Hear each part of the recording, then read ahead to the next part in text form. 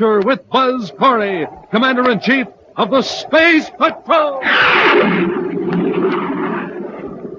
In today's transcribed adventure, Buzz and Happy are in a surface car driving through the Venus Mountains toward the Space Patrol testing grounds. As Happy carefully guides the car over the dangerous road, they're unaware that a container of sleeping gas hidden in the car is expelling a dangerous vapor. Wow, I've seen these cliffs from the air, but I never realized how high they really are. Mm-hmm. From this road, it's a 1,000-foot drop to the bottom of the gorge. I wonder why I'm so drowsy. I'm a little drowsy, too. Oh, hey, Commander, there's a patch of fog or something ahead of us. It's a turn up there. Fog? Happy, look out. We're heading for the edge. Huh? Hey, we're going over the cliff.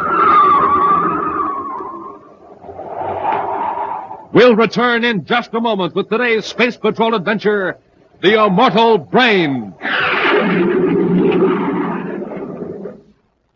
Gang, it kept coming closer and closer, faster and faster. And now it's here. Yes, the day is here, right smack on top of us. The last day we can offer you the Space Patrol Projectoscope. The Projectoscope, the 6-inch rocket that flashes on and off like a real signal light. The Projectoscope, that blue and yellow plastic rocket that throws a steady beam of light like a real flashlight. The Projectoscope, the sleek, streamlined rocket that flashes 24 different pictures on the wall, one at a time. Pictures of Buzz Corry and Cadet Happy in 4 exciting Space Patrol adventures. Fun galore. But, gang, don't wait. This is the last time we can offer you the Projectoscope. Just buy a box of rice checks or wheat checks. Then, with your name and address, send 35 cents in coin and a rice checks or wheat checks box top to Space Patrol, Box 686, St. Louis, Missouri. This offer good only in the USA and may be withdrawn at any time. That's Space Patrol, Box 686, St. Louis, Missouri. And now, today's Space Patrol adventure, The Immortal Brain. Long before the era of space travel, electronic computers proved their worth. With lightning speed, they foretold the path of rockets and predicted the weather. In the 30th century, these amazing electronic brains supply information and guidance for government leaders and all major industries. The giant government computer on Terra helps keep the economy of the United Planets in balance. Although most privately owned electronic brains proceed in an honest manner to supply special information to business firms, one famous computer in Venus City, known as Future Incorporated, is operated mostly for the benefit of unethical investors by Anton McDermott. Right now, McDermott is in his office talking to a new client, Brandon Fergus. So you finally come around to subscribing to our service, Mr. Fergus. Well, I don't see how I can afford not to, Mr. McDermott. My competitors have been beating me at every turn. And at this rate, I'll be broke in 6 months. 5 months. What's that? Our computer gives you 5 months. Of course, now that you're using the information given you by Future Incorporated, that prediction will be revised. More optimistically, I'm certain. Well, I certainly hope so. You charge enough for your predictions. You'll find it pays, Mr. Fergus. Your competitors have. Yes, I know. I thought I was getting all the information I needed from this government computer. Well, that gives you the overall trends in industry and business. But we give you specific predictions for your own particular interests. However, the government computer is excellent for the overall operations of the Space Patrol, for example. Space Patrol? You've had an unpleasant experience with the Space Patrol, Mr. Fergus. Well, I had a nice, profitable arrangement on Jupiter last year. Commander Corry broke it up. He said it was illegal. Was it? Perhaps. But Corry just better not trust me again, that's all. You're not interested in my trouble. Well, let me give you a check for the first 3 months. Fine, Mr. Fergus. What's that you've got there? One of those new check projectors? Yes. It's shaped like a regular pen. See? You set the figures by turning those small rings on the shaft. I see. Then when you press the button on the end, the numbers and my signature are projected onto this specially sensitized check paper. Like this. Say, that's quite a gadget. May I look at it? Of course. Here's your check. Thank you. I'm sure this will be a profitable association for both of us. Oh, I hope so. You must have inherited your father's brains. Mr. Fergus, I consider that a very high compliment. Well, I mean it. Well, I'll be running along now, Mr. McDermott. All right, Mr. Fergus. You'll be getting your first report on Future Incorporated in about 3 days. Oh, Mr. McDermott, you understand now that I don't want to get mixed up in anything illegal. Of course not, Mr. Fergus. Goodbye. Goodbye.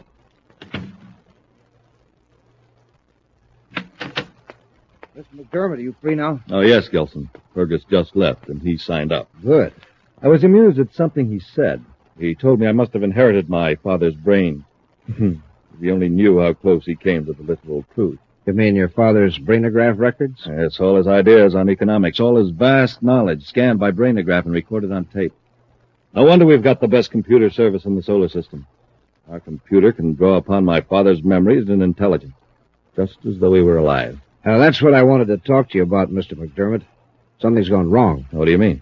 You know that problem you asked me to feed into the computer regarding the probable government plans for a new city on Saturn? Yes, I've already bought most of the land in that area.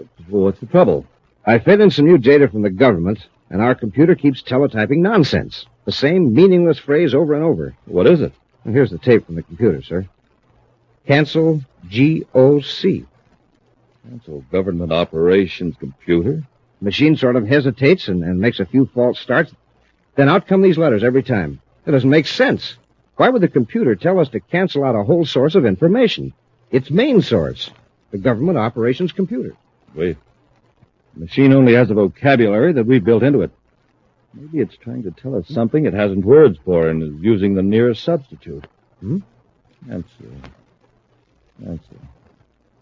Cancel might mean more than just eliminate data. It might mean destroy.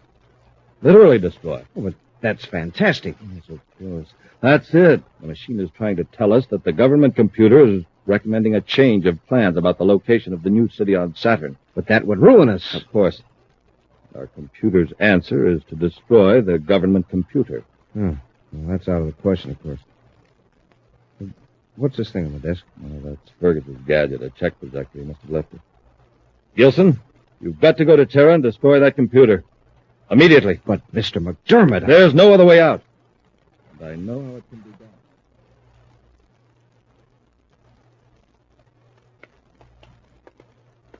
Straight down this aisle, Happy, behind relay panel number 68B. That's where the trouble started. Yes, sir. Gee, this computer's a complicated thing. It'll take weeks to repair the damage, even if we put every available technician on the job. Here. See that small black metal case? This one? What does it do? It's not a part of the computer, Happy. It was put here deep inside the control unit wiring to sabotage the computer. That little box blew out this whole big machine? Yes. Well, who would want to do a thing like that? What would they gain? It's hard to see how anyone could profit from it. This is the work of an extremely irrational and vicious mind. Well, you mean somebody really blew his rockets? And paralyzed the largest, most important electronic brain in the solar system. Not only paralyzed it, but burned out memory banks, relays, and indicating instruments. Somebody must have a grudge against everybody. He succeeded in slowing down a lot of important projects. The economy of the whole United Planets will be thrown out of balance. We've got to find another computer. There's only one big enough to handle the job. Which one is that, sir? Future Incorporated in Venus City. It's not time to investigate the company, but they have an amazing record for correct predictions. It's run by Anton McDermott. McDermott. That name sounds familiar. Anton is the son of the late Samuel McDermott, the famous economist and historian. Oh, were you a friend of his? Yes. Never knew his son, Anton, very well, but Samuel McDermott and I were working on an idea together. What was the idea, sir? Well, you know it's possible to make a brainograph recording of a person's thoughts and memories. Yes, sir. I persuaded Mr. McDermott that he should leave such a record behind. It'd be much quicker than writing books. In the case of a genius like McDermott, it would preserve thousands of ideas that would otherwise be lost. Our plan was to devise some way to transfer these ideas and facts to the memory bank of a computer. And that way we could benefit from a brilliant man's thinking ability, even after he passed away. At least we thought we could preserve part of it. Gee. McDermott told me he'd found a solution, but I was called away on a mission about then. When I returned, it was too late. Well, hadn't he written it down? No. At least no mention of it was ever discovered in his papers after his death. His son, Anton, turned all of his father's notes over to the government. Oh, it's sure too bad he couldn't have lived a little while longer. Eventually someone will solve the problem, but right now we've got one of our own. We'll blast off for Venus City and see if young McDermott will let the government use Commander, anything I can do for a friend of my father will be a pleasure. I appreciate that, Mr. McDermott. But you're doing a public service, not just a personal favor for me. Do you have any idea what motive was behind this sabotage of the government? Not the slightest. We haven't any clue as to who wrecked the Terra machine, except that he obviously knows quite a bit about computers. I certainly hope you catch the vandal, Commander. We will. McDermott, you'll receive some tape-recorded data for your computer's memory banks in a few hours. Then you can go to work on our Saturn problem. Excellent. Will you be going back to Terra right away? First, I've got to visit the Space Patrol testing grounds outside Venus City. Cadet Happy and I will drive over in the morning. I don't envy you the trip. I understand it's a nerve-wracking ride over that winding mountain road. Yeah, it would be easier to take an atmosphere ship, but as long as we have to be here on Venus another day, I thought I'd go the slow way and enjoy the scenery. Well, then I'll see you again before you blast off for Terra. Yes. Thanks a lot, Mr. McDermott. Don't mention it.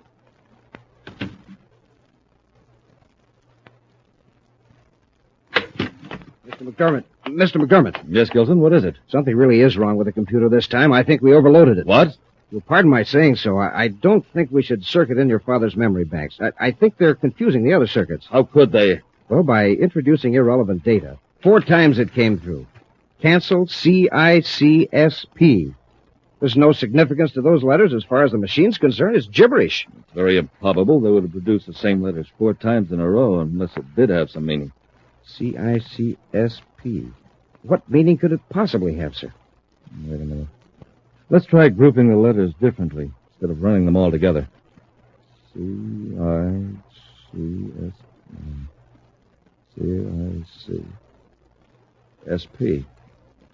SP. Space Patrol, perhaps. Oh, but what about the other letters? CIC. CIC. Commander-in-Chief. Canceled Commander-in-Chief Space Patrol? Remember? Cancel is also the computer's word for destroy. It means we're to destroy Commander Corry. It's uncanny. How does the machine know Corry? It doesn't. It deals with relationships of ideas. And remember, my father knew Corry. The idea of Corry is in my father's memory bank. But they were friends. Why would your father want Corry destroyed? Gilson, think a minute. That computer doesn't want anything. It's solving a problem. The problem's a cold, logical, mathematical problem. My father wouldn't have hesitated to wipe out Corry's chessmen in a friendly game of chess. Now the problem is how to preserve Future Incorporated. The answer is destroy Corry. Right. But, Mr. McDermott, we can't get rid of Corry. Yes, we can. Tomorrow morning, Corry and that cadet are going to drive a surface car over the mountains to the Space Patrol testing grounds. Won't be hard to find out what car they're taking. We can conceal a cylinder of sleeping gas under the seat. Sleep gas? Yes. Imagine what will happen on that mountain road if they get drowsy at the wheel. But the Space Patrol's sure to find the wrecked car. And even if it's smashed to pieces, the sleep gas cylinder's likely to be found. Yes, you're right. And they'd know it wasn't an accident. Then we've got to make the Space Patrol suspect somebody else. Wait, I've got it. What? This gadget Fergus left here, his check projector. And Fergus has a grudge against Corry. That's our answer, Gilson. If they find Corry, they'll blame Fergus. Come on.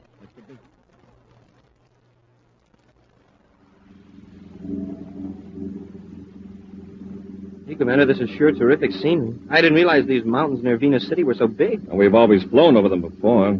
It takes a view from a surface car to make you really appreciate them. Well, the engineers who built this road sure did a great job. Yeah, they certainly did. Wow. And that would be some drop, especially along here. Mm-hmm. Over 1,000 feet.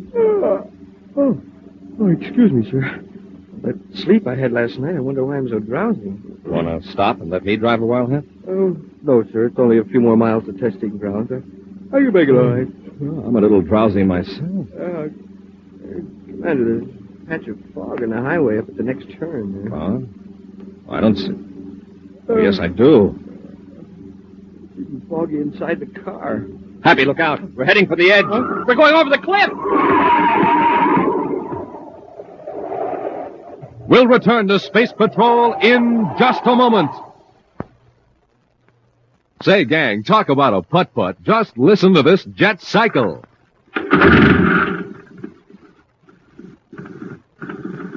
Yes, it's just a putt-putt, because all it has in it is ordinary fuel. But pour in some super fuel, and you get a super start, like this.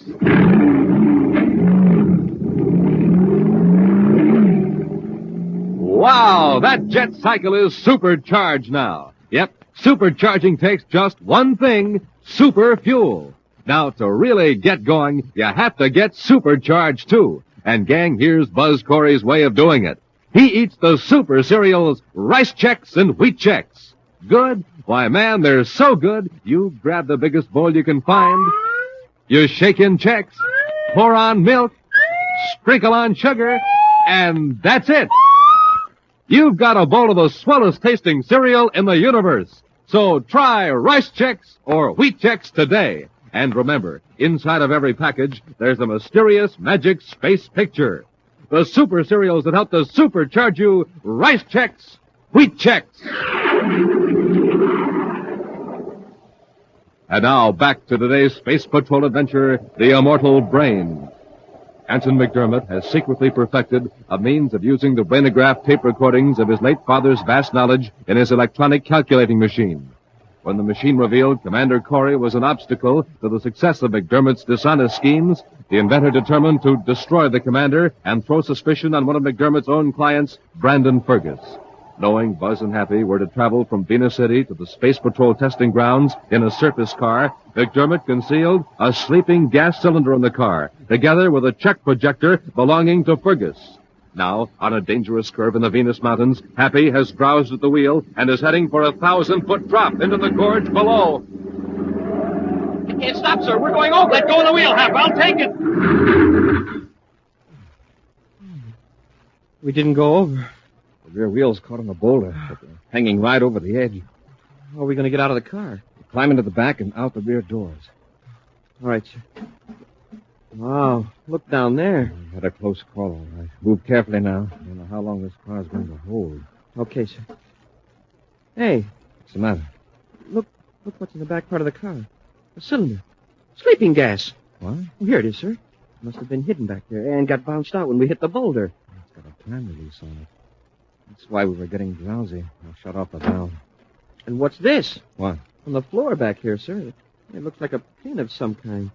No, it's a tiny atomolite. Let's see. Oh, it's a check projector. Who does it belong to? It's something the Venus City Space Patrol lab can tell us when they take it apart.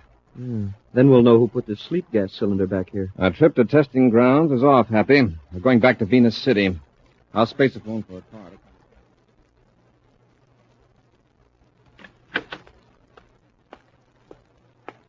Mr. McDermott, here's an extract from that data we got from the government computer memory tape. Let's see it. Good, Gilson. It's printed up in government regulation form, just as I ordered. You want me to take it to Fergus? No, he's coming here to the office in a few minutes. I'll give it to him then. Oh, very good. Mr. McDermott, will it be absolutely necessary to go ahead with the rest of our plan? You mean doing away with Fergus? Yes. Of course, Gilson. We know that Corry and the cadet left Venus City for the testing grounds on schedule. That means that by now the sleeping gas has worked, and they've lost control of the surface car. Isn't the check projector enough evidence against Fergus? It might be. But if Fergus is later found with information that he could have stolen from Corry, it will provide a motive. However, if Fergus is given a brainograph test, he could prove his innocence. So, the only alternative is to give Fergus top secret data, and then do away with him. How do we do that? When Fergus sees this information, he'll blast off for Saturn to take advantage of it. When he's out in space, his air supply will fail. We'll see to that. And the Space Patrol will have an open and shut case. Exactly. If they find his ship, they'll find the secret data on him. Their only possible conclusion is that Fergus stole it from Corry. Oh, that's probably Fergus now. Let him in. Yes, sir.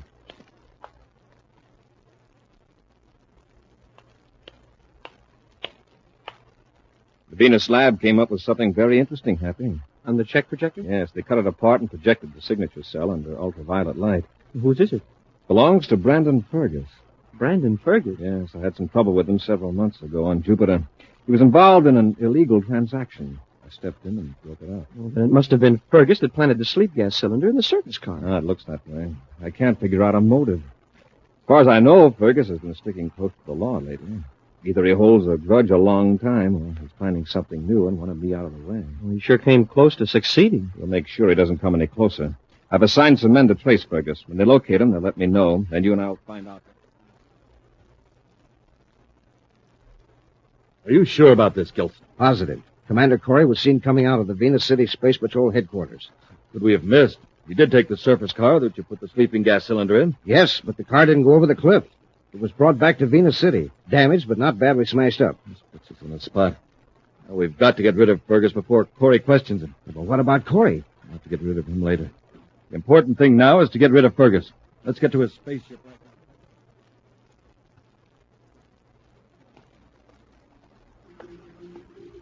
I've just checked with Spaceport Operations, Commander. Fergus's ship is on blast-off ramp 27. Good, Hap.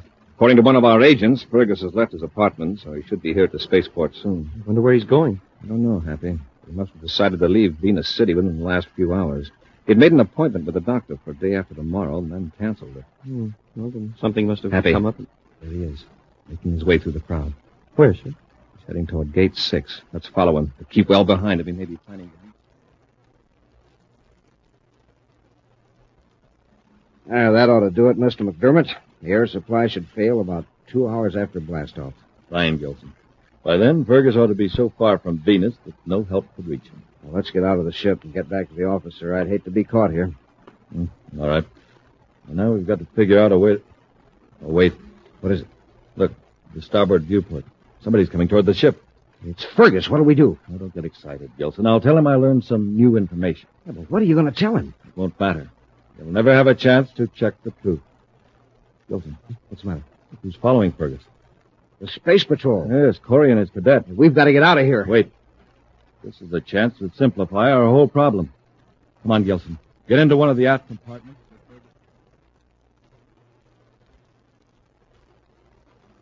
He's going up the ladder into his ship, sir. Hadn't we better hurry? All right, Hap, but he can't blast off until he checks with Venus Space Patrol.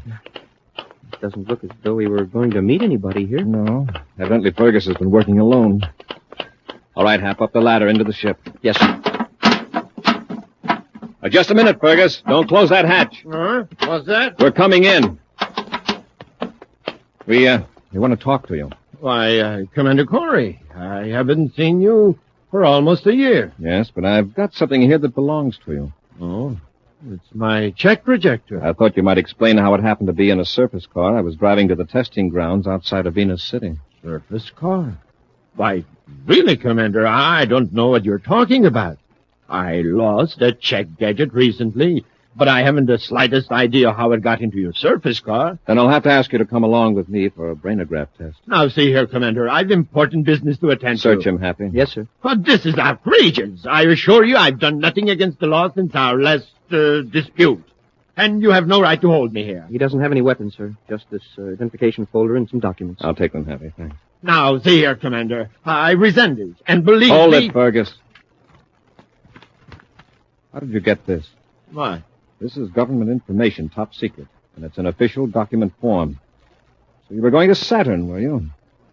Where did you get this information? Perhaps I can explain, Commander. Get your hands up, Cadet. You too, Commander. McDermott. I warn all of you. Any movement, I'll use this ray gun on you. Gilson, watch him closely, especially Corry. Yes, Mr. McDermott. I don't get this, McDermott. What's the idea? I'll tell you, Commander. This greedy fool Fergus had nothing to do with the attempt on your life in the Venus Mountains. I planned it. You did? Why? Because my electronic computer informed me that you were the most dangerous obstacle to my success. You can't be serious. Furthermore, it informed me that the government computer on Terra should be put out of commission. Then you sabotaged the Terra calculator. That's right.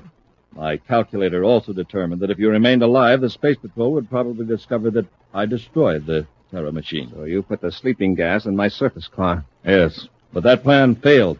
So I'll have to be sure that this time I succeed. I'm going to do away with Fergus, and also you and your cadet right here in Fergus's spaceship. McDermott, I can't understand this. Your father and I were friends. He was a great man, a brilliant man. The kindest man I've ever met. That's rich, Corry.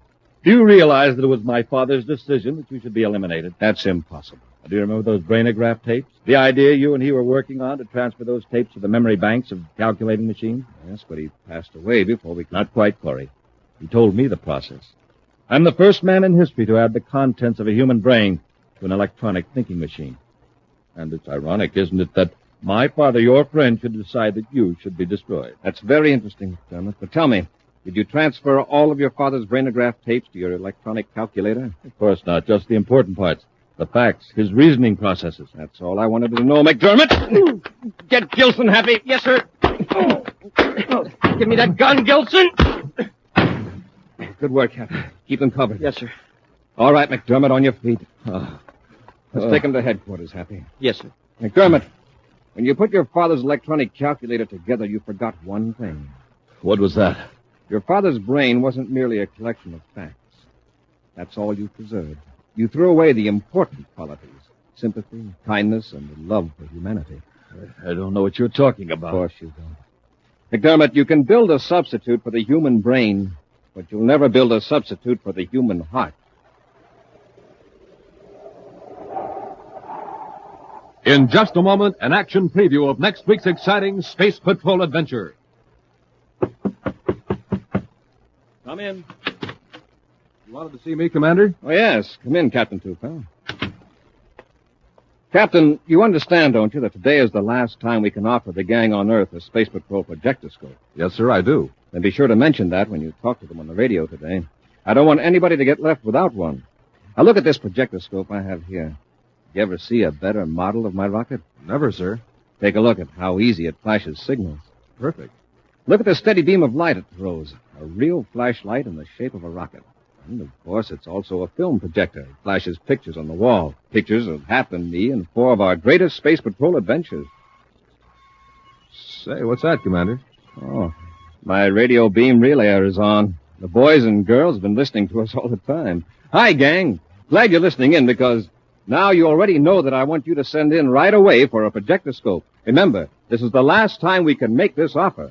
That's right, gang. To get a projectoscope, do this. Buy a box of rice checks or wheat checks. Then, with your name and address, send 35 cents in coin and a rice checks or wheat checks box top to Space Patrol, Box 686, St. Louis, Missouri. Don't forget your 35 cents. That's Space Patrol, Box 686, St. Louis, Missouri. And now, a preview of next week's exciting Space Patrol adventure.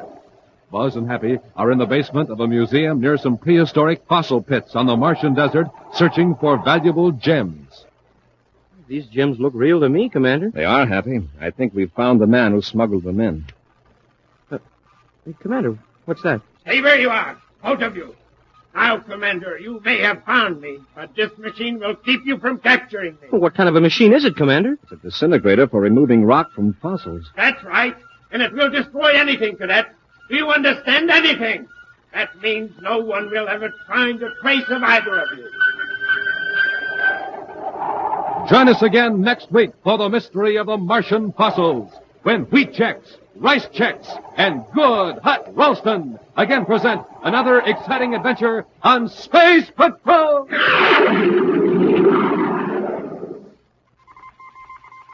Special bulletin for boys and girls in Cincinnati, Ohio, Bridgeport, New Haven, and Hartford, Connecticut, and Providence, Rhode Island. Buzz Corry's own space battle cruiser, the Ralston Rocket, will be in your area next week. Don't miss it.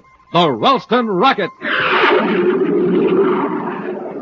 Space Patrol, created by Mike Moser, starring Ed Kemmer as Commander Corry and Lynn Osborne as Cadet Happy, was written by Lou Houston. Produced and directed by Larry Robertson. Executive producer Mike Devery. Other players were Bela Kovach, Ken Mayer, and Norman Jolly. Dick Tufeld speaking. Now, don't forget to tune in next Saturday and every Saturday when wheat checks, rice checks, and good hot Ralston again present the new exciting Space Patrol. And be sure to see another exciting Space Patrol program on your local ABC television station. Consult your local paper for time and channel. This program is broadcast to our armed forces overseas through the worldwide facilities of the Armed Forces Radio Service. Space Patrol has come to you transcribed from Hollywood. This is ABC Radio Network.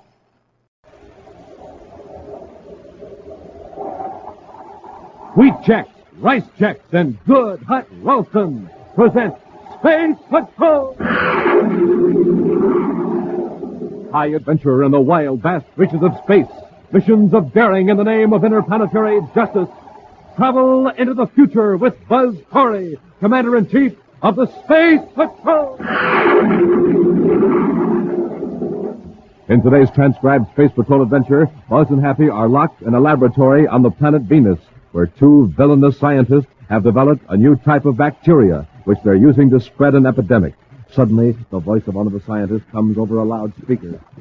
We've taken enough of your meddling, Corry, and the people of Venus City are going to suffer for it. Watch what happens when I throw this switch. Commander, what's that? He started a gas compressor. I'm building up pressure in the germ vast. In a few moments, they'll burst.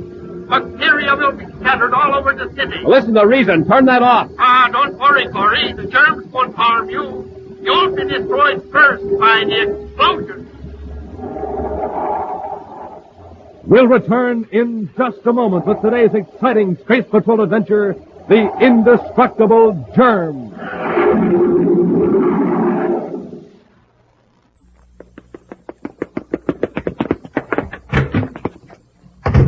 A cyclone? Just Danny Fields rushing out the door to the grocery. He's just heard there's a swell surprise inside of every new package of checks. Man, oh man, oh man. Danny's found the surprise. A magic space picture. Wowee. Wowee is right. With the Magic Space Picture Gang, you can have the time of your life.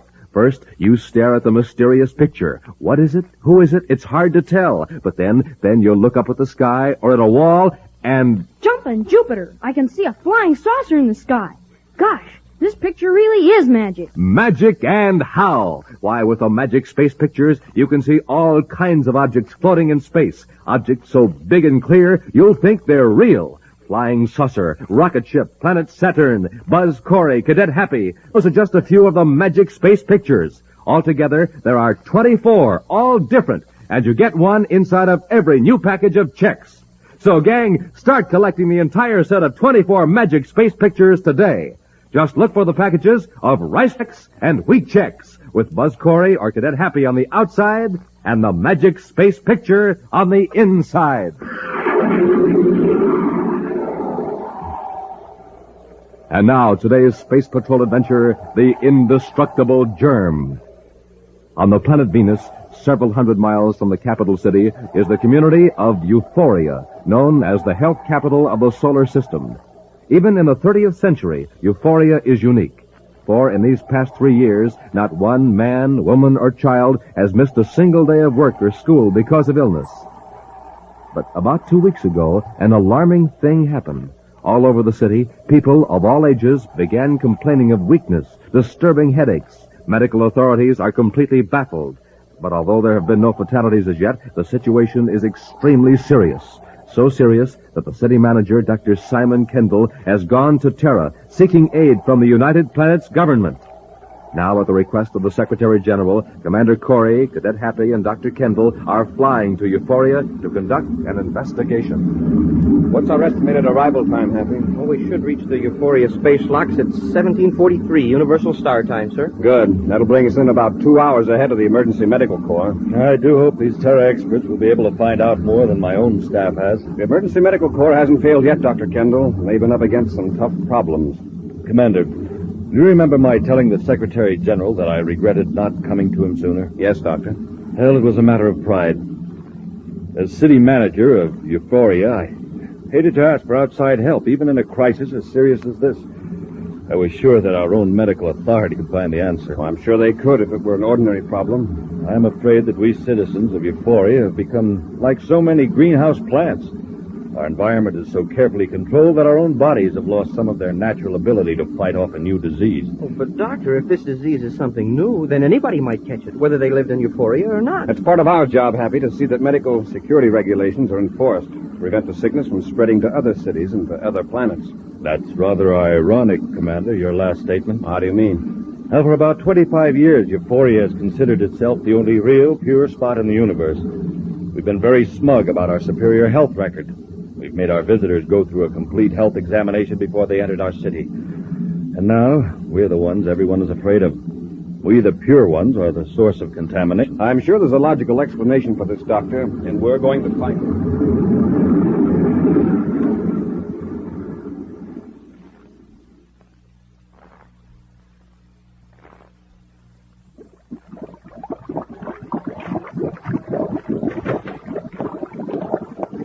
Miss Braden. Yes, Garn, what is it? Well, I know you don't like to be interrupted when you're in a lab, but I thought this was important. Is it about euphoria? Yes, the city is quarantined. No one can enter or leave without an official spectral permission. Oh, that's not so good. Not good. It means we won. We never dreamed our indestructible germs would be that effective. Yes, but what about our agents there? They'll have to stay in the city now. Yes, that's right. I never thought of that. If they have to stay there, they may come down with the sickness. Better if they do, then they won't attract attention. But if they get panicky and try to escape, they'll be caught and expose us. Then hadn't we better shut down the lab and leave Venus City? No. Venus City will be the headquarters of the scientists trying to stop the epidemic at Euphoria. We'll stay here so we'll know every move they make. Well, we won't need this germ-breeding apparatus anymore. Euphoria is completely contaminated. We have to get rid of it. You amaze me. We've spent 2 years perfecting this culture process. 1 year building it and another creating a new type of bacteria. And you want to destroy it. But we achieved our purpose. Dr. Kendall is ruined professionally. You know, if this disease ever gets a name, it'll probably be called Kendallitis. But we've got something big here, something important. What worked at Euphoria can work in other cities. You mean you want to infect other cities, too? Perhaps. Just think, Scarn. You and I both hate Dr. Kendall for getting us discharged from Terra University faculty. Yes, and we have the right to hate him. But we've done him more harm than he ever did us. So let's forget him. We can become rich and famous. How? We've produced an indestructible germ right here in our laboratory. Suppose we keep working and find a way of destroying this new type of bacteria. You mean develop a cure for the disease? Of course. Then we can start an epidemic all over the solar system. Before the smartest scientists can begin to make headway, we step in and offer a remedy. Yes.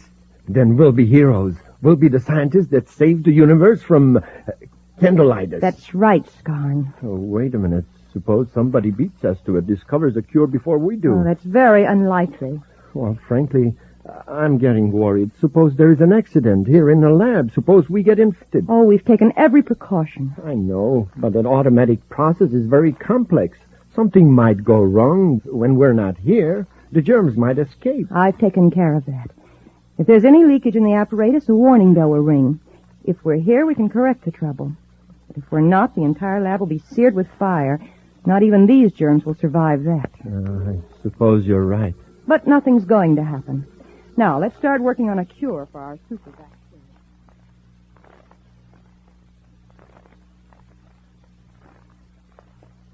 May I come in, Dr. Kendall? Of course, Cadet. Is the commander with you? Well, no, sir. I thought he was here picking up some of those bacteria samples. Oh, they're in that case, ready for him. I guess he'll be along pretty quick. So you finally isolated the bacteria, huh? Yes. It seems to be a variety. It has an amazing resistance to ordinary germ-killing chemicals. In fact, it almost seems to thrive on them. Wow.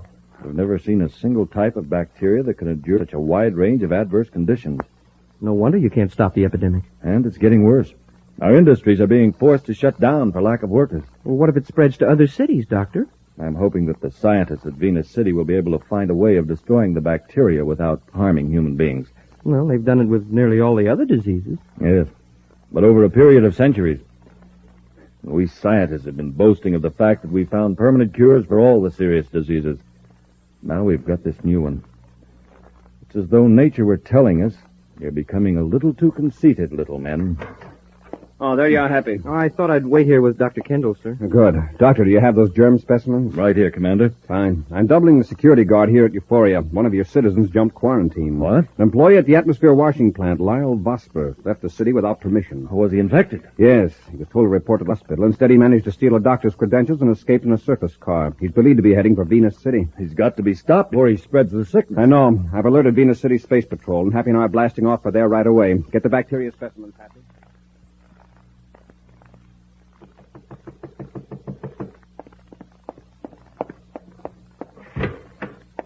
Wasper, what are you doing here? Where's Miss Brayton? She's not here right now. How did you get out of Euphoria? I had to. I've got the sickness. And you came directly here to our lab, you fool. Come in so I can shut the door. Scarn, you and Miss Brayton have got to cure me. What makes you think we have a cure? We've got to have.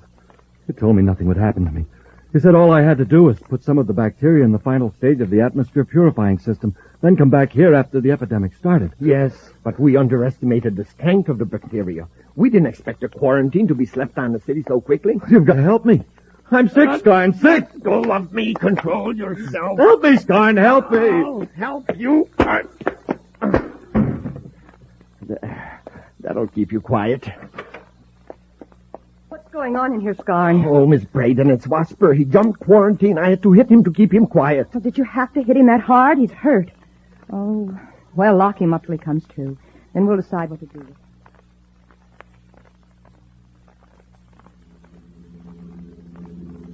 Stop the car here, Happy, and turn off the light. Yes, sir. Now, from here we can watch this whole row of buildings. Which one is Vosper in, sir? Well, we can't be sure, Happy. Our agent trailed into the neighborhood and then lost him. One thing's sure, he hasn't left the area. You'll have to come out to get something to eat. Yes, or someone will bring him food. If we watch carefully, we might be able to get a tip-off on where he is.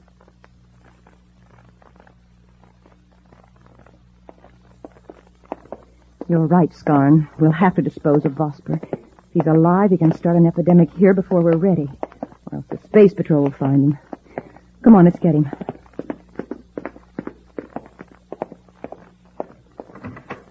Lacra, look. The door's unlocked. Oh, Wasper's gone. Somebody's let him out. Don't be a fool. But Wasper couldn't have broken out by himself, not in his condition. He did, though. Look at the marks on the inside of the door. Well, he couldn't have gone very far. Go on, Skarn, find him. Commander, look. Somebody just came out of that building. Well, he seems hurt. Look how he's staggering. He's coming right toward our car. He's in bad shape, Happy. Come on. Help me. Help me. He's falling. Help me. Help me. I've got him, sir. Easy now. Let's have a look at him. Smoking rockets. It's Vosper. Vosper. Vosper. Who are you? We're space patrolmen. We want to help you. Tell us what happened. He's not going to tell you anything. I'll see to that. Look out, Commander. Commander. That goes for you. I'll fix you for meddling. Skarn, who are they? It's the Space Patrol, but I've taken care of them.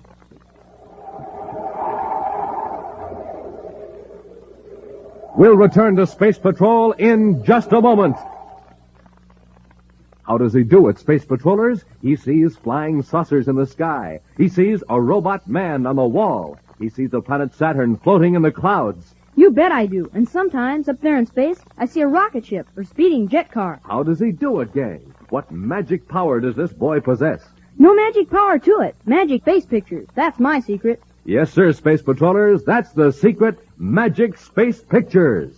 And with these wonderful pictures, you can see flying saucers and robot men in the sky, too. You can even see pictures of Tonga in the sky, and Major Robertson, and Carol. Pictures so big and clear, they practically look real. It's fun, gang, and it's easy. You just stare at the magic space pictures, look up into the sky, and zowie! The magic goes to work. There in the sky, you see the magic space picture real big and real clear. There are 24 different magic space pictures, and you get one inside of every new package of checks.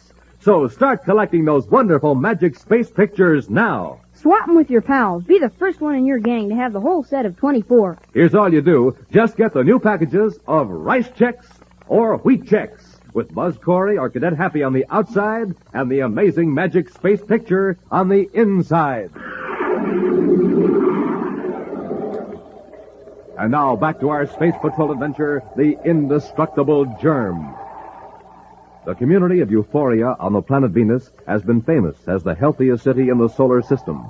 But a mysterious epidemic has struck suddenly, and medical authorities are powerless to treat the strange malady. The cause of the epidemic is the super bacteria developed in a laboratory in Venus City and introduced into Euphoria's atmosphere plant by a confederate of Lacra Braden and Mondo Skarn. When the Confederate Lyle Vosper contracted the sickness, he fled from the quarantine city and came to Lacra Braden's lab. There, he was severely beaten by Skarn. He managed to escape and was found by Buzz and Happy. But while the space patrolmen were questioning Vosper, Skarn surprised them and knocked them unconscious before they could defend themselves. They were trying to get Vosper to talk. Did he? I don't think so. Well, then we're safe. All we've got to do is take Vosper back inside the lab building before these space patrolmen come too. Well, you aren't going to leave them here. Why not? Just take their weapons away from them. Oh, and rob them. Rob them? Yes, go on. Take their watches and whatever valuables they have on them. I want to make it look like a plain robbery. With Vosper in our hands, they'll never be able to prove differently. Hurry up before someone comes along.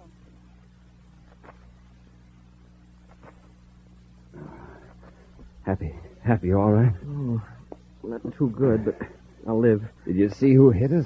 Not very clearly, sir. He was a big guy, though. There was a woman with him. I heard her voice just before I passed out. How's Vosper? Vosper? Hey, Commander, Vosper's gone. And so are all of our weapons. And my wallet. And watch. It's a cover-up, Happy. Whoever hit us wanted to make sure Vosper didn't identify him. That means Vosper was attacked by someone he knew. Uh-huh. Somebody in that building. We're in no condition to go in and investigate right now. By this time, they've probably taken Vosper to another part of the city. We'll space-phone a couple of agents to watch this neighborhood, then we'll go to headquarters for a little medical attention.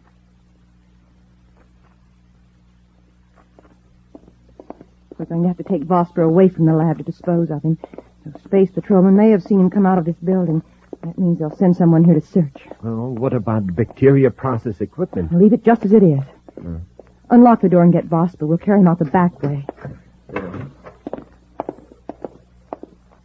He's gone again. The window. He pried the bars apart and removed the plexiglass. What are we going to do? We're going to find him, of course.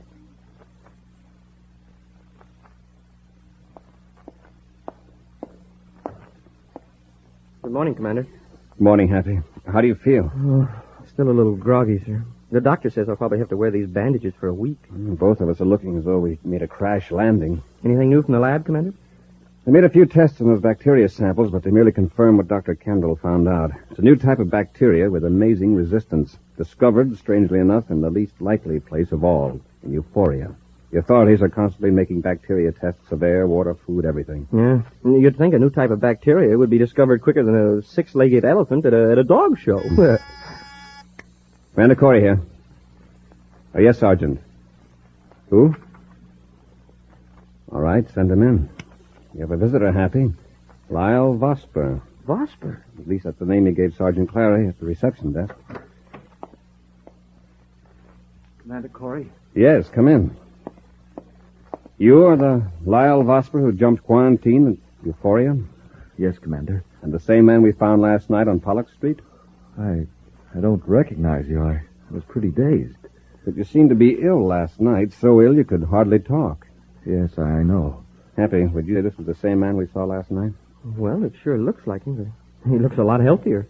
Well, perhaps we should find out who his doctor is. I haven't been to a doctor. I guess I just healed quickly. We'll go into that later. Vosper, why did you leave Euphoria? You knew the city was under quarantine. I know, Commander. I was frightened. I knew I was coming down with that sickness. And yet you endangered the lives of others. Yes, I know I was wrong. But jumping quarantine isn't my worst offense. I'm here to give myself up and tell you the whole story. Let's hear it. I was sent to Euphoria to start that epidemic. You started it? Yes. I was hired by a woman named Lachra Brayton to plant the bacteria in that city. Well, why would anyone want to do that? Now, Lachra Brayton and her assistant, Mondo Scarn, wanted revenge against Dr. Kendall. He got them fired from Terra University a few years ago, and he discovered they were embezzling university funds. Then it was Scarn who followed you last night and beat up Cadet Happy and me. That's right. They planned to do away with me, but I got away again. Do you know where they got the new type of bacteria? By artificial selection. They have an automatic breeder. When they get several million bacteria in a sealed vat, they add a weak solution of poison. Then they let the survivors multiply and add a stronger poison solution. Exactly. They did this again and again with thousands of generations of bacteria. Each time they got a stronger variety. Germs that could stand heat and cold. Well, smoking rockets, how long did it take? About a year. You see, these bacteria divide every 20 minutes. They had 25,000 generations in 1 year. I heard Lachra Brayton say once that was equivalent to nearly 1 million years in the life of the human race. All that effort creating an epidemic just to get revenge against one man. I didn't know it would be this bad, Commander. Honestly, I didn't. That doesn't excuse you, Vosper. However, your coming here may help to keep this sickness from spreading. Dr. Kendall is here in Venus City. I'm going to send you to him for an examination, and you'll be returned to Euphoria under Space Patrol custody. Yes, sir. Happy turned Vosper over to a guard, and we'll go pick up Lachra Brayton and Mondo.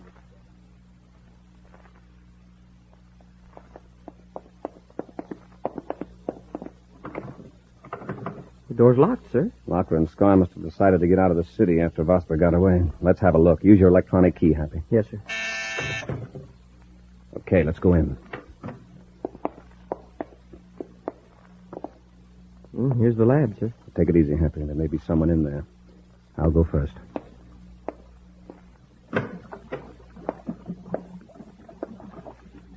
Nobody here, but the equipment's working. Wow, look at all those vats and tubes and stuff. It's probably the bacteria incubator system. Then they're still growing those germs. Yes.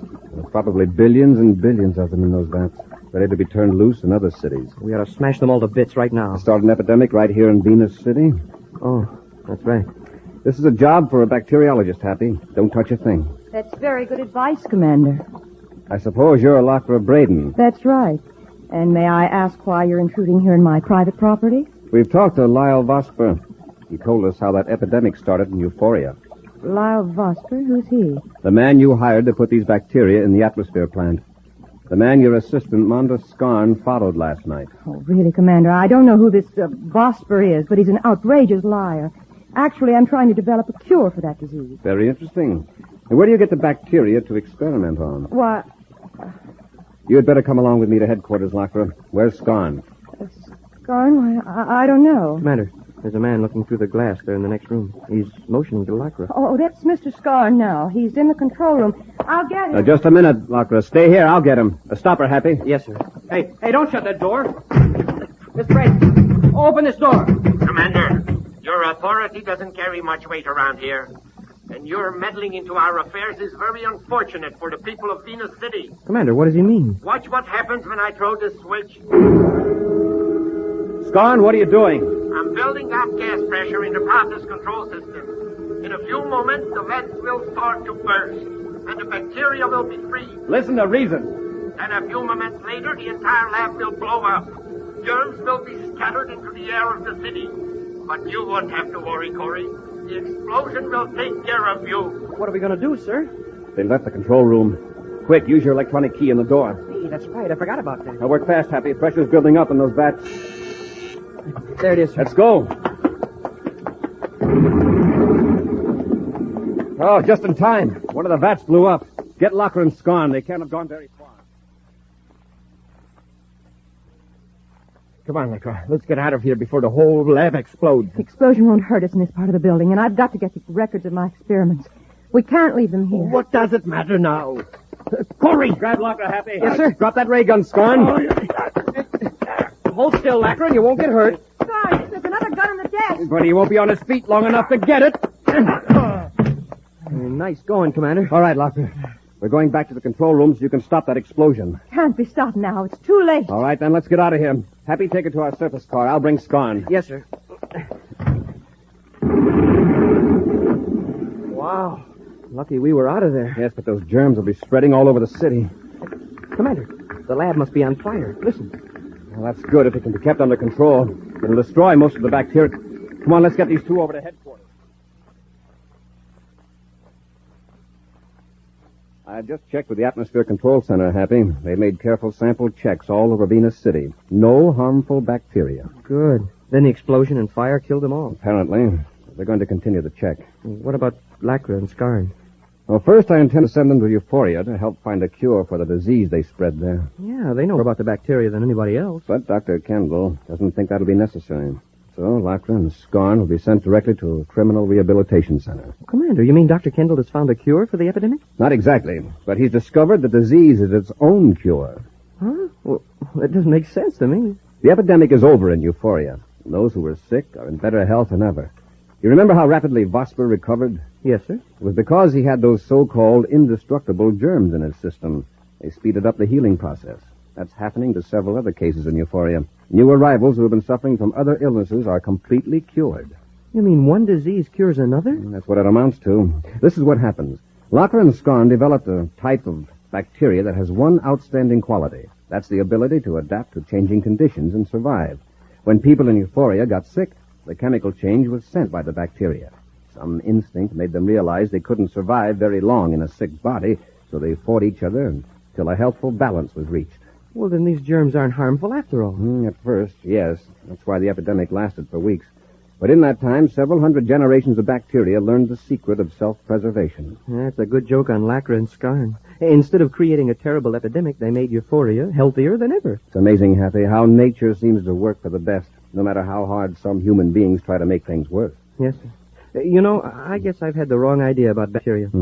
Even a bad germ has some good in him, if you give him a chance. An exciting preview of next week's Space Patrol adventure follows in just a moment. 1, 2, 3, 4, 5, 6, 7, 8, 9, 10, 11, 12, 13, 14, 15, 16, 17, 18, 19, 20, 21, 22, 23, 24. Yes, sir, Space Patrollers, there are 24 different Magic Space pictures. And Buzz Corry wants you to have all of them. There's 3 of Buzz Corry, and they're all different. There's 2 of Cadet Happy. And 2 of Tonga. There's a Magic Space picture of Buzz Corry's insignia. And the Space Patrol badge. There's a space liner pilot. A picture of Major Robertson. A jet car. A flying saucer. A rocket ship. The planet Saturn. A space pirate. The deadly Iron Fist. And all kinds of other Magic Space pictures. They work real easy, gang. First, you stare at the mysterious picture. What is it? Who is it? You can't tell. Then you look up at the sky, or at a wall. And hocus pocus, the magic goes to work. You see a giant space picture floating in the sky. And it's so big and clear, it almost looks like the real object, or person. Fun? Man, oh man. Gang, start now. Collect all 24 of the Magic Space pictures. There's only one place to get them, and that's inside of every new package of checks. So look for the new packages of rice checks and wheat checks, with Buzz Corry or Cadet Happy on the outside and the swell Magic Space picture on the inside. And now, a preview of next week's exciting Space Patrol adventure. Buzz and Happy are in their spacesuits examining the wreckage of a long-lost spaceship that crashed under strange circumstances. From the looks of the wreckage, that ship didn't hit head-on. It came in at an angle right over those low pinnacles of rock. How old would you say it was, sir? Judging by the fragments and what's left of the instruments, I'd say it was at least 100 years old. 100 years old? Smoking rockets, what a story this old ship could tell. Hey, Commander, somebody or something shooting at us. It's a spaceship coming in low. This time they won't miss. Come on, get out of here before they fire again. Join us again next week for the exciting story, The Treasure of Planetoid 60, when wheat checks, rice checks, and good hot Ralston again present Space Patrol! Special bulletin for boys and girls in Louisville, Kentucky, and Boston, Massachusetts. Buzz Corry's own space battle cruiser, the Ralston Rocket, will be in your area next week. Don't miss it. The Ralston Rocket. Space Patrol, created by Mike Moser, starring Ed Kemmer as Commander Corry and Lynn Osborne as Cadet Happy, was written by Lou Houston, produced and directed by Larry Robertson, executive producer Mike Jeffrey.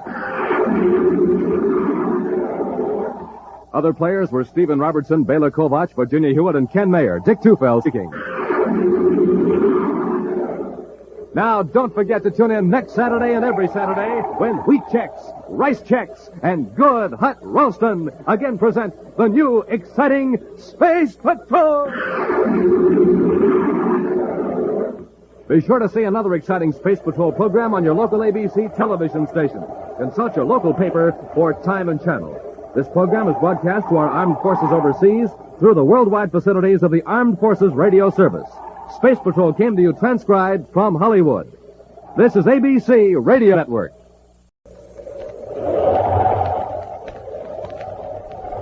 Wheat checks, rice checks, and good hot Ralston present Space Patrol!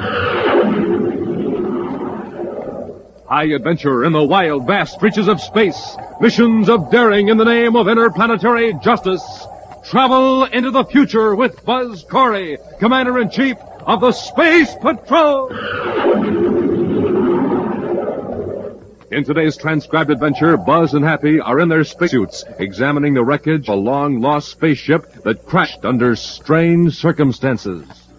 From the looks of the wreckage, the ship didn't hit head-on. It came in at an angle right over those pinnacles of rock. How old would you say the ship was, sir? Judging by the fragments and what's left of the instruments, I'd say it was at least 100 years old. 100 years old? Smoking rockets, what a story this old ship could tell. Hey, Commander, Somebody or something shooting at us. It's a spaceship coming in low. This time they won't miss. Come on. Get out of here before they fire again. Yeah, but Commander, why would they fire on us? If we don't get under that ledge of rock, we'll never find out. We'll return in just a moment with today's Space Patrol adventure, The Treasure of Planetoid 60. Say, gang, did you ever try a cereal that tasted so good you felt like bouncing right up to the ceiling like a spring? Well, if you haven't, try Rice Chex and Wheat Chex. So good you just can't seem to get them out of the package fast enough. And when you see that bowl full of bite-sized biscuits looking up at you, why, man, oh man, you can hardly wait until you pour on the milk and sprinkle on the sugar. And wow, when you dive into Chex... Well, sir, that was you bouncing right up to the ceiling because you like your Chex so much. So try 'em, Space Patrollers. Rice Chex. Delicious, nutritious, bite-sized, shredded rice biscuits. Hollow inside so they can fill up with milk. And Wheat Chex, a bite-sized treat made of energy-rich whole wheat. The super cereals that help to supercharge you. Rice Chex, Wheat Chex. The only cereals in the universe that bring you a magic space picture inside of every package. And now, today's Space Patrol adventure, The Treasure of Planetoid 60. Commander Corry and Cadet Happy have just finished inspecting Space Patrol units on the planet Neptune. Now, in the Neptune City headquarters, Buzz is showing Happy a fragment of bluish rock streaked with bands of violet. It's an odd-looking rock, sir. What is it? It's called transplutite, Happy. It was brought here by a gem expert named Hollister. He wanted it examined by the Space Patrol scientists. Transplutite? I don't think I ever heard of it. Oh, very few people have. Outside of a few specimens in museums, no transplutite has been seen in nearly 100 years. Hollister says that yesterday 2 men came into his shop with several chunks of this rock. He couldn't believe his eyes. The men refused to say where they got it. Well, why did Hollister bring it here? Does he think it was stolen from a museum? Yes. We're checking by spaceophone now with museums all over the solar system. Wow, then this transplutite must be pretty valuable. Extremely. Not because of the rock itself. It's the arcturium in it that makes it valuable. That's another new one, Commander. And then you've never heard of Captain Hartog? No, sir. Well, Captain Hartog was a scientist and space explorer who lived about a century ago.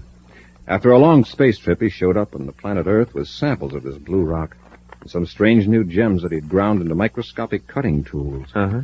The amazing thing about these gems was that they emitted radiation when a small current was sent through them. They provided their own light for the most delicate analysis under a microscope. Oh, I see. Instantly, there was a tremendous demand for the gems, and Captain Hartog was the only one who could supply them. When he was asked where he got them, he just laughed and said from Arcturus. Arcturus? Well, that's impossible. Of course. Arcturus is a star 32 light years away, but the gem was called Arcturium just the same. And the rock itself was named transplutite, indicating that it came from beyond Pluto. Well, didn't Captain Hartog ever know where he got it? No. No, he blasted off on a space flight, and nothing was ever heard from him again. No trace of his ship was ever found. Naturally, that cut off the supply of Arcturium. No substitute has ever been discovered. Well, is there Arcturium in this piece of rock, Commander? Yes. Well, here's a chance to use your new Space Patrol microscope, Happy. Got it with you? Oh, yes, sir. Right here in my pocket. All right. Now, focus it on one of those violet streaks in the rock. Oh, this sure is a terrific little microscope, sir. I've been making fingerprint tests with it just for fun. Well, you'll find it comes in handy in hundreds of ways, Happy. For a long time, we've needed a small, compact, powerful microscope. I'll bet I turned down a dozen models till the security lab came up with this one. That's a beauty, sir. It's light and still plenty rugged. I've got the microscope focused, sir. Now, just watch that violet streak.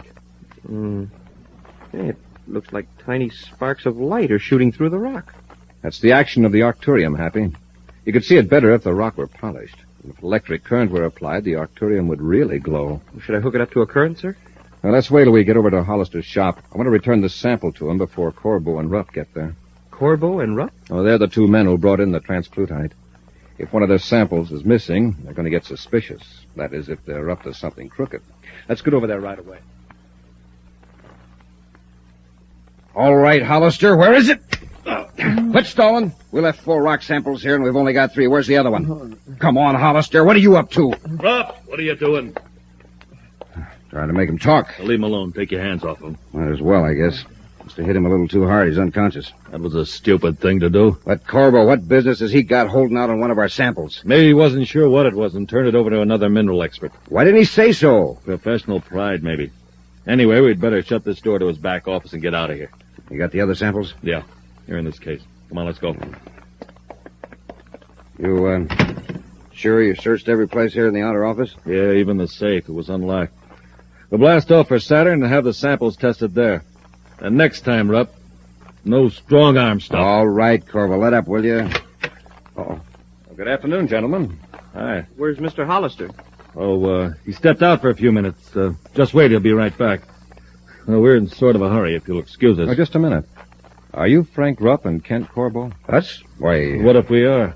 Oh, you fit the description Mr. Hollister gave me. Then this must be one of your samples. Why, this, that's right. It's transplutite, all right, with arcturium in it. Oh, fine. May I have it, please? Oh, wait till Mr. Hollister returns. Where did you get these samples? We don't actually know where they came from. We got them from a space prospector we met on Jupiter. We're, acting as his agent, so to speak. You came directly here to Neptune from Jupiter? That's right, Commander. Well, if this prospector friend of yours has discovered a source of arcturium and wants to keep it a secret, that's his affair and yours. Fine, then we'll be going along. Commander, what's that? It came from the back room. Check on it, Happy. Yes, sir. You two stay where you are. Sorry, Commander. We've got other plans. Hey, what are you doing? And this'll take care of you, Cadet. That satchel of rocks makes a nice weapon, Corbo. Come on, Rupp. Let's get out of here, quick.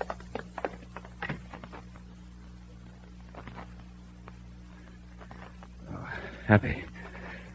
Happy, are you all right? Commander, we get away? Yeah. We've only been out a couple of minutes. I'll call spaceport and have a guard put on the ship. Check the back room, Happy. They've probably done something to Hollister. Yes, sir. You'll take care of him, then we'll head for the spaceport.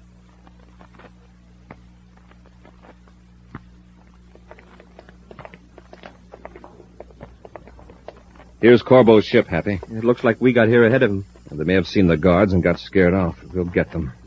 First, we'll examine the ship. Up the ladder, Happy. Yes, sir.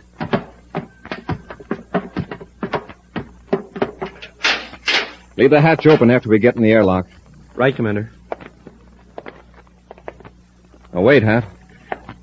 Look at this white dust on the floor of the airlock. I wonder where they picked that up. Certainly not at any regular spaceport. We'll gather up a sample of it later and examine it under the microscope. Now, let's go to their spacesuit locker. Open the inner hatch. Boy, they sure tracked in a lot of this stuff. Mm-hmm. By the marks on the floor, they were wearing spacesuits. That's why I want to check the locker. Spacesuits? That means they've recently been on one of the moons. And this white stuff is probably powdered pumice. That alone isn't much of a clue. There are a lot of moons, partly covered with pumice. Now, here's the locker. Now, let's examine the boots on these suits. Hey, they must have been wading in pumice halfway up to their knees. Get your microscope out, Happy. I'll scrape off a sample. Yes, sir. Mere magnification may not tell us too much, but it might tell us if it's worthwhile making a more thorough test at the Neptune City lab. The microscope's all ready, sir. All right, I'll smear a little of this powder on the slide. Slip it into the stage clamp. I'll look through the lens. It's in focus now, Commander. There's some dark flakes of something mixed with the powder. You want to see? Oh, thanks. Mm-hmm. It'll take a spectrographic analysis at the lab to tell us exactly what those flakes are. Yeah, then we'll have a line on where Rupp and Corbo have been. We'll also disconnect their vector computer and take it with us. The vector computer? Yes, if they didn't clear the settings after they landed, it may show us exactly where they were before landing on Neptune. Let's take these spacesuits back.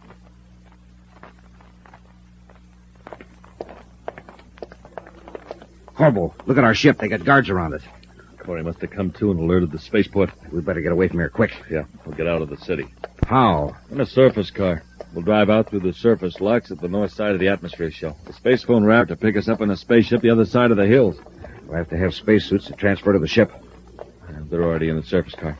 Come on, Rupp. We've got to get out of Neptune City before they put a guard at the surface locks.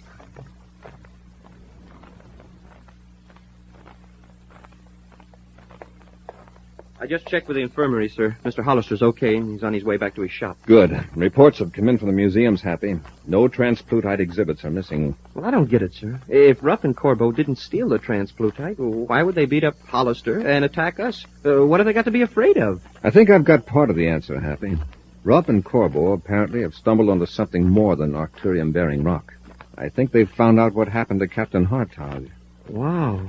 The lab has carefully analyzed those spacesuits we took from the ship. You remember those dark flakes in the powdered pumice? Yes, sir.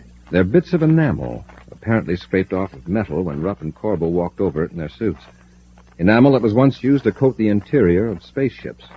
But how does that connect up with Captain Hartog, sir? Because enamel of this type hasn't been used in 90 years. Of course, Ruff and Corbo might have been tramping around the wreck of another old hulk, but when they also show up with transplutite, there's only one conclusion. Well, then Hartog's ship was wrecked here inside the solar system. If we only knew where. The vector computer from Corbo's ship gave us a clue. Corbo didn't come to Neptune directly from Jupiter. The formula for the vector curve indicates that they came from the direction of Planetoid 60. Planetoid 60? Yes. It's one of the thousands of planetoids that have never been officially observed at close range. Its orbit is so freakish that old 60 has been out of the regular space lanes for 50 years. That's where Hartog's ship crashed? And that's what we're going to find out. Let's get out to the spaceport. We're blasting off right away.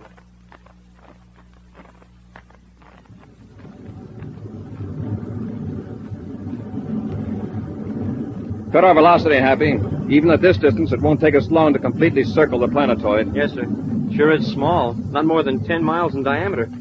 Oh, I think I see something in the viewscope, sir. Sort of a dark area on the white surface. Yeah, you're right. Increase the sensitivity. More. Hold it. It's a wrecked ship, Commander. What a crash that must have been. Chunks of the hull are scattered all over. We'll put on our spacesuits and set the ship down. I want to get a close look at that wreckage.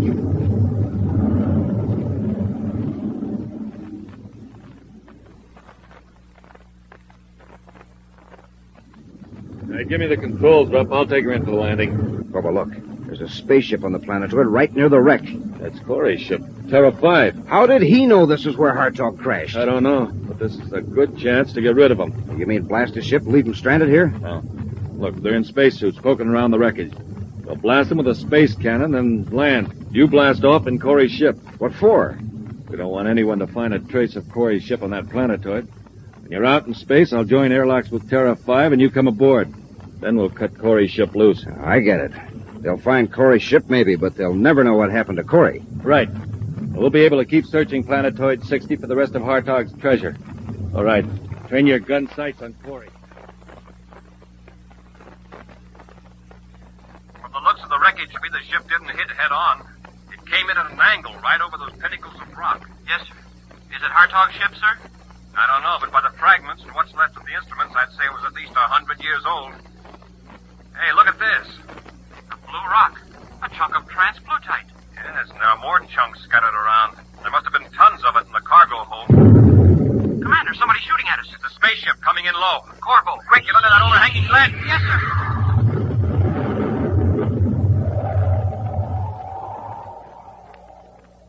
We'll return to Space Patrol in just a moment. Hey, Space Patrollers, how would you like to go along with me into a hidden world? A world your eyes alone cannot see. What am I talking about? How can you do it? Well, I wish I could tell you this very moment. But until the end of today's Space Patrol program, this great, wonderful trip is a deep, dark secret. This much, however, I can tell you. To get into this hidden world, you need a magical scientific instrument, an official piece of Space Patrol equipment.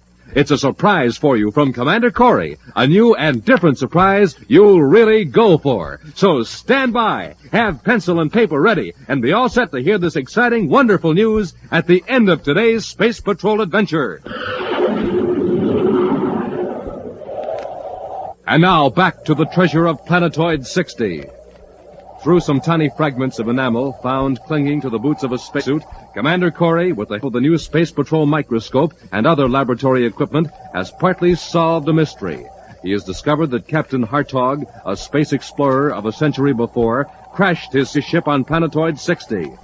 While examining the wreckage, Buzz and Happy were attacked by Rupp and Corbo, who fired blasts at them from their space cruiser. Now the two criminals are hovering above the scene, looking for a trace of Buzz and Happy. Looks like we got him, Rupp. Not a trace of him. Yeah, that last blast not only finished him, it buried him. On the rock ledge, collapsed right on top of him. Nice, neat job. Nothing to tidy up. Except to get rid of Corry's ship. Get into his spacesuit, and I'll set our ship down. Okay. After I blast off in Terra 5, where do I head? Point it out toward the Pluto orbit. Then I'll join airlocks and bring you back aboard. Before you leave Corry's ship, cut on the automatic emergency signal on the space phone. That'll bring the space patrol after the ship. And no one will bother about Planetoid 60.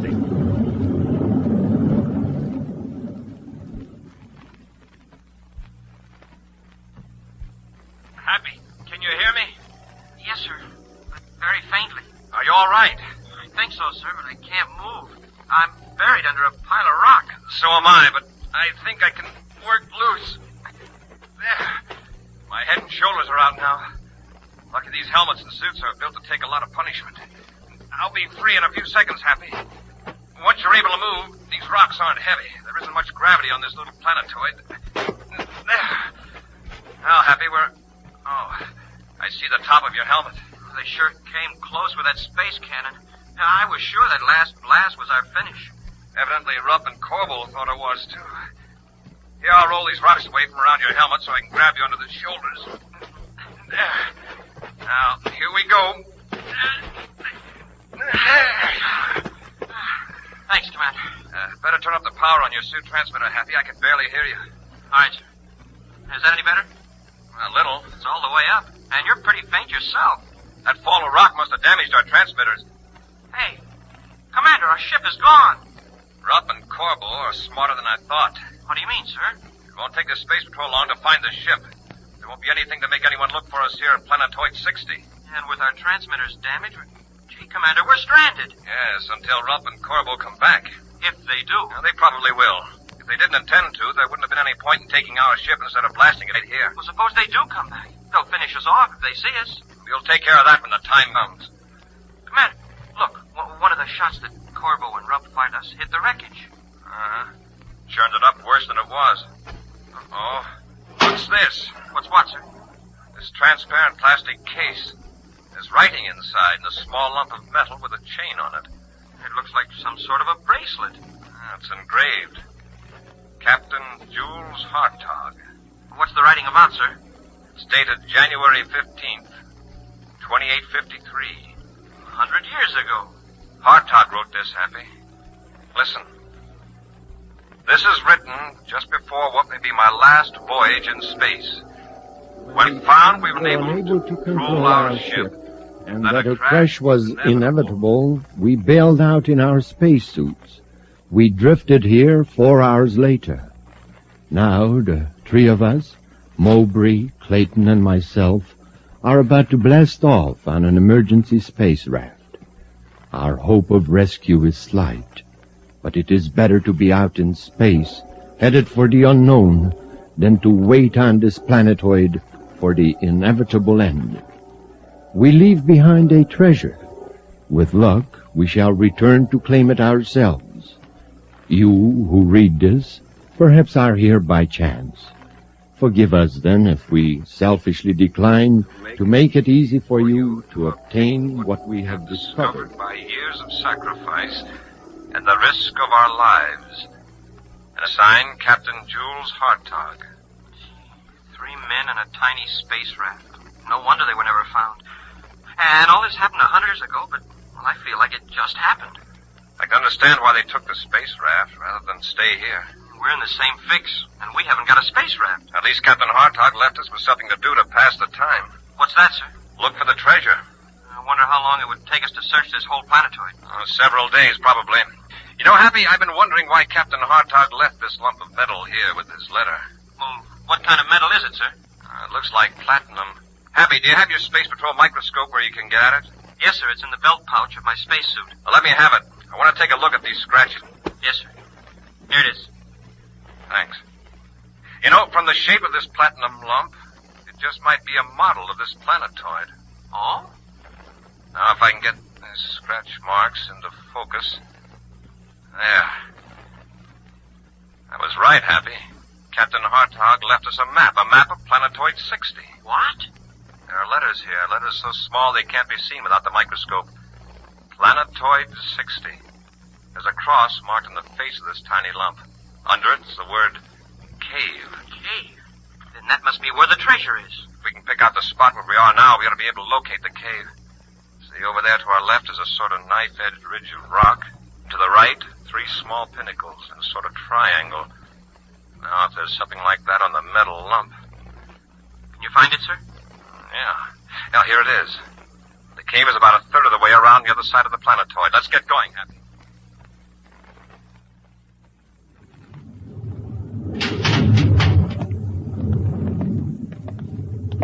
Okay, Corbo. Before I left Corry's ship, I turned on the automatic emergency signal on the spaceophone. You can cut the Terra 5 loose now. All right, Rupp. By the time the Space Patrol picks up the signal and comes to investigate, we'll be thousands of DUs away. You sure it's safe to go back to Planetoid 60 right away? Sure. With Corry's ship out near the Pluto orbit, Planetoid 60 would be the last place they'd look for Corry. Then let's go back and load up all the transplutite we can find.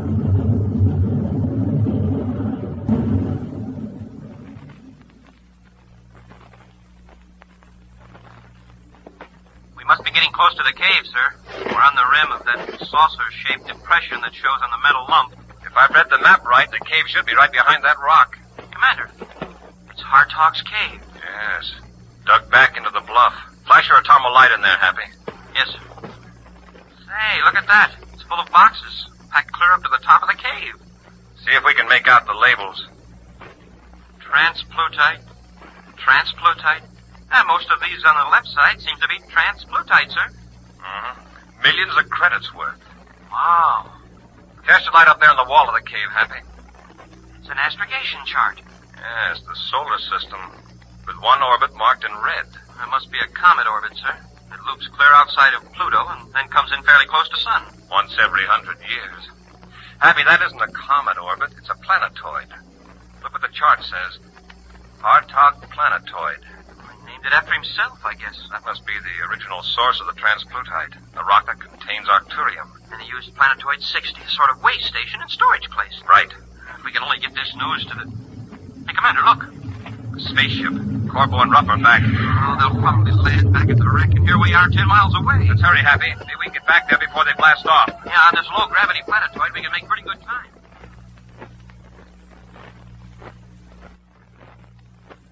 We got a pretty good pile of transplutite here, Corbo. Should we carry it into the ship now? There's a lot more scattered around. We might as well get all we can while we're here. Okay. There are a few chunks over there by the rock where we blasted Corry. We'll go get them, Corbo. Would those rocks be like that if Corry and the cadet were under them? They've been moved. Corry and the cadet got out. Where are they? Suppose they've been picked up? Maybe, but I doubt it. There hasn't been enough time. If they were, there'd probably be Space Patrol ships around waiting for us to come back. Let's get in the ship and blast off. Hey, don't get panicky. Let's see if we can locate Corry and the cadet. If they're still here, we'd better finish them off. Come on, let's try this direction first. They're walking away from the ship now, sir. Now keep down, Happy. Don't let them see them. Yes, sir. They're looking for us. When they go a few more yards, we'll run for their ship and keep low. All right, Commander. Better not talk anymore. I don't think their suit spacephones are on our frequency, but we don't want to take any chances.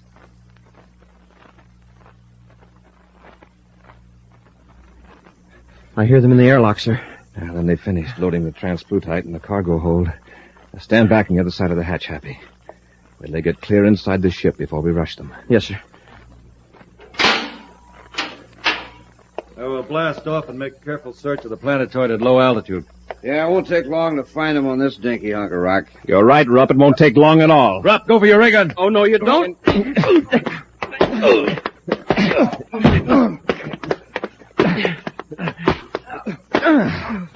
Now, Corbo, does that convince you, or do you want some more? You got us, Corry. All right, Rupp. On your feet. Yeah, sure. Corbo, what did you do with my ship? It's heading out toward the Pluto orbit. The automatic distress signal on the space phone. I'll check on that with the receiver after I lock you men up. Incidentally, Corbo, I thought you might like to know that there's more arcturium here than you ever dreamed of.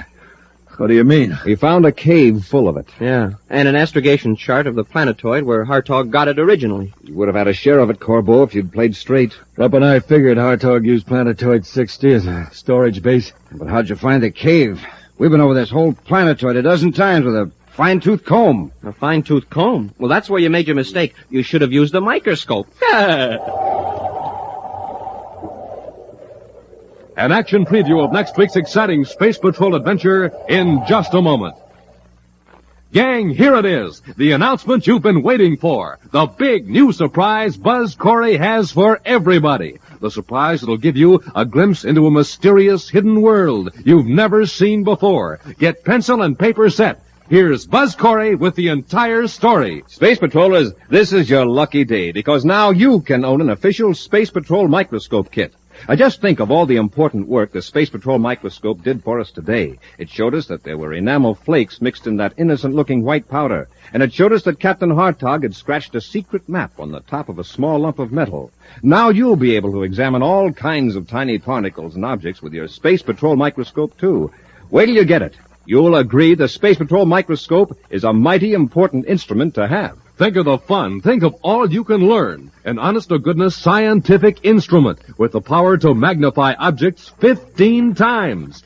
Gang, you can see the wing of a butterfly 15 times actual size. The feelers of an insect 15 times actual size. The texture of paper, the petals of flowers, human hair, grains of sand, all 15 times actual size.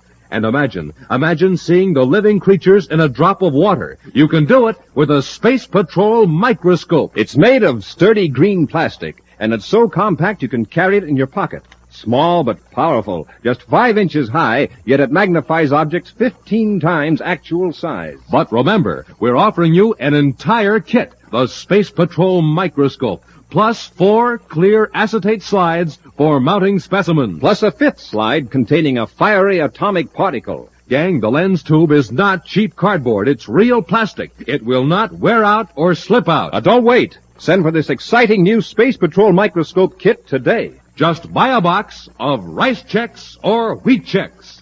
Then with your name and address, send 25 cents in coin and rice checks or wheat checks box top to Space Patrol, Box 686, St. Louis, Missouri. This offer good only in the USA and may be withdrawn at any time. That's Space Patrol, Box 686, St. Louis, Missouri. And now, a preview of next week's exciting Space Patrol adventure. Buzz and Happy are on a space platform off the Mars orbit, investigating the theft of supplies from the emergency space station. Right now, they're walking down a corridor toward the control compartment. The automatic camera in the control compartment should have a film of all ships that docked at the platform, Happy. Commander, what's that? A meteor warning system. A meteor's on a collision course. Well, can't we cut on the power and move the platform? It's too late. We're hit.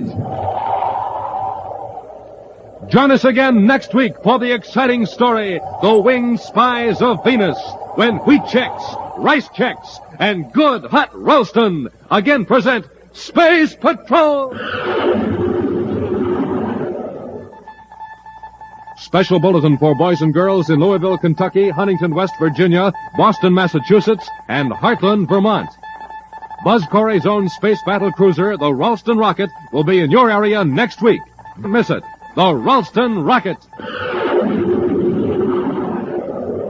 Space Patrol, created by Mike Moser, starring Ed Kemmer as Commander Corry and Lynn Osborne as Cadet Happy, was written by Lou Houston, produced and directed by Larry Robertson, executive producer Mike Devery. Other players were Ken Mayer, Norman Jolly, and Bela Kobach. Dick Tufel speaking. Now, don't forget to tune in next Saturday and every Saturday when wheat checks, rice checks, and good hot Ralston again present Space Patrol!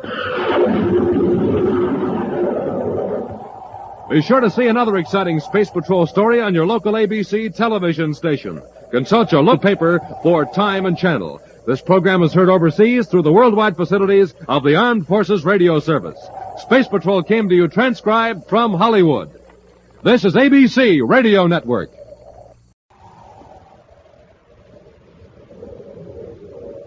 Wheat checks, rice checks, and good hot Ralston present Space Patrol! High adventure in the wild, vast reaches of space.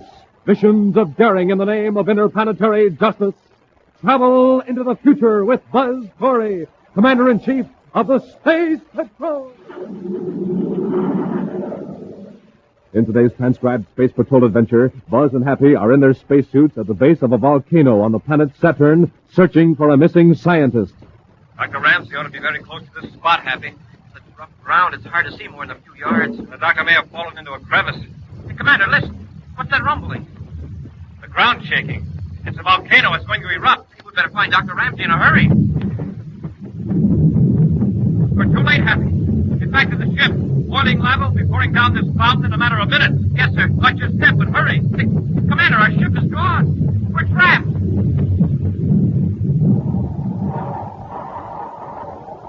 We'll return in just a moment with today's exciting Space Patrol adventure, The Sleeping Demon of Saturn.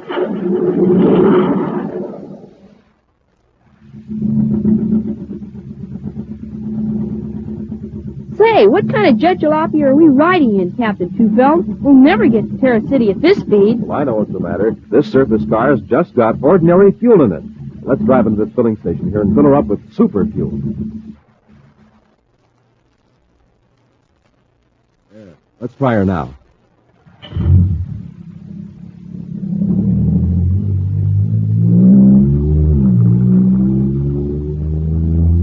Wow, this jet cycle is supercharged now. Sure thing. It's got super fuel. And Space Patrollers, there's a lesson in this for you.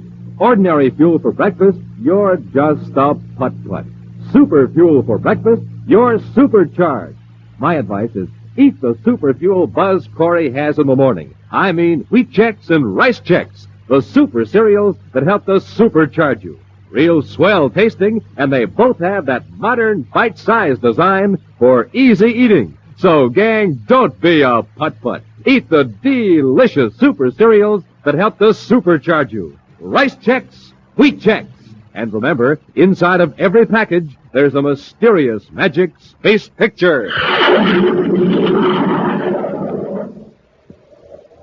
And now, today's Space Patrol adventure. Commander Corry and Cadet Happy are in the Commander's flagship, the Terra 5, approaching the planet Mercury, where a few hours before, a minor quake shook a small section of that innermost planet. There were no casualties and no damage to property. Yet, within the hour, every planetary capital, every scientific laboratory was buzzing with excitement. Furthermore, it caused Commander Corry to make a special trip to Mercury. Why all this interest in a harmless quake? Because it was predicted 8 years before, almost to the minute. Intently now, Happy scans the viewscope screen as the cracked and fissured surface of Mercury spins below. We're getting close to the scene of the quake, Commander. I'm afraid it won't look any different than the rest of this part of Mercury, Happy. Well, I suppose not, sir. But I'd like to be able to say that I was one of the first to see the location of the first scheduled quake. Didn't the Space Patrol newscast say that the doctor pinpointed the exact location and named the time 8 years ago? Dr. Ramsey's predictions may have been just a coincidence. That's why I sent Tonga on ahead to Mercury City to contact him personally. Well, predicting quakes isn't exactly new, is it, sir? I mean, in a general sort of way? Up to now, it's been very general. Scientists have spread their predictions over areas of hundreds of square miles and allowed themselves several years leeway. Assistant Security Chief Tonga, calling Commander Corry aboard Terra 5. Tonga calling Commander Corry. Corry here, go ahead. I've contacted Dr. Ramsey, Commander. He's in Mercury City. Good. Did you talk to him about this Mercury quake? Yes. He says the news reports are basically true. He did predict the exact time and location of this quake 8 years ago. Well, tell him I'll see him as soon as I reach Mercury City. That'll be in about 30 minutes. Corry out. Commander, look. There's something down there in that clearing. What does it look like? A wrecked spaceship. A wrecked spaceship? Yes, sir. I'll set the ship down. You get our spacesuits out of the locker.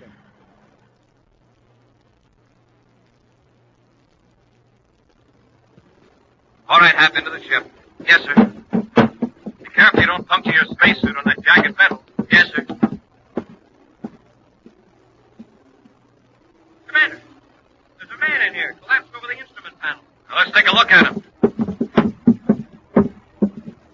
At least he's in a spacesuit. He's still alive. Quickly, Happy, let's get him to our ship. He needs oxygen.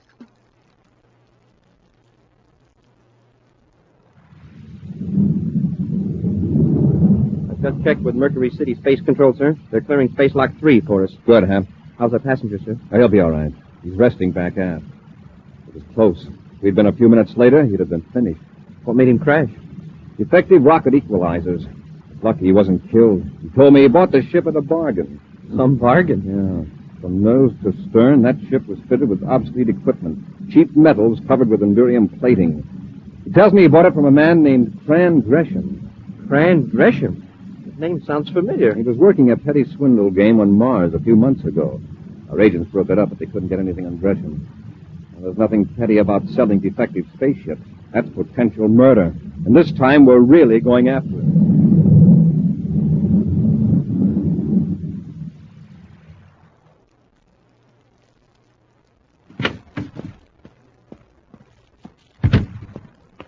Well, Gresham, did you close the deal? No.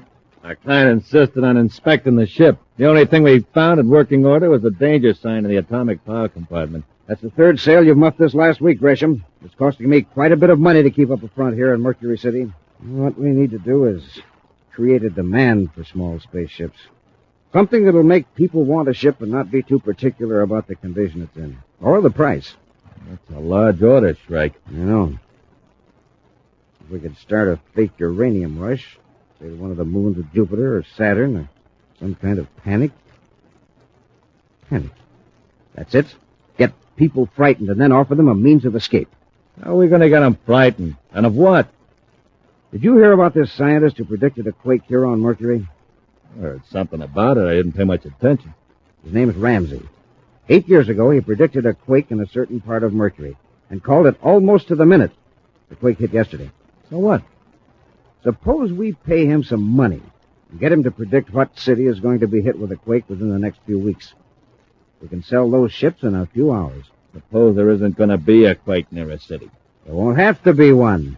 The very fact that this guy Ramsey is making a test near a city will make people worried. Then we'll start a few rumors. Like, I think you've got something. I'll call on this Doc Ramsey, and I think I know just the city that's ideal.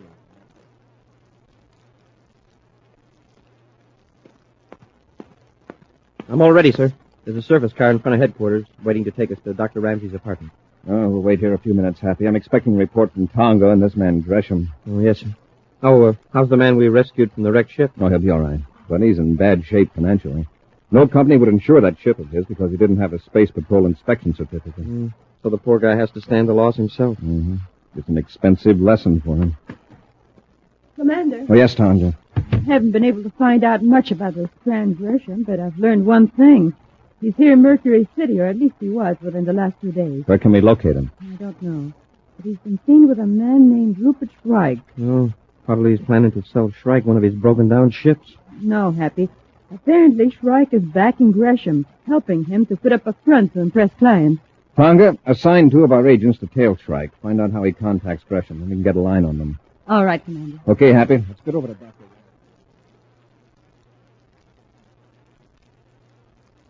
Mr. Stark, I find your offer very attractive. Well, then you'll accept, Doctor? Well, I'd like a little time to think it over. You see, I hardly expected to be called on to predict quakes for a private person. Tell me, Mr. Shrike, what region are you interested in? Kepler City on Saturn. I have some property there. You don't need to worry, Mr. Strike. Kepler City is safe probably for centuries to come. Well, then you've already tested it? Yes, years ago. But you can rely on the assurances of other fake experts. But Kepler City is fairly near a volcano, Doctor. I know. The sleeping demon. That volcano is all but inactive. Sends up a little smoke occasionally. Even if it did erupt, which is unlikely, the city is in no danger. But suppose a quake shifted the strata under the cone. Wouldn't that cause a violent eruption? It would take a fairly violent quake to do that. And that's most improbable. Make a test anyway. I'll raise my offer to 2,000 credits. No, Mr. Strike, thank you. Any further test would be a waste of time. Look here, Ramsey. I came here with a legitimate offer. Don't pull this high-toned devotion to science business on me. I'm not interested, Mr. Strike. Now, will you excuse me? You listen to me, Ramsey. I can make you mighty anxious to make that test if you don't listen to reason. Is that a threat? Take it as a threat if you want to. I've made up my mind. You're going to make that test. If I have to use force. Get rid of him. I'm not leaving here till I get what I want. Very well.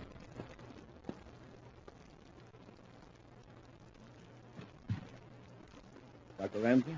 Yes, Commander. Come in, won't you? Thanks. Come on. Yes.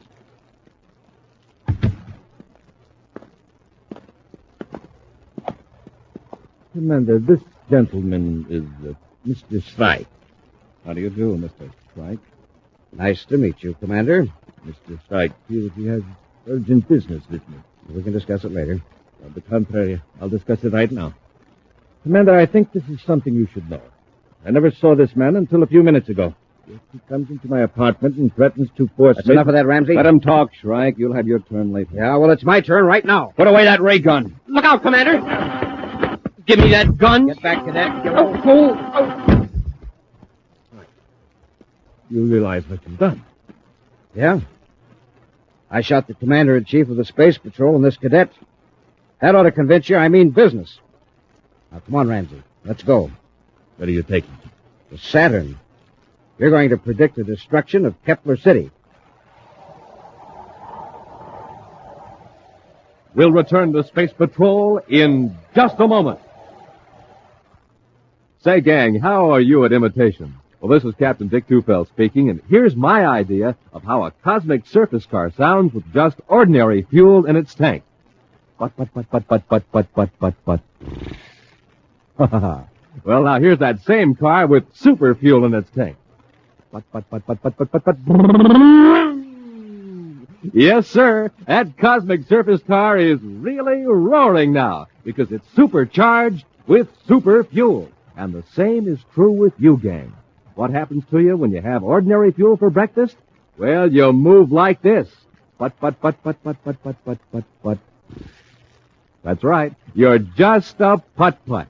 But when you fill up your tank with super fuel, man, you're supercharged.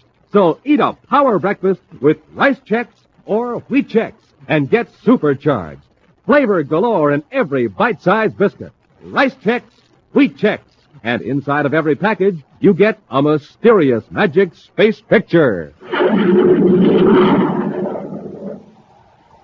And now, back to our Space Patrol adventure, The Sleeping Demon of Saturn. Dr. Ramsey has perfected the method of predicting quakes. Two criminals, Shrike and Gresham, plan to force the doctor to predict a quake and eruption of a volcano near Kepler City on the planet Saturn. This, they figure, will create a near panic in the city, thus enabling them to dispose of defective spaceships at an enormous profit for people anxious to leave the danger area. When Dr. Ramsey attempted to tell the commander of Shrike's threat, Shrike whipped out a ray gun, rendered Buzz and Happy unconscious, then forced the quake expert to accompany him to Saturn. Now, an hour later, the two space patrolmen are regaining consciousness in the doctor's apartment in Mercury City. I almost had him, Commander, but he turned the gun on me. He must have been out for about an hour. Shrike could be off Mercury by now.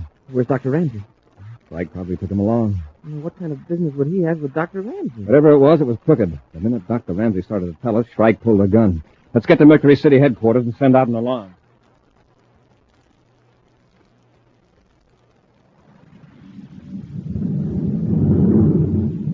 Where are we now, Shrike? We just crossed the Mars orbit. How's the doc? I slipped something in his coffee to put him to sleep. That'll hold him till we reach Saturn. Good. We'll keep Ramsey pretty well under cover. But we'll be around with our quake detecting equipment, setting it up in the region of the volcano. We'll be seen by spaceships and atmosphere cruisers, lugging heavy equipment up and down the slope of the sleeping demon. Every 3 or 4 days, we'll come back to Kepler City looking very grim and worried. Like we found out bad news, huh? Exactly. And we'll drop a few hints, just enough to get people worried. Like the volcano is going to erupt? Yes. The wise boys will figure the authorities aren't letting the people know what's going on. So everybody will try to outwit everybody else to save his own skin. How long is it going to take? It'll have to work in about 3 days. So we can have our men sell the ships and then clear out. By the time the Space Patrol gets wind of it, we'll be...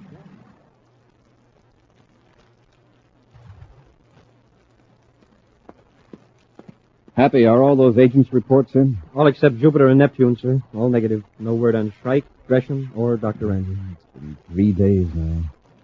Shrike may dispose of the doctor just to keep him from talking. Oh, sir, there's a message for you here to call Jupiter City headquarters. Is it from Tonga? Well, I don't know, sir. It just said Station 22. Shrike is supposed to operate out of Jupiter City. Maybe Tonga's found out something.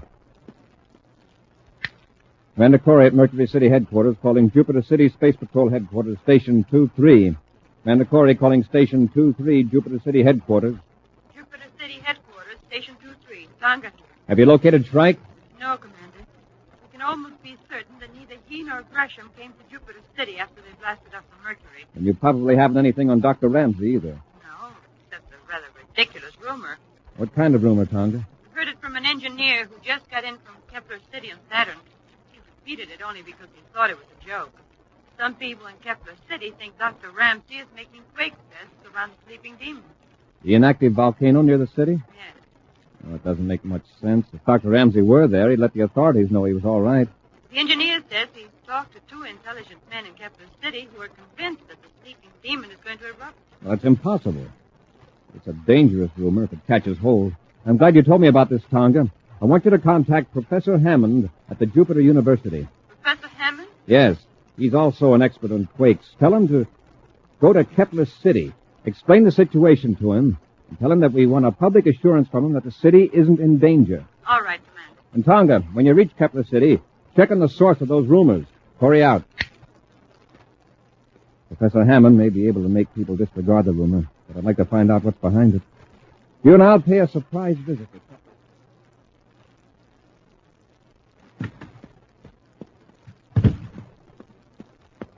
Strike, we better get out of here quick. What's the matter, Gresham? Just found out that Corey's assistant security chief is here in Kepler City. What about it? That doesn't mean she's looking for us. No, but she showed up with another expert on quakes, Professor Hammond from Jupiter University. Just released a statement that the public has nothing to fear. The volcano won't erupt. No quakes are possible in this region. Good. That's wonderful. What's so wonderful about it? He's going to buy our spaceships after they hear what Hammond says. Who's going to listen to Hammond when the sleeping demon starts spouting molten lava? What are you talking about? The volcano isn't going to erupt. It will.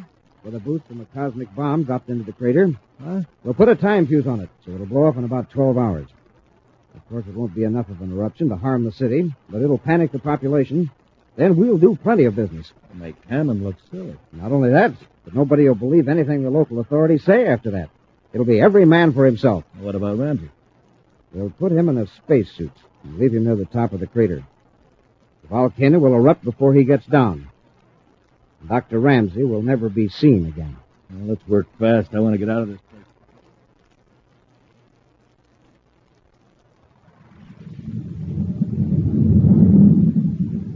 There's a sleeping demon in the viewscope, Happy. Wow, that's some crater. Impressive, but perfectly harmless. Kepler City's 10 miles east of the volcanic peak, just from the outer side. And that's the Dardanelle River that flows past the base of the peak. Right. When we get closer, you can see how the water has worn away the lava on the edge of the riverbank. That shows the last eruption of the sleeping demon was thousands and thousands of years ago. Assistant Security Chief Tonga calling Commander Corry aboard Terra 5. Tonga calling Commander Corry. Corry here, go ahead. Commander, you were right about those rumors. There's more to them than I thought. What did you find out, Tonga? The two men who have been making quake tests near the volcano fit the descriptions of Shrike and Gresham. Third, maybe, Dr. Ramsey. Where are they now? They blasted up from Kepler City Spaceport several hours ago. So far, they haven't come back yet. Have you found out where they're staying in the city? Yes, I have. It's at 147 North Polaris. Well, watch it, Tonga. If they show up, notify headquarters. Yes, Commander. There's one thing more. An atmosphere ship reported seeing a man in a spacesuit on the south slope of the volcano. Seemed to be under stress. Kept waving. All right, Tonga. We'll check the slope before entering the atmosphere shell. Corry out. South slope. That's the side toward the river. Cut our velocity, Happy. We'll see if we can find them.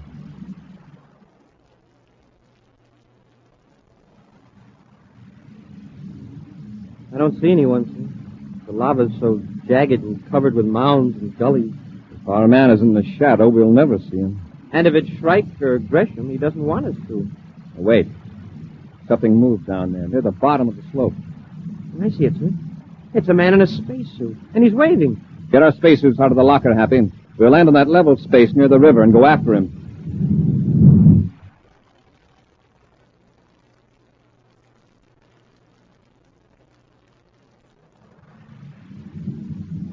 Look, Shrike, we dropped the bomb in the crater and left Ramsey down on the slope. Now let's get back to the city. Don't be stupid, Gresham. We'll show up an hour after the volcano erupts with a story of how we tried to rescue our companion, but the lava got to him before we did.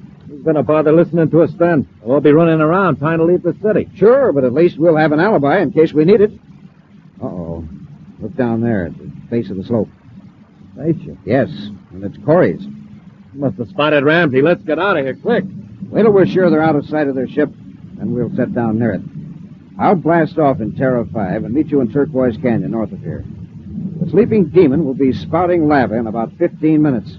If Corry's ship is gone, we'll get him.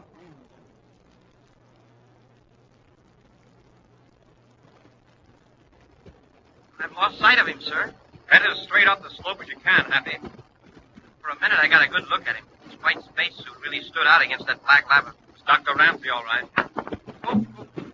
Hey, the gray rock, it slid right out from under me. Better stay clear of them, Hap. They're extremely light. If you just touch them, they're likely to roll. And it looked like it weighed half a ton. That slab you stepped on is clear down the slope by the river now. It's likely to happen to us if we don't watch our step. Yeah, I wonder what became of Dr. Ramsey. He may have fallen into a crevice. Commander, listen. What's that rumble? The ground's shaking. It's a volcano. It's going to erupt. We better find Dr. Ramsey in a hurry. We're too late. Get back to the ship. Boiling lava will be pouring down this mountain in a matter of minutes. I'll go up a few yards farther. You head for the ship. Hurry. Well, yes, sir, but can't I go on and watch your step? Commander, our ship's gone. There's our ship, circling toward the north. We're trapped. Happy, look. There's Dr. Ramsey. Come on, let's get him. With a little luck, we might be able to keep out of the way of the lava. Dr. Ramsey. Come on. We dropped the bomb in the crater. Hey, buddy. He's been hurt, Happy. We'll have to help him. Commander, the lava's pouring down the sides. Watch out for those rocks. Come on. Get to the bottom, quickly. Commander, what are we going to do? The lava's almost on top of us. The river. The wind through the river. That wouldn't do us much good. The lava would just come in after us. Right. Look, on each side of us, there's a stream of lava pouring into the river. Yeah, and in a few minutes we'll be buried. Oh, wait a minute. Look out there in the river. See those gray rocks? The rockets are floating. Rocks floating on water. There's some big flat ones near the edge. Each one of you get to one. We'll use them as rafts. Float down the river to Kepler City.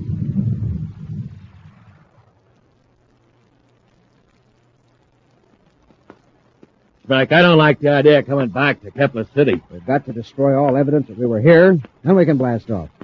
Besides, the whole town's excited over that volcano. They won't notice us. Let's get inside, finish up what we have to do. I want to get away from here. Don't be in such a rush. We'd better stick around and keep track of our salesmen. We don't want to be double-crossed on those spaceship sales. Here we are. Well. Gresham, we have company. Huh? Grab her, Gresham. There we are, both of you. I've got it, Frank. Let's go. Hold her, Gresham. Now, that changes my plans. We'll have to finish her right here. Then we'll blast off. Hurry up, then. There may be other Space Patrol agents around. You're so right. Corry, get your ray gun, Gresham. Not this time you don't. I'll get right, sir.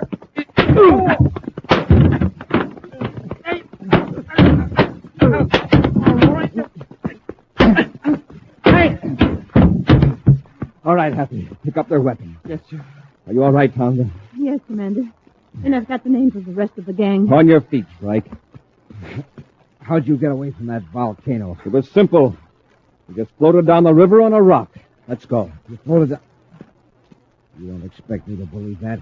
This Saturn is a very strange planet, Strike. If it's got an extinct volcano that erupts, well, it surely can have rocks that float. You heard the commander. Come on, let's go. An exciting preview of next week's adventure in just a moment. It's a dark night, pitch black.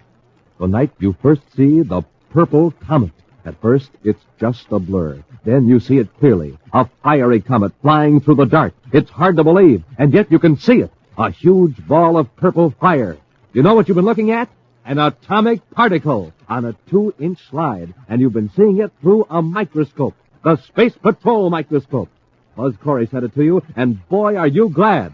This amazing microscope magnifies objects 15 times their natural size. And with it, you also got that terrific slide containing the atomic particle. Yes, sir, Space Patrollers, that's the kind of fun you'll have when you send for your official Space Patrol microscope. And you not only get the mystery slide with the atomic particle on it, you get more slides, 4 more, all crystal clear. Slides you place tiny objects on. And when you do that and place them under your microscope, wow, you see objects 15 times their natural size. You see details that leave you blinking in surprise. Insects look like men from Mars. A human hair reminds you of a giant python snake. Why, you actually see the living creatures in the drop of water. What a microscope! What power! What magic! And just think, it's pocket size. You can take it with you everywhere, just 5 inches high. Yet it magnifies objects 15 times. And built, man oh man, solid plastic body, solid plastic lens tube, solid glass lens optically ground. Scientific guide chart and foolproof markings for accuracy built right on a microscope examination platform. And the lens tube can be used all by itself to examine objects like the bark on trees, rust on tin cans, the webs of spiders. But don't wait. Send for this thrilling Space Patrol microscope kit today. Just buy a box of rice checks or wheat checks.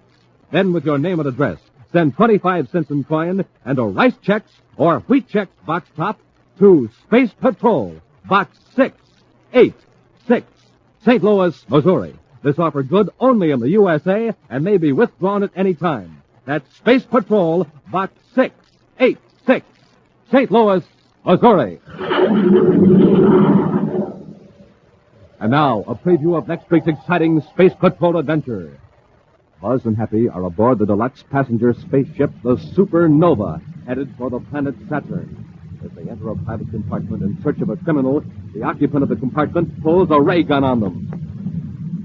Let's keep moving down the corridor, Commander. You too, Cadet. Going to a lot of trouble. You must be counting on taking quite a lot of money from Grayson. Think what you like. All right, hold it. This is where we part company. Just open this little metal door. Now, crawl in there, both of you. You can't put us in there. It's the ship's rubbish disposal chute. I know what it is. Get in. But before we reach Saturn, that chute will be emptied. Into space. Yes, Commander. A blast of compressed air will sweep you out of the ship. No one will know where you've gone. Be sure to join us next week for the thrilling story, Trouble Aboard the Supernova, when wheat checks, rice checks, and good hot Wilson again present Space Patrol! Special bulletin for boys and girls in Altoona and Johnstown, Pennsylvania, and Albany, New York. Buzz Corry's own space battle cruiser, the Ralston Rocket, will be in your area next week. Don't miss it. The Ralston Rocket. Gang, here's how you can make your own Space Patrol helmet. All you need are things like cardboard and paper clips. Read all about it in the August issue of Woman's Day magazine. Tells you how to make an official Space Patrol guard helmet and desert crash helmet. Space Patrol, created by Mike Moser, starring Ed Kemmer as Commander Corry and Lynn Osborne as Cadet Happy, was written by Lou Houston, produced and directed by Larry Robertson, executive producer Mike Devery. Other players were Nina Berra, Norman Jolly, Ken Mayer, and Stephen Robertson. Dick Tufeld speaking. Now, don't forget to tune in next Saturday and every Saturday when wheat checks, rice checks, and good hot Ralston again present Space Patrol! Be sure to see another exciting Space Patrol program on your local ABC television station. Consult your local paper for time and channel. This program is broadcast to our armed forces overseas through the worldwide facilities of the Armed Forces Radio Service. Space Patrol came to you transcribed from Hollywood. This is ABC Radio Network.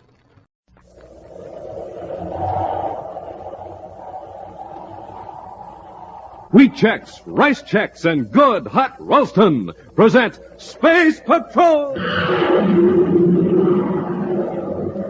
High adventure in the wild, vast reaches of space. Missions of daring in the name of interplanetary justice. Travel into the future with Buzz Corry, Commander-in-Chief of the Space Patrol! In today's transcribed adventure, Buzz and Happy have made a forced landing on a new planet beyond the outer reaches of the solar system. As they cautiously explore the jungle region, they hear the thud of huge feet and a terrifying bellow. Commander, look, what is it? It's a dinosaur, a prehistoric monster. It's coming this way. Get back to the ship, quickly. It sees us. It's after us. We gotta get to the ship before it tramples us. Oh, would our ray gun stop it? There's no time to experiment. Into the ship. It's almost on top of us. Close the hatch.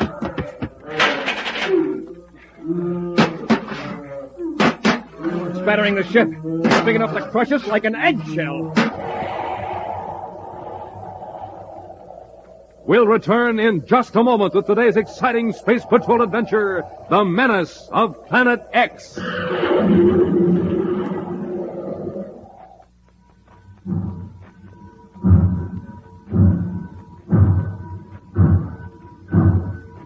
Say, do you hear that, Space Patrollers? That's the Terra City Express train. It's trying to get up speed on ordinary fuel.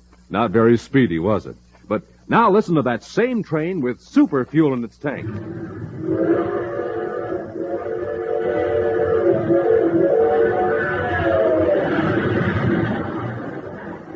Yes, sir, that train's really traveling now because it's supercharged with super fuel. Now, without a good breakfast, gang, you can't go very fast either. But with super fuel in your tank, why, you're supercharged. Here's how Buzz Corry gets up ahead of steam in the morning. He has a good breakfast with Rice Chex or Wheat Chex, the super cereals that help to supercharge you. For taste, they're terrific. For size, perfect, because they both have that modern bite-sized design. So, gang, get off to a quick start in the morning the way Buzz Corry does. Eat a good power breakfast with Rice Chex and Wheat Chex and get supercharged. In the red and white checkerboard packages with the mysterious magic space picture on the inside. Rice Chex, Wheat Chex.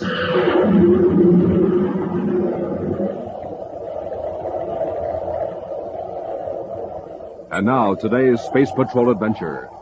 Rumors of a strange planet beyond the outermost regions of the solar system have reached Commander Corry. Space pilots relate fantastic tales of a weird world shrouded with mist, a world of glaciers and jungles where monstrous beasts prowl and do battle. A space patrol agent has been sent to the area to check on the stories. But as the hours pass and the agent fails to return, Buzz and Happy blast off from Terra to search for him. Now, in the lonely void, billions of miles beyond the Pluto orbit, the Commander and Cadet Happy scan the viewscope screen. According to the astrogation chart, Commander, we're 12 million DUs beyond the point where Simmons was last heard from. You mean his last intelligible message, Happy? There was that garbled signal 3 hours later. Yeah, but Major Robertson wasn't sure it came from Simmons. Only about 3 words came through clearly. Whether it was from Simmons or not, it's worth investigating if it came from this far beyond the solar system. Yeah, whoever sent it must have been having hallucinations if they thought they saw a new planet. If there was one out there, we'd have sighted in the viewscope by now. Well, we can't be sure the message said a new planet had been sighted, Happy. All we know is a planet was mentioned. Well, do you think there could be one way out beyond Pluto? Well, the Space Patrol has more urgent problems than proving or disproving the existence of a new planet. The last 4 months, more than 200 people have vanished, chiefly from the outer planets, Pluto, Neptune, and Uranus. And so many spaceships have disappeared that, well, people are afraid to make trips out beyond Saturn anymore. It might be meteors, big enough to blast a ship to pieces without leaving a trace. Well, that's one thing we don't have to worry about, Happy. This improved repel ray can deflect most of the meteors we'll ever encounter. Happy, there's something in the viewscope. Simmons' ship. No, it's too big. Cut on the electronic mass computer. Yes. Now focus it on that tiny dot at the edge of the screen. That's it.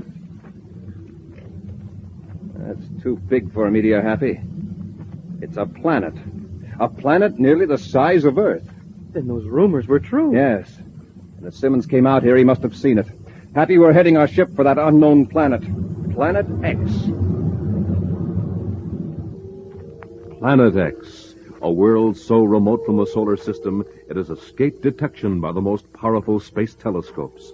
A world at this instant emerging from myth and legend into reality. But there is one man who has known of its existence for some time and has kept it a secret. Over the years, he has built an empire on the strange planet, enslaving the subhuman natives and surrounding himself criminals and scum of all the planets.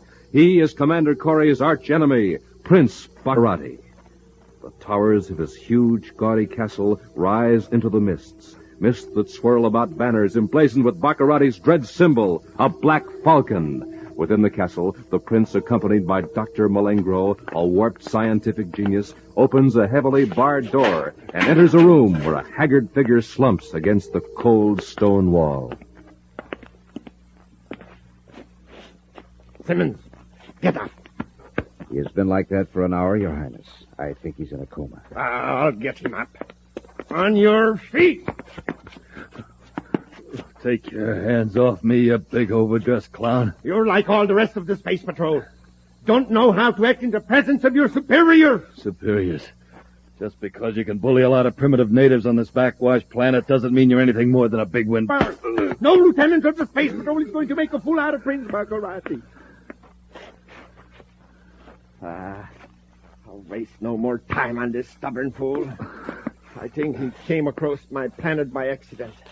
But, Your Highness, when he doesn't return, Corry will send a search mission after him. That's true. But we have nothing to fear.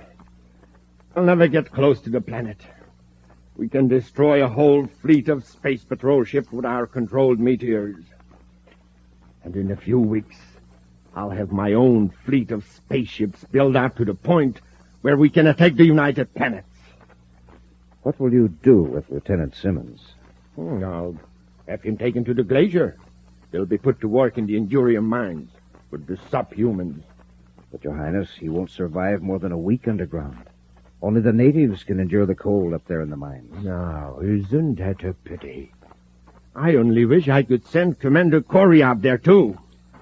Come on, Malengro. Let's go out to the tower and check the view scope.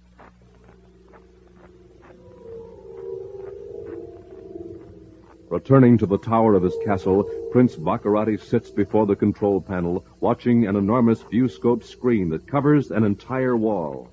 Sector by sector, the sensitive instrument scans the black void between Planet X and the solar system. Beside the prince stands Dr. Malengro, smiling proudly at the instrument that he's created. Your hour of triumph is close at hand. Millions will tremble at your name. On Mercury, Venus, Terra, Mars, the Earth. Stop your planetary roll call. Look at the screen.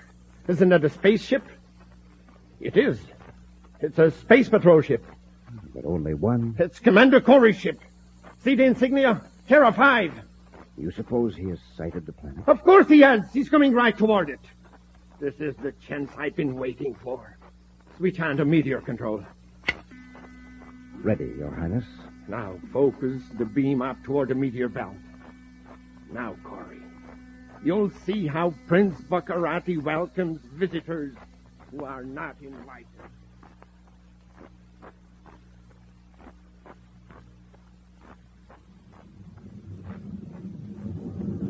Happy, this is incredible. Planet X not only has land, but vegetation, thick vegetation near the equator. Remember those rumors about jungle growth and giant animals? Yes, but we're still too far away to confirm that. All we can be sure of now is that there's a desert region, a zone of vegetation, and ice caps at both poles. The meteor warning system. Look, there's a swarm of meteors heading right toward our ship. Oh, smoke and rockets, where did they come from? Check their trajectory on the viewscope so we'll know how to avoid them. Yes, sir. They seem to be swerving out of that meteor belt we checked at 18 degrees high. You're right, Happy.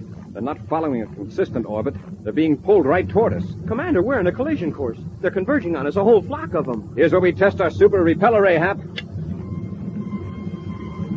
Commander, several meteors are coming head on. Is it working? We'll know in a couple of seconds. Watch the viewscope.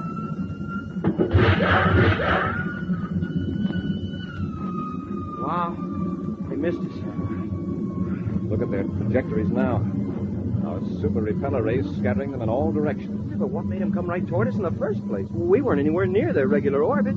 I don't know, Happy. But this might explain why we haven't had a reply from Lieutenant Simmons. Yeah.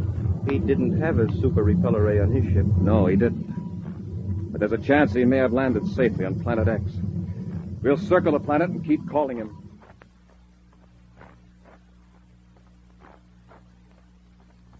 Malengro, what's happening? None of those meteors is taking effect. Can't understand it. It always worked before. Yes, on our dummy test ships, but this is Commander Corry. If he sends out a report on this planet... Your Highness. Yes, Captain. What is it? The Space Patrol lieutenant, he escaped. Escape? We were taking him to a spaceship to transport him to the glacier. He provoked a dispute between his guards and in the confusion escaped. Fools. They'll be punished for this. Search every inch of the castle ground. But he's beyond the castle walls, headed south toward the jungle. Well, in that case, let him go. With those monsters in the jungle, Lieutenant Simmons won't survive more than a few hours. Back to your post, Captain. I have more important things to do. Yes, Your Highness. Milagro, what good is your stupid invention? Corry's getting so close to our planet, we can't hurl any more meteors at him. He seems to have some defense against them. But there is still our robot control. We can neutralize Corry's controls, operate his ship from here, and can crash him in the desert. Ah, that's too sudden a death. Suppose we force him down in the jungle. Yes. Land him safely. Let him think he has a chance for survival. Not knowing about the giant lizards, the prehistoric monsters. We'll see how effective Corry's superior brain is against 100 tons of brute force.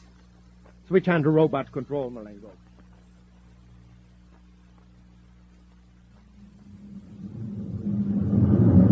Change our vector, Happy. I'm trying to, sir, but the ship won't respond. Let me try. Yes, sir.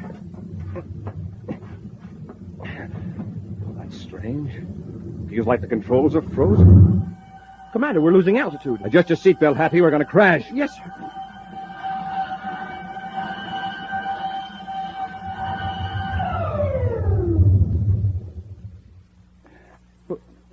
Hey, what happened? We've just had the luckiest crash landing on record, Hap. You mean the ship landed itself? Yes, right in the middle of a jungle. Oh, it's sure lucky the rockets cut out when they did, or we'd have been smeared all over Planet X. Hap, look out the nose port. Those are birds. Yeah, tropical birds, just like on Earth. There must be a breathable atmosphere on Planet X. Now, that's a break. We may be here for some time. Let's get out of the ship and look around.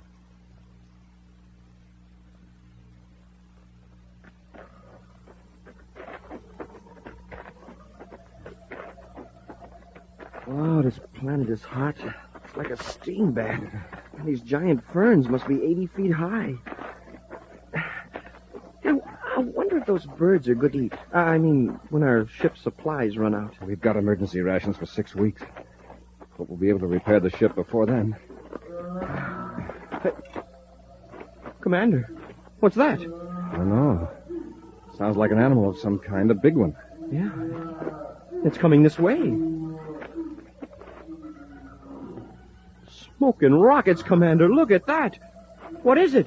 It's a giant dinosaur. A dinosaur? Get back to the ship quickly. It sees us. Commander, it's after us. We've got to get into the ship before it tramples us to death. Would our ray gun stop it? There's no time to experiment. Into the ship quickly. It's almost on top of us. Close the hatch. Commander, it's right outside the door. It's clawing at the ship. Keep your fingers crossed, Happy. That beast is big enough to crush this ship like an eggshell.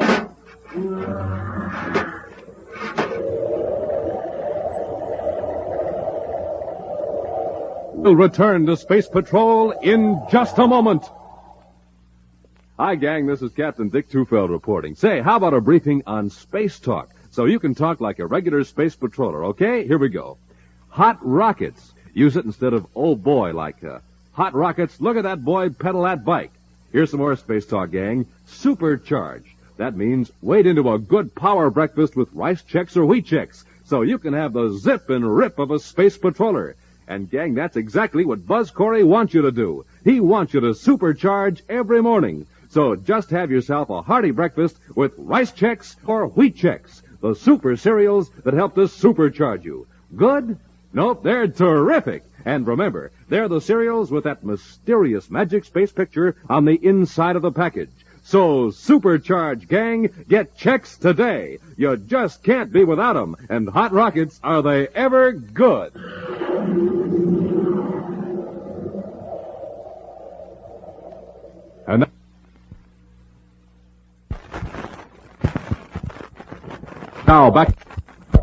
And now back to our space patrol adventure, the Menace of Planet X.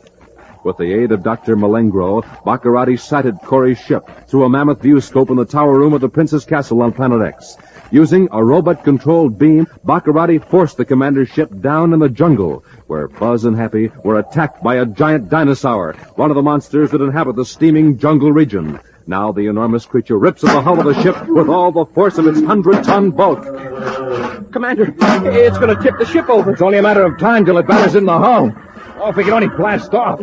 Maybe if we open the hatch and fired at the dinosaur with our ray guns. It'd be like hitting an elephant with a fly swatter. He'd ram that armored head of his inside the hatch and we'd finish. Well, what are we going to do? If the rockets won't work, we're stuck. Hey, wait. Our lighting system still operates. Maybe the super repeller ray will work, too. Brace yourself, Happy. The ship may lunge around a bit. Yes, sir.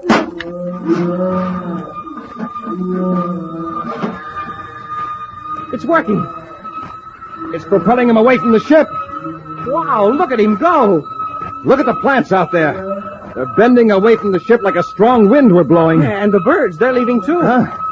Oh, it's lucky you thought of that repeller ray, sir. A few more blows on that dinosaur would have caved our hull in. Well, that ought to discourage our giant friend for a while. All the books I've read say that dinosaurs are extinct. I guess this dinosaur can't read.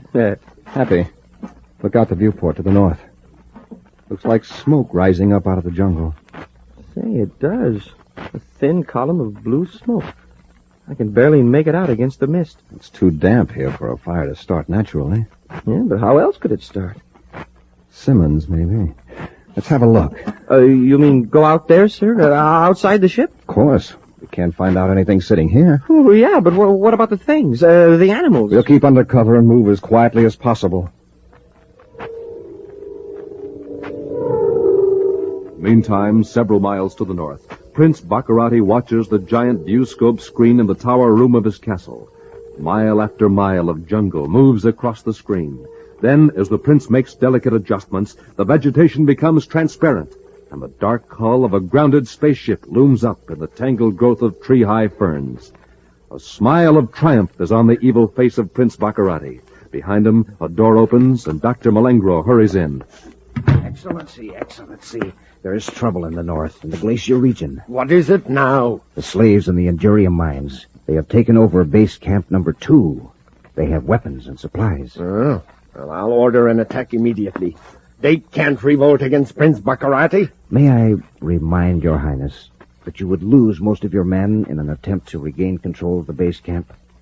The rebels are in a position to fight off all opposition and sabotage the mines. You're right. Well, then we'll put Plan C into operation immediately. Plan C? You mean blow up camp number 2? Of course! Any one camp is expendable. When its destruction will save the other 2. We can handle the whole operation from this tower. The turn of a switch here, a cosmic explosive, and camp number 2 will blast the rebels to bits.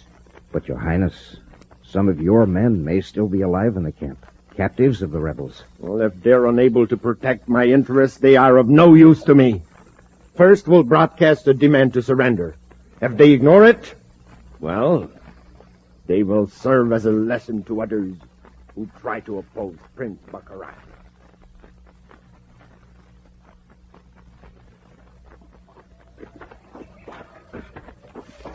I think I see flames through the undergrowth, sir. Right up ahead. Help! Happy, hear that? Yes, sir. Commander, there's a man coming toward us. That's a space patrol uniform, Hap. Come on. Commander Corry. Yes, Lieutenant Simmons. Hold him, Happy. He's about to collapse. Take it easy, Lieutenant. Yeah, here, lean against me. He's hurt. We'll carry him to the ship. I'll be all right, Commander. I heard your ship land. I managed to get a fire going. We saw it. Did you land in a jungle, too? No, sir. At a castle a few miles to the north. Castle? It sounds like I'm out of my head, but I'm not. Commander, Prince Baccarati is here on this planet. Baccarati? He's built up an empire here. He's rounded up some of his old gang and made the natives work for him. Natives? On this planet? Yes. They're very primitive. Never advanced beyond Stone Age culture. Baccarati's forcing them into slave labor. Up north in the glacier region, he's got thousands working in the Endurium mines. That's where he was going to send me, but I escaped. We'll take you to the ship, Lieutenant. When you rest up, you can help us fix the controls and we'll blast off. Yeah, something went wrong. Lucky we landed easy. That wasn't luck. Baccarati forced you to land, like he did me. He'll never get that ship off the ground. Unless we get to Baccarati. How far is this castle from here? It took me 6 hours to get here. Commander, don't go near that castle. Baccarati hates you like poison. You'll end up in the glacier or worse. If you get out, Lieutenant, we can get in. And we can't stay in the jungle. How'd you escape? Through a tunnel in the wall, sir. It was used to haul materials from the quarry when the castle was being built. It's obvious you're too weak to go back with us. We'll leave you in the ship. Then Happy and I'll go on to Baccarati's castle. If you could wait till I rest up, Commander. It'll be a day or two before you're fit to travel. You'll be safe in the ship. Just tell us how to find the tunnel.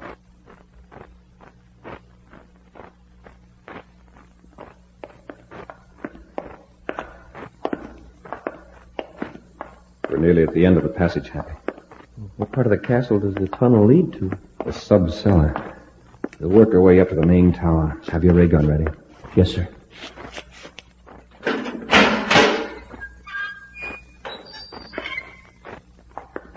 All right, come on. Hey, there isn't much light down here. Enough. Take those stairs at the end of the cellar. Yes, sir. Stand right where you are. Don't try to turn around, either of you. Don't try to use your weapons, or I'll be forced to use mine. This weapon in your back is a plastic gun.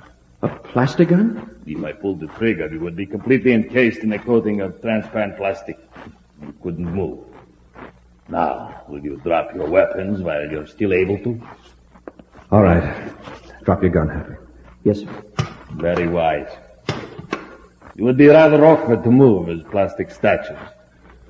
Now, step into the elevator. I'll turn you over to Prince Baccarat.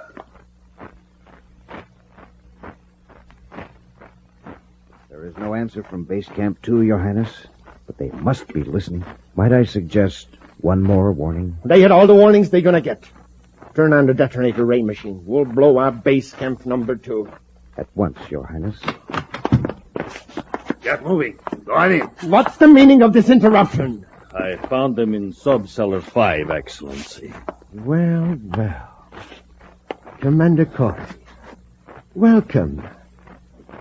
Now that you're here in my castle, there is no use wasting power. Cut off the robot control on his ship, Melandro. He's not going back to it.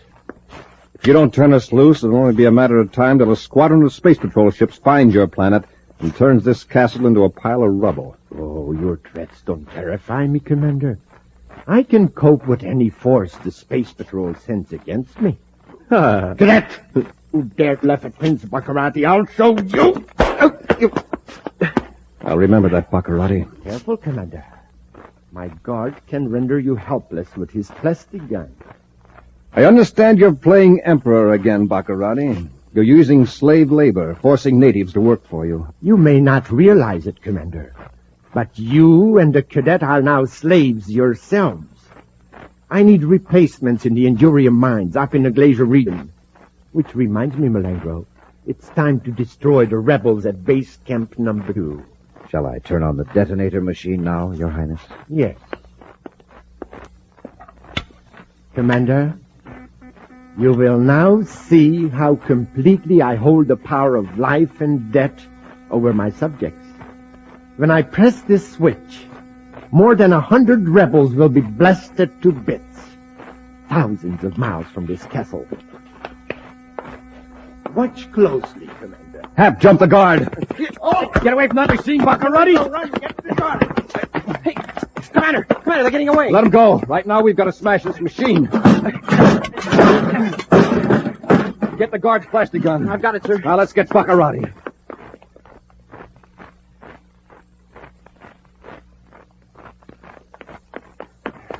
There they are, sir. They just turned the corner. Down the corridor, quick. Baccarati, stop! Commander, they're climbing out a window. After them, Happy. There's a ledge out there, Happy. Swan, we've got to go after them. Yes, sir. Easy now, Hap. Wow, what a drop. And there's a river down there. Press close to the wall and work down the ledge. Hey, they're blocked. They can't go any farther. Baccarati, better give up. You'll never take me, Corry. Commander, he's got a plastic gun. So have we. And Baccarati can't fire without hitting Melandro. That's right, Corry. Commander, look at Melandro. Baccarati shot him. He's covered with plastic. Smoking rockets, Baccarati pushed him off the ledge, his own partner. Watch this, Commander. He's pointing the gun at himself. Baccarati, don't be a fool! Get to him, Happy, before he falls off the ledge. Too late, Commander.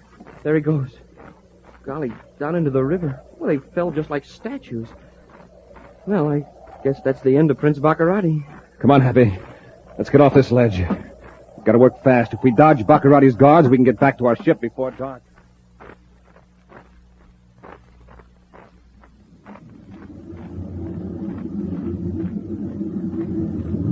Lieutenant Simmons is asleep in the aft compartment, sir. Good. You could do with a little rest yourself, Happy. No, I'm not tired, sir. Commander, you know, I'm glad we got away from Planet X and saved those people in the glacier, but, well, I'd feel a lot easier if I knew for sure about Baccarati. I mean, can we cross him off? That's what we're going to find out on our next visit to Planet X.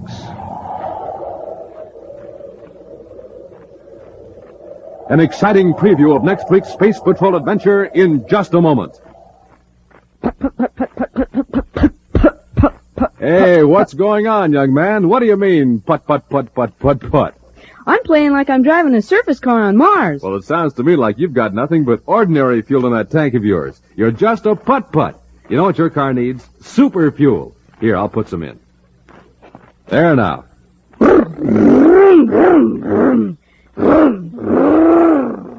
Gosh, my surface car is supercharged now.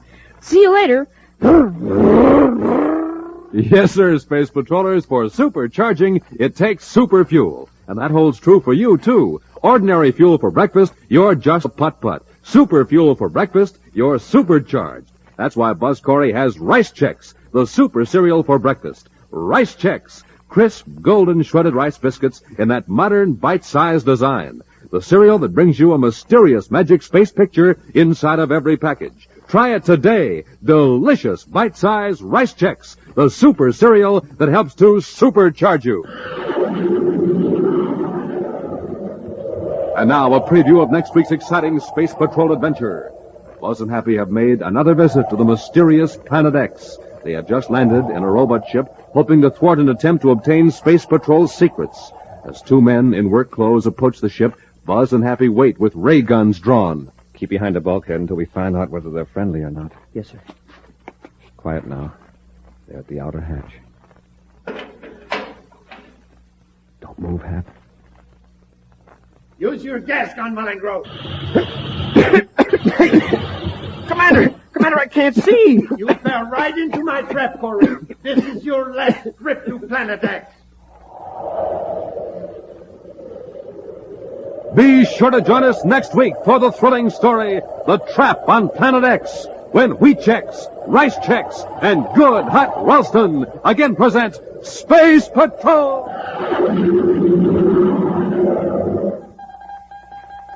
Special bulletin for boys and girls in Cleveland, Ohio, and Syracuse, New York.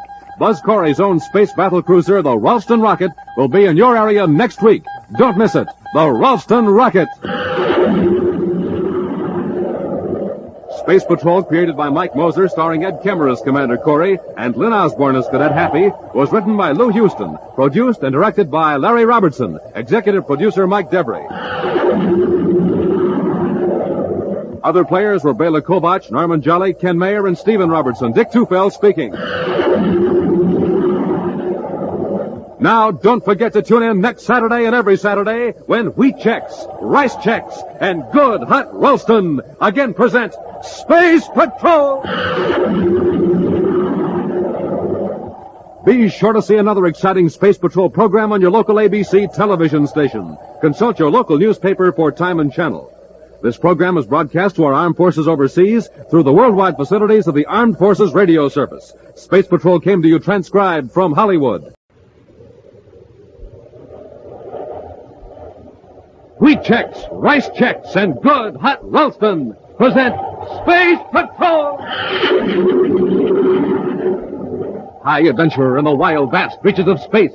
Missions of daring in the name of interplanetary justice.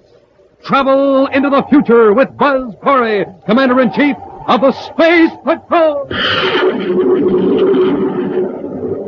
In today's transcribed adventure, Buzz and Happy have made another visit to the mysterious Planet X. They have just landed in a robot ship, hoping to thwart an attempt to obtain Space Patrol's secrets. As two men in work clothes approach the ship, Buzz and Happy wait with ray guns drawn. Keep behind the bulkhead until we find out whether they're friendly or not. Yes, sir. Quiet now. They're at the outer hatch. Don't move, Happy. Use your gas gun, Malengro.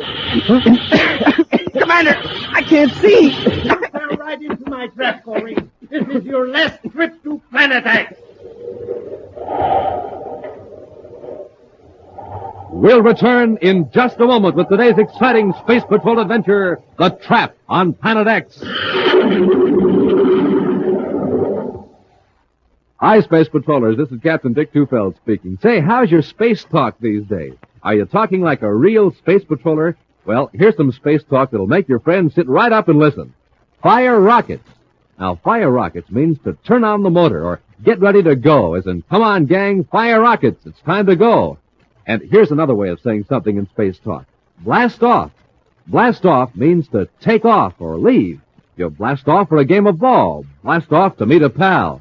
Now, here's space talk you hear space patrollers use every morning. Get supercharged. Now, to get supercharged means to get some zip and wham so you can be a winner. And, gang, here's how you do it. Just have yourself a power breakfast with the super cereals, Rice Chex or Wheat Chex. Best tasting cereals from here to the moon. So, Space Patrollers, get supercharged. Fire rockets, blast off, and I mean to your grocers for Rice Chex and Wheat Chex. And remember, inside every package, you get a mysterious magic space picture.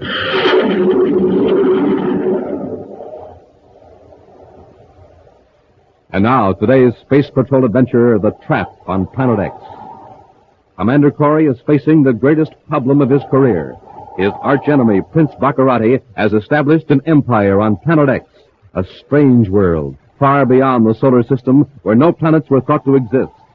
Fortified by almost impregnable detection and defense systems built by the evil scientific genius Dr. Malengro, Baccarati planned to launch an attack against the United Planets. Buzz and Happy dealt the prince a temporary setback, but the actual fate of Baccarati and Malengro still is in doubt. Buzz realizes the criminal leaders whom the self-styled prince assembled on Planet X may continue Baccarati's plans for enslavement and conquest.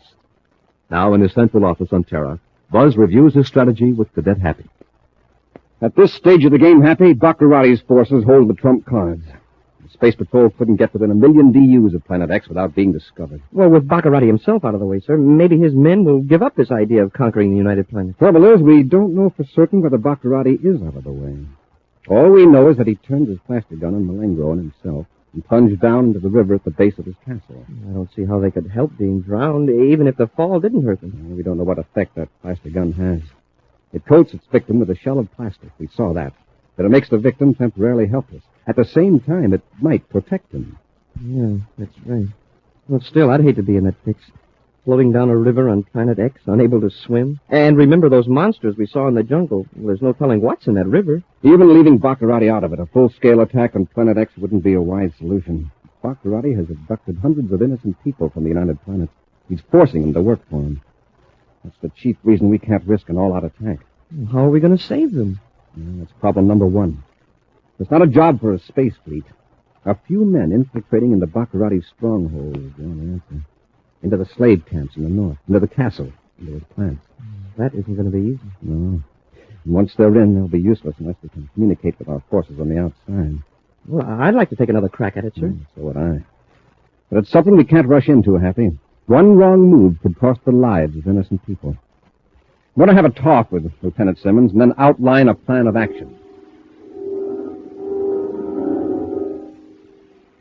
Meanwhile, billions of miles away on Planet X, a strange creature stands on the bank of a river and peers intently at two figures stiffly floating downstream. The man on the riverbank is huge, nearly 7 feet tall, and his rugged frame is loosely draped with the skin of an animal. To this primitive native of Planet X, the figures in the water are objects of wonder. Slowly, his lips move in response to the thought that forms in his not-too-active brain. Sky men.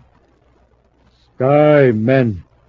The next instant, the native plunges into the water. Skymen, the men who arrived many seasons ago in great monsters, men with powerful weapons, men who built huts of stone that towered into the mists. But why were these two Skymen floating down the river, so strangely stiff and still?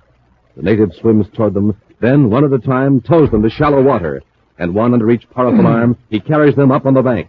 The men seem coated with something shiny and hard and transparent. But as the native watches in surprise, the shiny covering cracks and falls away. The men move. The native steps back, half frightened, half curious. And one of the Skymen speaks. Monroe, are you all right? Yes, Your Highness.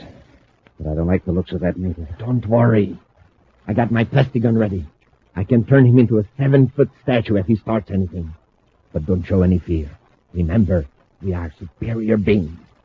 Are you sure there's enough plastic left in the gun to cover a man of that size? Keep quiet. Let me do the talking.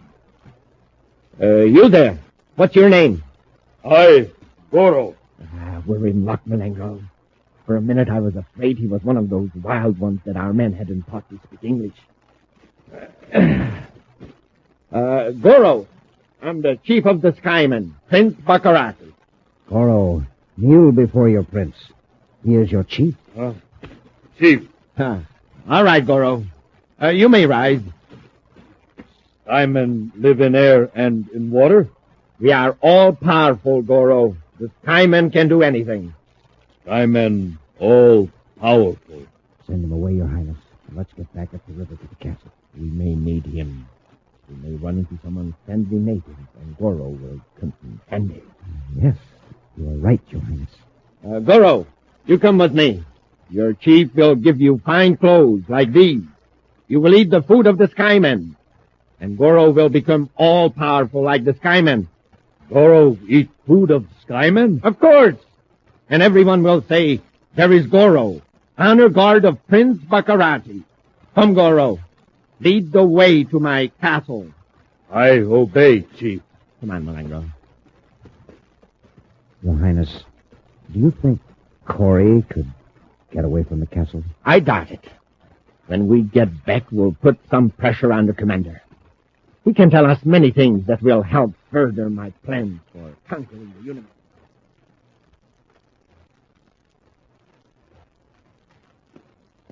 The fools! The stupid fools! What's the trouble, Your Highness? Those guards, they let Corry and the cadet get away. What? Yes! They got back through the jungle to their ship and blasted off. That means he'll be back with a fleet of ships. Corry's too smart to try that. He knows we could destroy every ship he sends against us. But if he thinks we were drowned when we jumped into the river, won't he assume your empire will fall apart? Now, Corry doesn't jump to conclusions. He'll try something, that's certain. Now, if we could only force his hand. Get him back here. Alone. Oh, by the way, Malengo, how's Dr. Rainey coming along with that brainograph? I checked right after we got back to the castle, Your Highness. He hasn't quite finished it yet. Well, can't you hurry him up? He's resisting our persuasive methods. He keeps falling unconscious with pain. Stubborn fool. Once we get that brainograph working, we can take all these captured scientists and technicians and find out exactly what the Space Patrol has to use against us. Every fact these men know will be revealed by the brain. We can break Dr. Rainey down, but it will take a little more time. How I'd like to use that brainograph on Corry. Then we know every weapon, every plan the United Planets could bring against us. Yes, Your Highness. But Corry isn't here. He's probably back on Terra. Well, we'll bring him here. I got just the plan. I'll need a special robot ship and your help, Malengo. Back at Space Patrol headquarters on Terra, the Spaceophone monitoring section has picked up a strange message, repeated over and over. Within a few moments, the message is typed into Commander Corry's office as Buzz and Happy listen intently. I warn you, the plan will be dangerous, but it is the only way to penetrate Prince Baccarati's defenses. This is the voice of Professor Ramey speaking from a continuous recording tape on board a Baccarati robot patrol ship. The message will be repeated in just a moment. Smoking rockets, Baccarati captured Professor Ramey, too. Outstanding brainograph expert. Well, gee, if Baccarati gets the brainograph... Well, at least I'm glad to hear the professor's alive. The report was that he crashed on Neptune. That's the 9th top scientist Attention, Baccarati is... Space Patrol Hold it, Unit. Happy. The message is... The United Planets are in danger. This is Professor Bernard Ramey of the Space Patrol Electronics Bureau. I am held captive by Prince Baccarati on a planet far beyond the solar system. No ship can approach this planet without being detected by Baccarati's defense system. You can say that again. Only Baccarati's own ships can penetrate the electronic shield. I have succeeded in hiding the recording device in this ship, which is of class G, type R134. A ship of this type could get through the electronic field if it emits a steady signal on a frequency of 231.6 megacycles. I warn you, the plan will be dangerous. Cut it off, Happy. But it is the only way... So that's the key to the shield. A signal at 231.6 megacycles. I wonder what happens if you're off the beam a few cycles. The ship is destroyed, probably. Well, it looks as though Professor Ramey has given us the chance we were waiting for. Yes, Happy. Call Space Patrol Operations. Order a Class G, Type R134 robot spaceship with auxiliary controls. We're blasting off the planet. I picked up a robot ship on the viewscope, Your Highness. Is it one of ours? It looks like it. But all of ours are accounted for. Well, but then Corry fell for it. He thought that was Professor Ramey's voice.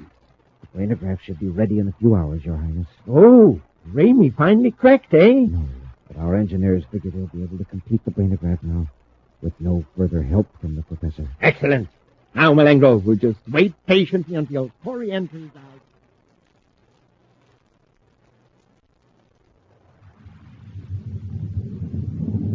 Well, I guess we've fooled Baccarati so far, Commander. At least he hasn't hurled any meteors at our robot. Well, we're safe from meteors now, Happy. We're too close to the planet.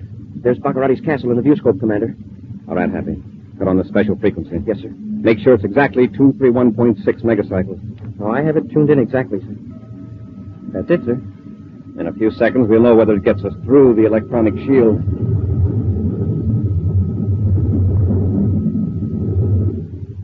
It worked, sir. Keep away from the viewports, Happy. We're coming in for a landing.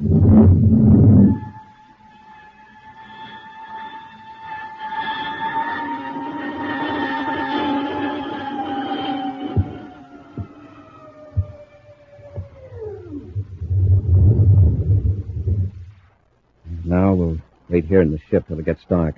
And we'll make an attempt to get inside the castle. Suppose someone comes out to inspect the ship. Yeah. 2 men are coming toward the ship now. Yeah. In work clothes. Whether they're friendly or not, it's a break. You can borrow their clothes. Keep behind the bulkhead until they're well inside the ship. Have your ray gun ready. Yes, Commander. Quiet now, Hank.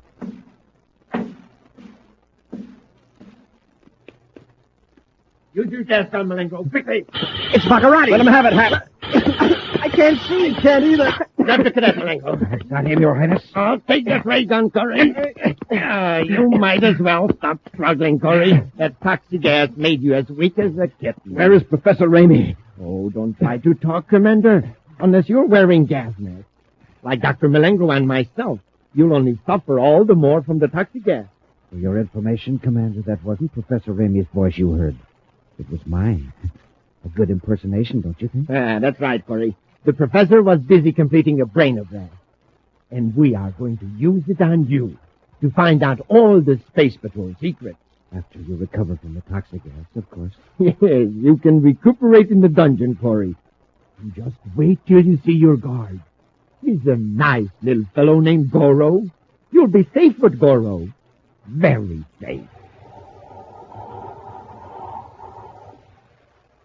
We'll return to Space Patrol in just a moment. Say, gang, what kind of fuel are you filling up with at breakfast? Ordinary fuel? Well, I hope not. Because remember, in the morning, you haven't had anything to eat for hours. That means your fuel tank needs super fuel, like Rice Chex and Wheat Chex, those super cereals. A good Chex breakfast, and boy, you're supercharged.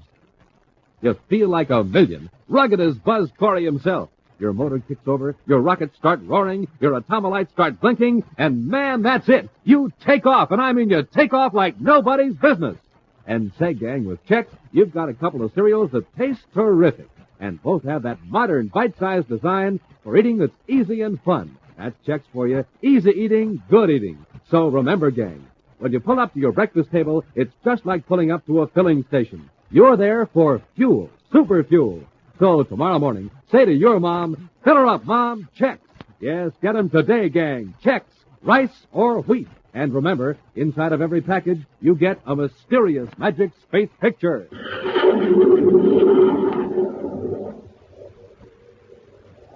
And now, back to our Space Patrol adventure, The Trap on Planet X. Simulating the voice of the captured scientist, Prince Baccarati's henchman, Dr. Malengro, has tricked Commander Corry and Cadet Happy into returning to Planet X. The Space Patrolmen passed safely through the deadly electronic shield over the castle by means of a secret frequency on their robot spaceship transmitter. But after landing, Buzz and Happy were captured by Baccarati and Malengro. Right now, they're locked in a cell in the castle dungeon with a huge native Goro standing guard outside. Doesn't look very bright. I can always tell by appearance. I wonder if he realizes that Baccarati is making slaves out of some of the other natives, his own people. Good point. Let's see, what's his name? Goro, isn't it? Yes, sir. Goro. Goro, I'd like to talk to you a minute. What you want? I'm your friend. I want to help you, Goro. Skyman Chief, friend. You not friend. Skyman Chief? Baccarati. Goro, listen. This fellow you call Skyman Chief is Prince Baccarati. He's making slaves of your people. He makes them work underground in the mines. You understand? Skyman Chief give Goro food. He friend, you bad, Goro no. Goro, if you'll help us out of here, we'll see that you get better food than Baccarati ever gave you. Skyman Chief, all powerful. You not powerful. How can you give food? He's got a point. He's no fool, Happy. He just can't think any farther ahead than the next meal. Speaking of food, I wish Baccarati would show up with some chow. Hey, I just remembered. Yeah, I think it's here in my jacket pocket. What? Some space rations. Yeah, I've got a bar of ration G here. Baccarati missed it when he frisked me. Take off a small piece of it, Happy. Yes, sir. Here. Here you are, Goro. Taste it. That's not food. Goro man, not small bird. Go on, reach your hand through the bars. Just try it. Goro, try. Oh, look at the size of that hand. It'll barely go through the bars. Good. Good. Like it, Goro? Goro want more. Commander, look out. He's trying to grab you. More food. More food. Hold on, Goro. Take it easy. Open the door and let us out. You can have the whole bar. More food. You understand? Open the door. More. More. Goro, wait a minute. Be quiet. He really goes for it, but he's so excited he's nearly out of his mind. Doesn't know how to open the door, Happy. Not with the regular controls, anyway. Put the ration bar on the floor near the back of the cell, but where Goro can see it. Now come over here by the door. More. More. Goro, hold it. Listen to me. More food. Now, there's your food back there. We want you to have it. Just open the door. Pull on the bars. Bend the bars. Put your hands on them and pull. More. Harder, Goro. That's it. Oh, he's bending them. You're getting it, Goro. There goes the door. And here comes Goro. Come on, Hap, let's go. Goro like. He's better than Skyman Chief. Oh, Skyman Goro.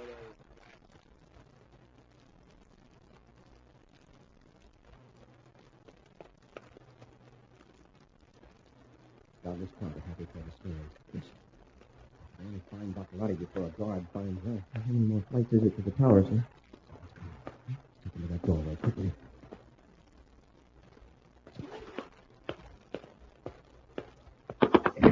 Put your hand over his mouth, Happy. Yeah. Now let's get him in here. I've got his gun, Happy. Let go of him. Yes, sir. Corry, how did you get out of that cell? Never mind the language. There's Baccarati. Come on, where is he? He's up in the tower. Alone? Tell me the truth, Malengro. He's with some engineers. How about Professor Raymond? Where's he got him? Down at the end of the hall, locked in another room. All right, get to him. Lead the way and don't try anything.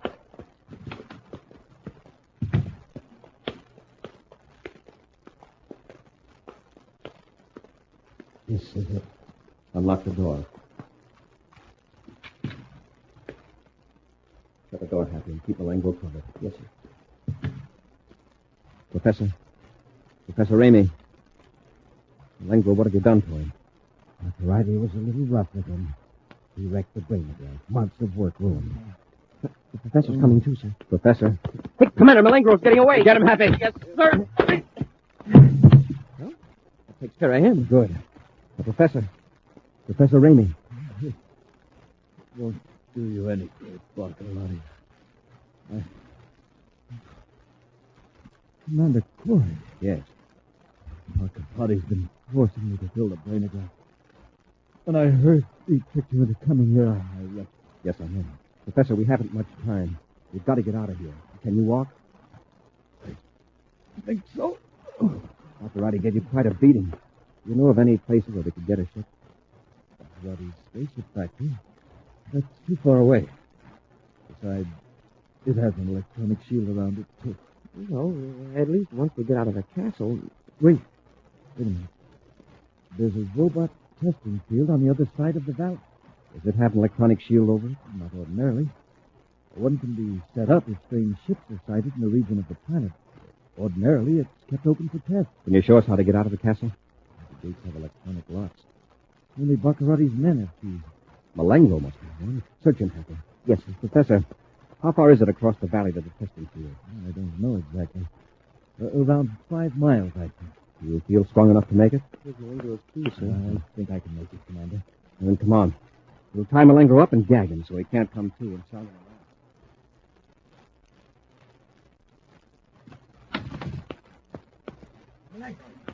What happened to you?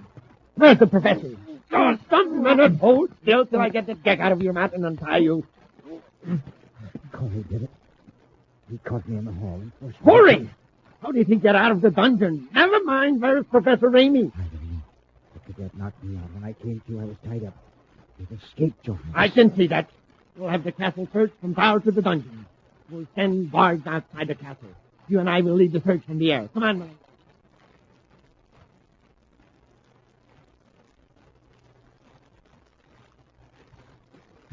The test port is right up ahead, sir. You can see a ship through the trees. Hold it, Happy. Don't let anyone see you. We're almost there, Professor. Got to stop a moment. That's all right. Get your breath. We may have to make a rush for a ship. I don't see anyone at this side of the field, Commander. There's some men working on a ship about 300 yards down to the right, though. We can't afford to make a mistake now. Commander, those aren't all robot patrol ships. Some of them are battle cruisers. You're right, Happy. These are what Baccarotti is turning out at his factory several hundred miles from here. They must have been brought here for a test. Oh, they're as big as our space patrol battle cruisers. From their looks, they could make a good account of themselves. They've all got the Black Falcon painted on them. Baccarotti's insignia. So they're here for a test, huh? All right, let's test one. Ready, Professor Ramey? Yes, Commander. Let's make a rush for the nearest one. Come on.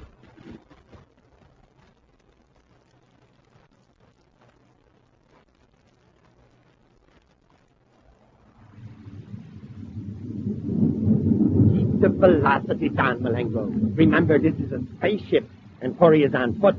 I'm trying to cover as much ground as possible, Your Highness. If we circle the castle several times, we can pick them up in the ground scanner. Where could they have gone? They're not in the castle. No one saw them go through the gate. Look, over there at the test. I see it. It's one of my new battle cruisers taking off. Why, Your Highness? They just arrived today from your plant to the north. Weren't your orders to the effect that they were to be grounded until you inspect them tomorrow? Huh? Yeah, that's right.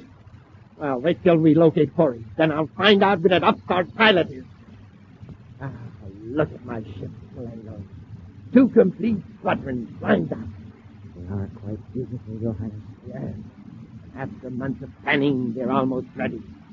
Ready to make a surprise attack on the space patrol.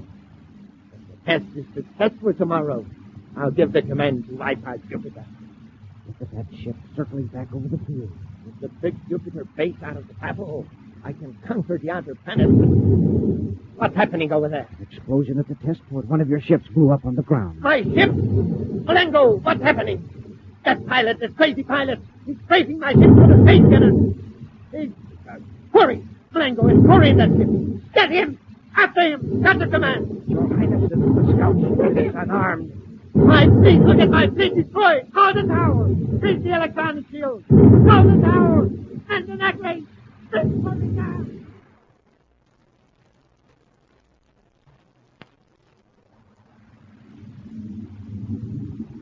Well, I think that does it, sir. Everything in the test field, at any rate. That's what the infrared viewscope shows. think Dr. Roddy must build another. Happy, keep at low altitude till we get to the opposite side of Planet X, then blast off into space. That way we can dodge any of Dr. Roddy's defense rays. Yes, sir. You've given Prince Baccarati a severe setback, Commander. Yeah, and with one of his own ships. A setback isn't enough, gentlemen. As long as Planet X is a menace to freedom-loving people anywhere in the universe, then Prince Baccarati can count on meeting me again. A preview of next week's exciting Space Patrol adventure follows in just a moment. Gang, this is Captain Dick Tufeld at an aqua jet boat race on Mars. My favorite's the Shooting Star. But hey, it doesn't have a chance. The driver is filling up the tank with ordinary fuel.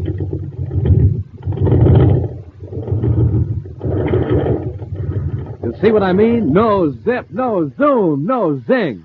Hey, but wait. Now the driver's putting in some super fuel.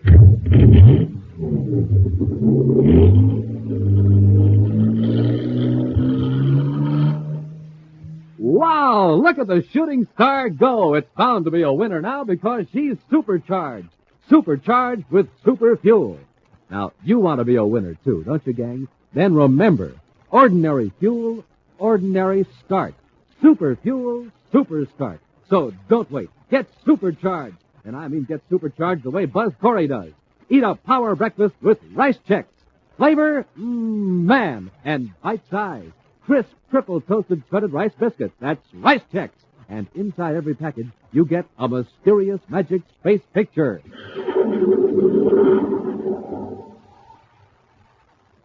And now, a preview of next week's exciting Space Patrol adventure. Buzz and Happy are trying to make their way through a strange valley filled with weird and poisonous plants. Suddenly, Happy trips and falls. Commander, something's got my foot. It's the vines. They're drawing tight like ropes. Winding around me, too. I can't get them untangled. Maybe we can cut them loose. Yeah. Hey, it's grabbed my arm. I can't move. And the leaves have got suckers on them. Hap, we've got to get loose. These vines are man-eaters.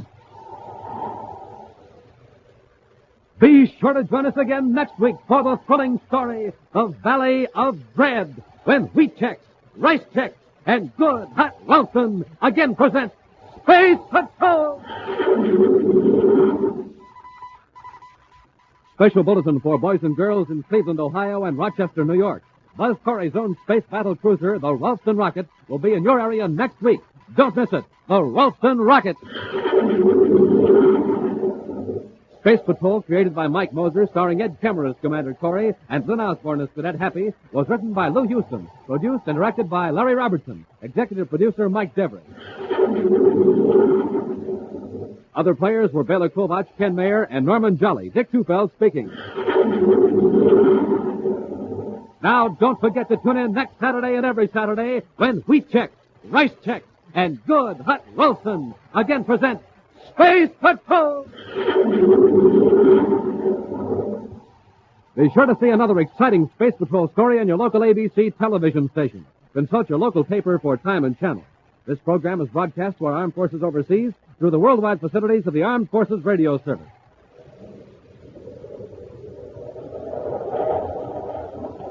Space Patrol came to you transcribed from Hollywood. This is ABC Radio Network.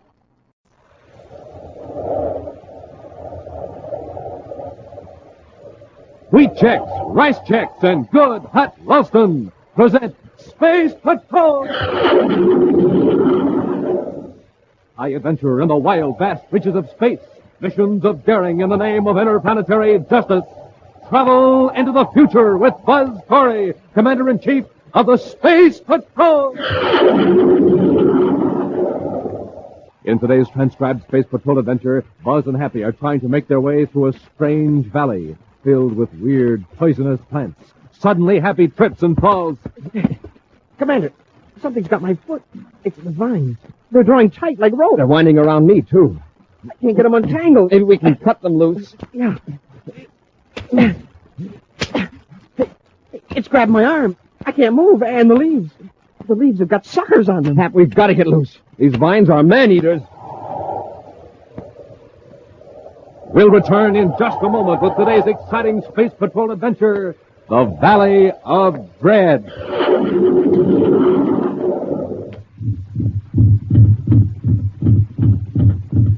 Hi, Space Patrollers, you hear that? That's the Martian Mauler, the inter-universal boxing champ from Mars. He's practicing his Sunday punch. Superpower? Man, he's got it.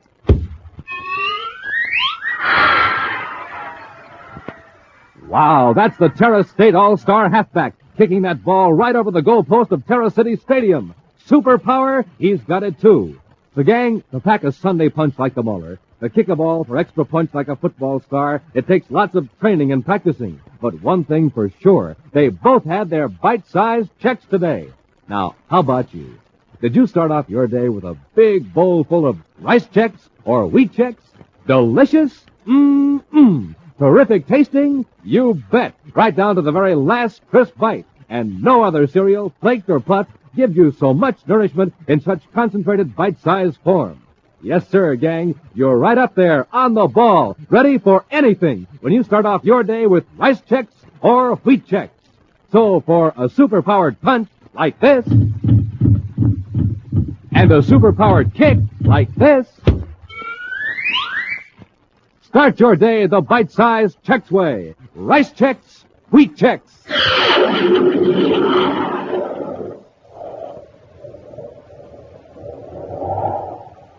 And now, today's Space Patrol adventure, the Valley of Dread.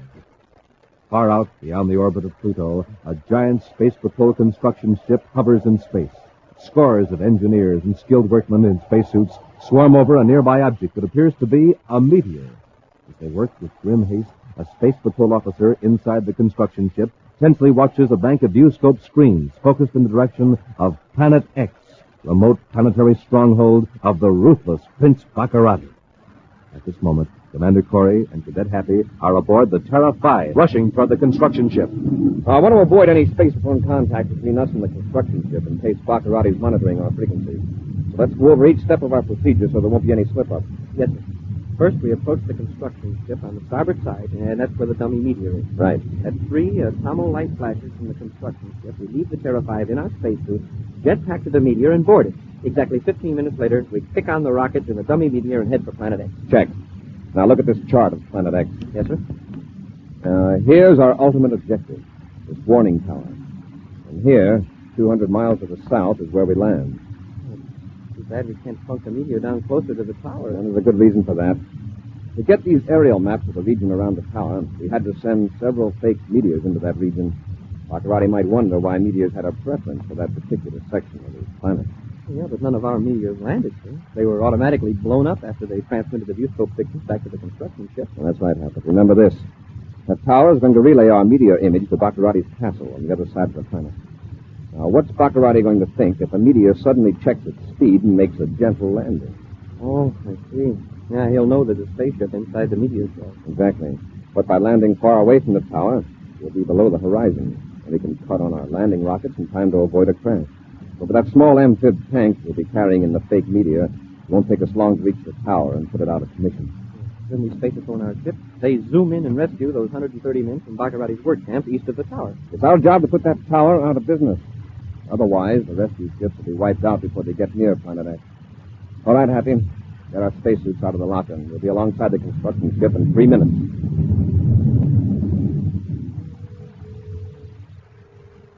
Meantime, in his huge, gaudy castle on Planet X, Prince Baccarati paces the floor and berates his chief advisor, Dr. Malengro, whose scientific knowledge is being used by the prince in his attempts to conquer the United Planets. Just look at these production figures, Malengro. We're 8 spaceships behind schedule. I ordered a speed up, didn't I? Yes, Your Highness. If we are going to attack the United Planets, we got to have ships. Isn't that right? Absolutely, Your Highness. Then why don't I get ships? Tell me that. First, illustrious one, there's the shortage of material. We can't make endurium for the ships unless we have Arctite. And as you know, Arctite is very difficult to obtain here. Excuses! I don't want excuses. I want results. Ships, weapons. I want to drive Commander Corry out of the universe. If I may remind you, Your Highness, the responsibility for obtaining Arctite is in the hands of Captain Jekyll. I'm aware of that. I sent for Jekyll. He should be here shortly. But I thought he was supervising operations at the Arctite mines near the Valley of Dread. I ordered him back to the castle. Yes? Oh, that's you, Jekyll. I eagerly await your command, noble prince. My ship factory is complaining of the shortage of archetypes. That's your responsibility, Captain Jacker. Yes, Your Highness, but I'm short-handed. Short-handed? You got 130 men, all trained personnel, plus several hundred natives. Only half of them are able to work. The climate in that part of the planet is very bad, Your Highness. Most of the men are down with fever. Suppose we took some other planet studies. The natives are standing up fairly well with a little encouragement from a lash. Well, then use the lash on the others. Keep driving them. Yes, Your Highness. Oh, incidentally, I have an object here that might be of interest to you. One of the natives found it near the mining area. A piece of rock? Why would I be interested in that? Obviously, it's only a fragment of a meteor. That's what I thought at first. Till I turned it over. You'll notice that the opposite side is smooth and slightly curved. It looks like metal. Processed metal. Exactly. We've noticed a few meteors exploding high in the atmosphere recently. This one apparently was hollow. Hollow meteor? That's impossible. This is obviously part of a constructed object. A bomb, perhaps? The Space Patrol may be bombarding your planet, Your Highness. Why would they bombard that region? I tell you what it is. This is a fragment of a robot spy. Corry's sending instruments into our atmosphere inside fake meteors. He's mapping the planet. Captain Jacker, there must be more of these fragments out there. Possibly, but they'd be very difficult to find. Well, then send the natives out to search the entire area. Captain, I'm going back to the archive mines with you. Very good, sir. My atmosphere ship is ready. Malengo, you're in charge here while I'm gone. I'll keep in touch with you. Very well, Your Highness. Come on, Jacker. I'll show you how to get work out of those loafers of the mine. Far out in space, an object that appears to be a meteor hurtles in free fall toward Planet X. But beneath the jagged surface of the object is a compact, specially designed spaceship. Cramped in the control compartment, Buzz and Happy watch the round planet loom ever larger. It seems to rush toward them at constantly increasing speed. The two space patrolmen wait tensely, watching the instrument panel as the needle creeps toward a red line on the dial. A few more seconds, Happy. Yes, sir.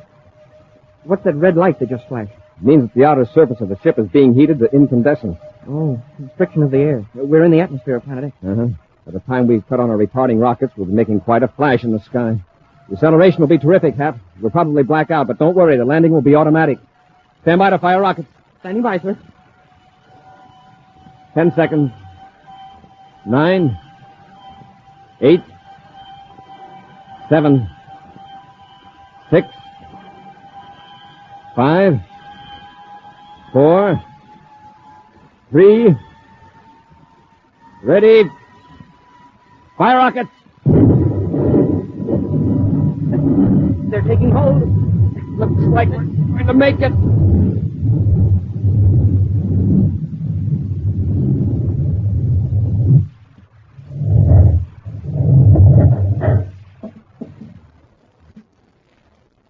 You okay, Happy? Or I will be when my stomach settles back down where it belongs. Rough, wasn't it? Well, I'd say it was a gentle landing for a meteor, but a rugged one for a spaceship. I'll release the aft hatch so we can get the amphib tank in.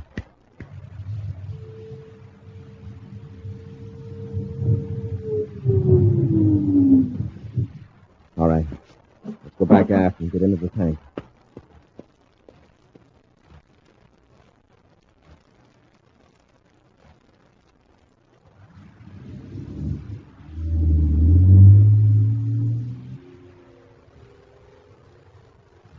On through the dark night of Planet X, Commander Corry and Cadet Happy take turns at the controls of the amphib tank, crossing the treacherous terrain of the unknown planet. The aerial maps, pieced together from viewscope pictures flashed by the pseudo-meteor robot spies, are of little help to the ground-crawling tank.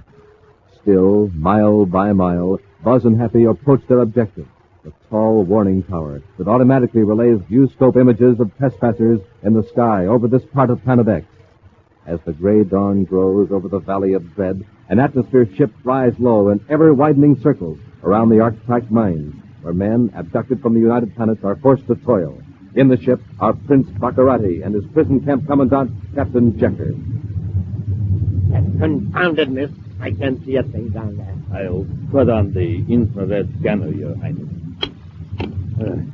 that better? Yes, but I still can see through that vegetation. Can't you fly lower? Scan more territory from this height. But actually, I doubt that we can see those men who escaped. I want them found and brought back. There were only 3 of them, Your Highness. They can't survive long in the Valley of Dread. That's exactly why I want them found. We need every able-bodied man we can find. And if they are clever and strong enough to escape, they're strong enough to work in the mine. Yes, Your Highness. I'm holding you personally responsible for their escape. If another such incident occurs... Excuse me, sir. But I saw something move over there on the ridge. On the ridge? Aye, that's miles from the camp. They couldn't get that far in a single night. Your Highness. A large animal looking. No, it's a vehicle, a tank. You're right. Someone has landed on the planet. I don't see how that's possible. The warning system would have detected any spaceship. You believe your own eyes, don't you? There is a tank down there, isn't there? Yes, Your Highness. It's an invader, and it must be destroyed. Captain, are there bombs aboard the ship? Yes, sir. 3 small cosmic torpedoes. Then use them. Destroy that tank.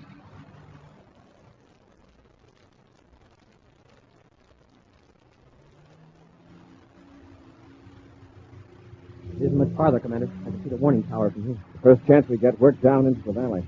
One of the low probe beams from that tower might pick up a moving object as large as this tank. Yep. We'll have to keep on the ridge for another quarter of a mile, Commander. We'll drop a few feet along here for a safe descent. Well, that's right, Ham. Hey! The ridge blew up right in front of us. Keep going, but dodge that crater. Yes, sir. There's an atmosphere ship right over us. One of Baccarati's of all the rotten luck. Wow! That was close.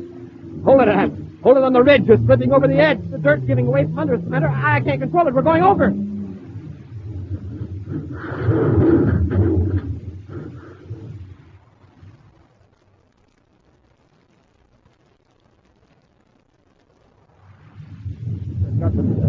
They'll never get out of that tank alive. Excellent, Captain, excellent. And if the crash doesn't finish them, we can count on some able assistance from whom, Your Highness? The creatures that inhabit the Valley of Dread.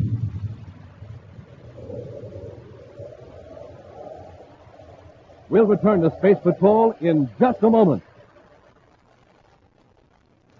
Gang, here's a report on America's ready-for-anything jet plane, the most heavily armed fighter interceptor in the U.S., the Air Force Scorpion F-89D, produced by Northrop Aircraft, Hawthorne, California. And in just one moment, you'll hear from Bob Love, test pilot on the Scorpion. Hear that? That's music to Bob Love. It's the roar of the Scorpion as he prepares to take it up. He snaps a salute from the cockpit. And now Bob is set once again to face the hazards of his tough and exacting job in the sky. The Scorpion takes to the air like magic.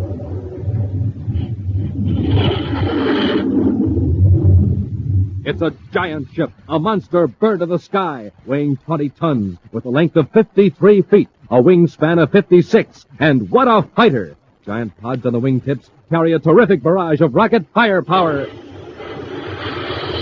Speed of the Scorpion,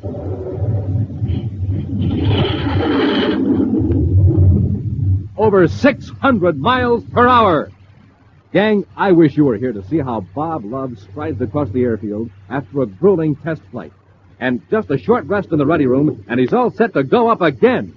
Now, for someone who depends on so much energy, it's no surprise to find that Bob Love is a rice checks and wheat checks man. Here's what he has to say about it. You know, a fella has to be in top condition to test fly a fast aircraft such as the Scorpion. And that's why I always make it a rule to sleep well and eat well. So, for breakfast, I pick a cereal like Rice Chex or Wheat Chex. They're chock full of energy and really taste good. You'll like them. Gang, pick your cereals the way Bob Love and countless other rugged test pilots do. Pick a cereal loaded with energy, loaded with flavor. Rice Chex, Wheat Chex. No other cereal, puffed or flaked, contains so much nourishment in such concentrated bite-sized form.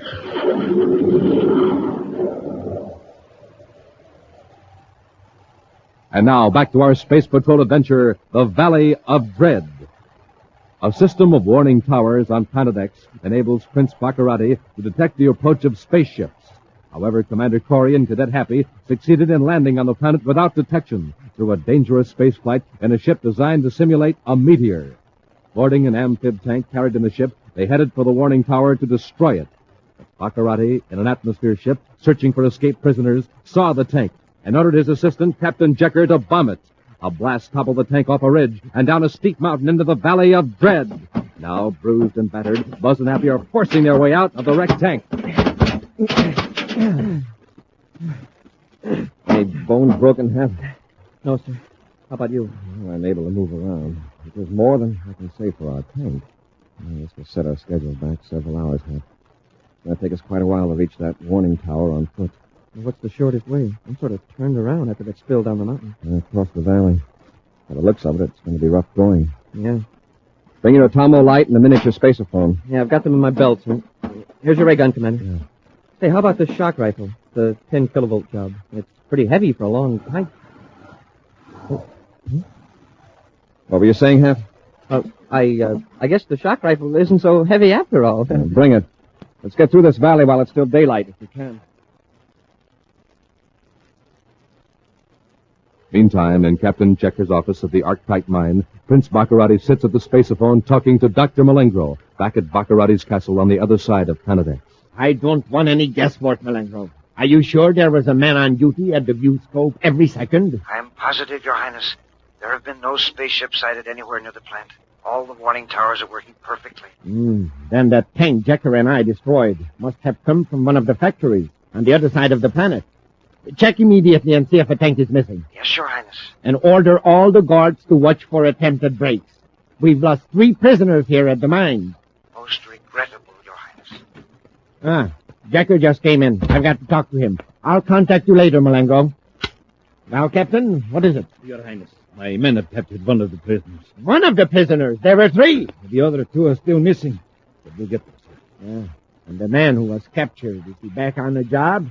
He's unable to work. It's very sick. He's paying you for fools. Take me to this man. I'll make him glad to go back to work. Buzz and Happy make their way across the Valley of Dread, hacking their way through tangled vines, brushing against plants whose spore pods burst, filling the air with a choking, evil-smelling dust. But still they press on, toward the tower that must be destroyed if Space Patrol ships are to land on Planet X. I want to spend the night in this valley, so I'll have to put on some extra effort. Suits me. Uh-oh. Is that a hallucination? Or is it an animal? If we both see it, it's no hallucination. Stand perfectly still. Where did it come from? What is it? Whatever it is, it could swallow both of us in one mouthful. Jaws like an alligator, and a body like a tiger. Look at the shock rifle, Hap. I think it's going to charge. Here, sir. Here he comes.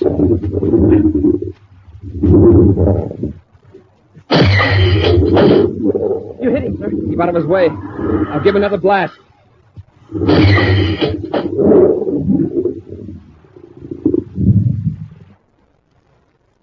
Wow. What a monster.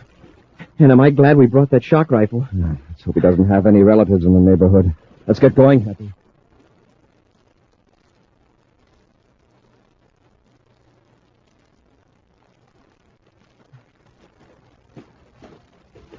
Commander. Yes, Hap. How much farther do we have to go? I think we're nearly out of the valley. I can get an occasional glimpse of the tower up on top of the peak.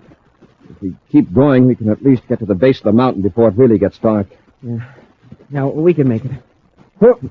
Hap, what's the matter? Tripped over a vine. Here, let me help you out. If I could just rest for a minute, sir. I know how you feel, Hap, but if we stop now, neither of us will have the energy to get going again. Yes, sir.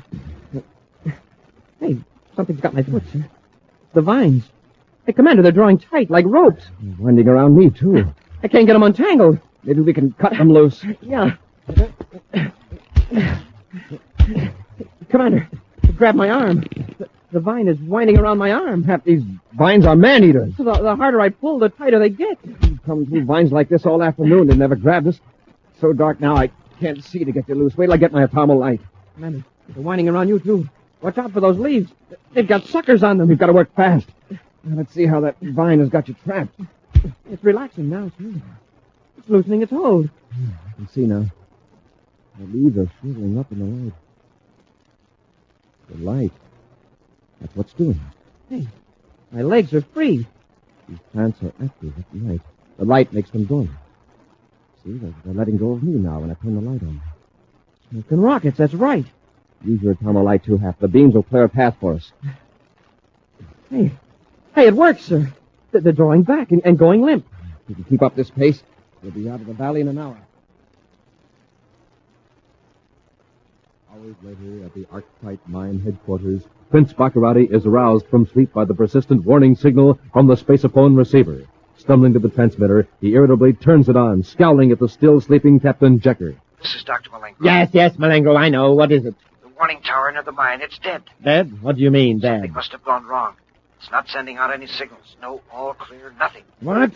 How about the other tower? Everything's all right with the towers on this side of the planet? All right, Malenko. I'll send a crew over to check the trouble. The escaped prisoners. I beg your pardon, Your Highness? Those men that got away, they made it to the tower. And there's a spaceophone there. But, Your Highness, it's not powerful enough to reach any of the United Planets. I know that, but perhaps they don't know it. They'll keep sending messages. Jecker and I can sneak up on them and grab them before they know what's happening. Jecker, wake up. Get to your ship. We're blasting off for the warning tower. I found your escaped prisoner. At the base of the tall warning tower, Buzz and Happy look down at the morning mists that swirl across the Valley of Dread. Occasionally, they glance up at the sky, peering expectantly for the Space Patrol ships they hope will soon be landing on Planet X. Shouldn't they be here by now, sir? Very soon, Happy, if they heard our signal. Maybe we ought to send it again, just in case. No. By now, Baccarati must know that the tower's out of commission. He probably figures it's a mechanical failure. If he hears any strange signal, he'll know he can expect an attack. Yeah, that's right. And our code signal was so brief that Prince's men couldn't have heard it unless they were waiting for it. Yes, remember, our men were waiting for it. Weak as it was strong enough to reach the construction ship and the patrol squadron. Yeah. Commander, I hear a spaceship. They're coming. It's not a spaceship, Happy. It's an atmosphere ship. It's coming toward the tower, not the mining camp. Hey, that's right. Probably a repair crew sent by Baccarati. Keep back out of sight.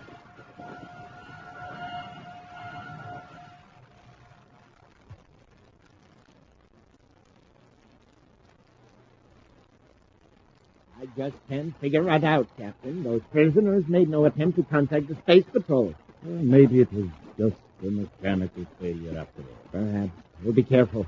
The entrance to the tower is right around the corner. All right, Happy. Your Highness, watch out! Hold it, Baccarati. Get the other one, Hap. All right, stop struggling, Baccarati, or you'll have a mighty sore arm. Stop it, Corry. I've got the other one, Commander. This isn't going to do you any good, Corry. You can't get off this planet without one of my ships, and my men can keep yours from landing. Then they'd better get busy. Hear that, Baccarati? Spaceship. Right. A Space Patrol squadron. We're going to pick up those 130 men you've been holding prisoner out here. My gourds will never let you take them. Your Space Patrol men can't attack without endangering the prisoners. He's right, sir. It's a risk we had to take, Happy. We counted on the suddenness of the attack to overcome resistance. I got 6 men guarding that camp. Your attack isn't going to accomplish a thing, Corry. Just to make sure, Baccarati, call the camp and order your men to surrender. Use this miniature spaceophone. Tell them you're captured. All right, Commander. Go ahead, Baccarati. It's on. Prince Baccarati calling Archetype Mine Headquarters. Prince Baccarati to Archetype Mine Headquarters. Come in quickly. Mine Headquarters. Go ahead, Your Highness. Listen carefully. This is important. I have been captured by Commander Corry. Tell the rest of the guards to destroy all the prisoners immediately. Give me that spaceophone. Those are my terms, Corry. My freedom or those captives will be destroyed. Guard, do you hear that? Yeah, I hear it, but I'm not a guard. Then who are you? Answer me. Who are you? Ed Benton, one of your ex-prisoners. You overpowered all your guards when we heard the Space Patrol ships. Benton, this is Commander Corry. Nice work. Thanks, Commander. Same to you. You'll have all your men on the way home in a few minutes. Corry out. All right, Baccarati, let's go. Take charge of his pal, Happy. Yes, sir. Oh, you know, Baccarati, since you won't be needing your castle anymore, I've got an idea. Why don't you donate it as a home for wayward bats?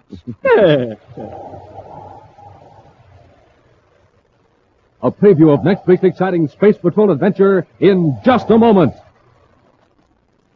Say, Space Patrollers, listen to what happened the day Jimmy Brown skipped his power breakfast. Right away, things started looking mighty black.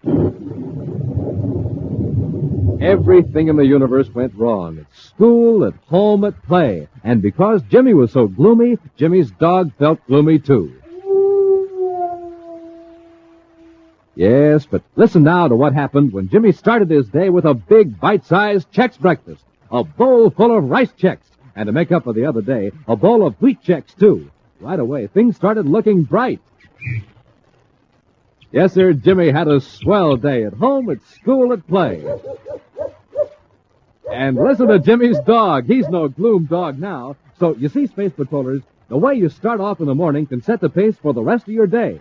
That's why it's so important to get a good power breakfast. That means a bowl full of those checkerboard super cereals, rice Chex, or wheat Chex. Delicious? You bet. Crisp down to the very last bite. And no other cereal, flaked or puffed, gives you so much nourishment in such concentrated bite-sized form. So, tomorrow and every morning, start off chock full of energy and ready for anything. Power up with the Space Patrol cereals, rice Chex, or wheat Chex.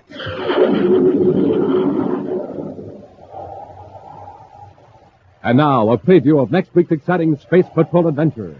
Buzz and Happy are bound securely in a robot ship headed toward Terra and controlled by Prince Baccarati from his castle on Planet X. I can't move, sir. Even without that paralyzer ray, the straps would hold it. Keep struggling, Happy. Pluto Defense Squadron 12, Space Patrol to Private Cruiser NPC 307, Neptune Registry, acknowledge. That's us. He's calling this ship? We have information that Prince Baccarati is aboard. Surrender immediately. I can only get loose to reach that spacer phone. Major Ryan to Baccarati. Acknowledge or we'll fire. If we can only let him know that we're aboard. Keep fighting, Hap. Hey, they're firing at us. Be sure to join us next week for the thrilling story, Escape from Planet X, when wheat Chex, rice Chex, and good hot Ralston again present Space Patrol! Space Patrol, created by Mike Moser, starring Ed Kemmer as Commander Corry and Glenn Osborne as Cadet Happy, was written by Lou Houston, produced and directed by Larry Robertson, executive producer Mike Devery. Other players were Ken Mayer, Bela Kovach, and Norman Jolly. Dick Tufeld speaking. Now, don't forget to tune in next Saturday and every Saturday when wheat Chex, rice Chex, and good hot Ralston again present Space Patrol! And be sure to see another exciting Space Patrol story on your local ABC television station. Consult your local paper for time and channel. This program is broadcast to our armed forces overseas through the worldwide facilities of the Armed Forces Radio Service. Space Patrol came to you transcribed from Hollywood. This is ABC Radio Network.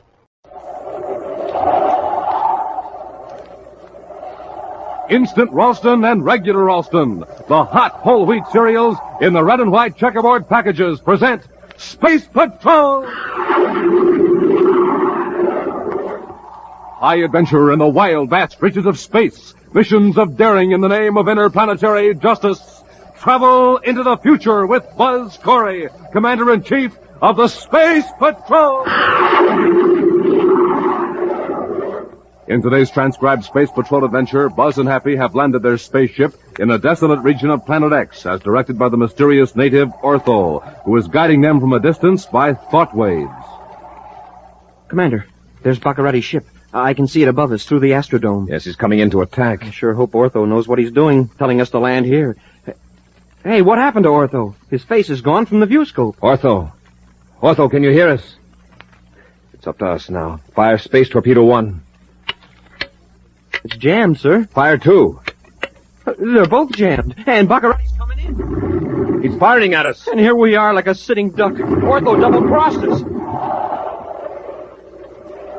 We'll return in just a moment for today's exciting Space Patrol adventure, The Secret of the Dargo Ruins.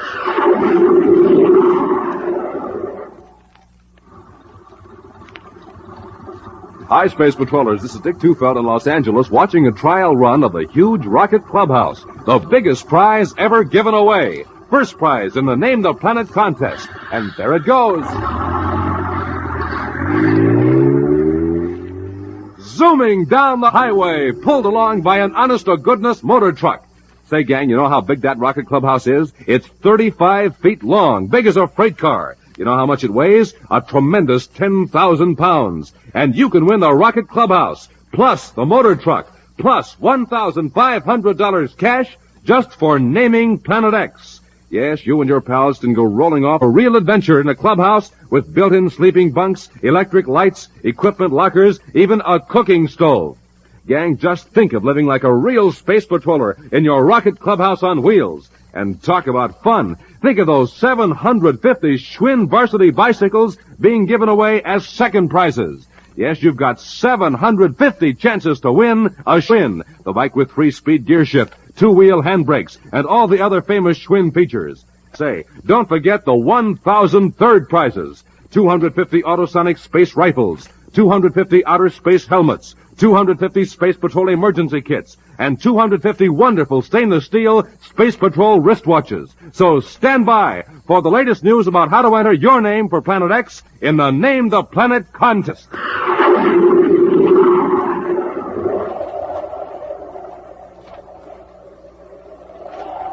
And now, today's Space Patrol adventure, The Secret of the Dargo Ruins. Commander Corry and Happy are now on the man-made planet Terra, where Buzz is organizing a task force for an assault on Planet X. Although Buzz and Happy wrecked Prince Baccarati's delicate and complex defense control monitor in Baccarati's castle, the Space Patrol forces dare not make an all-out attack on installations on Planet X, for to do so would endanger thousands of innocent natives forced into labor by the evil prince, and also would harm hundreds of SIL technicians held captive on the remote planet.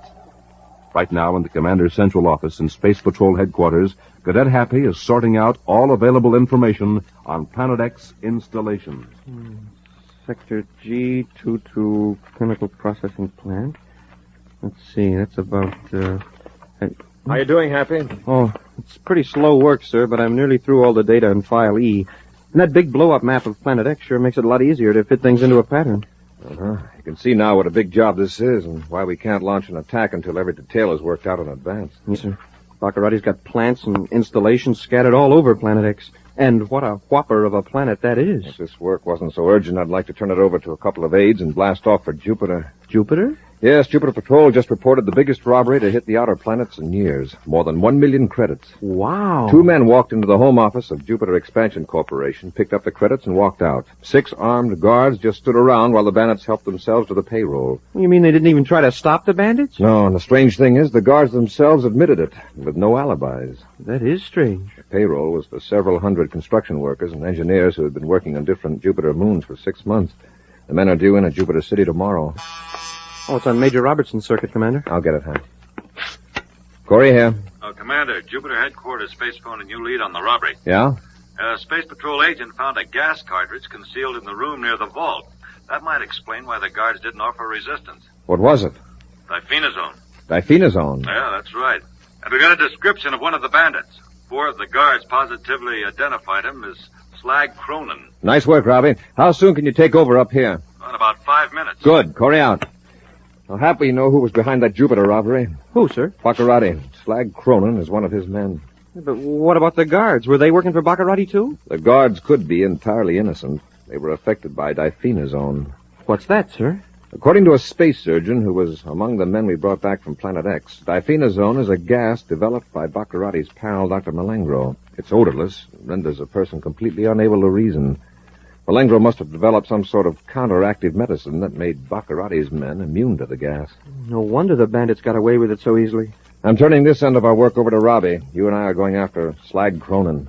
Great. But how do we know where to look? Baccarati needs that money to rebuild his defense equipment. From Baccarati's viewpoint, the safest place for that money right now is on Planet X.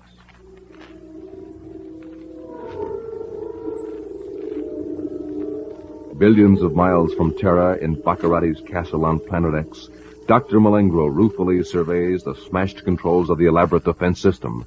He turns as Prince Baccarati enters from his communications room in the lofty tower.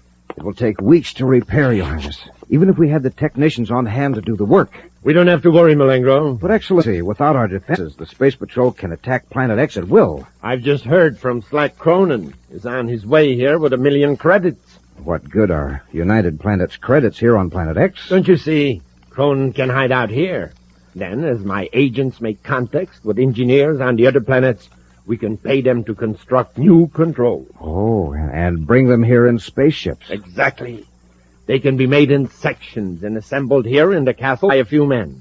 The engineers that actually construct the equipment won't even need to know that it will be used against the space patrol. Then Cronin is coming right here to the castle. No. I ordered him to hide out in the Dargo ruins, 500 miles to the east. But, Excellency, why should he hide out? Because we can be sure that we won't be getting a visit from a space patrol ship. I'm not expecting an attack so soon, but Corry may send a scout ship to see what we're up to. Yes, that's true, Your Highness. As a matter of fact, Corry has already blasted off from Terra. For Planet X? I don't know. My agents couldn't find it out. We'll be notified of his vector, however. How fortunate that Corry didn't have time to wreck our spaceophone equipment. Yes. And with our spies still operating on the other planets, we'll know if Corry or any of his ships are on their way here. Your Highness, if you'll pardon my saying so, wouldn't it be better to have Cronin bring the credits to one of your other installations? Why the Dargo ruins? They are hundreds of miles from any of my factories or installations. And they look like what they are, the ruined buildings of a vanished civilization. No space patrol ship is going to land and prowl around there. I understand. A brilliant decision, Excellency. Of course. Now, let's check with our agents. Perhaps they've discovered something new about Corry. Many hours later, the Terra 5, with Commander Corry at the controls, is far beyond the orbit of Pluto, headed for Planet X. Using secret code and scrambled spaceophone circuits, Cadet Happy has contacted Space Patrol headquarters of the various planets. And now, to prevent Baccarati from picking up any suspicious signal, Happy has cut off the spaceophone transmitter. Nobody's sighted Slag Cronin so far, sir. Sooner or later, he's going to contact Baccarati, or Baccarati will attempt to contact him. I want to be in a position to intercept those calls. Sir, I've been thinking about this native ortho that helped us get off Planet X the last time. What about him? Well, I just can't get over the way he was able to project thoughts and images. Well, we do it in a crude sense with spaceophones and viewscopes and our brainograph. Yeah, but he just uses his mind. How come we can't do it? And perhaps if we tried it for as many generations as his people have, we could do the same thing. Well, Commander, maybe we could get Ortho to help us some more. No, Hap. Our battle is with Baccarati. Or those people have isolated themselves because they want to live in peace. Besides, Hap, just how would you suggest contacting Ortho? Yeah, that's right. We don't even know where this Golden Valley is. Right. Now we'll concentrate on Slag Cronin and Prince Baccarati.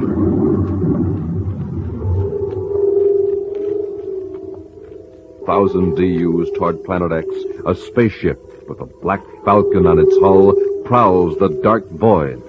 Intently, Prince Baccarati and Dr. Malengro scan the viewscope. Corry's ship crossed the Pluto orbit hours ago, so he must be coming to Planet X. I wonder what his plan is this time. Well, he won't get a chance to put it in operation, Malengro. You think he's after Slag Cronin? If he is, it's a stupid move. Cronin is already hiding out the Dargo ruins. Corry could never find Your him. Highness, look. That faint dot on the viewscope. It must be a spaceship. Maintain this exact distance, and we'll cut on the radar foil in case he picks us up. He'll never be able to pinpoint our position.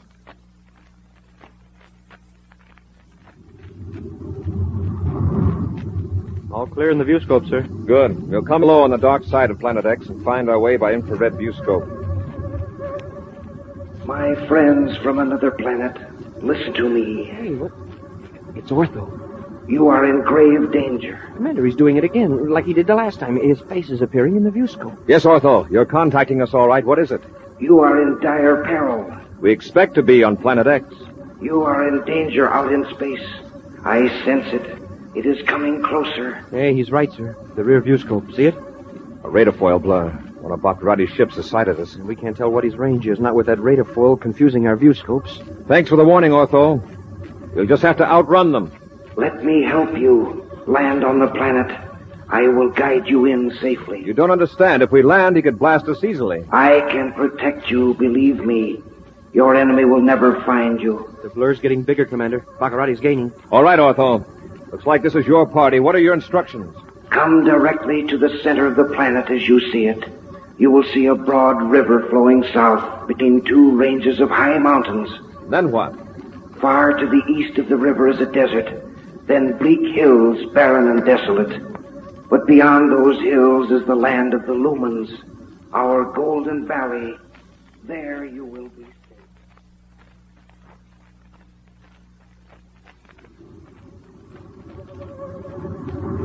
That is fine, my friends. Hold that altitude. They're the barren hills, but I don't see any golden valley. Land your ship just after you cross the hills. Ortho, we don't see anything that looks like a golden valley. It's just a stretch of barren, rocky land. Hey, Commander, that ship doesn't seem to be gaining on us, judging by the size of the radifoil blur. Probably waiting to see what we're going to do. Land your ship. Set it down quickly. Commander, I can't see anything in the rear view scope. In that case, we might as well follow Ortho's directions. Stand by for landing, Happy. We'll make this quick. Fire nose rockets. Full repeller ray.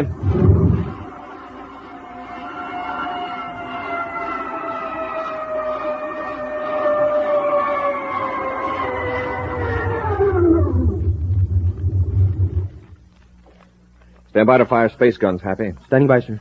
Hey, what happened to Ortho? His face is gone from the view scope. Ortho!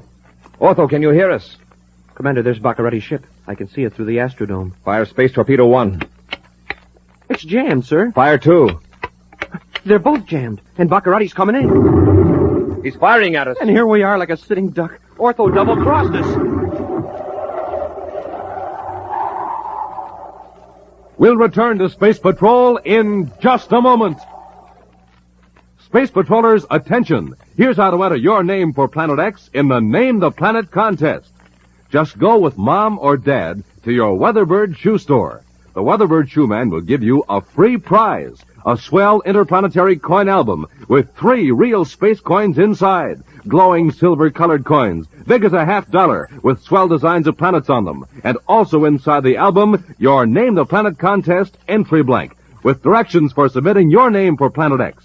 Now, gang, if there's no Weatherbird shoe store in your neighborhood, find out where else to get your coin album and entry blank by looking on the back of a package of good hot Ralston, either instant or regular. The new package with a picture of the Commander Corry or Cadet Happy on the front. But hurry, see your Weatherbird shoe man or check a hot Ralston package and enter the Name the Planet contest now.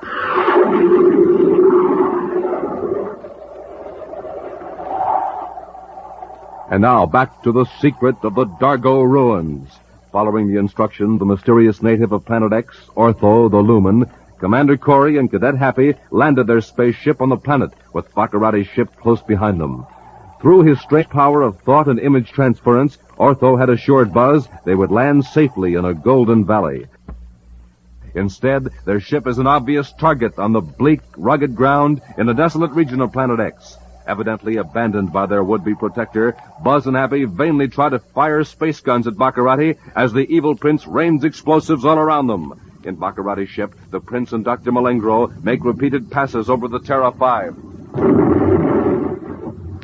You made me miss them again, Malengo. Can't you keep the ship on a steady run? Something's wrong with the viewscope target finder. Well, I'll get them this time.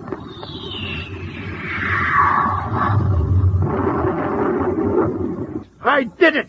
A direct hit. I got Corry at last. Your marksmanship is astounding, sire. You see that? Not a trace of the ship remains. Not a trace.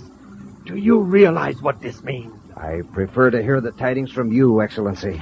Without Corry, it will take the Space Patrol weeks to prepare an attack. By that time, I'll have my defenses back in operation. Planet X will again be an impregnable stronghold. Excellent. And from then on, I shall resume my plan. Now, let's go to the Dargo ruins and get Sled Cronin and my 1,000,000 credits.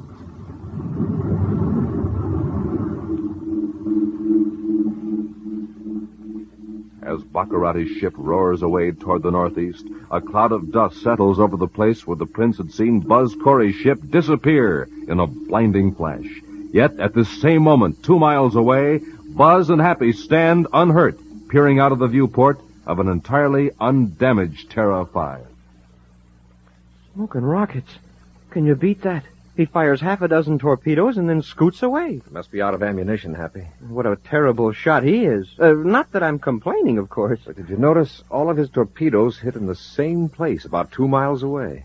All I can say is it's sure a lucky break, after the way this ortho deserted us and him and his golden... Commander, look.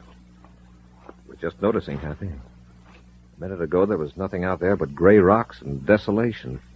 Now? Trees, and grass, and flowers. It's beautiful. The Golden Valley. But why didn't we see it before? I guess we were so concerned about Baccarati that... Hey, look out there. Someone coming toward the ship. It's Ortho, the same face we saw in the viewscope. Uh-huh. Beard, robe, and all. It looks like he's waiting for us to come out. Let's go, Hap. We owe him an apology. Apology? What for? For bringing us down here so that Baccarati could blast... Leave your ray gun in the ship. I don't think we'll need weapons here.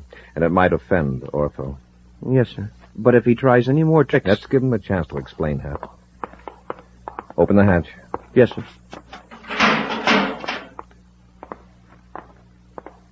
Before we open the outer hatch, Happy, remember that Ortho can tell what we're thinking. He probably knows I'm telling you this right now. Yes, sir. I understand.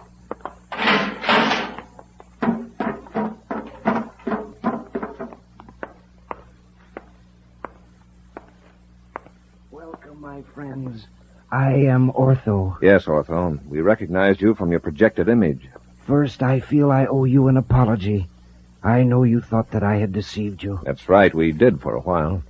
It was necessary in order to confuse your enemy.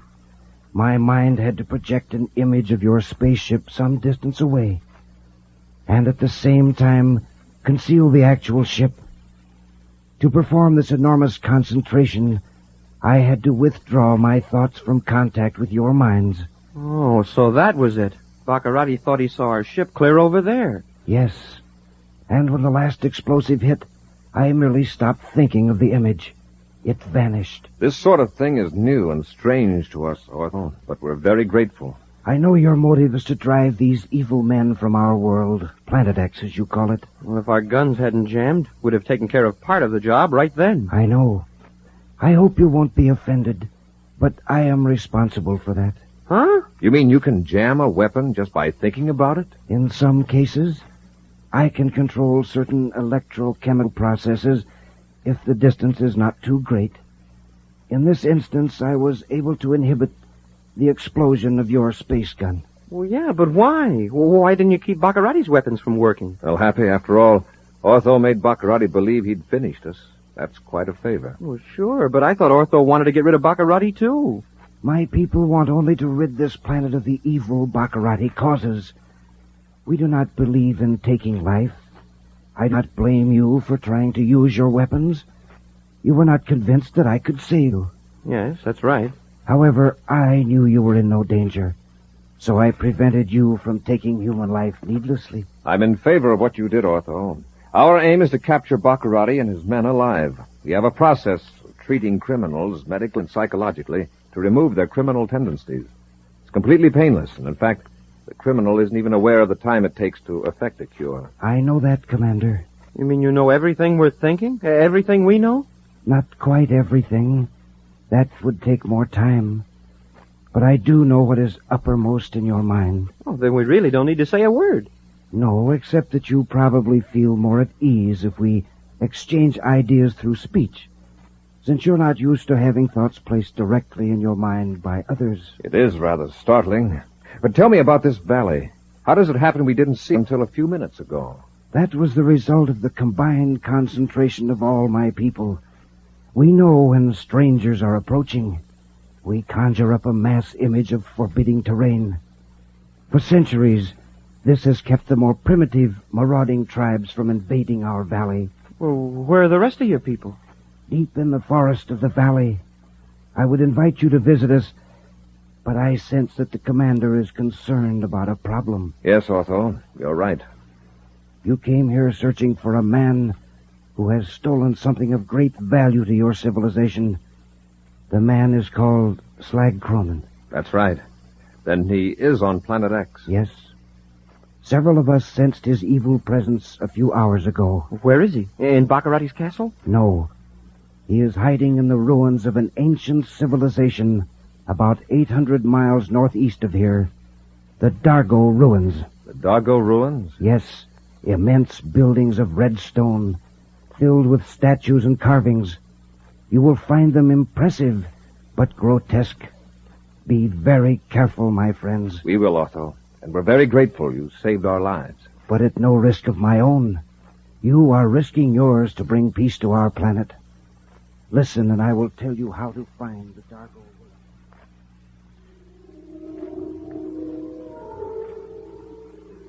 Hundreds of miles away from the Golden Valley, a man stands between the pillars of an ancient temple, chipped and worn by time. He watches as a spaceship lands beside his own. Two men get out and come toward him up the temple steps.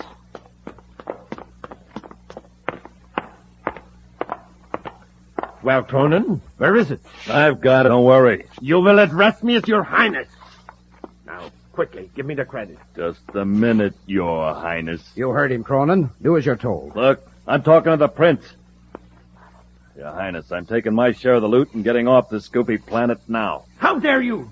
Your share of the loot. Haven't I protected you from the space patrols? I want 100,000 and the use of that spaceship, the one I came here in. Why, of all the insolence... Look, Baccarati, I can keep the whole million. Remember, I'm the only one that knows where it is. All right, Cronin. You can have 100,000. Now, where is the money? Right inside the temple, under a flagstone. All right. Take me to it, quickly. Yeah, this way.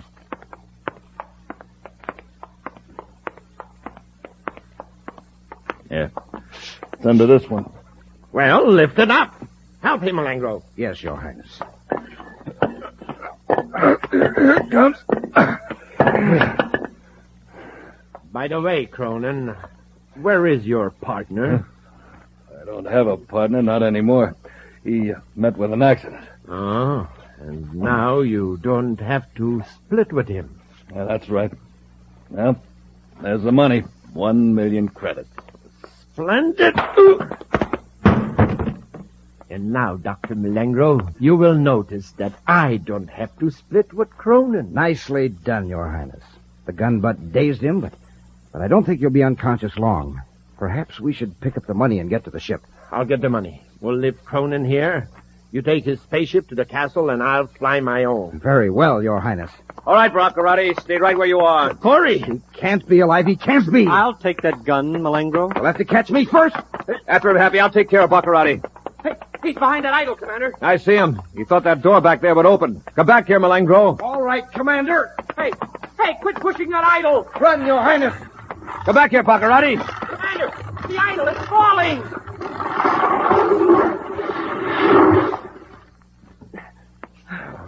Oh, Commander, you all right? Help me roll that chunk of rock off my legs. Yes, sir. No bones broken. Oh, my ankle. You stay here. I'll go after Baccarati and Malengro. Hey, look. They're nearly to their ship. I can stop them with a ray gun blast. But it's fired. Mine doesn't work either, sir. We're both knocked down pretty hard. Maybe the fall wrecked the guns. Or it's Ortho again. Well, doesn't he know that all these guns would do is to make Baccarati unconscious without hurting him? He may be cutting off all weapons, just as a precaution. Doggone it, sir. Baccarati and Malengro got away. Yes, but we got what we came for. We've captured Slag Cronin and recovered the 1 million credits. Let's get Slag back to our ship, Hap. Yes, sir. But what if Baccarati blasts it before we get to it? I think our friend Ortho is taking care of that. Well, I'll bet Baccarati is hopping mad. He was probably counting on this 1 million credits to rebuild his defenses. After we return the money to Jupiter, we'll go back to Terra and plan our attack on Planet X. Hey, look, Commander. Look what's all over the floor. Jewels. They must have been inside the idol. There's a fortune here, abandoned by the race that built this temple. Wow. I'll bet there's more than 1 million credits worth. If Baccarati had known about this, he could have saved himself a lot of trouble. Let's go, Hap. We've got work to do.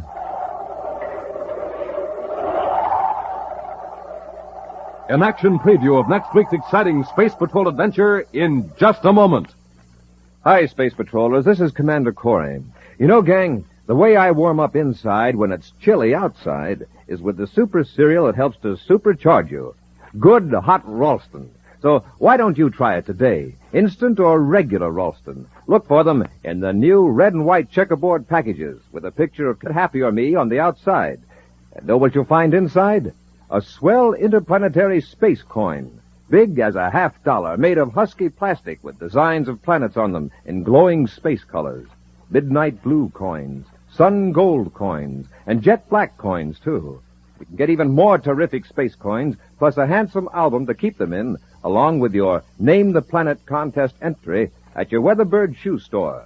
So hurry, get a package of good Hot Ralston today and start building up your space coin collection now. And now, a preview of next week's exciting Space Patrol adventure. Buzz and Happy are in the refrigeration control compartment of their spaceship on a flight to Venus.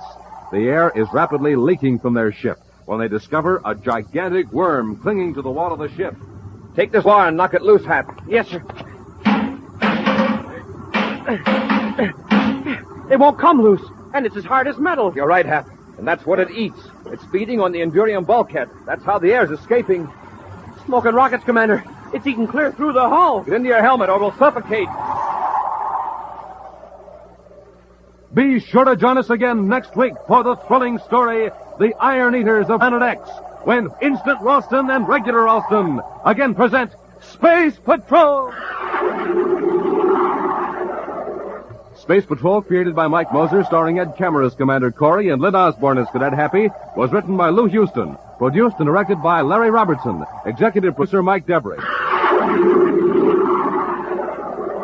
Other players were Bela Kovach, Ken Mayer, and Norman Jolly. Dick Tufeld speaking. Now, don't forget to tune in next Saturday and every Saturday when Instant Ralston and Regular Ralston again present Space Patrol!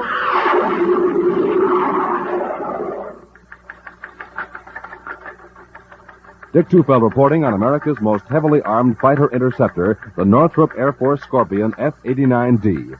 In a moment, we'll hear from the test pilot on this plane, Bob Love, Korean jet ace with a record of 6 MiGs in 6 weeks.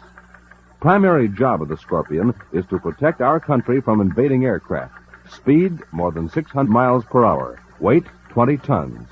Now, Bob Love, recorded at Edwards Air Force Base.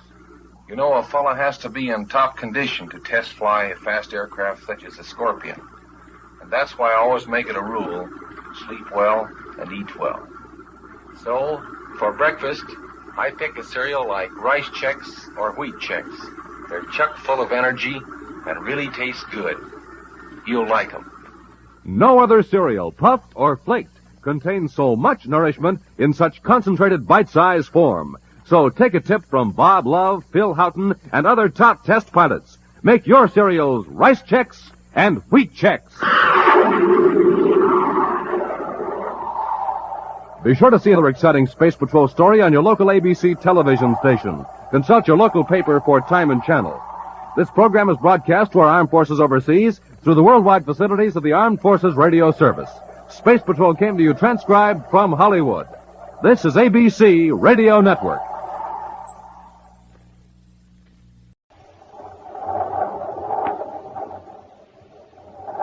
Instant Ralston and Regular Ralston, the hot whole wheat cereals in the red and white checkerboard packages, present Space Patrol!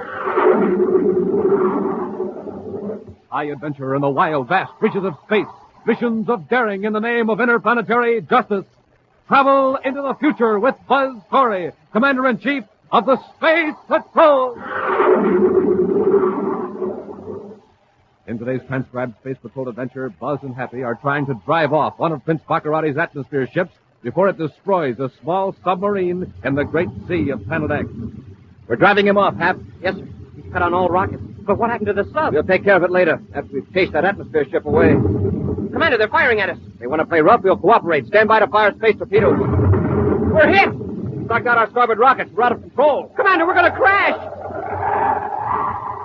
We'll return in just a moment with today's exciting Space Patrol adventure, the Sea Monster of Planet X.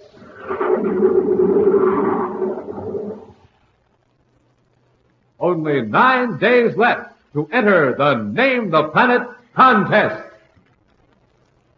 Space Patrollers, this is Commander Corry, reminding you that you have only 9 more days to enter the Name the Planet contest and win the giant rocket clubhouse and $1,500. Only 9 days left to win one of the 750 Schwinn Varsity bicycles. But that's time enough to enter and win if you act fast. First, go to your Weatherbird shoe store. Say, let's listen in on a fellow who just arrived at his Weatherbird store. Hi, Mr. Weatherbird Man. I want a coin album and entry blank for the Name of the Planet contest. You bet, son. Here you are. And it's absolutely free. You don't have to buy a thing. Inside that free coin album are 3 space coins and a place to write your name for Planet X. Then, just get 3 more space coins from 3 packages of Hot Ralston. You'll find a space coin in every Hot Ralston package. Put those 3 coins into the empty slots you'll see in your coin album. Then, write the best name you can think of for Planet X on the entry blank and mail it to the address shown in the album. Of course, you keep the album with the 6 exciting space coins for your own collection. But don't delay. I want every space patroller to have the opportunity to win my rocket clubhouse and $1,500. And 750 of you are going to win Schwinn Varsity bikes. Remember, go to your Weatherbird shoe store today. Get your free coin album and space coin. Then get 3 more space coins from 3 packages of Hot Ralston. The new Hot Ralston packages with a picture of Happy or myself on the front. And you'll be ready to send in your entry in the Name the Planet contest. Hurry, see your Weatherbird shoe dealer and get Hot Ralston today.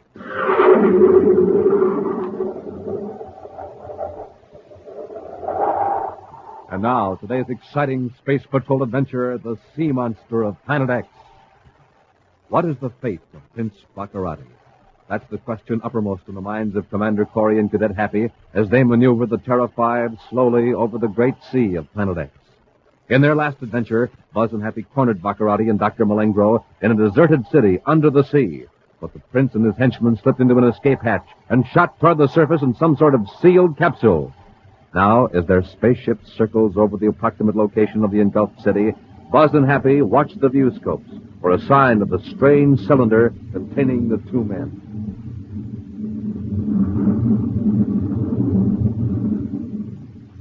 There's not a thing on the surface, Commander.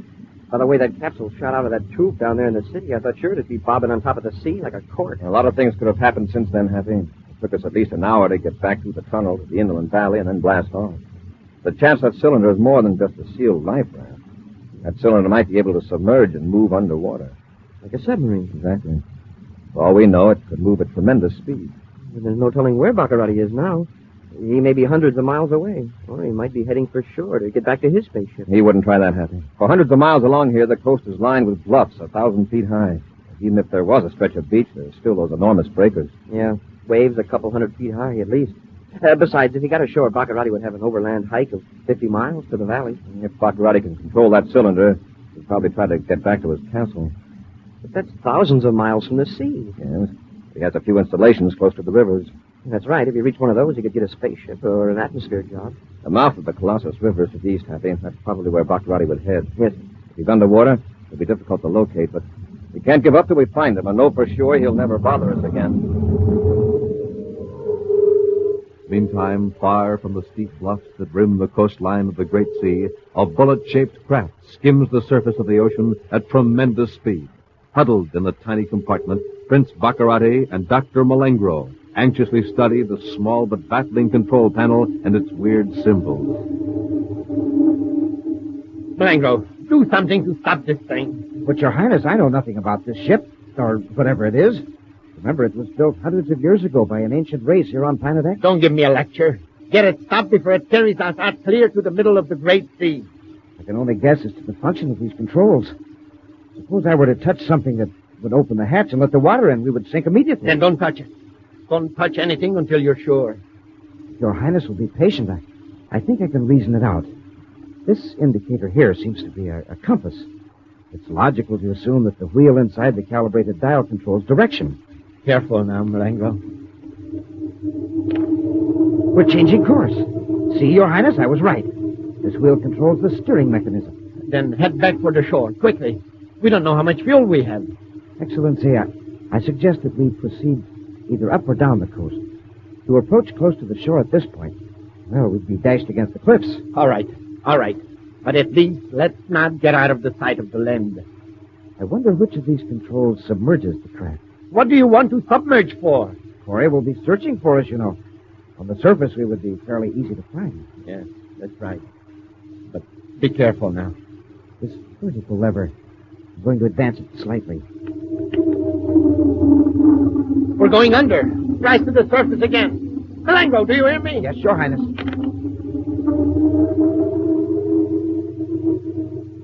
Don't submerge again until you know how to control this thing. Yes, Your Highness.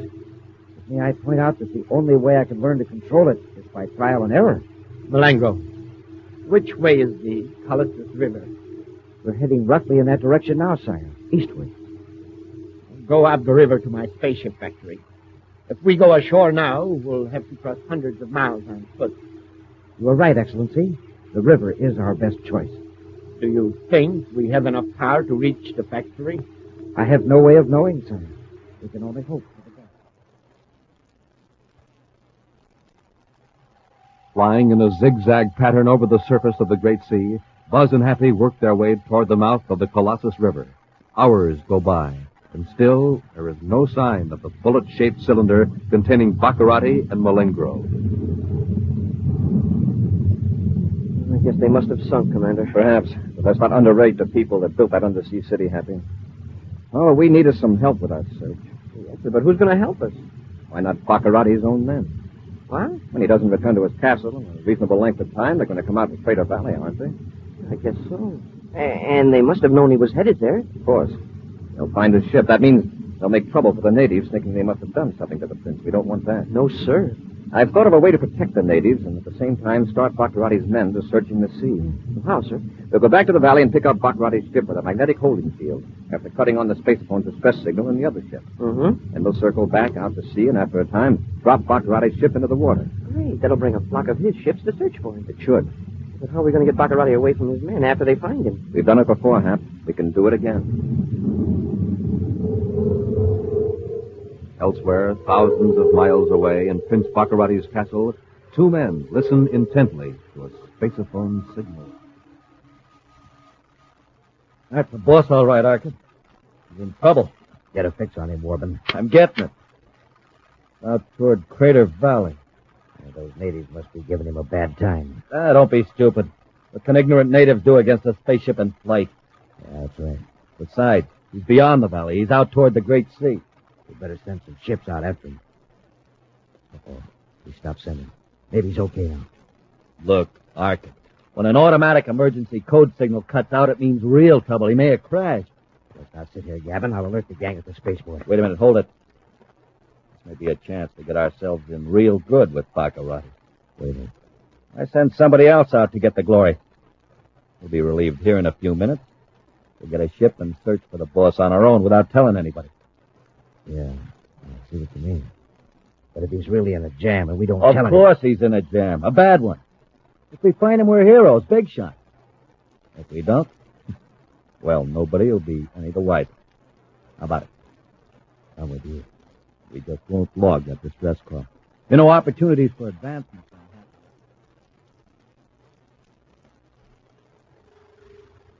Now, in complete control of the strange submarine, Malingro pilots the craft toward the mouth of the Colossus River, while Prince Baccarati peers up through the transparent dome, watching for Commander Corry's spaceship.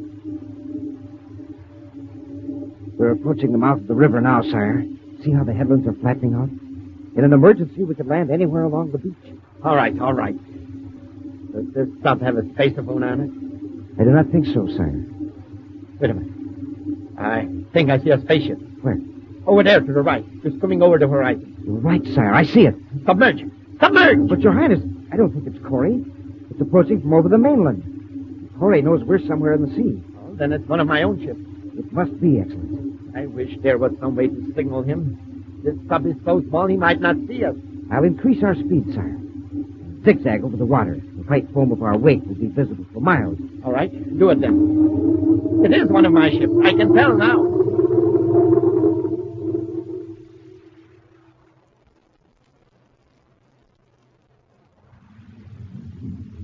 I picked up something in the viewscope, Commander. The moving object on a heading of 147 degrees, now 23 degrees low. It's headed right for the spot where we dropped Baccarati's ship in the sea. It's an atmosphere ship, sir. You hold this altitude, Happy? Yes, sir. It's odd there's only one ship. I expected 10 or 20. Yeah, with the big boss in distress, I figured every ship on Planet X would turn out. Possibly more will show up later. Our main job now is to keep from being detected.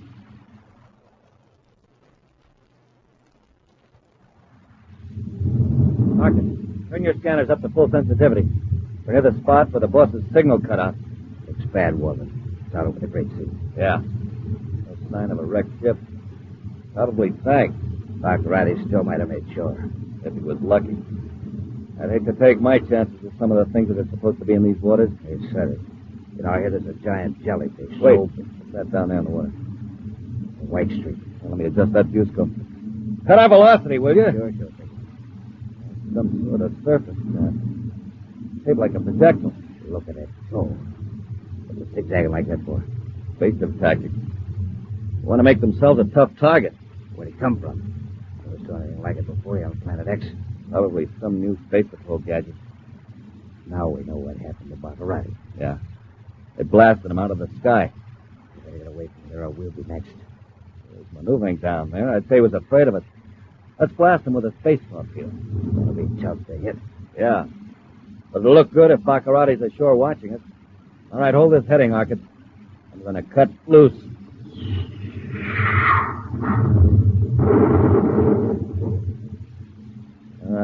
Missed him.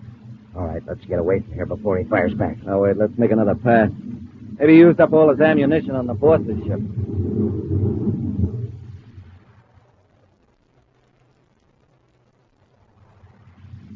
Commander, that ship's firing at something down there in the water. I saw the explosion, Happy. Adjust the view scope. Right.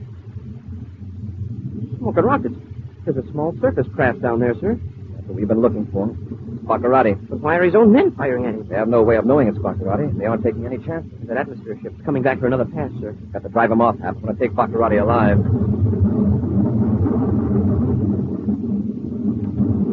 He sees us. He's cut on all rockets. We'll keep after him till we run him off. Yes, sir. We'll chase that atmosphere ship way out to sea. Commander, they're firing at us. They want to play rough. You'll cooperate. Stand by to fire space. Commander, we're hit! Stocked out our starboard rockets. We're out of control. We'll return to Space Patrol in just a moment. Space Patrollers, this is Carol. I want to tell you about the 750 beautiful Schwinn varsity bicycles that 750 lucky Space Patrollers are going to win in the Name the Planet contest. They're big, husky beauties. Schwinn, the best bike made. With 3-speed gear shift, 2-wheel handbrakes, and all the other famous Schwinn features. And you can win a Schwinn. But there's not much time. Go to your Weatherbird shoe store right away. If you don't know where the nearest Weatherbird shoe store is, you can find out in the yellow pages of your telephone book. So don't wait. See your Weatherbird shoe dealer and get going now on the Name the Planet contest.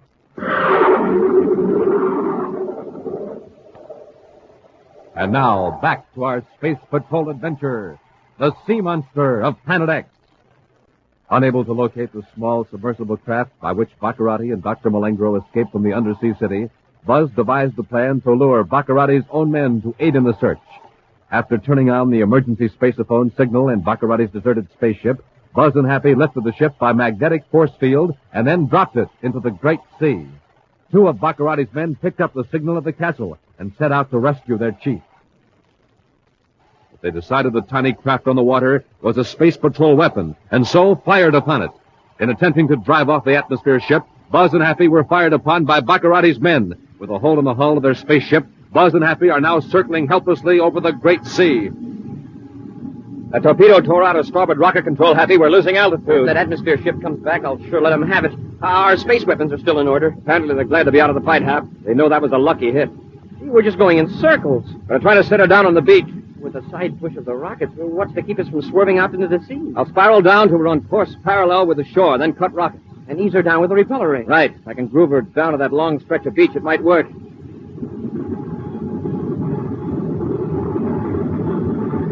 This will have to be the last spiral, Hap. One more circle over the land and we'll hit those cliffs back of the beach. You were right about that atmosphere ship, sir. It's not coming back. Stand by repeller ray. Standing by, sir. When I cut rockets, we We should continue on a straight course. Here we go, Hap. Full repeller ray.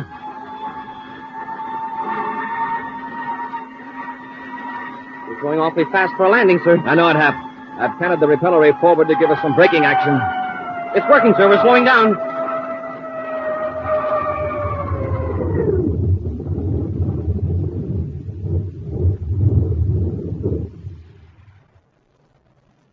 Oh. Nice going, Commander. I'd hate to have to do it again. If the spaceophone works, we can call Pluto Space Patrol and let them know we're here. At the same time, let Baccarati's men in on the secret? They could get here quicker than our ships could. Yeah, that's right. We wouldn't stand a chance. Let's take a look at the damage, Hap. Yes, sir.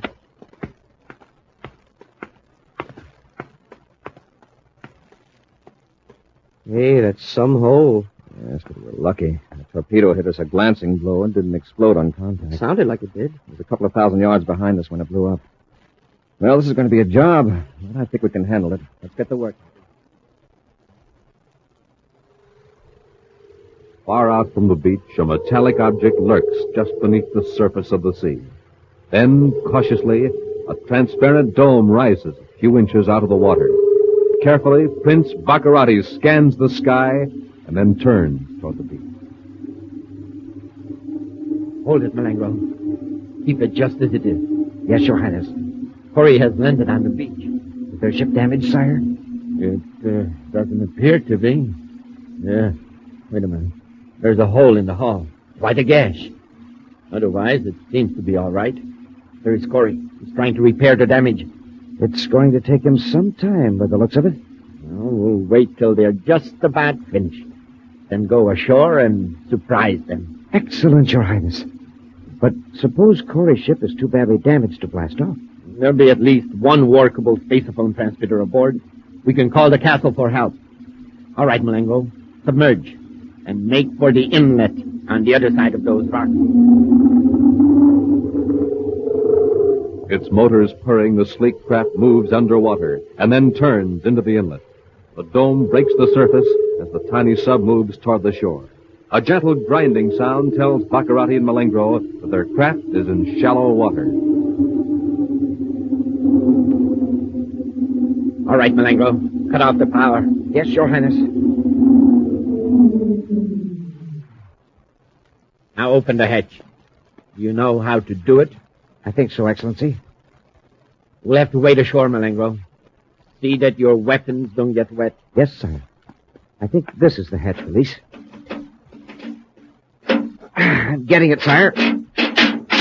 There. All right. Boost me up, Malengro. Yes, Your Highness.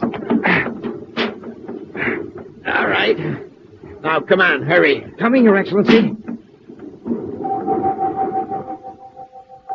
Arms held above their heads to protect their weapons, Malengro and Baccarati wade ashore, hidden from the spaceship by large rocks.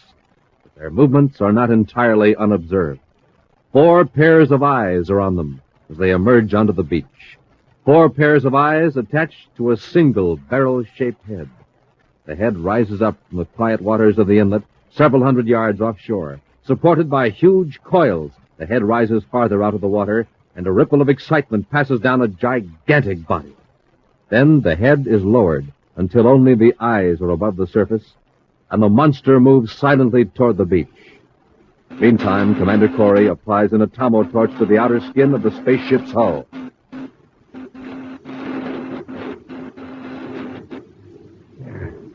I think that does it, Happy. Yes, sir. Rough job, but it'll have to do. Didn't take as long as I thought, sir. I just hope we've got all those wires connected right. We'll get back in the ship and make a final test before we try to blast off. Yes, sir. Take the torch, will you, Hap? Thanks.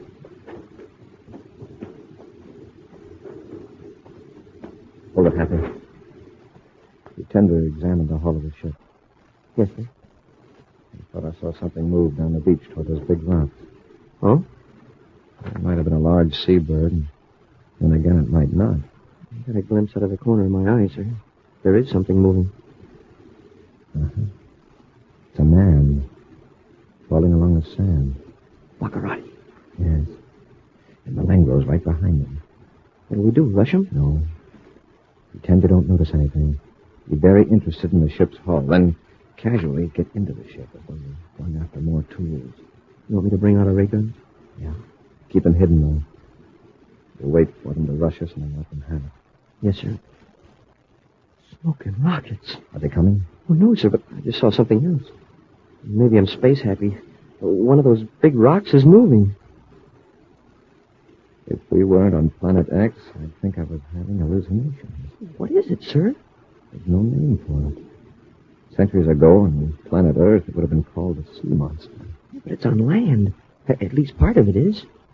For all its signs, it's moving very quietly. Commander, it's after Baccarati and Malengo. We'd better warn them. Wait.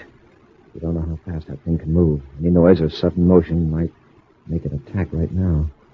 Get into the ship, Hap, and bring a couple of blast guns. Yes, sir. Move slowly, Hap.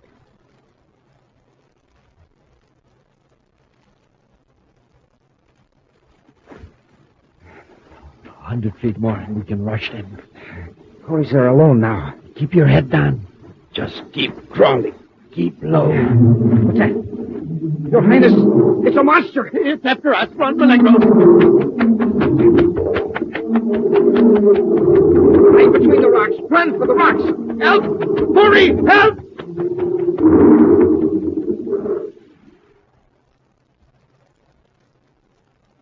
Hurry, Happy. Get those blast guns. Coming, Commander. It's attacking them. They've hidden between those rocks. Smoking rockets. Give me a gun, Hap. Here you are, sir. Help! Help! They're still alive. Monster can't reach them. Oh, if it had raised its head, I could blast it. Hold it, Happy. You might hit Baccarati and Malengo. We've got to get closer. Come on. Commander, it's trying to pull the rocks apart with its claws. We can't waste any shots on this thing, Happy. I'm going in close and divert its attention. Well, be careful, Commander. When it moves toward me, we'll both fire. Help! Commander! Commander, here he comes! Let him have it, Hap! Run, Commander! Run! He's down. Hey, we got him. Keep away from him. Watch out for his tail. He's done for, sir. Took a lot of doing. All right, Baccarati, you can come out now. Oh, Commander. What a dreadful creature. It nearly had us. Commander, you saved our lives. Yes, Commander. I'm very grateful. Why, those awful jaws came that close to me. Malengo and I were just going to surrender when that monster charged us. Cut it, Baccarati. We saw you trying to sneak up on us. Now, come on, into the ship. Yes, Commander, of course. Wow, I thought we'd never finish that thing, sir. I emptied my blaster. Better collect our weapons, Hap. Right. No, you don't, Cadet. Stand right where you are, both of you. Commander. I warn you, Cadet, don't move. Your Highness. Don't be frightened, Malengo. Corry and the Cadet are helpless. Then they empty their blast guns into the monster. Sorry, Commander. I had to open my big mouth. Just keep your hands up, both of you. All right, Baccarati. What are you going to do with us? Take us to your castle? Oh, no. I'm going to leave you here. Your Highness, they did save our lives. Shut up, Malengo. I know what I'm doing. After all, they do have an even chance for survival. Oh, you ungrateful coward. You mean you'd leave us here on this beach, miles from any settlement? It's all right, Hap. We don't ask favors of space rats. If you get hungry, you can eat. There is plenty right over there where you're sitting. Yes, Baccarati. We could eat sand. In fact, you said a mouthful. Get my eyes! Get Malengo, Happy. Yes, sir. I'll take that ray gun, Baccarati. Commander, honestly, I never would have left you here. I was just joking. Cadet, you believe me, don't you? Oh, sure. And that sea monster wasn't serious either. He just wanted to play.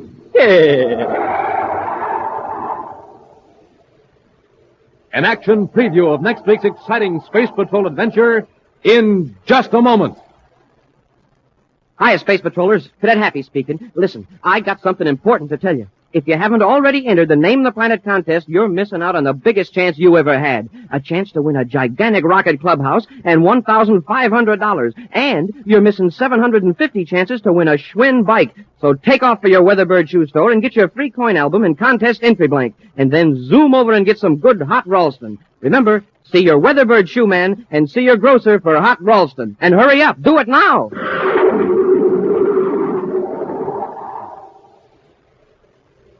And now, a preview of next week's exciting Space Patrol adventure. Cadet Happy is approaching a small fortress in a jungle clearing on Planet X where Commander Corry is being held captive by Prince Baccarati and Dr. Malengro. Baccarati glances through the gun port. Ah, we got company. The fool, the little fool. What are you talking about, Baccarati? Coming across the clearing from the jungle. It's a space patrolman. You're Cadet. Happy. Watch Corry, Malengro. I'll take care of the cadet with this blast gun. Baccarati, don't. Look, Corry. See what happens to those who defy the will of Prince Baccarati? Be sure to join us next week for the thrilling story, The Revolt of the Space Rats, when Instant Ralston and Regular Ralston again present Space Patrol! Space Patrol, created by Mike Moser, starring Ed Kemmer as Commander Corry and Lynn Osborne as Cadet Happy, was written by Lou Houston, produced and directed by Larry Robertson, executive producer Mike Devery. Other players were Bela Kovach, Ken Mayer, Norman Jolly, Dick Fields, Virginia Hewitt, and Tom McKee. Dick Tufeld speaking. Now, don't forget to tune in next Saturday and every Saturday when Instant Ralston and Regular Ralston again present the new exciting Space Patrol!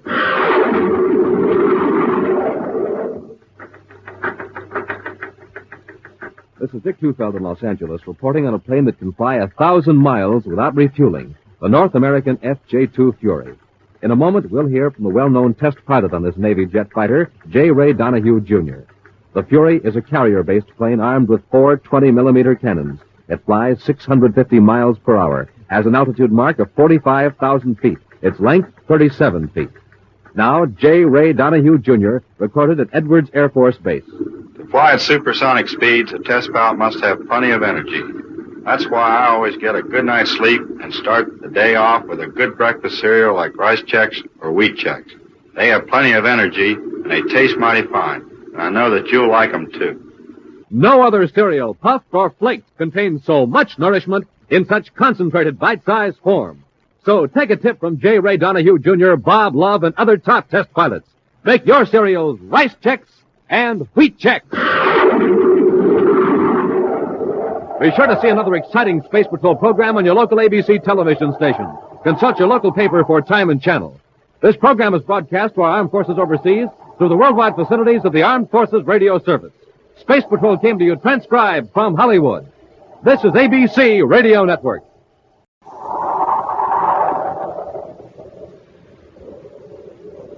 Instant Ralston and Regular Ralston, the hot whole wheat cereals in the red and white checkerboard packages, present Space Patrol!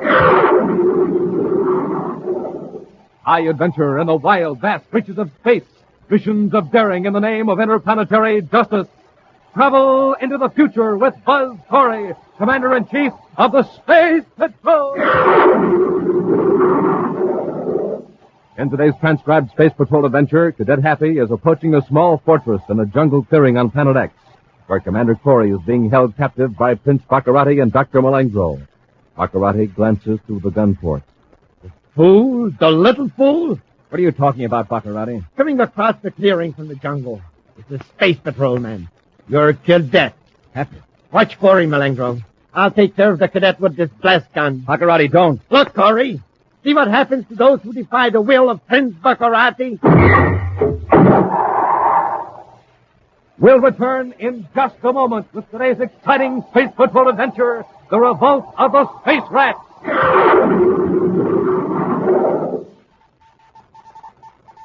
Commander Corry speaking with a special message for all space patrollers. You have only 3 more days to enter the Name the Planet contest. The contest closes December 1st. That means you have only 3 more days to win the gigantic rocket clubhouse and $1,500 cash.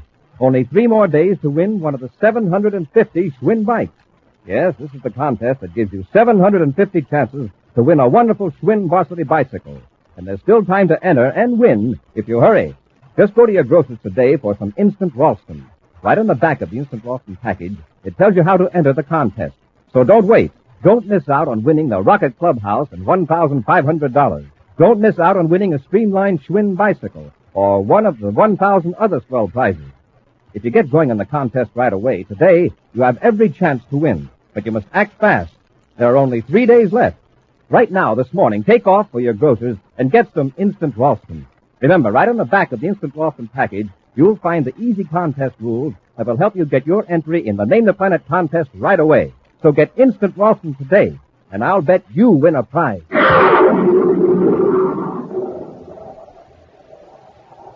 And now, today's Space Patrol adventure, the Revolt of the Space Rats. With Prince Baccarati and Dr. Malengro locked securely in the aft compartment, Commander Corry and Cadet Happy settle back comfortably at the controls of the Terra 5. The giant Planet X grows smaller in the rear view scope as their spaceship approaches the orbit of Pluto on their long journey toward the land-based planet Terra. Hey, Commander, now that Baccarati's out of the picture, what's going to happen to Planet X? Will it become one of the United Planets? Well, that's a difficult question, Happy. It's something the Secretary General and the other planetary leaders will have to work out. Baccarati sure was stupid. I'll bet he's back there in the aft compartment kicking himself for being such a fool. I doubt it. If I know Baccarati, he and Malengro are busy thinking up ways to escape. A lot of good that'll do them. In a few hours, we'll have them on Terra under heavy guard. Then it'll be a criminal rehabilitation center for both of them. Until then, we've got to be on the alert, just in case some of his agents make a desperate attempt to rescue him. Yeah, but they don't know he's been captured. His men think his ship is sunk in the great sea of the Planet X. Just the same, I'm taking no chances. Watch those viewscopes, Hap. Meantime, a few thousand DUs away on the barren, airless third moon of Pluto, a man sits in a sealed shelter and wearily turns the dials of a spaceophone receiver. Nearby, on a bunk, his companion stares at the ceiling with dark, deep-set eyes. With effort, the man on the bunk raises his head. Turn it off, Pete. All right, boy, all right. Now, you lie down and relax. Never mind me. Keep covered up. I'm hotter than inside of Mercury right now, Pete. The fever's burning me up. Boy, listen. I better go back to that space phone in case Sarkis try to contact us. He ain't going to contact us, Pete. You know it. Sarkis through with us. Why don't you be smart and blast off in that lunar job? Leave you alone? Not your fault. I come down with space fever and can't stand high acceleration. The little lunar ship of ours will take you off this moon. Now get going. All right, I'll go. Now you're talking sense. I'm going to contact a ship that can get you off this moon without shaking you to pieces. A ship with enough power to reach escape velocity real drag. Are you crazy? The only ship that'd bother would be a space patrol cruiser. Maybe. You know what'll happen if the space patrol gets a look at this setup? You'll end up in a criminal rehabilitation center. Maybe I can convince them with just a couple of prospectors. Why don't you space it in to help us if we're going this far? Go Sark intercepted the message. How long you think we'd last? Now, you just leave this to me.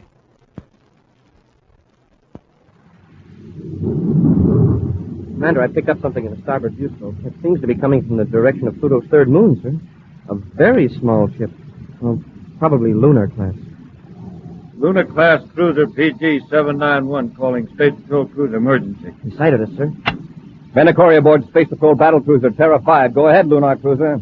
Commander Corry? That's right. What's your trouble? It's not me, Commander. It's my partner. We've got to get him off moon number 3. Is anything wrong with your ship? No. Then why can't you get him off? Well, not with this crate, I can't. Acceleration would black him out for keeps. Who is this speaking? I'm Pete Skiller. Partner Troy Matthews. He's down with a bad case of space fever. What are you doing on moon number 3? Prospector. We got a shelter rigged up in a crate. Commander, old Troy needs your help real bad. All right, Skiller. Head back to the moon. We'll follow you. Thanks, Commander.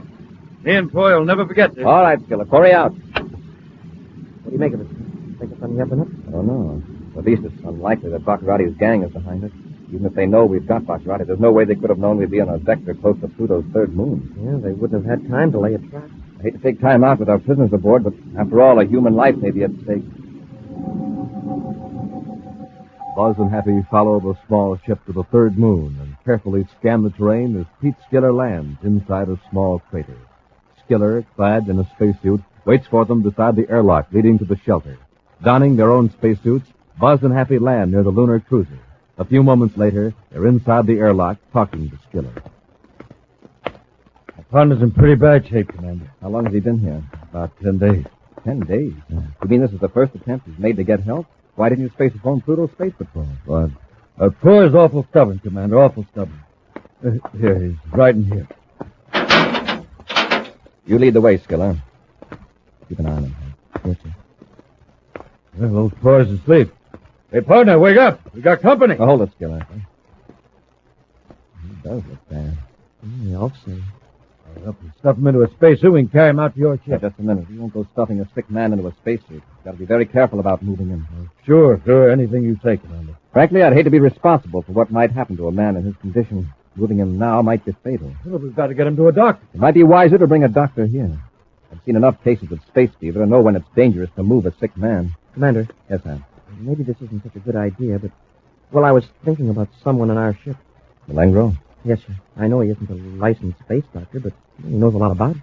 Oh, it's invaluable to Baccarati along that line. Question is, could we trust him? For right now, both Malengro and Baccarati might jump at a chance to do something decent, just for the sake of the record. Yeah, since there's no chance to escape. You stay here, Hap. I'll go back to the ship and get Malengro. In an aft compartment of the Terra 5, Prince Baccarati and Dr. Malengro speculate on why their long flight to Terra has been interrupted. What is Corry up to? Where have we landed? Perhaps he's decided to take us to Pluto instead of flying straight through to Terra. If this were Pluto, we'd be out of the ship by now. Perhaps, Your Highness, Corry landed for minor repairs. At any rate, every moment of delay increases our chances for escape. Your Highness, someone's at the door. Commander Corry. All right, Malengro, you can come out. Well, Corry, it's about time you were putting me in a more comfortable quarters. Not you, Baccarati. I just want Malengro. I demand to know where we are. Keep quiet. Malengro, do you know how to treat a case of space fever? Ah, Cadet Happy is sick. Malengro, come out here in the corridor so we can talk. Come on. Don't leave me, Malengro. Corry has no right to... I asked you a question, Malengro. Can you treat space fever? I will match my skill as a space physician with any doctor in the solar system. Now's your chance to do something decent for a change. There's a man here on Pluto's third moon with a bad case of space fever. He's got to be moved in this ship. Excuse me, did you say Pluto's third moon? That's right. The man's a space prospector, so his partner says. If we can get him off here, we may be able to save his life. You could use a good deed on your record, Malengro. How about it? Very well, Commander. If you will give me a medical kit, I will see what I can do. All right, get into a spacesuit. A few moments later, Buzz escorts Dr. Malengro through the airlock into the shelter on the third moon. Do everything you can. Old Troy and I have been pals for 20 years. All right, Skiller. Let's let the doctor alone. Happy. Yes, sir? Go with Malengro. Keep an eye on him and help him if he needs a hand. All right, Commander. Skiller, you stay here with me. Oh, but my pardon, can't I? There's nothing we can do. Besides, I want to ask you some questions. Come on, Malengro, in here. So you're prospecting, huh? Yep. Can't say we're rich, but we've had a lot of fun. This is a fancy layout here, Skiller. Lots of expensive equipment. Oh, well, you collect a few odds and ends if you're in the racket long enough. You seem to have collected everything but prospecting equipment. Huh? What's that? You don't have any testing instruments or digging tools or ore samples. Just what are you here for, Skiller? Well, Commander, I was afraid you'd get around to that. Since you've been so good about helping old Toy, and I'll tell you. Boy and me have had a run of tough luck lately, so we tied up with Jano Sarka. Jano Sarka? He's the biggest crook on Pluto. I know it. How do you fit in with him? Well, Toy and me have been, well, sort of go-between. Sarka's gang robs the spaceship, turns loot over to us. We hide it here on the third moon till he sends somebody after. So that's how he operates. I wouldn't tell you this if Sarka hadn't let old Toy down and him sick the way he is. I'm good and mad. I'm going to tell you something maybe you don't know, Commander. Sarko's big, but he's not the top one. Sarko's taken orders from somebody else. Who, I don't know. In the next room, Dr. Malengro examines the unconscious man. As Happy watches carefully, ray gun drawn. Malengro opens the medical kit and, with the sure movement of a professional, prepares the patient for emergency treatment. Then he selects an electro-injector from the kit and opens the patient's throat. I'm going to need help, Cadet. What do you want me to do? I'm going to administer something to make him immune to acceleration effects. Sometimes there's an involuntary reaction to the electroneedle. Will you hold the patient, please? You mean hold his wrist? Yes. Hold him very tightly. You must remain absolutely motionless for 5 seconds. All right. I've got him. Steady now. This is a very delicate process. Oh, the injector slipped. Got you in the hand. What a pity. You can't even speak, let alone move. Now, I'll just take your ray gun. It will be some time before you're able to use it. Thank you. Now to take care of... Honest, Commander, that's all I know about Sarka. How about your partner? He might know a little more, Commander, but we've been pretty close, Troy and me. I don't think he knows who Sarka's working for either. Don't move, Commander. Malengro! I warn you. Hey, what's going on here? Help me get Corry into the ship. You crazy? He's the commander. Do as I say. I'll explain to your boss, Sarka. You'll dispose of the cadet when he comes to take you and your partner off the moon. Mr. Corry. He's going back to Planet X. We'll return to Space Patrol in just a moment. You have 1,750 chances to win a prize in the Name the Planet contest. That's right, Space Patrollers. If you act fast, if you act within the next 3 days, you may still win one of the 1,750 prizes in this amazing contest. But this is your last chance. You have only 3 more days to win the gigantic rocket clubhouse and $1,500. Only 3 more days to win one of the 750 Schwinn varsity bicycles. Only 3 more days to win one of the 1,000 other prizes. 1,000 pieces of real Space Patrol equipment. 250 powerful autosonic rifles. 250 Husky outer space helmets. 250 official Space Patrol emergency kits. And 250 handsome stainless steel Space Patrol wristwatches. But there's no time to waste. Only 3 days left. So go to your grocers today and get a package of Instant Ralston. The new package with the picture of Commander Corry on the front. Now, on the back of the Instant Ralston package, you'll find the easy rules that'll tell you how you can win one of the 1,750 sensational prizes in the Name the Planet contest. So get some Instant Ralston at your grocers right away, today.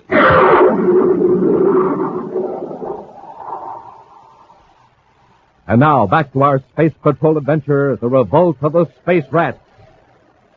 While holding Prince Baccarati and Dr. Malengro and their ship as captives, Buzz and Happy responded to a distress call from a lunar cruiser that led them to Pluto's third moon.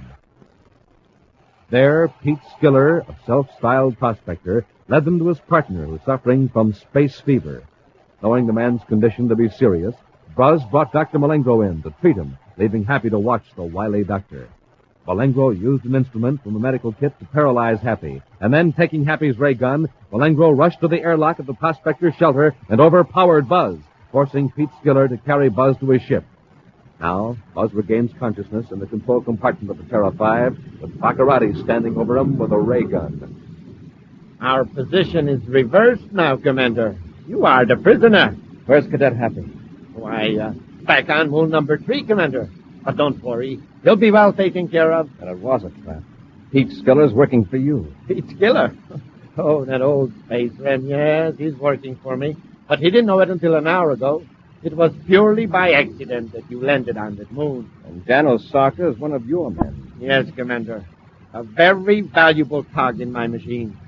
If you had succeeded in getting me to Terra for a brainograph test, you would have learned something very interesting. But you're going to tell it to me anyway, I suppose. Yes, because you can't do anything about it.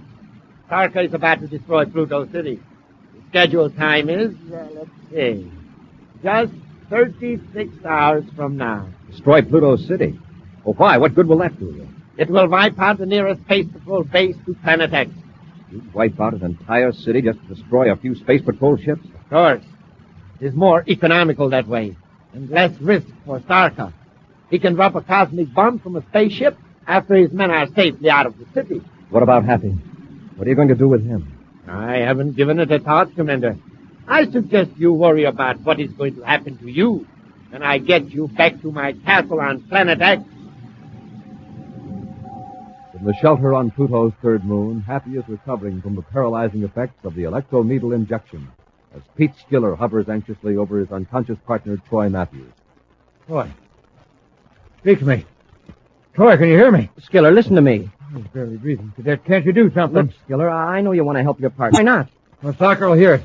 He'll have his men blast us before help can get here. So you're working for Janos Sarka, huh? Yes. First, I thought it was just plain space pirates. Now I know it's something bigger. I wish me and Troy had stayed clear of it. Something bigger? What do you mean? There's somebody above Sarka. His doctor was here. He has something to do with it. Malengro. That means Prince Baccarati. Yes, this is Dr. Malengro. He said he'd have Sarka come here for me and Troy. Think he will? Think he will. I'm afraid he will. What do you mean, sir? If Sarker shows up, well, he'll see to it that none of us get off this moon alive. What are we going to do? Get in your lunar ship and blast off. What about old Troy? We can't leave old Troy. Malengro's taking Commander Corry back to Planet X. Is that right? Yeah, that's what he said. Well, if he succeeds, there are more lives than Troy's at stake. If we rescue the commander, we can save Troy, too. All right. Tell me how. Well, we can't hope to overtake the commander's ship in your little lunar job. If we could only... Hey, what's that stuff over there, stacked in the corner? I don't know. Troy and me lugged it in. Sarker's gang took it off the cargo ship. Some sort of electronic equipment, I guess. Yeah, it's spaceophone neutralizing equipment. Huh? Frequency dampers. It blocks out spaceophone signals. Reckon that won't do us any good. Wait a minute. Baccarati's robot patrol ships. Oh, what about it? Well, those unmanned ships Baccarati has circling Planet X. If a ship approaches, they send out warnings to his castle. That's so? Yeah, but with one of these neutralizers, we could block out the warning. Son, you aren't thinking of sneaking up to Baccarati's castle in that little lunar ship of mine? Oh, you ain't got power enough to make a slow landing on a big planet like Planet X? We'd be smashed to bits. Well, wait a minute. We could take over one of those robot ships. That could land on Planet X and maybe overtake Baccarati. Maybe you got something, son. Yeah, but what about old Troy? Well, we'll have to leave him here, Skiller, but, well, it's his only chance. And ours. All right. So long, partner. We'll be right back. With Happy at the controls, the small lunar ship speeds toward Planet X. As they near the defense perimeter, Happy cuts on the spaceophone damper to blot out warning signals from the robot patrol ships. A few moments later, a robot ship appears on the viewscope, and Happy changes vector. The sensitive detecting devices on the robot pick up the lunar ship, and the spaceophone faithfully transmits data to the receptors on Planet X. But the signals are neutralized. And skillfully, Happy joins airlock with the robot ship, and he and Pete Skiller go aboard. Great swooping comet. What a ship. Not a soul aboard. That's right, Skiller. Circle Planet X on automatic pilot. You run it by hand? Sure, it's just as simple as your ship. All you have to do is kick this lever up to the pilot control position. There. Now we're on manual. This section of the panel has all the controls we need. Look familiar? Yeah, sure does. Like my own ship, almost. Right. Now we'll just cut your lunar cruiser loose and head for Planet X. Sorry, Cadet. I got other plans. What do you mean? Hey, where'd you get that gun? Out of my ship. Now, let's not have any trouble, son. Just step back out of the way. Skiller, what are you going to do? I thought we were going to... I'm going back and pick up old Troy. This ship can land on Planet X. It can blast off of Pluto's third moon without hurting my partner. Now, Skiller, I thought we agreed to rescue Commander Corry first. Sorry, son. I reckon I just ain't that big. 20 years it's been me and old Troy. Nobody fought for us, so we just didn't get in the habit of fighting for anybody else. And you'll just step down, away from those controls. Well, okay, Skiller. I'll step down. Now get this, Skiller. I'm heading for Planet X. With this robot ship, maybe we can overtake Baccarati and trick him into thinking his castle is surrounded. I can do it by myself if I have to, but I'll leave it up to you. Whose side are you on? Me? Why, son, there ain't no question about it. I'm on our side. With Prince Baccarati at the controls, the Terra 5 flashes across the darkness of space toward Planet X. Enjoying the turn of events, Baccarati keeps Buzz in the control compartment under the watchful eye of Dr. Malengro and his ray gun. In a few minutes, we will be safely inside my castle, Commander. I will see that you are with me when the report comes in on the destruction of Pluto City. Baccarati, listen. You've got to stop that plan. Call off Sarka. Call him up? Why should I? Wait, listen. It's a signal from a robot ship. What is it, Malengro? It's a warning. No. Malengro, what is it? It's a signal from Robot Patrol Ship X-34, Your Highness. Enemy ships are approaching Planet X. Space Patrol. Where are they? Wait. If you please, Your Highness. Excellency, some of them have landed and near your castle. What? Your castle's surrounded. Keep Corry covered. I'll pull the Space Patrol yet. I'll land on Planet X. Your Highness, you can't. Not near the castle, you fool. It's emergency blockhouse number 5. Hundreds of miles south of the castle. Near the jungle? Yes. If the Space Patrol ships are grounded, they'll never be able to locate us. Keep tuned to that robot ship. Yes, Your Highness. Feverishly, Cadet Happy works the code-sending apparatus of the robot ship, while Pete Skiller follows the Terra 5 toward Planet X. Cadet, I think they're going to land. Good. I'll cut out the code signal. Cadet, take a look at that viewscope. They've landed the commander's ship. That means Baccarati will probably be leaving the ship. Yeah. Then what do we do? We'll set this robot ship down in the jungle and then work toward the commander's ship. What if they see this ship? Well, it's one of Baccarati's own ships, so maybe they won't. Well, maybe it won't alarm them. Anyway, it's a chance we've got to take.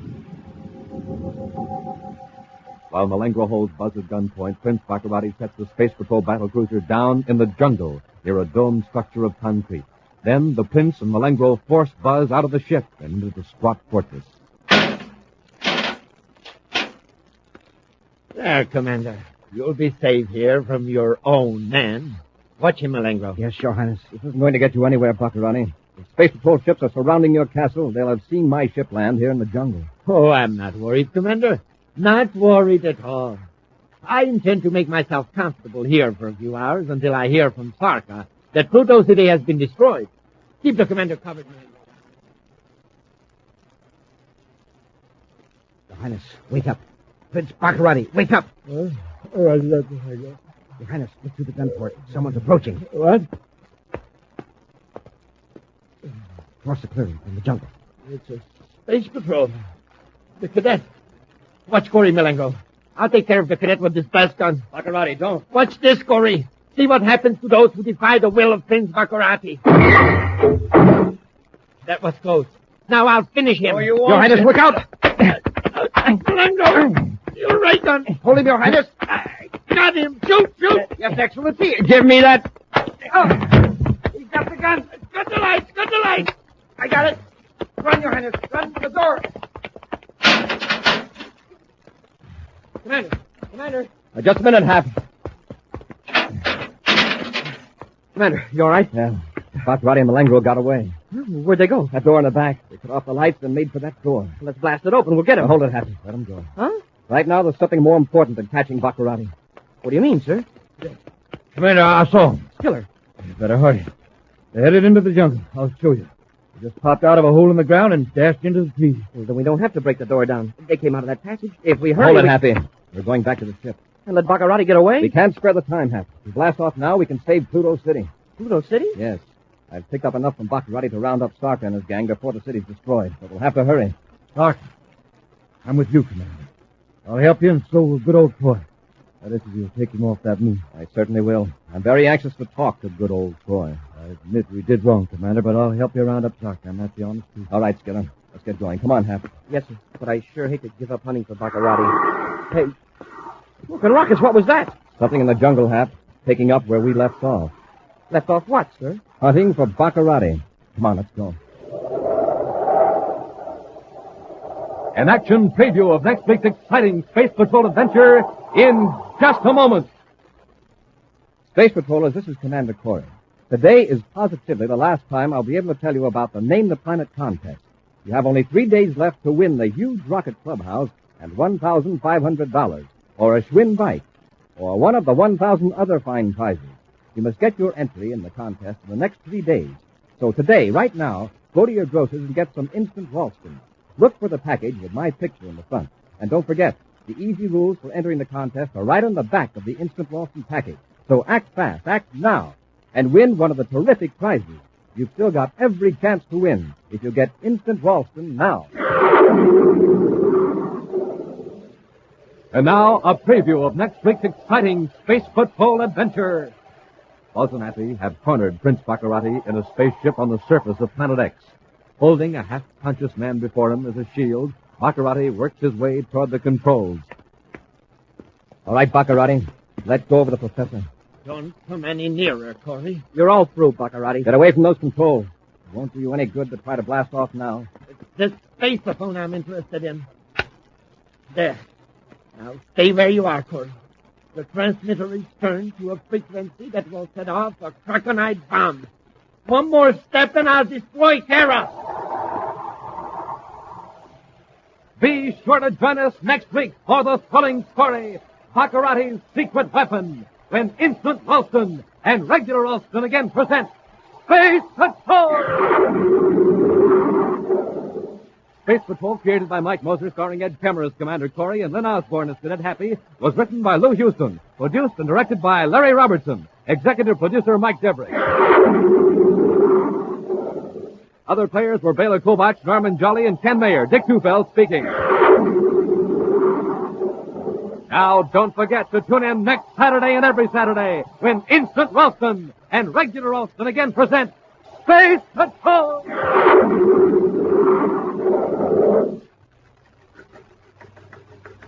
The This is Dick Tufeld in Los Angeles reporting on the first airplane with swept-back wings used in the U.S. Air Force, North American's F-86 Sabre jet fighter.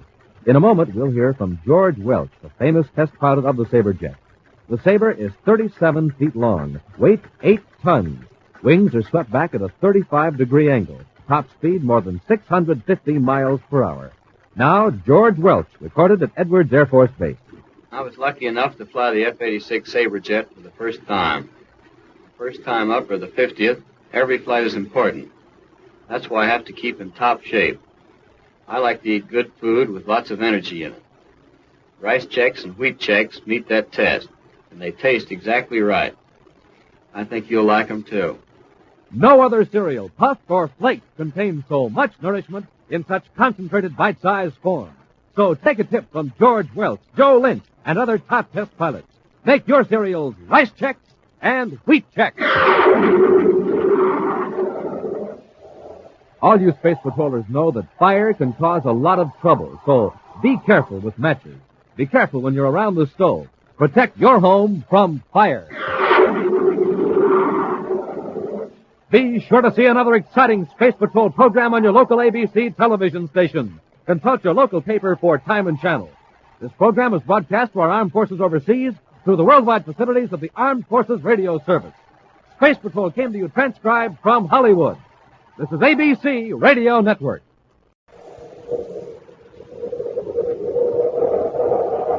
Instant Ralston and regular Ralston, the hot whole wheat cereals in the red and white checkerboard packages, present Space Patrol! High adventure in the wild, fast reaches of space. Missions of daring in the name of interplanetary justice. Travel into the future with Buzz Corry, Commander-in-Chief of the Space Patrol! In today's transcribed Space Patrol adventure, Buzz and Happy have reached the end of an underground passage on the planet Mercury. Through their portable spacephones, they hear Major Robertson up on the surface. Commander, how about coming back to the ship? I've got a strange feeling about this whole layout. We might as well, Robbie. We can't go any farther. Come on, Hap. Yes, sir. Commander, there's a gate sliding shut. We're sealed in. The stone gate cut us off. Oh, the rocket, Commander. Where's that noise coming? Commander? Commander, where are you? What's the matter, Hap? Major, the commander was right here beside me, and now he's vanished. We'll return in just a moment with today's exciting Space Patrol adventure, The Lost Dimension.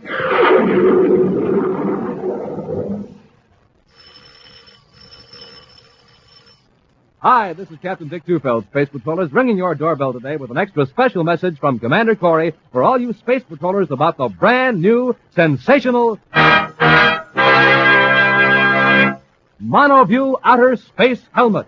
The terrific space helmet the Commander wants all of you to have for your very own. Now, just wait till you see it. And wait till you try it on. A whole foot high. It fits anybody, looks like a robot head. And it has a swell one-way mirror stratoviewer. You can see out, but nobody can see in. It sure is a neat disguise. Nobody can tell who you are. It comes in glowing space colors, red, yellow, green, and black, with two real-for-sure-looking oxygen tanks fitted on, and a gleaming lightning flash hood.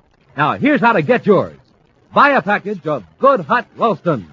Then, with your name and address, send the instant or regular Ralston box top and 25 cents in coin to Space Patrol, Box 686, St. Louis, Missouri. That's Space Patrol, Box 686, St. Louis, Missouri.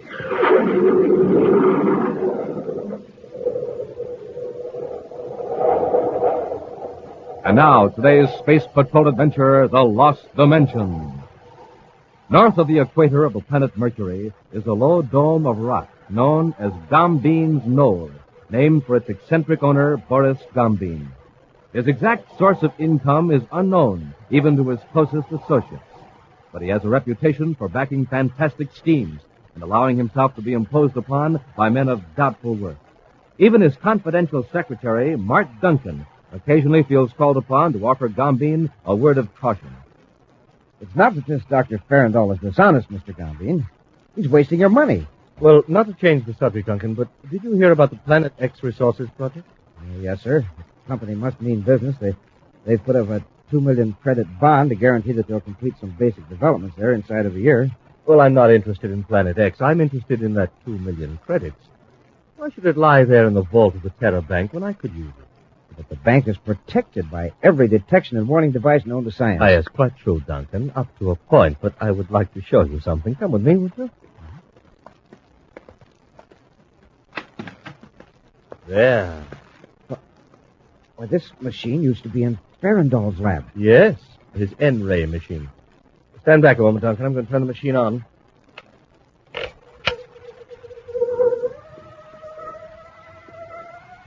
Now, watch that wall over there. What? Dr. Farandol. What?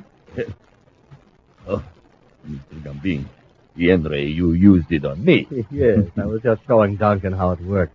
Hope I didn't alarm you too much. It is somewhat of a shock. One instant I was in my lab, and the next time standing here. You came right through solid walls and floors without being hurt? Exactly. And now, Duncan, do you see the enormous possibilities of the N-ray? It's overwhelming. I don't know what to think. This experimental model has a limited range, a few hundred yards at most. However, a more powerful N-ray generator can move objects from one planet to another. How much money would be needed to construct such a generator? Oh, a prohibitive amount for any private person. About 2 million credits. 2 million, eh? Perhaps that amount is not so far beyond reach as it seems. Not nearly so far. Several days later, on the man-made planet Terra, Commander Corry and Cadet Happy are in a storeroom in the security lab in Space Patrol headquarters.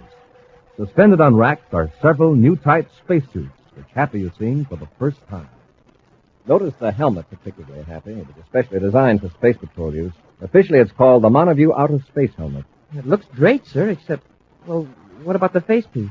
Why, something wrong? Well, it's got solid metal over it. How can you see where you're going or what you're doing? Maybe you'd better test it. Here, try on the helmet. The facepiece sure is metal, but well, what is it? Silver or polished Inverium? Neither. It's a new plastic. Wow, a facepiece you can't see through. That doesn't seem like a very practical... Smoking rockets, I can see through it after all. Then it's all right? Hey, it's wonderful. I can see you in the lab just as clearly, and...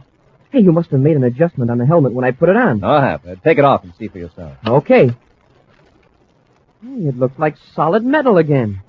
That's the Mystic Strataviewer, Hap. That eyepiece is a unique feature of the Monoview Outer Space Helmet. The wearer can see out, but no one can see in. Hey, that's terrific. That would sure be an advantage on a secret patrol. You bet it would. In outer space, the Mystic Strataviewer lens cuts out harmful ultraviolet rays. And this new helmet is going to be regular issue to all space patrollers? Right, Hap. I suppose Major Robertson has tested the helmets already. Yes, he thinks they're great. Oh, Robbie, I was just showing Happy the new Monoview Outer Space Helmet. Commander, I've just learned 2 million credits have disappeared from the vault of the Terra Bank. Huh? Disappeared? How? Well, that's a mystery. No alarms were tripped. There's no trace of forced entry. An inside job. It's got to be. Only 3 bank officials know the combination of the vault. Not one of them could have opened the vault without the knowledge and cooperation of the other 2. This morning, the 3 bank officers entered the vault in presence of witnesses to look for a missing document. They found the document, all right, exactly where one of the officers had put it by mistake, in the Planet X Resources Project vault. But the money was gone. 2 million credits can't disappear without at least one clue, and we're going to find it. Elsewhere, back on Mercury, Boris Gambin places a stack of credits in his private safe. He locks it and then turns to his assistant. Well, there we are, Duncan. Thanks to the N-ray, we've 2 million credits. I'm glad it's over. I could never go through that again. Oh, there was nothing to it. Not for you, maybe. To be in a surface car on the street 1 second, and to be inside a bank vault the next. To pass through Endurium walls like water through a sieve. But think what we can do now with money enough to build a super powerful N-ray generator. What about Farandol? He won't know I'm using it until after he's constructed the big generator. Come in.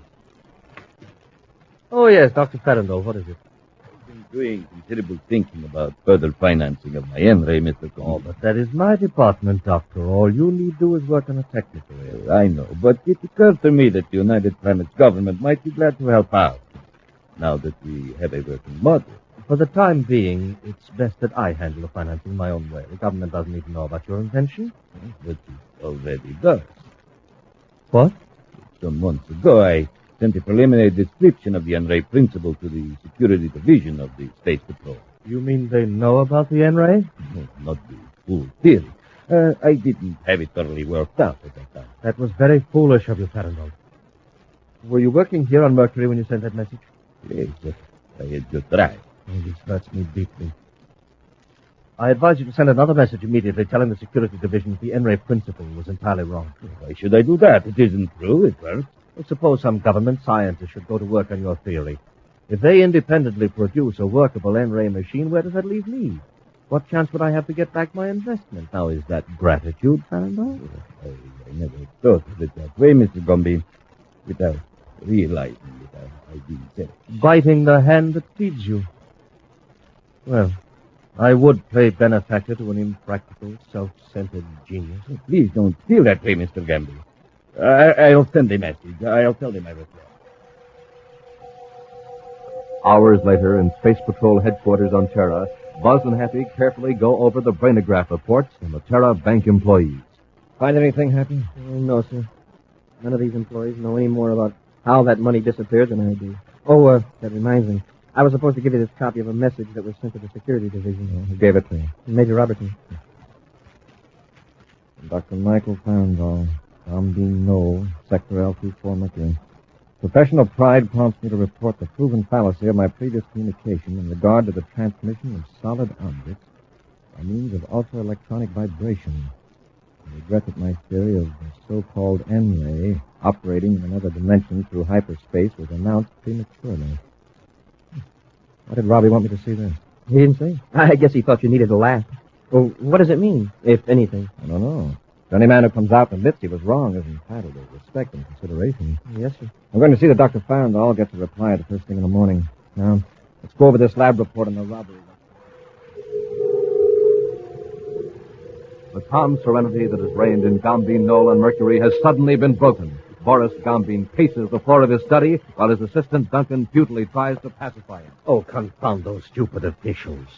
Ordinarily, that money wouldn't have been missed for months. Doesn't matter, does it? There aren't any clues. Oh, no clues, except in the files of the security lab, that's all. You mean Farndall's N-ray theory? Yes, and the message I made him send. That'll start the Space Patrol to thinking, and it won't take them long to put two and two together. Oh, I don't think they'll associate the two events. Oh, you don't. Duncan, look here, they're faced with a robbery that couldn't have been committed by any known method.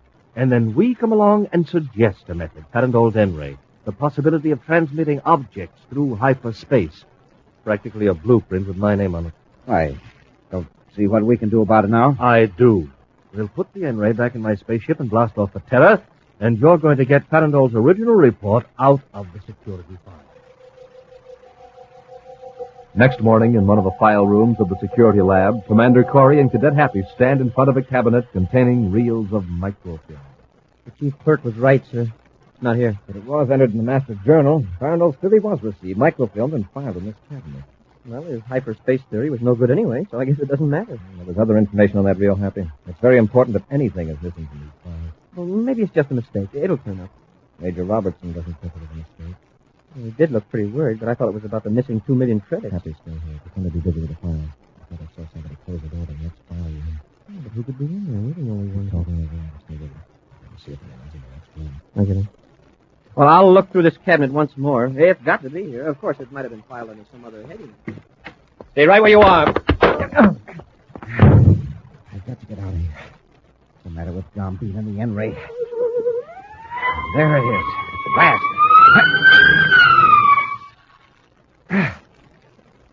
Gambine, what happened? What happened? Take it easy, Duncan. You're safely back in the ship. What took you so long? You left me in that file room for an hour. I had trouble with the resonator control. Now, did you get the microphone? Yes, I got it. Well, then what's the matter? You're white as moon dust. Commander Corry caught me. Just before you cut the N-ray on. Yes? I hit him with my gun. Hard. Well, if you finished him, so much the better. And now get hold of yourself, Duncan. We're blasting off back to Mercury. We'll return to Space Patrol in just a moment. A man from the moon, a Martian monster, or a citizen of Saturn. That's you, Space Patrollers. Yes, sir, that's you when you put on your new Monoview outer space helmet. Now, when you get it on, take a look in the mirror. Wow, you won't even recognize yourself. And nobody else will know you either because you can see out, but nobody can see in. Yes, sir, gang, that one-way mirror stratoviewer is real magic. Space magic. Oh, think of the fun you'll have playing Space Patrol, equipped with Commander Corry's own official mono-view outer space helmet. Just like a real spaceman, you're ready to go any place in space because your helmet comes complete with two real-looking oxygen tanks fitted on and a swell lightning flash hood. It's colored red, yellow, green, and black. Real space colors, and a whole foot high, and it fits anybody. Now, Space Patrollers, send for yours today. Buy a package of good hot Ralston. Then, with your name and address, send the instant or regular Ralston box top and 25 cents in coin to Space Patrol, Box 686, St. Louis, Missouri. That's Space Patrol, Box 686, St. Louis, Missouri.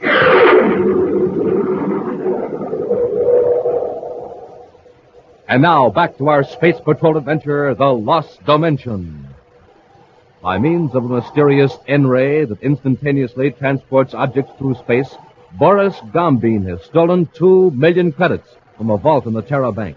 After the robbery, Gombeen learned that a microfilm describing the possibilities of such a ray was on file in the Space Patrol security lab.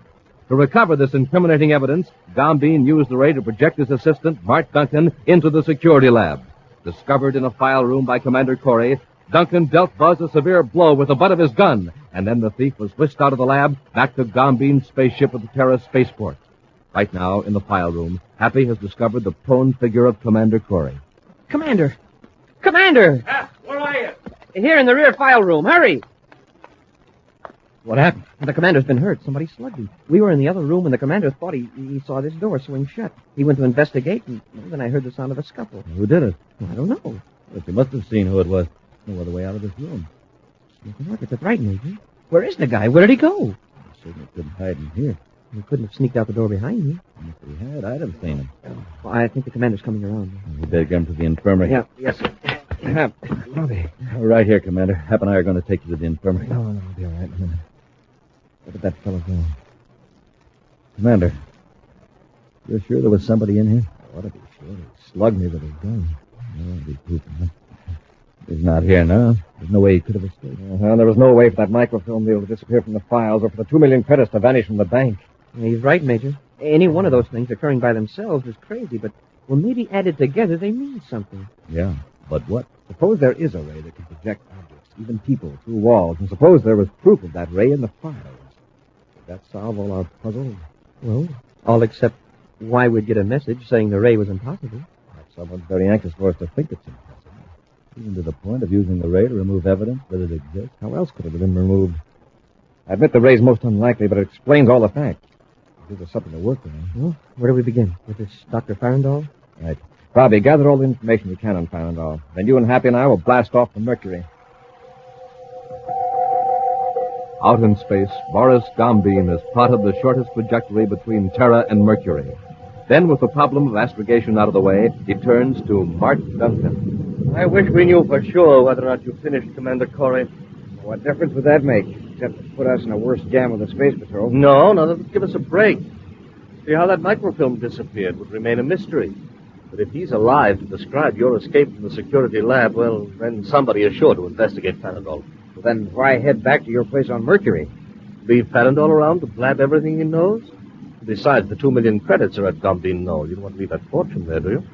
Not if we can get away safely. Oh, surely we can. Remember, we've a weapon the Space Patrol is powerless against. The N-ray. How can you use it as a weapon? You'll see. I'll need a little instruction from Farandall first. Suppose he won't cooperate. Just leave that to me.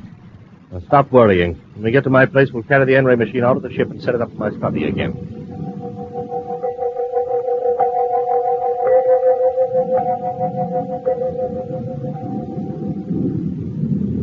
Altitude 42 DUs above Mercury, sir. And we're right over the latitude of Gombeen Knoll. All right, Happy. Maintain the rate of descent. Yes, sir. Robbie, what's the setup at Gombeen Knoll? Well, there's no atmosphere shell, Commander. He used a tunnel-powered drill and chiseled himself a mansion out of a small hill. Passages can be entered on foot through the airlocks if we're lucky. Get out of spacesuits, Happy. With the new helmet? Right, the mono-view out of space job. Robbie, you stay on the ship when we land and discourage anyone who tries to leave the knoll. All right, Commander. Meantime, in Gombeen's study under the knoll, Gombeen and Duncan struggle to set up the N-ray machine as Dr. Farandall lies bound to the floor, helpless beside them. A viewscope screen reveals a Space Patrol ship setting down at the foot of the knoll. Now, look, Duncan. 2 men in spacesuits getting out of the ship. Isn't that machine ready yet? I think so. Here, I'll try it. Something's wrong. All right, what's the trouble, Farandole? What are we doing wrong?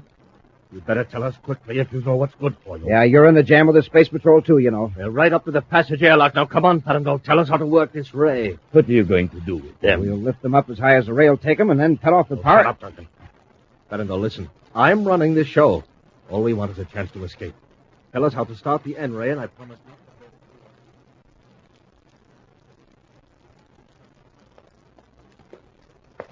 Yes, okay in the passage, Hap. Open your helmet faceplate. All right, Commander. The passage branches off to the left here. Which way do we go? Take the widest branch. Straight ahead. Be sure to keep your suit space phone on so Robbie can hear. Yes, sir. How is everything in there? All right so far, Robbie.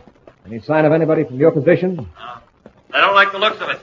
Looks like you took the wrong turn, Happy. The passage comes to a dead end here. Hey, Commander, how about coming back to the ship? I've got a strange feeling about this whole layout. You might as well, Robbie. You can't go any farther. Come on, Hap. Yes, sir. Commander, there's a gate sliding shut. We're sealed in. The stone gate dropped and cut us off. The rockets, Commander. Where's that noise coming from? Commander, where are you? What's the matter, Hap? Major, the commander was right here beside me, and now he's vanished. A fraction of a second after he vanishes from the sealed passage, Commander Corry suddenly appears in Gombean's study. The pulsating sound of the N-ray fades, his vision clears, and he looks into the muzzle of a blast gun. Stand right where you are, Corry, and get your hands up. We only got one of them. Oh, perhaps just as well for the present. The other one's still sealed in the passage. Now, Corry, I'm going to turn off your suit spaceophone and don't move. There.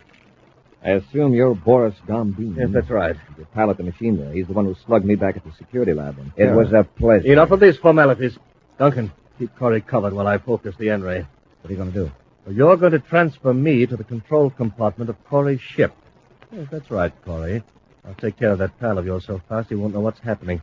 You aren't going to leave me here. Oh, no, of course not. You can bring the money when I spaceophone you from Corry's ship. Corry, take off your spacesuit. Come on, make it snappy. Watch him closely, Duncan. I am. All right, reach over and cut on the N-ray. It's all focused.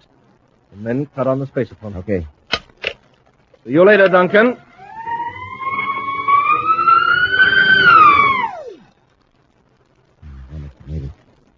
I'm watching you, Corry. Finish taking off that spacesuit.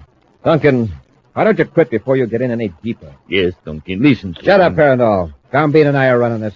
Commander, believe me, I had no knowledge of how they were using my N-ray until just a short time ago. I said shut up. It isn't going to do you any good to spill your insides to Corry. Gombean to Duncan. Gombean to Duncan. Come in. There, you see? He made it. Duncan here. Nice work, Duncan. The N-ray plunked me down right behind this pager. I had him cold on the deck before he could turn around. What's next? Now listen carefully. Bring the other space patroller up where you are. You know how to focus the N-ray down the sealed passage, don't you? Yes, Gombean. Now when you get Corry and his pal out of their spacesuits, blast them. Then you and Farandole put on their suits and come to Corry's ship. What about the N-ray? Leave it there. With Farandole in our hands, we can have an N-ray that can really shove things into line the way we want. All right, you know what to do. And when you come, don't forget the money. All right, Gombean. Give me about 10 minutes. Nothing out. Now, Corry, keep your hands raised. And if I see one move out of you while I'm focusing this ray machine, I'll let you have it with this blaster. And remember, if I make a slip with the ray, something will happen to your partner down in the passage.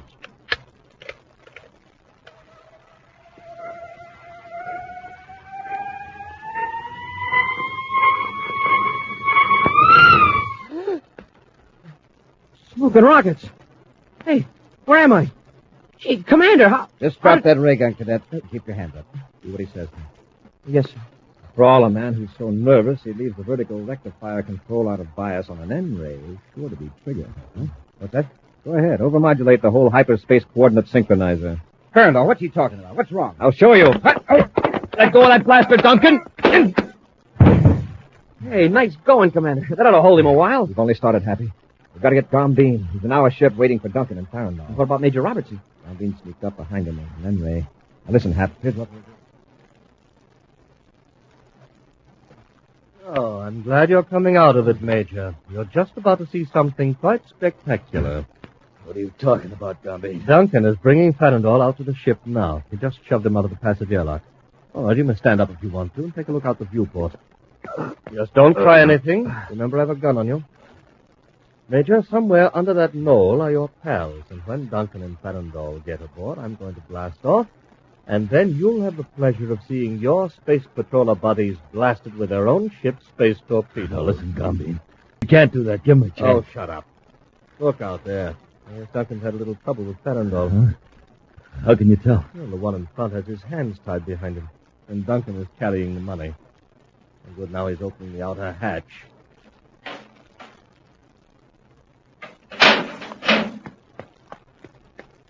Nice work, Duncan. Put the money down and then take off your helmet and enjoy the show. Well, that faceplate's covered with metal. How can you see out of it? Oh, it's easy when you know how. Corry, that's right! Commander, for a while there, I thought all three of us were done for. He was nearly right. Open Happy's helmet. Help me untie his hands. I added the rope to make it look legitimate. Yeah, fool me, too. With those Montague outer space helmets on, I didn't know who was in those suits. Thanks, Major. We'll lock Don Bean back aft. When it happened, I'll go back to Duncan and Farandol. Yeah, when we left, Farandol was begging us to destroy his in-ray. He was? Why? It occurred to him that somebody might get hurt. You know, something tells me he may be right.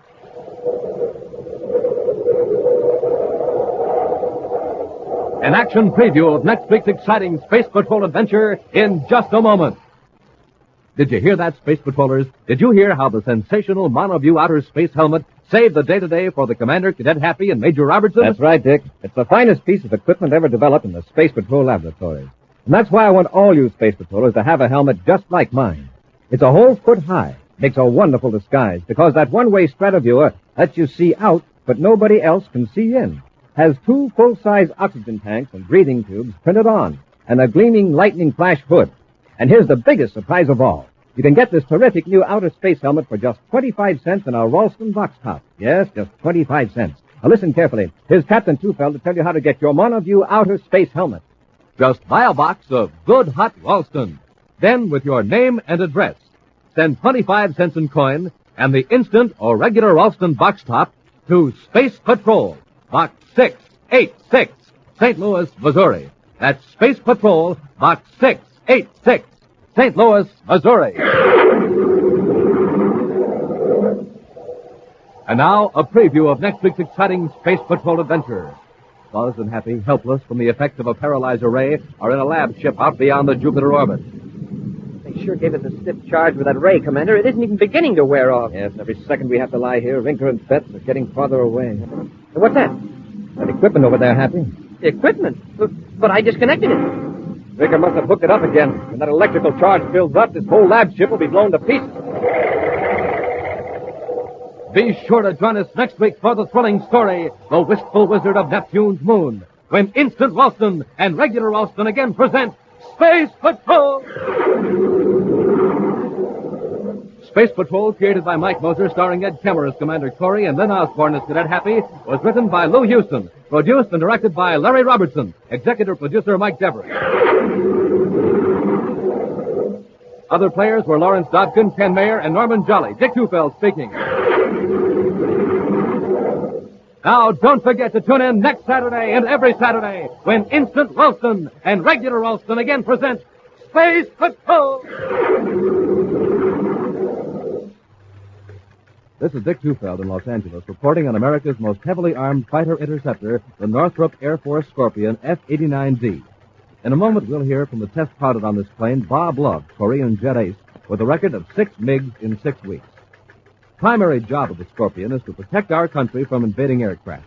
Speed more than 600 miles an hour. Weight 20 tons. Now, Bob Love recorded at Edwards Air Force Base. You know, a fella has to be in top condition to test fly a fast aircraft such as the Scorpion. That's why I always make it a rule to sleep well and eat well. So, for breakfast, I pick a cereal like Rice Chex or Wheat Chex. They're chock full of energy and really taste good. You'll like them. No other cereal, puffed or flaked, contains so much nourishment in such concentrated bite-sized form. So take a tip from Bob Love, Phil Housen, and other top test pilots. Make your cereals Rice Chex and Wheat Chex. And here's big news. Inside of Chex, you now get a thrilling new Space Patrol trading card. Flip 'em, trade 'em, collect the whole set of 40. Free Space Patrol trading cards inside of rice checks and wheat checks. Be sure to see another exciting Space Patrol program on your local ABC television station. Consult your local paper for time and channel. This program is broadcast for Armed Forces overseas through the worldwide facilities of the Armed Forces Radio Service. Space Patrol came to you transcribed from Hollywood. This is ABC Radio Network.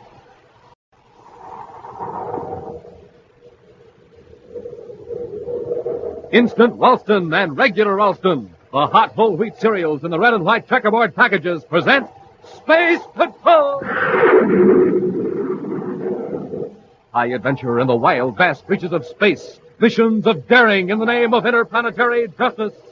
Travel into the future with Buzz Corry, Commander-in-Chief of the Space Patrol! In today's transcribed Space Patrol adventure, Buzz and Happy, helpless from the effects of a paralyzer ray, are in a lab ship out beyond the Jupiter orbit. Sure gave us a stiff charge with that ray, Commander. It isn't even beginning to wear off. Yes, and every second we lie here, Rinker and Betts are getting farther away. What's that? That equipment over there. The equipment? But I disconnected it. Rinker must have hooked it up again. If that electrical charge builds up, this whole lab ship will be blown to pieces. We'll return in just a moment with today's exciting Space Patrol adventure, The Wistful Wizard of Neptune's Moon.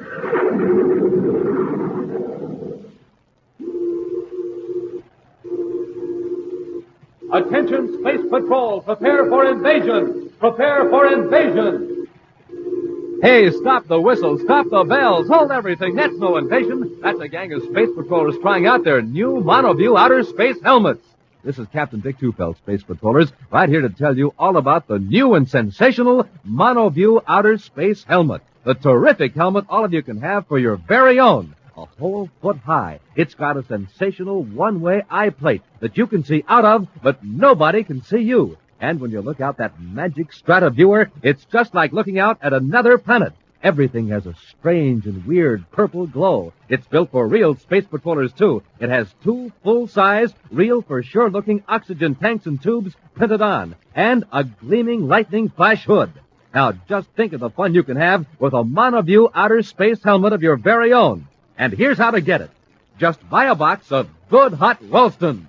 Then with your name and address, send 25 cents in coin and the instant or regular Ralston box top to Space Patrol, Box 686, St. Louis, Missouri. That's Space Patrol, Box 686, St. Louis, Missouri.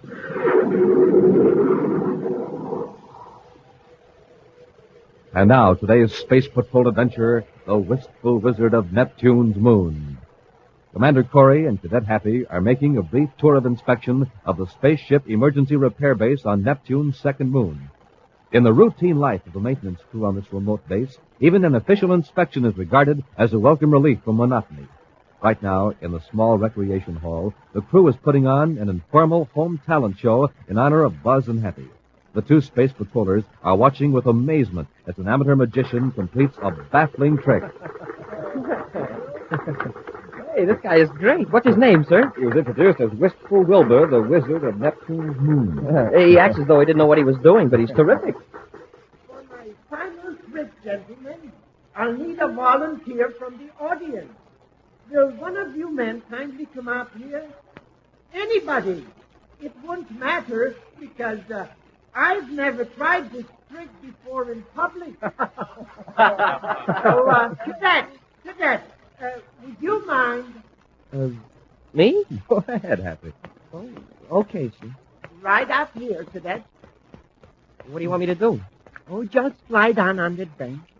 Sure, okay. And now, gentlemen, when I say the magic word, why, the cadet here will rise up in the air and stand there till I tell him to come down. Now, watch closely. Arcturus Kazam, rise! What's happening? Hey, let me down. You see, the cadet floats in midair. Thank you. Cadet, you may descend. Smoking rockets, what a sensation. Well, gentlemen, I got to get back to the work at the shop. So that concludes my part of the performance.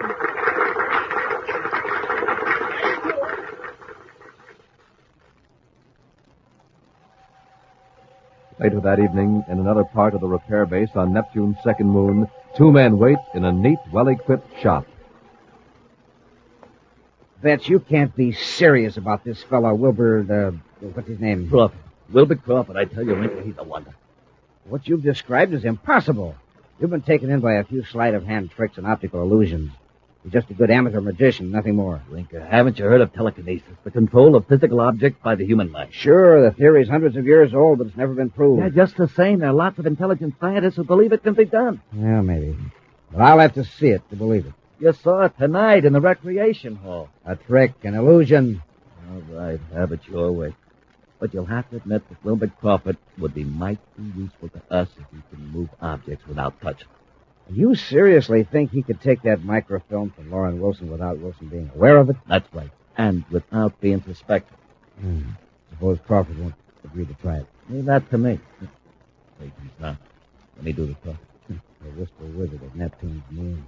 Sorry it took me so long to get here, gentlemen. I had a hard time getting away from the gang at the rec hall. That's all right, Crawford. Hey, nice act you put up. Oh, it's nothing really. But you gentlemen didn't come here to discuss the magic acts, did you? You said something was wrong with some of the instruments? Yeah, that's right, Crawford. The calibration is all off. The calibration? Why, that's impossible. I checked them carefully on the testing equipment right here. Yes, Crawford, the calibrations match perfectly when you run them. Unconsciously, your mind controls those instruments. They register exactly what you as a skilled machinist know they should register, even when they're out of adjustment. Let's face it, you have a strange and rare power that can move solid objects just by thought. Yes. Isn't that right? Yes, but please don't tell the foreman. I wouldn't be able to work here. Crawford, how would you like to work for Mr. Rinker and me?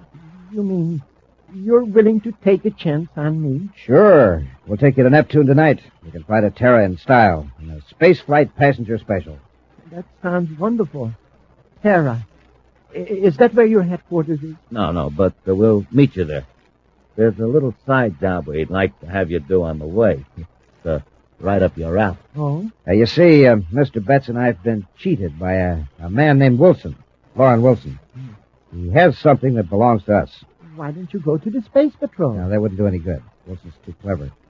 If you can get our property away from Wilson without any trouble at all. What do you mean? You'll be aboard the same passenger ship as Wilson. Without any risk at all, you can concentrate on... 2 days later, in his central office on the man-made planet Terra, Commander Corry listens gravely as a prominent industrialist tells a strange story. At a nearby desk, Cadet Happy takes notes. Those are the facts, Commander. The reel of microfilm definitely disappeared while I was aboard the Spaceflight Express between Neptune and Terra. And the sealed can containing the microfilm was in your inside coat pocket at all times. Yes, Commander. You say this microfilm contained a detailed description of a new ion exchange process. It's a formula that's worth millions, Commander. It would revolutionize manufacturing in several basic industries. Is there a possibility that someone outside of your trusted associates knew about this process? One man may know about it. But you can be sure he wasn't on that spaceship. He could have an agent. Who is this man? His name is Anson Rinker. I've learned he's on Terra. I had the misfortune to have some dealings with him a year or so ago. What kind of dealing? He operates a lab ship, a pretty well-equipped one. I hired him to do a little field work for me. I fired him when I found him analyzing my private papers instead of chemicals. Well, there's one way to find out if Rinker knows anything about the missing microfilm. How, sir? Ask him. What's his address?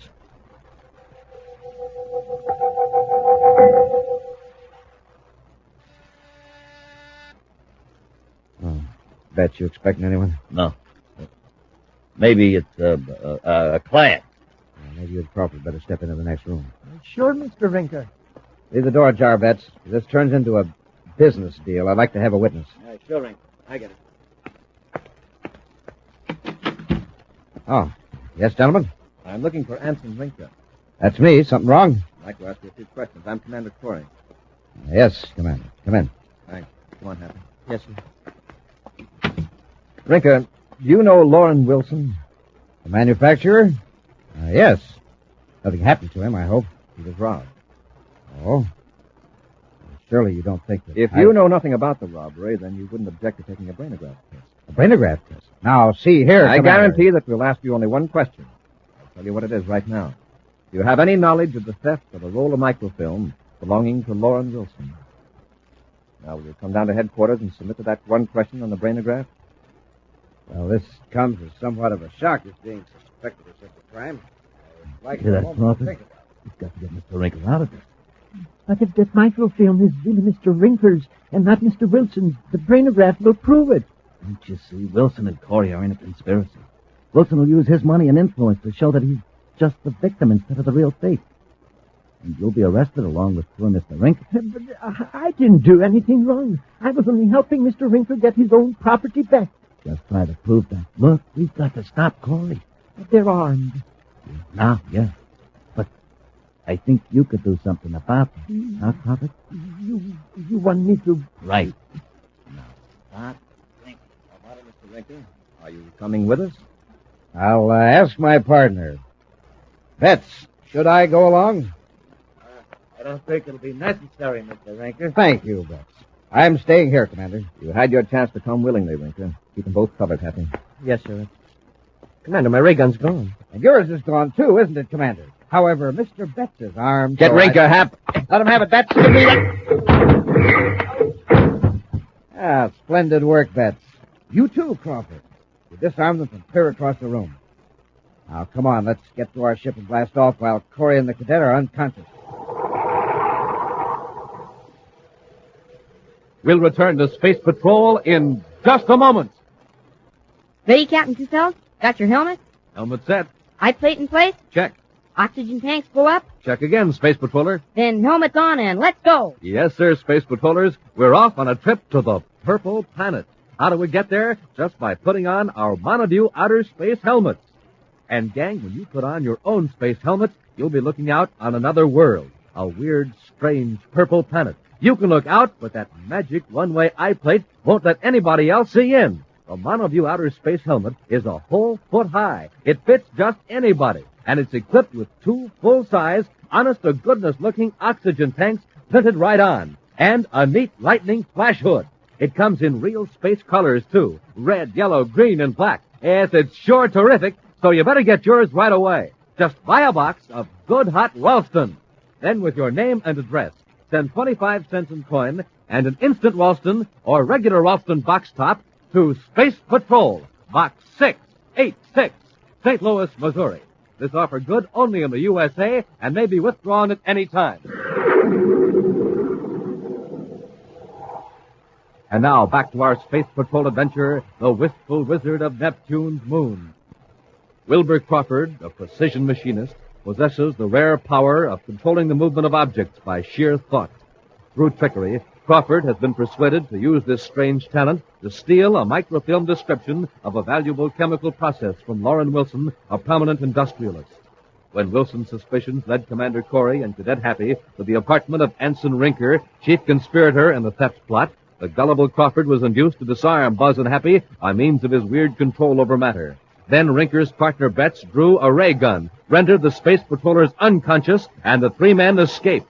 It's now an hour later, and Buzz and Happy are shaking off the effects of the ray gun. You know one thing, Hap. Rinker is behind the theft of Wilson's chemical process. Yeah, and that magician Crawford must have done the actual stealing. Now, we won't find a solution standing here talking. Rush back to headquarters and send out an all-planets alarm for the 3 of them. Meantime, far from the regular space lanes, a spaceship blasts through the void. 2 men watch the rear viewscope anxiously, while the third sits in moody silence. Finally, Wilbur Crawford raises his head. I've been thinking it over, Mr. Rinker. I don't want to run away. Don't be foolish, Crawford. You realize what'll happen if the Space Patrol finds you? I don't care. I'm willing to take my chances with the Space Patrol. Look, I know you don't like being a fugitive, but don't worry. When we sell Wilson's chemical process, we can hide out in style the rest of our lives. Wilson's process? Then you were lying to me. I wasn't getting back something that belonged to you after all. I guess I gave it away, Rinker. Sorry. It's time our wizard here got wise to himself anyway. Crawford, you've got a talent we could use. So we used it. You'll never use it again. and neither will I. Oh, I think we will. You've got a younger sister, I believe. Sister?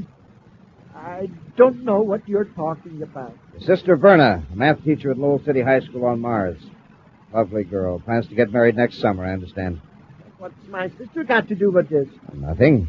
Except that I'm going to contact one of my men on Mars and suggest that he look after Verna. You leave her alone, do you hear? Just behave yourself and cooperate with Mr. Betts and me, and nothing will happen to your sister. What do you say, Crawford? What are you going to do with me? For the time being, we'll stay out here beyond the regular lanes. Then we'll go to Mars and transfer to my lab ship. By that time, the Space Patrol will figure we're headed toward one of the outer planets. Then we're going to hide out on Mars, eh? No. We'll head for Mercury. We'll leave Mars as soon as we can. You aren't going to try to land in Lowell City, are you? Of course not. My lab ship is several DUs north of the city, near the old bauxite mine. But you don't have to worry about that, Crawford. Now, just do what you're told, and you'll keep your sister in good health. Yeah. Get on the spaceport, and Betts will put through that crawler man in Lowell City. Okay. Hey, what are you talking about? The space phone's all ready. You just clicked the switch yourself. I did? I guess I must have. Funny how an action gets to be automatic. Brinker aboard Space Cruiser NP. In Space Patrol headquarters on Terra, Commander Corry gives Cadet Happy a printed copy of a space-of-own conversation picked up by the monitoring station. Well, where was the spaceship that was sending this? 400,000 DUs from Terra, 70 degrees above the plane of our orbit. What's our next move, sir? I've already assigned 3 of our Mars agents to guard Crawford's sister, Verna. We'd better be getting to the spaceport. He's going after Rinker, huh? I figure we've got time to reach his lab ship north of Lowell City before Rinker gets there. We'll give him a surprise party. What about our ship? Suppose there's no place to hide it near the mine. We won't try to hide it. We'll pick up a pilot in Lowell City and have him drop us off near Rinker's hideout. Come on, Happy.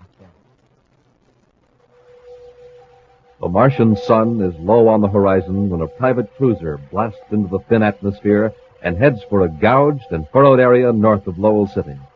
After a careful check in all directions, Ensign Rinker sets the cruiser down in the red dust close to a lab ship. In an aft compartment of that ship, Cadet Happy presses a sensitive instrument against the bulkhead while Commander Corry slowly regulates a dial. In the ship now, that was the hatch closing.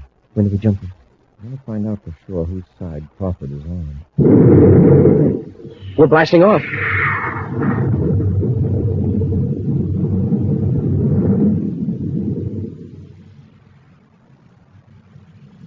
Just make yourself comfortable here in this compartment, Crawford. Wait if you like. A long way to Mercury, the vector with me.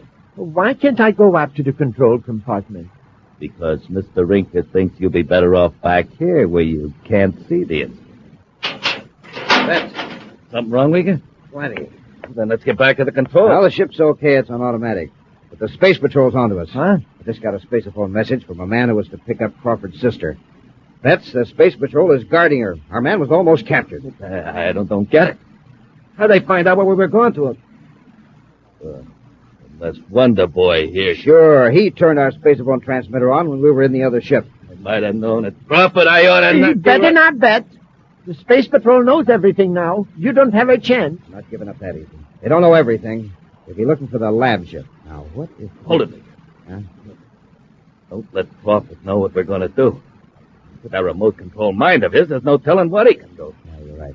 Well, I'll just fix that. There, he can't do anything when he's unconscious. Now, here's what Working now, huh? Here, I'll turn up the gain. That little scout ship will both of us. Sure it will. Would have put the Wistful. You just leave it, didn't I? Uh-huh. But we'll make sure he won't give us any more trouble. There are a lot of chemicals in the lab compartment, enough to blow this ship apart, you think? We'll rig up something to blow up the ship after we get away. And I know just the gadget the time the explosion come on. Those murdering rats. Now's the time to get them. Wait, Happy. They know this lab layout. We don't. If we rush them now, they may try something desperate. Moments pass, tedious moments that seem like hours. Then, through the sonic detector, Buzz and Happy hear voices again. Now's the time to cut loose in the scout shot. Not yet. Put a few more 100 DUs between us and Mars. All right, Happy. Let's get to the lab compartment. Bring the sonic detector along. Yes, sir.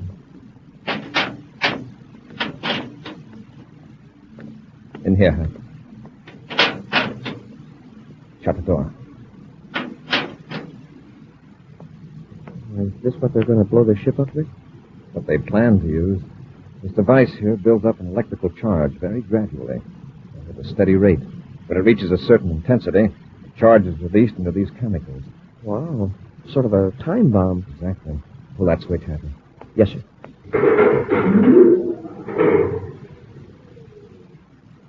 Now let's work our way up to the control compartment and take care of that. Look, isn't it about time, Rinker? Yeah, we might as well get going. I'll go back to the lab and boost the current a little. That's been worrying. What if you miscalculate? I know what I'm doing. I'll readjust the charge so we'll have half an hour to get clear of the ship. Somebody's in the corridor. I heard it, too. It's rough, but too. I doubt it. Hey, look, you open that door fast. I'll be ready with the paralyzer later. Okay. Ready? Now! Commander, they've seen us. You're too late, Corry. Nice going, Rinker. Yeah, it was close. Well, Crawford's going to have company during his last moments anyway. Yeah. The commander-in-chief, no less, and his cadet. Moments later, Rinker and Betts, far out in space, are in their tiny scout ship. And in the doomed lab ship, Buzz and Happy are regaining the use of their vocal cords, even though the paralyzer ray still numbs the rest of their bodies. At least we got off better than Crawford did. They must have slugged him. Look at his head. He's out cold. Well, he ought to be able to move in a few minutes, Hap, then we'll get to the controls. What's that? The equipment over there. The equipment? But I disconnected it. They hooked it up again. That electrical charge builds up, this whole ship will be blown to pieces. Smoking rockets by the looks of those sparks. Well, it won't be long now. Commander, Crawford's coming too. Crawford. Crawford. Yes. What happened? Crawford, do you hear that? It's a time bomb Rinker sent. And if you don't get up and pull that switch, we'll be blown up. I can't move. Oh, sure. They gave you a blast with a paralyzer ray, too. Crawford, there isn't much time left for any of it. I know. And I want to get it all off of my chest. I stole that microfilm from Wilson, but I didn't think it was rightfully his. That's the truth, honest. I believe you. How did you do it? Rinker and Betts called it telekinesis. The power of the mind to control matter. Crawford, try it now. Try it on that switch. Switch? What switch? That big one at the bottom of the control panel. You'd better hurry. Quite happy, Betts. Concentrate. Hey, you did it. You did it, Crawford. Elsewhere on their tiny scout ship, Rinker and Betts cruise on low power, waiting for a distant flash that will tell them that Buzz, Happy, and Crawford have been destroyed. You must have miscalculated, Rinker. The ship should have blown up by now. I don't understand it. Hey, Rinker, look. The review scope. There's a spaceship. Confounded Betts, why weren't you watching? Look, I've been looking for the explosion. The lab ship. Our lab ship. Now, don't get panicky. We can probably outmaneuver him till Thacker gets here from Mercury. Yeah. What's wrong? The controls won't respond. Do something, Rinker. Corey's almost close enough to pull us in with the magnetic holding field. What's the matter with these controls? Commander Corry aboard lab ship ML-284. Holding Anson Rinker aboard scout ship. Cut your power. Corey, all right. What are we going to do? Better cut your power, Rinker. Try to fight the magnetic holding field. You'll pull the skin right off that little space boat. He's right. He's right. Do what he said. Yeah. All right, Corey. You win. But if these controls hadn't fouled up... They didn't foul up, Rinker. They worked beautifully. They were operated from this ship. What? That's right, Rinker. And here's the fellow that helped capture you. The Wistful Wizard of Neptune's moon. You can have this wizard business. From now on, I'm just a plain wistful mechanic. An action preview of next week's exciting Space Patrol adventure in just a moment. Hey, Space Patrollers, what's that? What's going on over at the Browns' house? Uh-oh, I know now what the trouble is. Jimmy's got his monoview outer space helmet on. Hi, Captain Tufeld. Even my own dog doesn't know me with my new helmet on. Just got it this morning. Sure is swell. That's right, Jimmy. You can see out. But nobody else can see in. Fooled 3 of my pals already today. Yes, that two-way mirror strataviewer will do it every time. Feel like a real spaceman, too, with oxygen tanks, breathing tubes, and lightning flash hood printed right on. Yes, and you look like one, too. Now, how about you, Space Patrollers? I bet you'd all like to have one, wouldn't you? Well, all it cost you was 25 cents. That's right, only 25 cents, and the top from a box of instant Ralston or regular Ralston. Yes, sir, gang, just a quarter and a box top for the sensational, terrific, full-size monoview outer space helmet. So buy a package of good, hot Ralston today. And then with your name and address, send 25 cents in coin and the instant or regular Ralston box top to Space Patrol, Box 686, St. Louis, Missouri. That's Space Patrol, Box 686, St. Louis, Missouri. Attention, all space patrollers. All space patrollers. Attention. This is your commander with big news that you've been waiting for. News about the Name the Planet contest. Next week, you'll hear the name of the grand prize winner in the Name the Planet contest. Yes, in just 7 days, you'll know the name of the space patroller who wins my rocket ship and $1,500 cash. And who knows, it may be you. So stand by and be sure you're listening to Space Patrol next week for the name of the grand prize winner in the great Name the Planet contest. And now, a preview of next week's exciting Space Patrol adventures. Commander Corry, at the controls of the Terra 5, pilots the ship close to a strange, disc-shaped object floating above the planet Venus. Cadet Happy is on the disc in a spacesuit, reporting to the commander by spaceophone. Can you make anything out of those controls and instruments, Happy? Well, no, sir. They're nothing like you'd find in a spaceship or artificial satellite. And besides, they're not even connected. The disc seems to be defying gravity. Now, don't touch anything, Hap. You see, these wires are just hanging loose. It looks like they've been yanked away from... Hey, Commander, what's wrong? The disc is falling toward Venus. Be sure to join us next week for the thrilling story in the Claw of Venus, when Instant Ralston and Regular Ralston again present Space Patrol! Space Patrol, created by Mike Moser, starring Ed Kemmer as Commander Corry and Ben Osborne as Cadet Happy, was written by Lou Houston, produced and directed by Larry Robertson, executive producer Mike Devery. Other players were Bela Kovach, Norman Jolly, Ken Mayer, and Stephen Robertson. Dick Tufeld speaking. Now, don't forget to tune in next Saturday and every Saturday when Instant Ralston and Regular Ralston again present Space Patrol!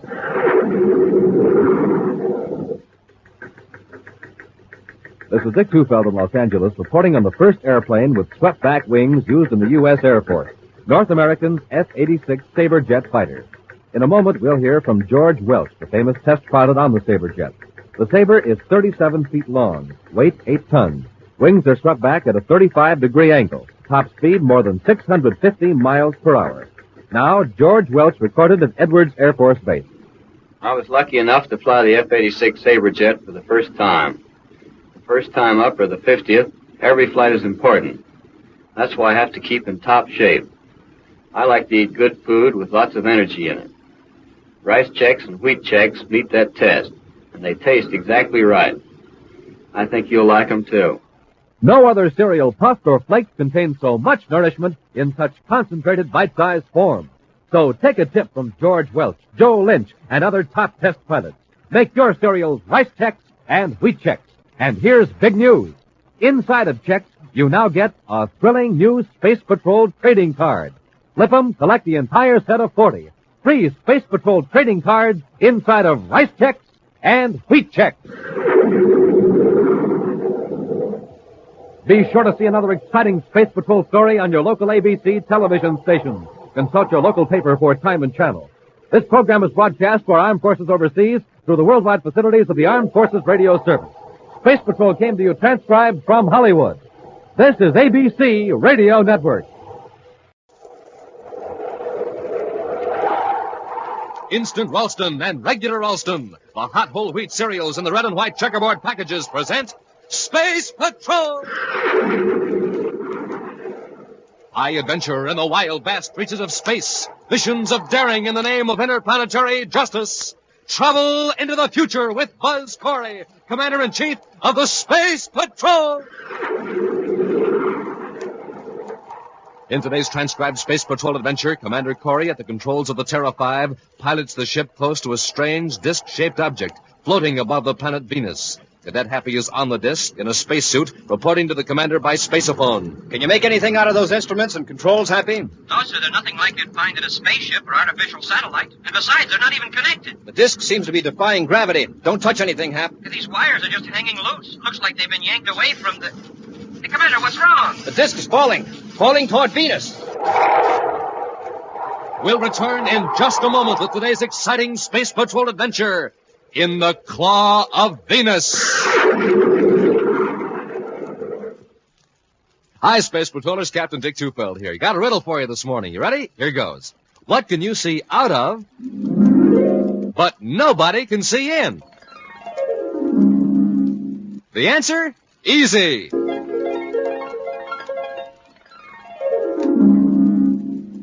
The new sensational Monoview Outer Space Helmet. It's a whole foot high, slips on right over your head, and rests on your shoulders. Yes, sir, it's a neat, complete disguise. And wait till you get your first look through that special one-way eye plate. It's like magic.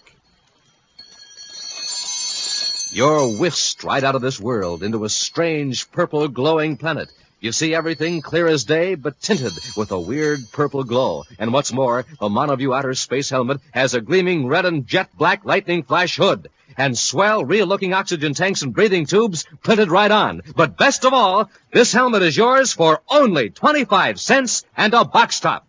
Now, gang, here's how you get it. Just buy a box of good hot Ralston. Then, with your name and address, send 25 cents in coin and an instant or regular Ralston box top to Space Patrol, Box 686, St. Louis, Missouri. That's Space Patrol, Box 686, St. Louis, Missouri. This offer is good only in the USA and may be withdrawn at any time. And now, here's a special Space Patrol flash. Immediately following today's adventure, Commander Corry will announce the name of the grand prize winner in the Name the Planet contest.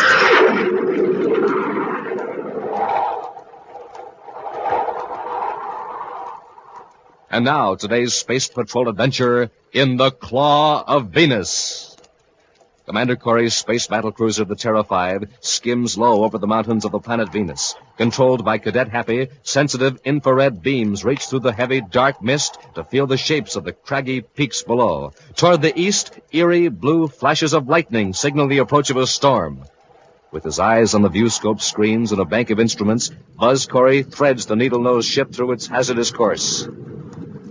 We're nearly there, Happy. The probe beam should be picking out Sharn's tower any minute now. We sure got a break from that storm, sir. We'll be right on top of him before he knows we're coming. Unless one of his men tipped him off.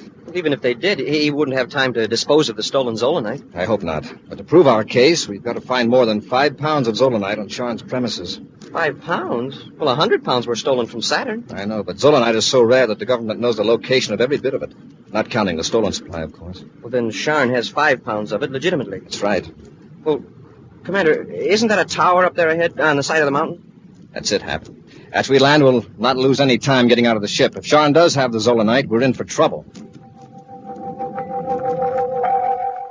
Near the summit of a mountain, Sharn's tower rises into the mist, dwarfing 2 squat stone buildings huddled at the base. In the top chamber of the tower, Gaston Sharn barks instructions to his assistant, Richard Durant. Durant, did you hear what I said? What was that, Sharn? I said 10,000 volts. What's the matter with you today? Oh, it's that storm. I don't like working here in this kind of weather. It makes me nervous. Afraid of thunder.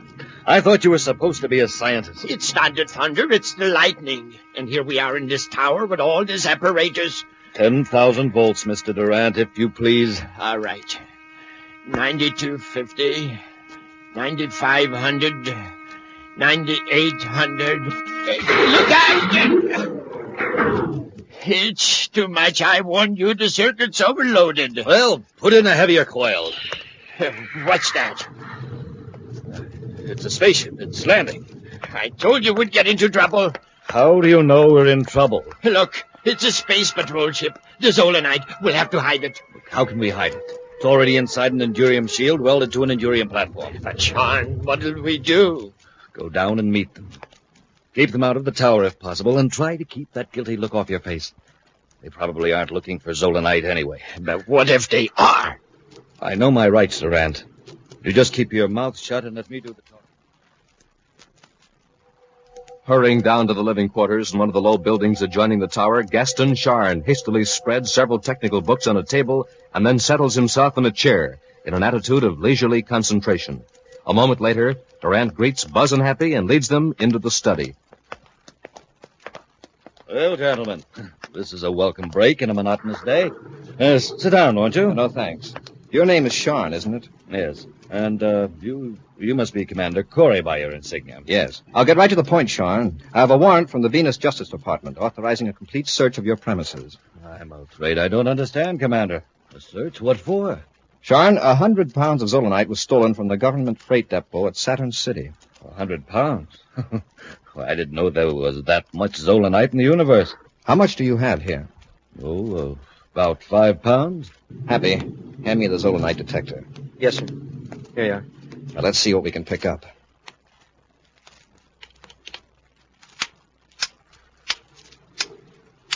It's working all right, Commander. Of course it is. 5 pounds of zolanite is enough to set up quite a reaction. It's true. It could be 5 pounds 20 feet away or 100 pounds 400 feet away. How about it, Sean? Can you move 20 feet and produce your zolanite? Perhaps the storm has some confusing effect on your detector. Very unlikely. Judging by the indicator, we'll find some zolanite up in your tower. Let's have a look. Cut the detector, Hap. Come on, Sean. Very well, if you insist. You and Durant lead the way. Very well. Through this door, gentlemen.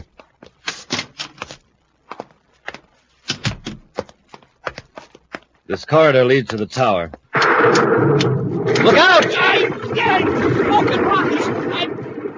I've been struck by lightning. I told you, John. Get a grip on yourself, Durant. You're not hurt. Yeah, if you'd been hit by lightning, you wouldn't be able to brag about it. A bolt hit the tower, just like I said it would. Well, we're not hurt. We'll go up and investigate. No. The tower is damaged. What if the lightning strikes again? Commander. Yes, Hap.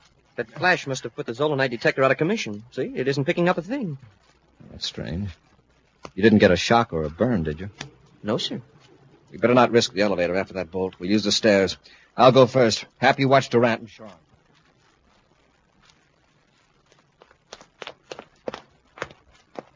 The lab is right through that door, Commander. Smoking rockets. What happened to the roof? A bolt of lightning blasted out the whole top of the tower. Yeah, and it wrecked the floor, too. Yeah, it's lucky it didn't collapse. I don't understand it. What do you mean, Durant? That huge Endurium platform, it's disintegrated, vanished, just like it never existed. The walls are seared, but there's hardly any trace of molten metal. Strange. Happy, try that detector again. Yes, sir. It's working, sir, but it's sure a low reading. It's probably picking up this small fragment of zolanite. Yes, that's zolanite, all right. Which proves that your detector is working, and in turn proves that I do not have the stolen 100 pounds of this stuff. Yeah, it looks like the lightning destroyed all our evidence, Commander. And in that case, I should appreciate it if you gentlemen would leave, so I may silently contemplate my tragic loss. All right, Sean. There's nothing I can do now but watch your step. Next time it'll take more than a bolt of lightning to save you. Come on, Happy.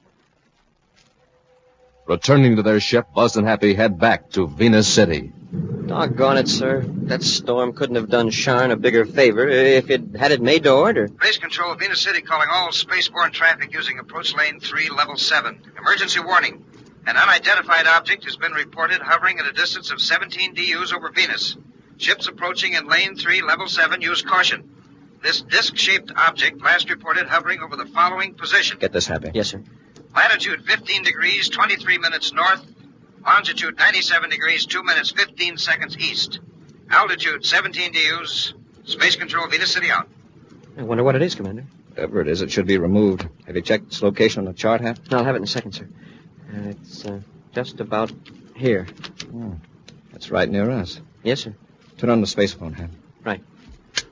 Commander Corry aboard Terra 5, calling Space Control, Venus City. Commander Corry to Space Control, Venus City. Space Control, Venus City, go ahead, Commander. I'm checking on your report of this unidentified object. What's being done to remove it from the space lane? Nothing as yet, Commander. Colonel Yeager is waiting for a report from Space Platform Observatory number 2. They're trying to identify the object. You said it was disc-shaped. How big is it? About 20 feet in diameter and quite thin and flat. There's no sign of rocket power or any other force. It's been over that same position on Venus for more than an hour. It just seems to hang there. That's all the information I have, sir. All right, Space Control. Inform Colonel Yeager that I'm going to investigate this object. Corry out. All right, Hap, we'll have a close look at this thing. Get your spacesuit on in case we have to attach a line and tow it out of the space lane. Moments later, Buzz and Happy bring their spaceship close to a gleaming metal disk. They circle it at a velocity just high enough to counteract the gravity pull of the planet Venus, 17 DUs below them. I wouldn't have believed it if I hadn't seen it. It's not underpowered. There's no sign of any rocket burst. It's certainly unmanned. Yeah, the disk is too thin for anything larger than a dog to be inside it. I wonder what that stuff is on top. Some sort of electrical equipment, maybe? What's it connected to? See those cables dangling? Commander, since I've got my spacesuit on, why can't I board that disk and examine it? Well, all right, Hap, but watch your step. Skillfully, Buzz matches the velocity of his ship to that of the strange disk as Happy stands in the airlock with the outer hatch open. Carefully, Buzz maneuvers the Terra 5 closer to the disk, and Happy crosses over. I made it, sir. I'm on the disk. Remember, Hap, this isn't outer space. If you slip here, you go down, and 17 DUs is a long way to fall. I'll be careful, sir. I'll drop back so I can see you better through the nose port.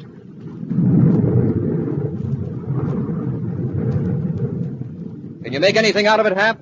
Not yet, but somehow I get the feeling that this whole object is part of something else. What makes you think that? Well, the bolts and brackets on the disk. It looks like it had been fastened to something and pulled loose. And these controls, they're nothing like anything you'd find in a spaceship or artificial satellite. And besides, they're not even connected. Well, don't touch them, Hap. Never can tell. These wires are just hanging loose. It looks like they've been yanked away from... Hey, Commander, what's wrong with the ship? You're moving away. It isn't the ship, it's you. The disk is falling toward Venus. We'll return to Space Patrol in just a moment.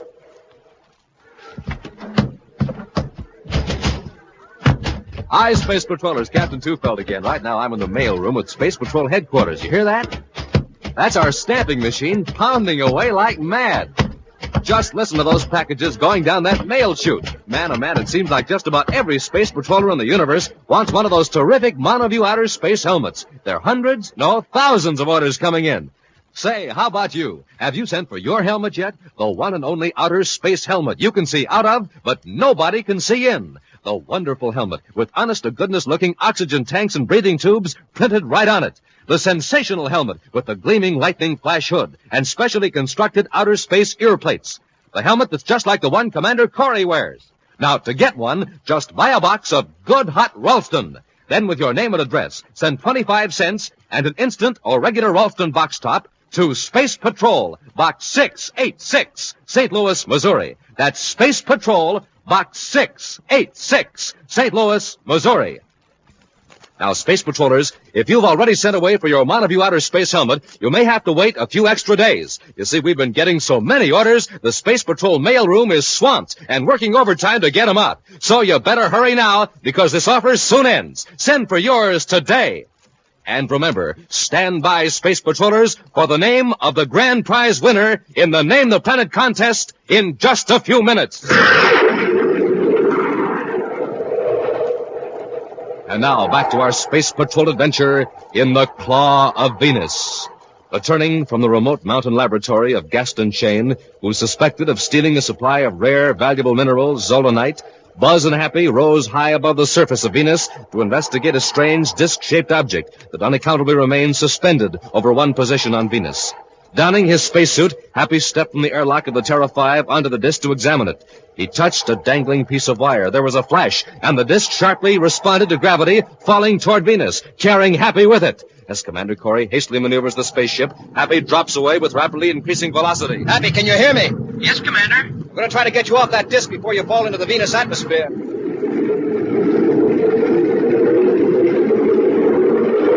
Hap, how much space between you and the airlock? About 50 feet. Have we matched velocity? Yes, sir. The ship and this disk are falling at the same rate. I'm going to pull over closer. Guide me. That's it, Commander. A little more. More. Hold it. I can reach the airlock now. Okay, climb aboard.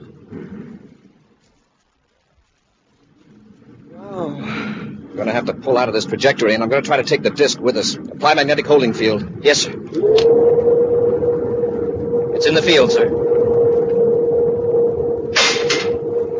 We've got it. we can hold it on a sharp pullout. It's an awful strain on the hull of the ship. I'm afraid it's too late. Seems a shame to cut it loose. Check the infrared viewscope, Hap. See where the disc will land if it continues this trajectory. Yes, sir. It'll land in the Venus Sea, or along the coast, somewhere in the Gartoga Mountains. Commander, what's that? I just turned on the Zolanite detector. Something must be wrong. There's no Zolanite around... Hey, on the disc. Right. We'll try to make the disc land where we can recover it again. Cut magnetic holding field. We'll track it in the viewscope and see where it falls. Keep it centered, Hap, while I level off. Yes, sir. I don't get it, Commander. Zolanite out here on that disc? Well, how did it get there? Remember that hole in the roof of Sharn's tower?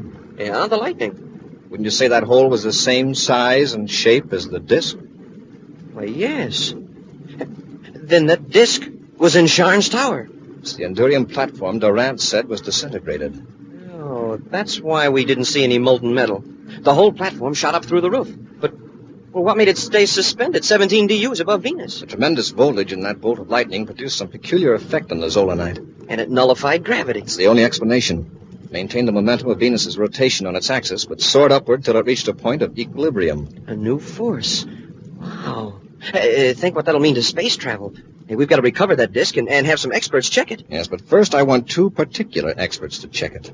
The men that accidentally discovered this new force. Sharn and Durant? Right. When they see the viewscope microfilm of that disk and learn where the object landed, I think they'll get just a little bit greedy. Several hours later, Sharn and Durant sit watching the interplanet news telecast.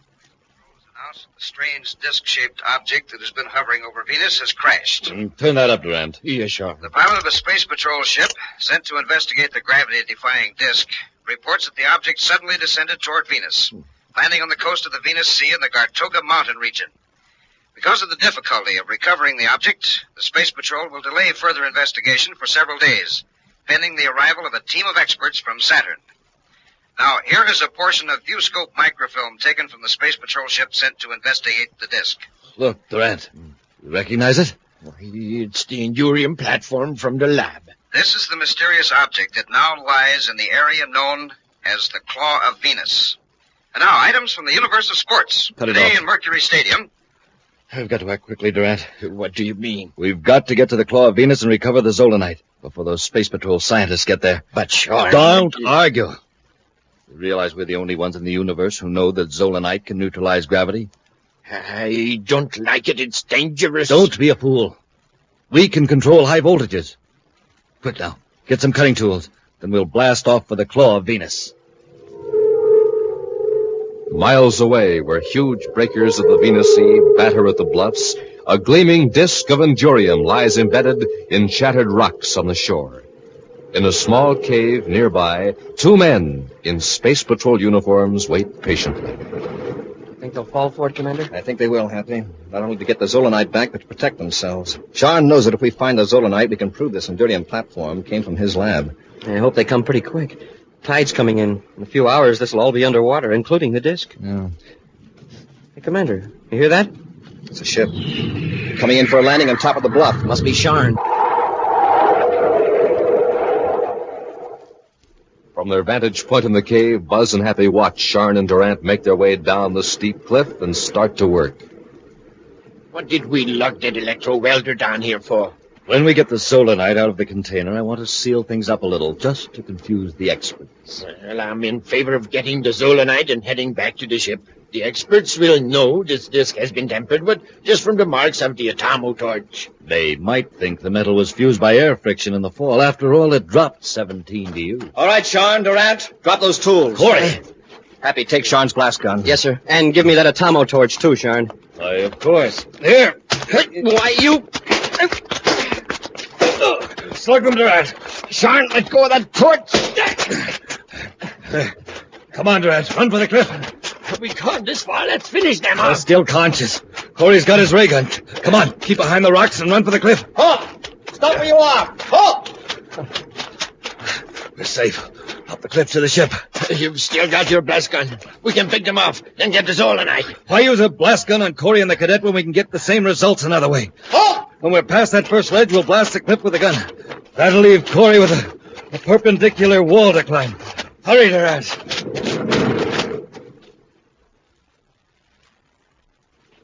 Keep after them, Happy. Yes, sir. I'm still dizzy from the crack on the head with that atomo torch. But I bet I can outclimb those two rats any day. Happy, duck. Charm's aiming his blast gun. Now,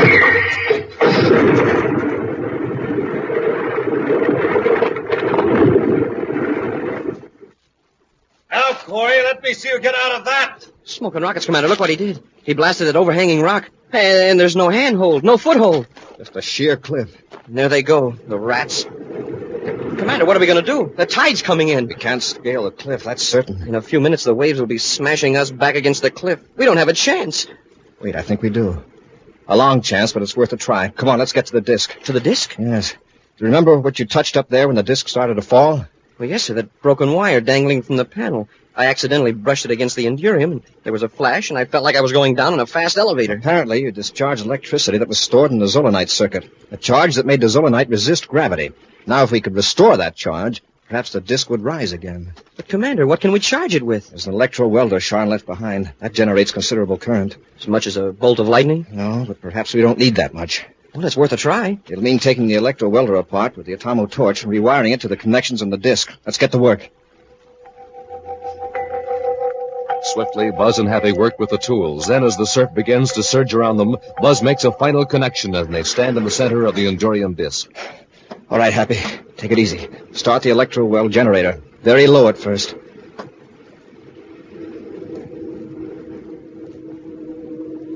Nothing's happening, sir. Give it more voltage. Steady now. This takes hold suddenly. Maybe the circuit was wrecked when the disc landed on the rocks. Hey, it's beginning to move. I can feel it. Look, we're rising. Hold it, Happy. Hold it right there. We're a few inches off the ground. I'll get off and give the disc a shove toward the cliff. And we can ride up the face of the cliff and jump off at the top. Hey, that's right. It wouldn't be much good to us if just suspended in empty air. It's hard to move, Hap. Why is that? It's weightless now. As far as Venus gravity is concerned, it's weightless, but it still has its mass and inertia. Now it's moving toward the cliff, sir. The inertia will carry it the rest of the way as we ascend. All right, Happy. Increase the voltage slightly. Here we go, sir. Hold us steady, Hap. We're rising fast enough.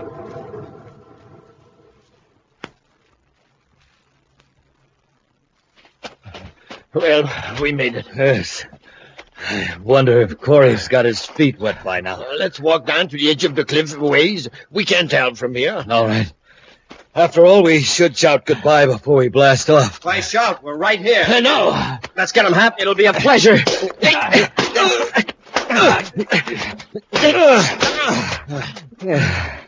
I think that'll take care of him. Frankly, I'm sorry it's over so soon. I guess they don't have much fight left after that climb. Oh. How did you get up the cliff? On your gravity disc. You worked the gravity disc? That's right, Sharn. The idea came to the commander like a flash of lightning. An action preview of next week's exciting Space Patrol adventure in just a moment. Smoking rockets, I must be getting space happy. I'm seeing double again. Hey, who are you guys anyway? A couple of twin giants from Jupiter or twin space pirates from Pluto? Well, we can see you, Cadet Happy. Yeah, clear as day. Yeah, but I can't see you. I know. Because you've got your Monoview outer space helmets on. Pretty neat, huh? Got oxygen tanks printed right on our helmets and big red lightning flashes on the hood. Pretty keen? You betcha. More than a foot high. Covers up our whole heads. Nobody can tell who we are. Yep, you're real space patrollers, all right. Sure are. But jumpin' Jupiter, who are you anyway? Oh, come on, tell me. I'm Space Patroller Johnny Smith reporting, sir. Space Patroller Johnny Smith here, sir. Well, you guys sure had me fooled, that's for sure. And say, Space Patrollers, how about it? Why don't you send for your own swell new Monoview outer space helmet? You know, you just buy a box of good hot Ralston, then, with your name and address, send 25 cents in coin and the instant or regular Ralston box top to Space Patrol, Box 686, St. Louis 1, Missouri. That's Space Patrol, Box 686, St. Louis 1, Missouri. Get going right away, today. And now, Space Patrollers, here's the big news. In just 2 seconds, Commander Corry will tell you the name of the grand prize winner in the Name the Planet contest. Commander Corry here. The name of the grand prize winner, the space patroller who wins my giant rocket clubhouse with a big motor truck to pull it, and $1,500 cash is... Ricky Walker. Ricky Walker of 315 Wagner Street, Washington, Illinois. Congratulations, Ricky. And Space Patrollers, be sure you're listening next week for more exciting news about the winners of the Name the Planet contest. And now, a preview of next week's exciting Space Patrol adventure. At the end of a secret cavern on Saturn's 8th moon, a strange spaceship waits for the precise instant to blast off. Buzz and Happy, helpless at the point of a deadly heat gun, are forced down the cavern toward the ship. Hurry up, both of you. There isn't much time. Listen to us, Zobanek. These people or creatures or whatever they are, they've got some hold over you. Sure, Zobanek. You'll be sorry the instant the ship blasts off. I know what I'm doing. You'll be sorry if you aren't aboard. You mean you'll use that heat gun on us? I won't have to. That's the first warning. If we're not aboard that ship in 3 minutes, we'll all be finished in that rocket blast. Be sure to join us next week for the thrilling story, The Exiles from Denebola, when Instant Ralston and Regular Ralston again present Space Patrol! Space Patrol, created by Mike Moser, starring Ed Kemmer as Commander Corry and Lynn Osborne as Cadet Happy, was written by Lou Houston, produced and directed by Larry Robertson, executive producer Mike Debray. Other players were Norman Jolly, Ken Mayer, Bela Kovach, and Dick Beals. Dick Tufeld speaking. Now, don't forget to tune in next Saturday and every Saturday when Instant Ralston and Regular Ralston again present Space Patrol! This is Dick Tufeld in Los Angeles with the story of one of the fastest planes in the world, and a word from the man who test flies it, Joe Lynch. It's North American's Air Force F-86D Sabre Jet Interceptor. Speed well over 700 miles per hour. Wingspan is 37 feet, length 41, cruising range 500 miles. Now, by special tape recording made at International Airport, the well-known test pilot of the Sabre, Joe Lynch. The D is a one-man interceptor, so when you fly it, you're really on your own. That's why I see to it that I'm in good condition all the time. And one way to stay in good condition is by eating a good breakfast cereal, like Rice Chex or Wheat Chex. They're just packed full of energy, and they taste well. I think you'll like them, too. No other cereal, puffed or flaked, contains so much nourishment in such concentrated bite-sized form. So take a tip from Joe Lynch, George Welch, and other top test pilots. Make your cereals Rice Chex and Wheat Chex. Be sure to see another exciting Space Patrol story in your local ABC television station. Consult your local newspaper for time and channel. This program is broadcast to our armed forces overseas through the worldwide facilities of the Armed Forces Radio Service. Space Patrol came to you transcribed from Hollywood. This is ABC Radio Network.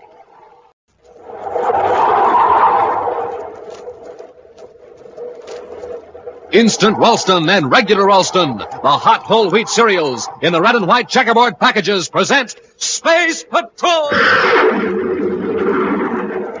High adventure in the wild, vast reaches of space. Missions of daring in the name of interplanetary justice.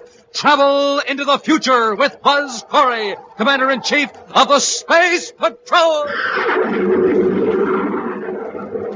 In today's transcribed Space Patrol adventure, Buzz and Happy are on the planet Mars, searching for Carol in an underground storage room filled with ancient, musty books. Suddenly, a sound that's more than a sound presses down upon them. Commander, my head hurts. So does mine. I can hardly stand it. What's causing it, sir? Ultrasonic vibration. Yeah, but where are they coming from? From the resonator up near the ceiling. The vibrations kill insects that attack the old documents. What'll it do to us? If we can't shut off that resonator, we'll meet the same fate as the insects. We'll return in just a moment with today's exciting Space Patrol adventure, The Martian Masquerade.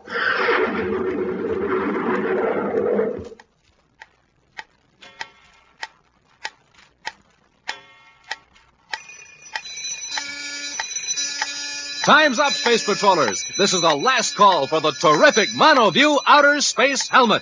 Yes, this is the last week we can tell you how to get one. So, fire rockets! And get going, because I don't want any of you to miss out on the fun you can have with an outer space helmet. Now, just think. You can go off on imaginary trips anywhere in the universe through the eyes of that one-way eye plate. You can see everything clearly, but strange and different. A real spaceman's eye view. And with your helmet on, you'll look like an honest-to-goodness spaceman, too. It's a foot high. It slips over your head, rests on your shoulders, covers up your entire head. And that one-way eye plate is like magic. It lets you see out, but nobody can see in. Nobody can tell who you are. And what's more, it's got real-looking oxygen tanks, breathing tubes, and a crackling red and black lightning flash hood printed right on. Yes, sir, it's just what the spaceman ordered. Now remember, this is the last time we can make this offer. So better swing into action right away. Buy a box of good hot Ralston. Then with your name and address and an instant or regular Ralston box top, send 25 cents in coin to Space Patrol, Box 686, St. Louis, Missouri. That's Space Patrol, Box 686, St. Louis, Missouri.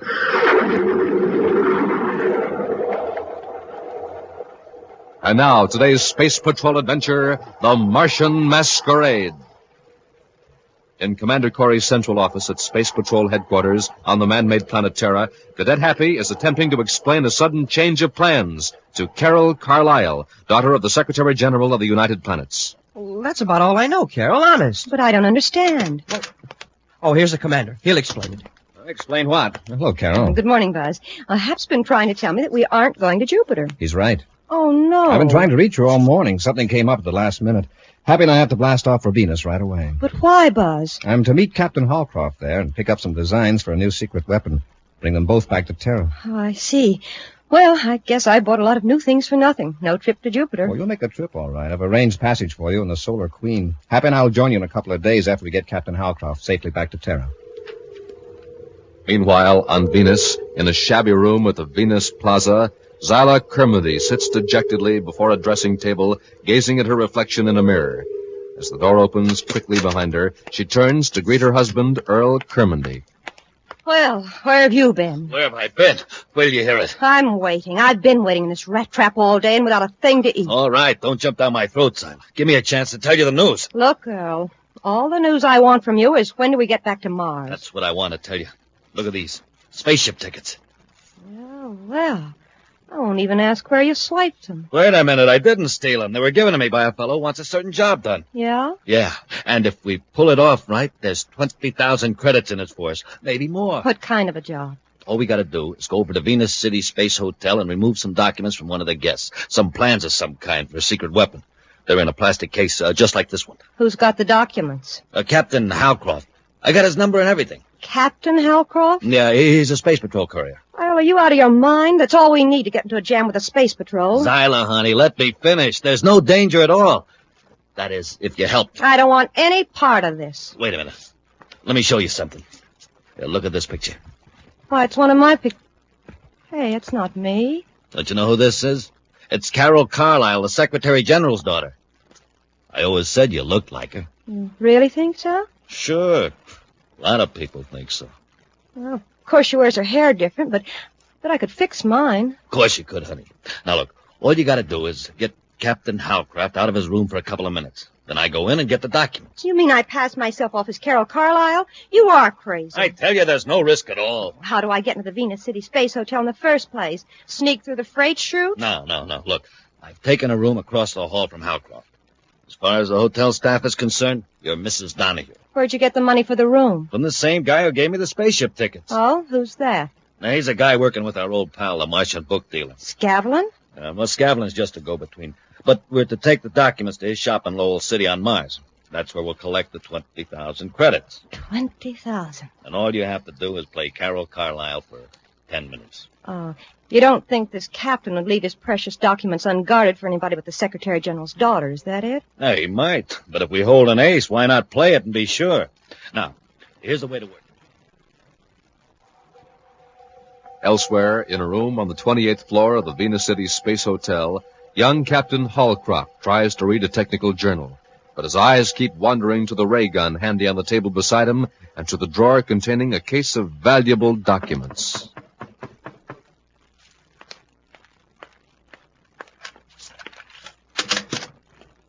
Yes? I hate to disturb you, but I wonder if I could ask you a favor. Oh, what kind of favor? I seem to be locked out. The electrolock's stuck, I think. Oh, I see. Well, I'll tell you what I'll do. I'll phone down to the desk and have them send a man up. If the lock's jammed, you'll need an expert. Oh, that's just what I was trying to avoid. It takes such a lot of explanation. You see, it's not my room. Some friends of mine, the Donahues, have the room across the hall. But they're out for the evening, and I left a package in there. Oh, I see. Oh, I know, it sounds strange, but calling downstairs and explaining would cause such a commotion. Oh, not on account of me, but because of my father. Your father? I see you don't know who I am. Does the name Carlyle mean anything to you? Carlyle? Your father's a Secretary General. Of course, Miss Carlyle.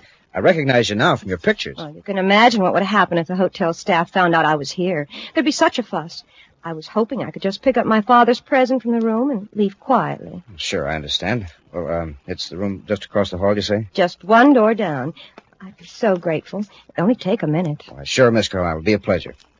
I do hope Mrs. Donahue gave me the right key.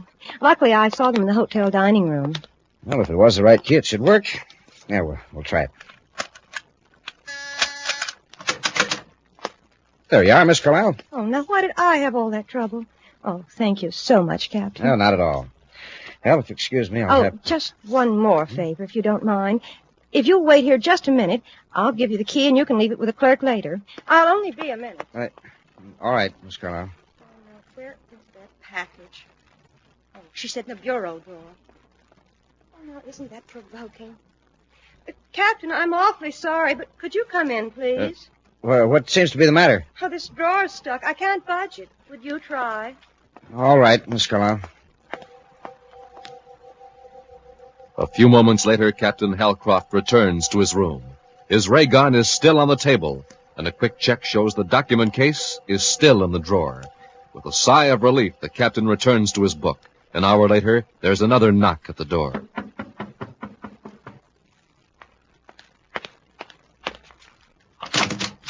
Captain Halcroft? Commander Corry, come in, sir. Thanks. Captain, this is Cadet Happy. How do you do? How do you do, Captain? Wasn't expecting you so soon, Commander. But believe me, I'm very glad you're here. Any trouble? No, sir. I'll take the plans, Captain. But you're still to follow your original orders, just as though you still had them. Yes, sir. Here's the case, Commander. I'll remove the plans so you can take the case with you. It's empty. Oh, smoking rockets. I don't understand. That case hasn't been out of my sight since it was given to me. Have you left your room since you checked in here? No, Commander. I stayed here on guard except a couple of minutes. Where did you go? Well, just across the hall, but I wasn't gone for more. Well, why did you go across the hall? Well, I guess I'd better tell you the whole story. Miss Carlyle needed help getting into a room. Who was Miss Carlyle? Well, the Secretary General's daughter, Carol Carlyle. Captain, Carol Carlyle is on her way to Jupiter. But she looked exactly like her. Hair, eyes, everything. She's an imposter. You say she had a room right across the hall? She said it was a friend's room, Mrs. Donahue. I have the key. She left it with me. Happy, take the key. Check that room. Yes, sir. Come on, Captain. We'll go down and talk to the desk clerk. 15 minutes later, Buzz Happy and the very worried Captain Halcroft are in a surface car heading for the Venus City spaceport. Commander, I can't tell you how sorry I am. Well, all we can do now is find those crooks. Well, we're looking for 3 of them, a man and 2 women. Is that right, sir? No, Happy, just a man and a woman. The woman who posed as Carol is also Mrs. Donahue. Well, how do you know that, sir? I showed a picture of the real Carol to the desk clerk. He said that if Mrs. Donahue arranged her hair differently, she'd look exactly like the picture of Carol. Oh, then she entered the hotel as Mrs. Donahue, went to the room, fixed her hair differently, and knocked on Captain Halcroft's door, right? And I fell for it. You were fooled by an expert, Captain. She had all the props, even the gift package in the drawer. Yeah. And while you were opening the drawer, Mr. Donahue slipped into your room and got the documents. Well, our best bet is to try to leave Venus before the theft is discovered. If they don't show up at the spaceport, we'll start a search of the entire city.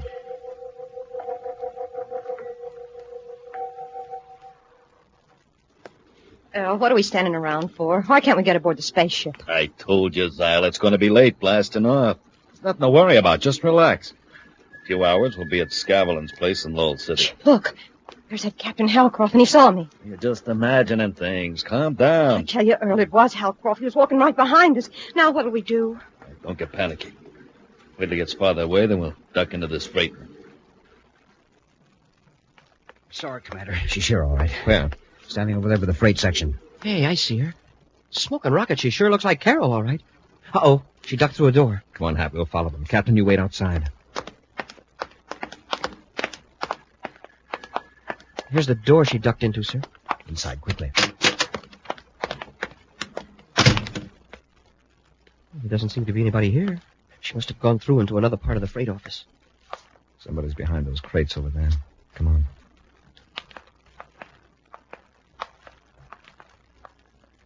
All right, lady, come on out. So I'm out. Hey, no wonder the captain was fooled. Well, what do you want? I haven't done anything. If you haven't, I'm sure you won't mind coming with us. You're wrong, mister. Look out, Commander! You... Oh, you really clobbered him. Come on, let's get out of here. We'll return to Space Patrol in just a moment.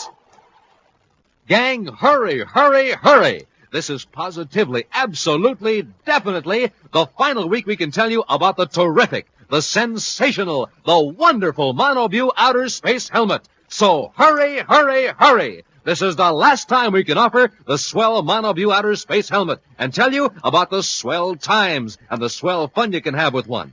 You know, it's the one and only outer space helmet that keeps your identity a complete secret, because that one-way eye plate lets you see out, but nobody else can see in. It's got special outer space ear plates, too. Everything you hear sounds like it's coming from way out in space. And don't you forget about those real-looking oxygen tanks, breathing tubes, and neat lightning flash hood printed on. So hurry, hurry, hurry. For only a quarter, 25 cents on a box top, you can get a Monoview Outer Space Helmet. Just buy a box of good hot Ralston. Then with your name and address and an instant or regular Ralston box top, send 25 cents in coin to Space Patrol, Box 686, St. Louis, Missouri. That's Space Patrol, Box 686, St. Louis, Missouri. And now back to our Space Patrol adventure, the Martian Masquerade. Taking advantage of her striking resemblance to the Secretary General's daughter, Zyla Kermody helped her husband steal plans for a secret Space Patrol weapon from Captain Halcroft. A short time later, Commander Corry and Cadet Happy arrived at Venus City, discovered the theft, and rushed to the Venus City spaceport in time to catch Zyla. But while questioning her, Buzz and Happy were knocked out by Earl Kermody. Unaware of this latest development, Captain Halcroft waits for them to come out of the freight station, but as moments go by, he becomes worried and goes in to investigate, and discovers Buzz and Happy lying on the floor. Commander, Cadet. Commander, what happened? I'm not sure. There's a big guy with a club. First he hit you, Commander. Well, before I could get out of the way, he hit me. Same man I saw outside, talking to the girl. They may still be at the spaceport. We'll contact the control tower and order all ships grounded until we can make a search. Commander, if they got away, I think I know where they might be going. Where? Well, when I first spotted the girl here at the spaceport, I passed by close enough to hear part of their conversation. They mentioned Lowell City. Mars. Did you hear anything else, Captain? That was a name. A rather odd one. Scavs something or other. Scavlin, I think it was. We'll check on that later. Let's alert the control tower. All ships are grounded while a search is made for a girl resembling Carol Carlisle. Guards at all exits are questioned, but there is no trace of her. Then, following the clue offered by Captain Halcroft, Buzz and Happy board the Terra 5 and blast off for Mars. With Happy at the controls of the ship, Buzz finishes a call to Space Patrol headquarters. Well, that's all, but remember, when you locate Miss Carlisle, ask her to call me immediately on my private frequency. Corry out. Any luck, Commander? Captain Halcroft was right. What do you mean, sir? There is someone named Scavlin in Lowell City. Uriah Scavlin. He runs a bookstore. Bookstore? That doesn't sound very suspicious. No, in fact, it's quite innocent. So innocent that I wonder why people like our friends the Donahues would be interested in it right after pulling the robbery. Yeah, that is strange. Well, has this Scavlin any kind of a record? No, but our Mars agents have been to his shop several times. You see, he specializes in rare books, first editions, collector's items. When such books are stolen, our men naturally contact all dealers, Scavlin among them. Well, have you tried having Major Robertson run a search through our master files on the Donahues? Yes, but I doubt that anything will turn up. That woman's name is no more Donahue than it is Carlisle. Yeah, I guess it's right. However, if the phony Miss Carlisle or Mrs. Donahue visits Scavlin's, it'll be reported to Lowell City headquarters. Carol Carlisle at Jupiter City headquarters calling Commander Corry aboard Terra 5. Carol Carlisle to Commander Corry. Corry here. Oh, I just got your message. When did you arrive at Jupiter City? There's a change in plans, Carol. Oh, Buzz, not again. Yes, and you're directly involved. Get the first passenger ship to Mars. I'll meet you at Lowell City Space Patrol headquarters. Mars? But why are you going there? I'll explain when you arrive. Well, can't you tell me over the spacephone? Definitely not. Corey out. Well, after that, I'll bet Carol will be there waiting for us. A tall man and a blonde girl stroll down a side street in Lowell City, capital of Mars. The man carries a package under his arm, a package that might conceivably be a book. They pause before a large store bearing a sign, Scavelin's Bookshop. Oh, wait. Come on, Zyla. What are you holding back for? I don't think we should go in there. How else are we going to collect? Come on.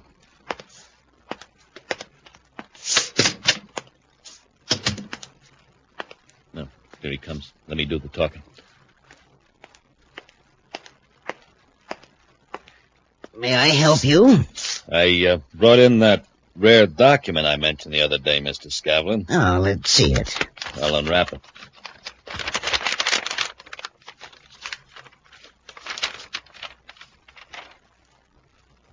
It doesn't look like much to me, just a book.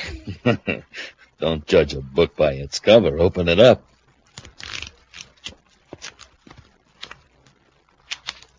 This is a rare item. Well, then it's genuine. I'll drop back in a few days after I have a chance to examine it. Say, what about our money? Where's the 20,000 credits? Oh, you don't understand. I haven't the money to pay you for this document, but I do have potential buyers. If they are interested, they will pay me and I will pay you. Look, Scavlin, we ran a lot of risk to get those plans. Alec, let's do as Mr. Scavlin says. Oh, right. I don't like the setup. Mr. Scavlin's perfectly reliable, dear. Now, until he contacts me, you and I better split up. Split up? What for? We stand less chance of being caught if we're not together. Now, you go to our old place and wait for me to call you. Just a minute. Where will you be? Don't worry, I'll keep in touch. Now, you run along. Hours later, in Space Patrol headquarters at Lowell City, Carol listens to Commander Corry's account of the theft.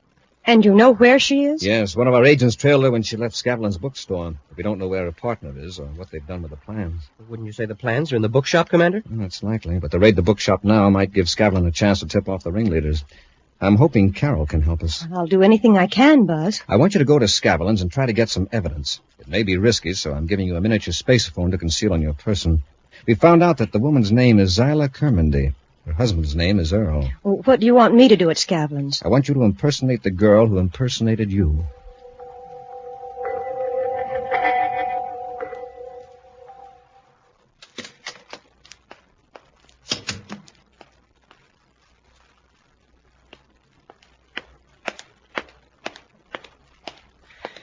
Yes, ma'am. May I help you? Have you got the money? Money?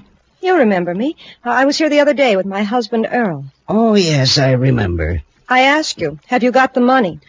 The arrangement was that I am to contact Mr. Kermendy. Yes, but Earl changed his mind. He's tired of waiting. He can sell the plans himself. He wants you to hand them over to me, now. Why is he in such a hurry? And why didn't he come? He's afraid he's being watched.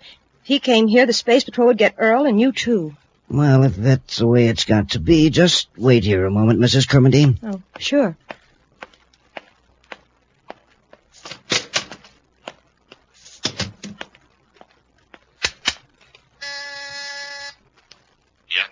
Kermendy, this is Scavlin. You better get over here right away. You got the money? No, but your wife's trying to double-cross you. Huh? She come to the shop? She's here now. All right, keep stalling. I'll be right over. Okay. Moments pass in the quiet, musty bookshop. Carol waits anxiously for the proprietor, Uriah Scavelin, to return. In another part of the store, she hears a series of muffled scraping sounds, as though heavy boxes were being moved. Could it be that Scavelin really is going to remove the stolen plans from hiding and give them to her? Suddenly, the street door bursts open. You are here, Zyla. Oh, you'll fix you, you double-crossing little... Go, you're I hurting never thought me. you'd try to pull a trick like this. Wait a minute. Scavlin, where are you? Right here. And if you're going to beat your wife up, do it somewhere else. This isn't my wife. This isn't Zyla. It isn't? Ah. Then who is it? It's the Secretary General's daughter. She knows the whole setup. Space Patrol must have sent her here as a spy. We've got to get rid of her. We'll hide her in the basement with all those old books. Mean where you've got the secret plans hidden? Yes, get her down there, quickly. All right, come on, sister. Get going. Down the stairs. A few moments later, a Space Patrol surface car screams to a stop in front of the bookshop, and 2 men rush to the door. It's locked, Commander. I can fix that. Now, before the space phone cut off, they put Carol in a basement. Let's find the stairs. I haven't heard a sound out of that miniature spaceophone for several minutes. Hope we're not too late. I hear the stairs, Happy. Have your ray gun ready? Yes, sir. Gee, this place is musty. Yeah. Carol! Carol, where are you? Oh, Buzz, is that you? She's down this way, sir. Buzz, Happy.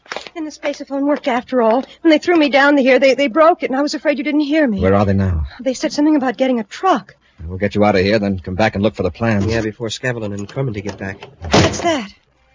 The door closed. Uh-oh. Looks like the boys are back. We're locked in here. Oh, Buzz. Now, don't worry, we're still all right. Captain Halcroft will realize there's trouble when he doesn't hear from us. Yeah, and...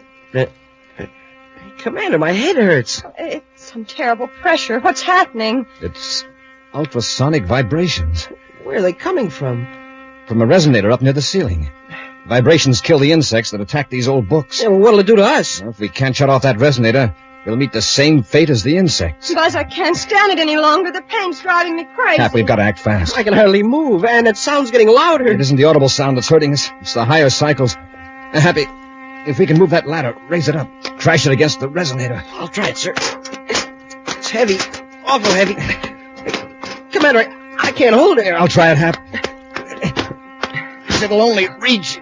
Hey, Commander, maybe I can climb it. You'd lose your balance, sure. You're getting it, sir. The top of the ladder is right next to the resonator. Push it hard, sir. You did it, sir. It's off. You broke the circuit. Yeah. Hey, Commander, Carol fainted. I know. She'll be all right. That gives me an idea. Listen.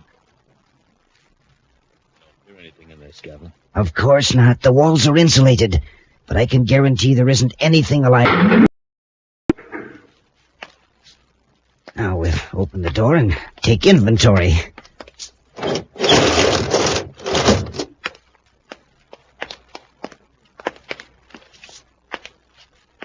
Yeah, there they are, the 3 of them. Well, the best thing for us to do is to get the plans and get out of here. Now, where'd you put them? Oh, right up here in this old book. That's all we wanted to know. Scavelin, they're alive. You bet we are. Get Scavelin happy. I'll take care of Kermit.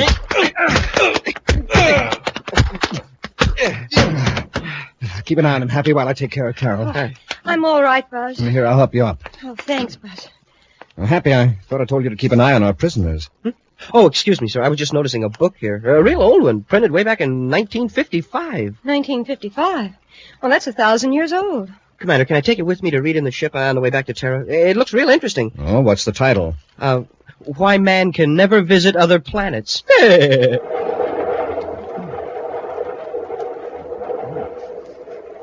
An action preview of next week's exciting Space Patrol adventure in just a moment. Space Patrollers, this is your commander. Now, I want every one of you to listen carefully to this message on the reminder meter. Now, listen. Here goes. Send away today for your MonoView Outer Space Helmet. Get it? Now, I want all of you to do just what the reminder meter says, because time is running out. This is the last time I can tell you about the sensational MonoView Outer Space Helmet, the official Space Patrol helmet that I wear on secret missions. You know, with your helmet on, your disguise is complete. The specially designed one-way eye plate lets you see out clearly, but nobody else can see in or tell who you are. Remember, too, the helmet has real-looking printed oxygen tanks and breathing tubes. Comes in mighty handy on space jaunts. And there's outer space ear plates, gleaming lightning flash hood. Yes, everything for the Space Patroller. Captain Tufeld, tell the Space Patrollers how to get one. Yes, sir, Commander. Just buy a box of good hot Ralston. Then, with your name and address, send 25 cents in coin and an instant or regular Ralston box top to Space Patrol, Box 686, St. Louis, Missouri. That's Space Patrol, Box 686, St. Louis, Missouri. And send away today for your MonoView Outer Space Helmet.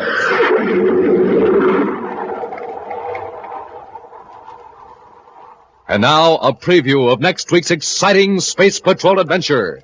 Buzz and Happy are searching through an abandoned spaceship, half buried in a landslide in the mountains of Venus. Whatever forced this spaceship to land certainly wasn't the lack of fuel. Just look at all these drums bolted to the racks. They all seem to be full. Commander, the ship's moving. The dirt's getting away. We're sliding down the slope. Commander, the fuel drums are breaking loose. Run for the next compartment. If one of the drums hits us, we'll be crushed.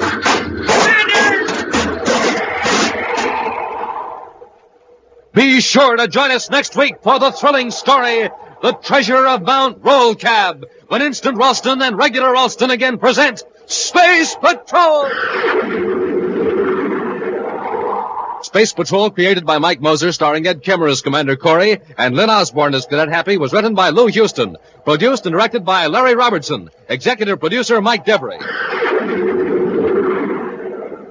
Other players were Virginia Hewitt, Ken Mayer, and Norman Jolly. Dick Tufeld speaking. Now, don't forget to tune in next Saturday and every Saturday when Instant Ralston and Regular Ralston again present Space Patrol! This is Dick Tufeld in St. Louis reporting on the twin-jet Air Force fighter, the McDonnell Voodoo XF-88A. In a moment, we'll hear from the noted test pilot who flies this plane, Phil Houghton. Speed of the Voodoo is a military secret, but it's plenty fast. Wingspan is 40 feet, length 55, weight 10 tons. And now, Phil Houghton recorded this morning at Lambert Airfield. After seeing the Voodoo, I guess you know why I like my job. There's one thing about it, though. A test pilot has to stay in good condition, get lots of sleep, and eat good, healthy food. That's why I like rice checks and wheat checks for breakfast. They've got plenty of energy in them, and they really taste swell. I think you'll like them, too. No other cereal, puffed or flaked, contains so much nourishment in such concentrated bite-sized form. So do as Phil Houghton, J. Ray Donahue Jr., and other top test pilots do. Make your cereals rice checks and wheat checks. Be sure to see another exciting Space Patrol program on your local ABC television station. Consult your local newspaper for time and channel. This program is broadcast to our armed forces overseas through the worldwide facilities of the Armed Forces Radio Service. Space Patrol came to you transcribed from Hollywood. This is ABC Radio Network.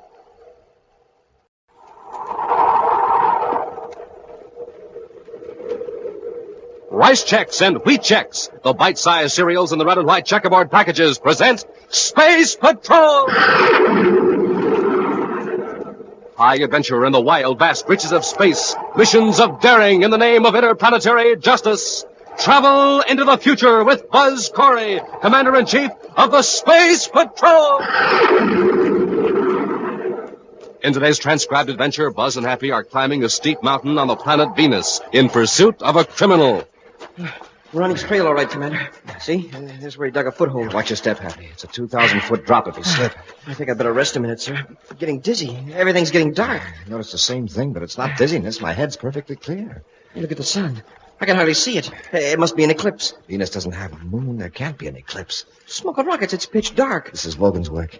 He's got the blackout beam on us. If we try to move another inch in this darkness, we'll drop into the chasm. We'll return in just a moment with today's exciting Space Patrol adventure, The Serpent of Saturn.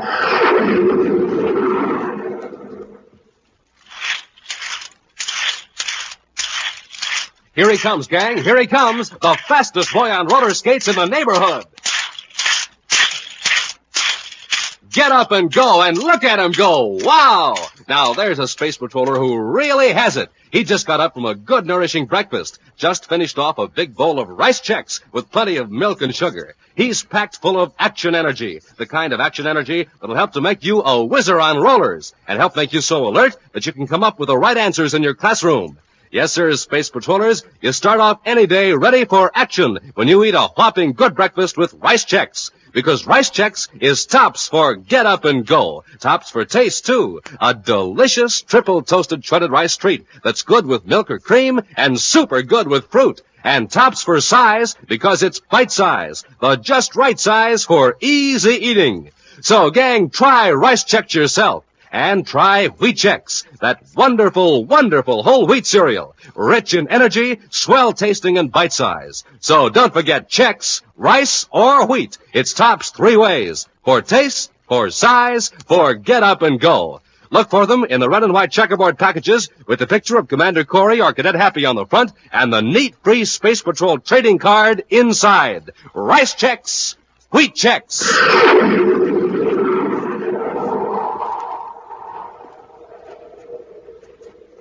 And now, today's Space Patrol adventure, the Serpent of Saturn.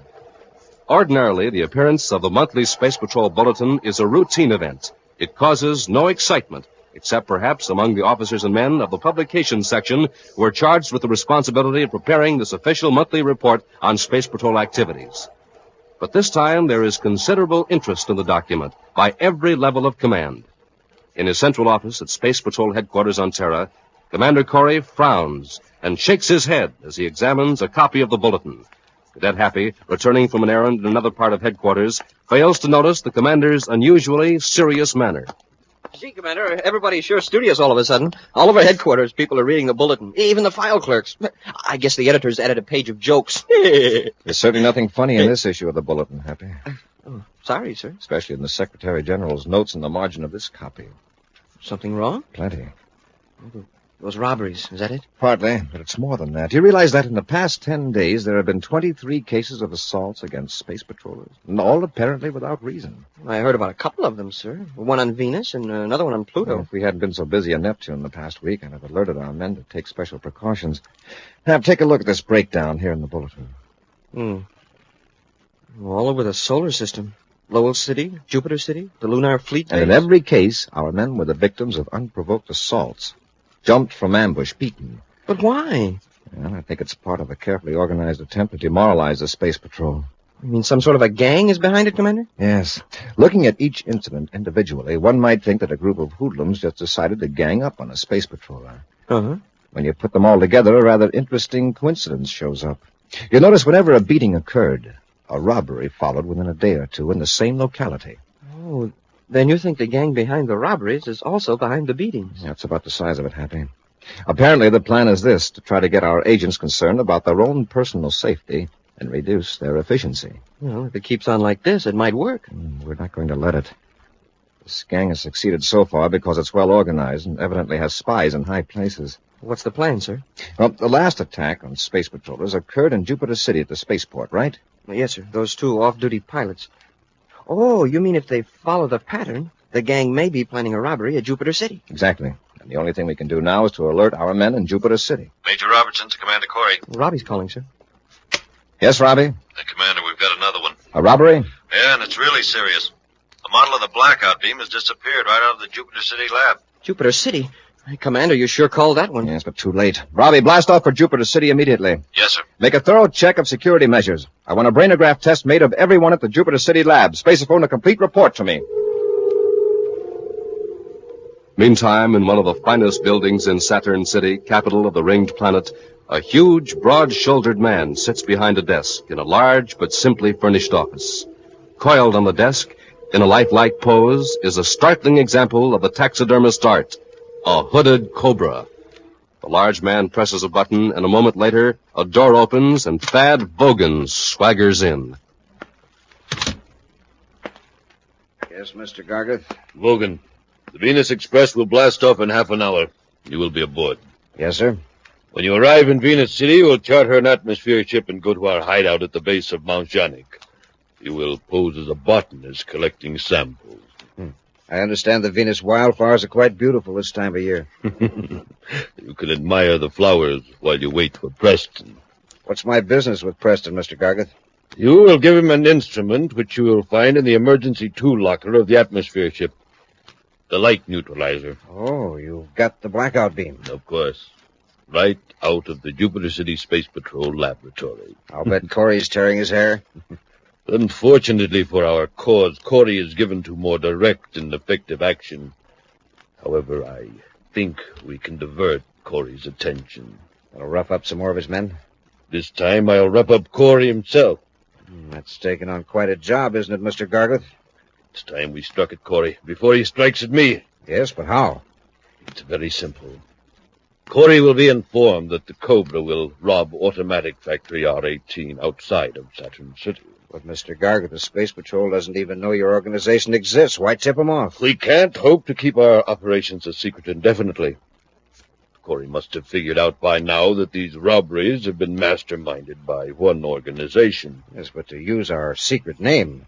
Why do you think I selected Cobra as my insignia? Well... You think I'm just being melodramatic, don't you? I selected the Cobra as an emblem because of its psychological effect. To the average person, the Cobra suggests something silent, ominous, and deadly. Isn't that right? Yes, Mr. Gargett. Here is a useful weapon. Before long, we will have the inhabitants of all 10 planets shuddering at the mention of the Cobra. Even the Space Patrol. How does that take care of Corry? Do you think Corry would miss a chance to capture the leader of a gang that has pulled off more than 20 daring and successful robberies? Oh, I don't suppose he would. That's why I'm going to lure him to Factory R18. Just how are you going to do that? There's a civilian clerk named Walter Reiner at Corry's headquarters on Terra. Oh, yes, he gave us some information once. Reiner isn't much use to us, too undependable. But I'm going to plant some information on Reiner and have Corry tipped off. Corry will think he's uncovered a plot. And fly right into our trap. Sometime later at Space Patrol headquarters on Terra, Happy enters the commander's office with an extremely nervous young man, Walter Reiner. This is Reiner, sir. Thanks, Happy. Sit down, Reiner. Yes, Commander, thank you. I'll tell you why I've brought you here. I've received 2 anonymous tips that you have some information about a robbery. A robbery? No, sir, that's not true. And somebody seems quite determined to get you into trouble. Can you think of anyone who would have reason to do this to you? Why, no, sir. Believe me, if I knew anything about a robbery, I'd report it at once. According to these 2 informants, you're supposed to be carrying written information on you right now. Information that you're to pass on to someone else. That's not true, Commander. You can search me if you want. Here, I'll empty my pockets. You can examine everything. Here's my identification folder. You can look through that. There is nothing in it but... Something wrong? It's a slip of paper. But I don't know how it got there. Let me see it. Plan 4 is now in effect. The Cobra will personally supervise the theft of radioactive strontium from Automatic Factory R18, north of Saturn City, at 1800 hours Universal Star Time. Smoking rockets? I don't know anything about it. Honestly, Commander. I know it looks bad, but I swear I don't know anything about This it. Cobra that's mentioned here, does that mean anything to you? No, sir, not a thing. It's a horrible trick. All right, Reiner, all right. It's somebody's idea of a joke. I said it's all right, Reiner. You mean you believe me? Somebody was very anxious for me to find this on you. Just go back to your work and don't say anything to anybody about it, understand? Yes, sir. Thank you, Commander. Thank you very much. Wow. Somebody sure must have it in for Reiner to play a trick like that. I want Reiner watched, Happy. I'll assign a man to trail him and contact Saturn Space Patrol. I'm going to put a heavy guard on Factory R18. You mean that Reiner isn't on the level, and there really is going to be a robbery? I think someone's trying to lure me to the factory. As for Reiner, he may be an innocent dupe. We'll watch him for a while. Commander, he's coming back. Commander, I got to tell you something. Yes, Reiner, what is it? I didn't tell you the whole truth before. When you let me go, I was relieved. Then I got scared. I'm afraid of what they might do to me. What do you mean by they? The gang. The Cobra gang. And you did know about that note? No, sir. Well, who is this Cobra? I don't know. But he's got a powerful organization of criminals. They're behind all of those robberies. And you're a member of the gang? No, not exactly. I just sold him some information a few months ago about some security control procedure. Whom did you deal with? It was a man named Wogan. Thad Wogan. He's one of the higher-ups. Why are you telling all this now? Because I think they want to get me out of the way. They're afraid Double-cross them the way you did the Space Patrol? I'll make up for it. I know more about the gang than they think I do. I know their secret space-phone frequencies. All right, Reiner. Start at the beginning and give me the whole story. Even after hours of careful questioning, Commander Corry is able to obtain only a few useful bits of information about the band of criminals. Then, with Reiner in custody, Buzz and Happy begin the tedious task of checking the gang's frequencies. Nothing on this band so far, sir. You suppose Reiner made a mistake in the frequencies? Well, what he told us checks with the brainograph test. Imagine that little rat selling security secrets. I'd sure like to know who's the head of this. Vogan calling Cobra. Hold it, Happy. Vogan to Cobra. You got something? Vogan to Cobra. Cobra here. Go ahead, Vogan. I'm set up at Mount Janik. Have you tried the neutralizer? Yeah, it works fine. We can put it to uses the Space Patrol never dreamed of. They've got the light neutralizer. All right. Preston will relieve you of the machine at about 1700 hours tomorrow. Just sit tight. Cobra out. Mount Janik. It's about 300 miles north of Venus City. Let's get to the ship, Happy. Vogan is going to be relieved of that light neutralizer sooner than he thinks. High above the cloud-draped peak of Mount Janik, the Terra 5 circles slowly.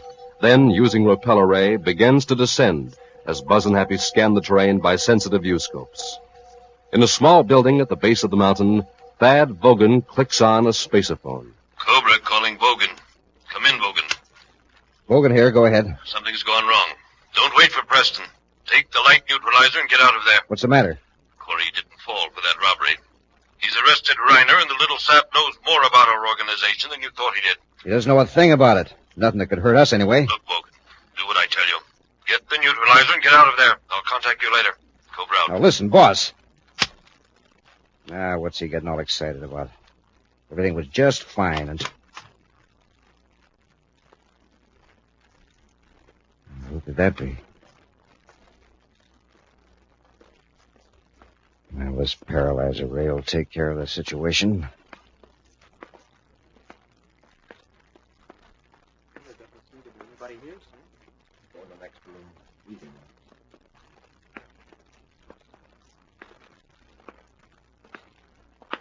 All right, drop that gun. Sure, Space Patroller. Like this. Get him, Hap!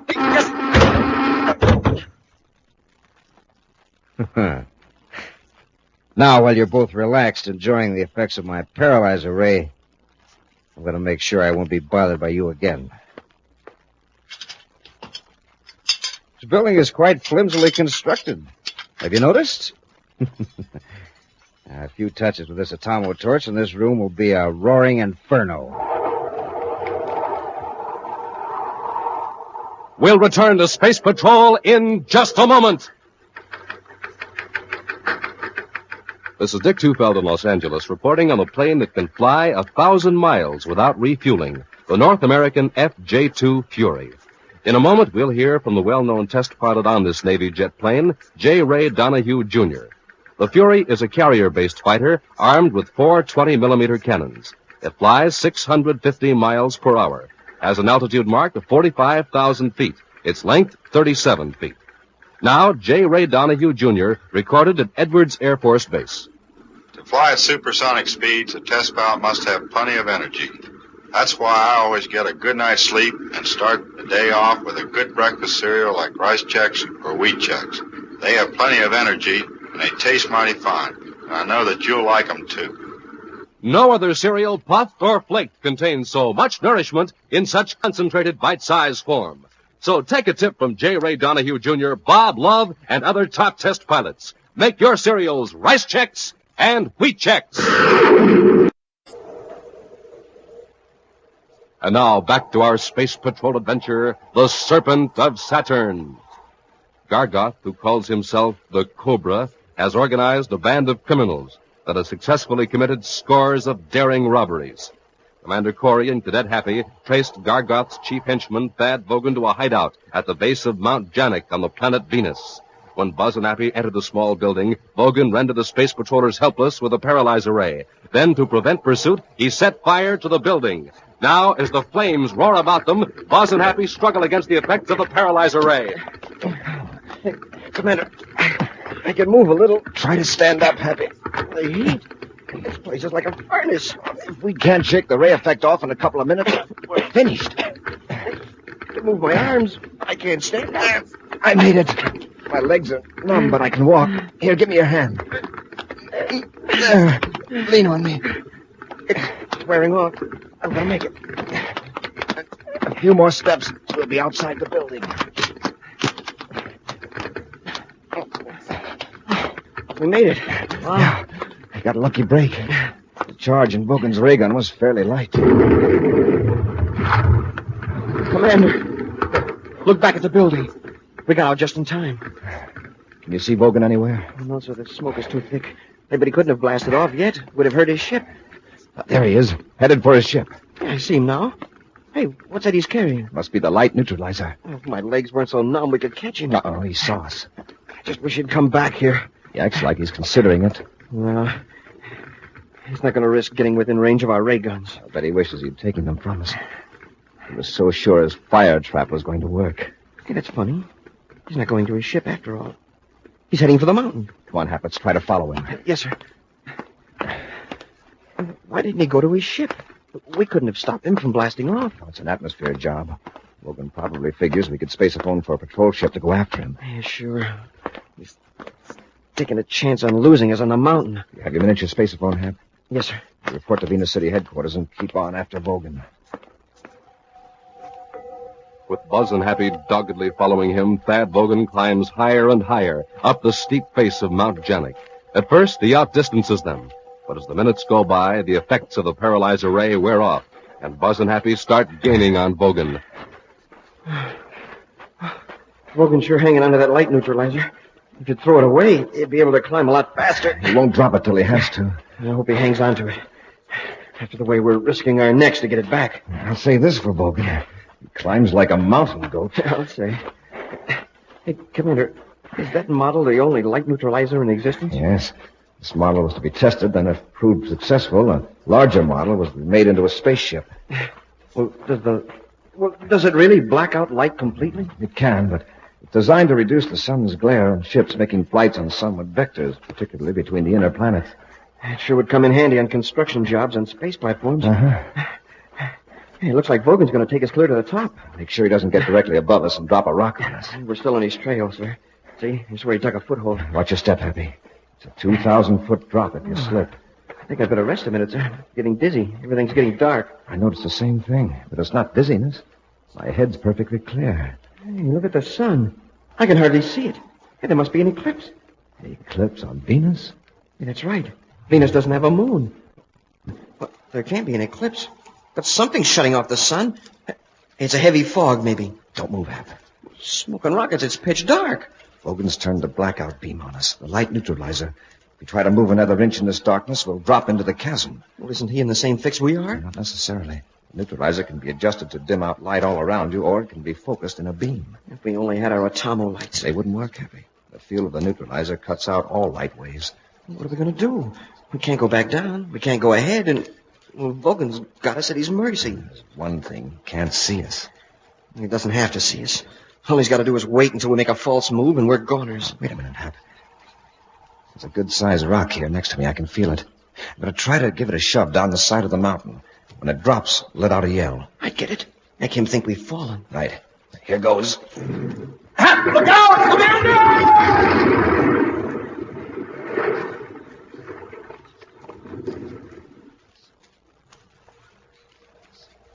How was that?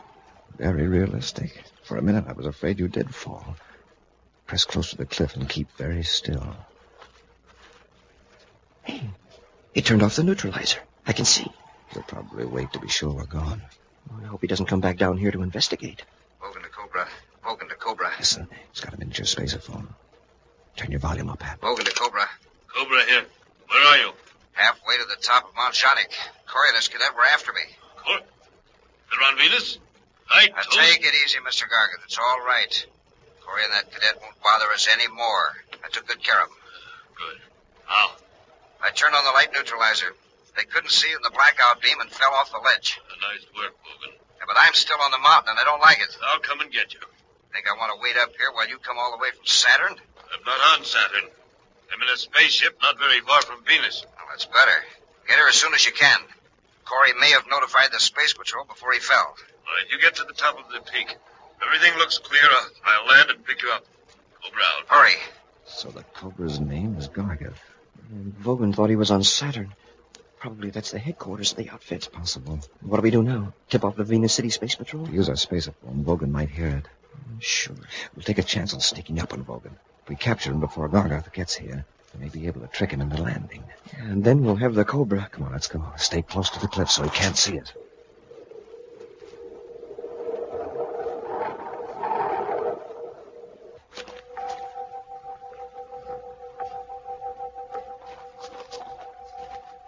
Slowly and cautiously, Buzz and Happy resume their climb up the steep mountainside. Occasionally, they get a glimpse of Vogan far above them. Then they press close to the cliff and wait. We've had one good break.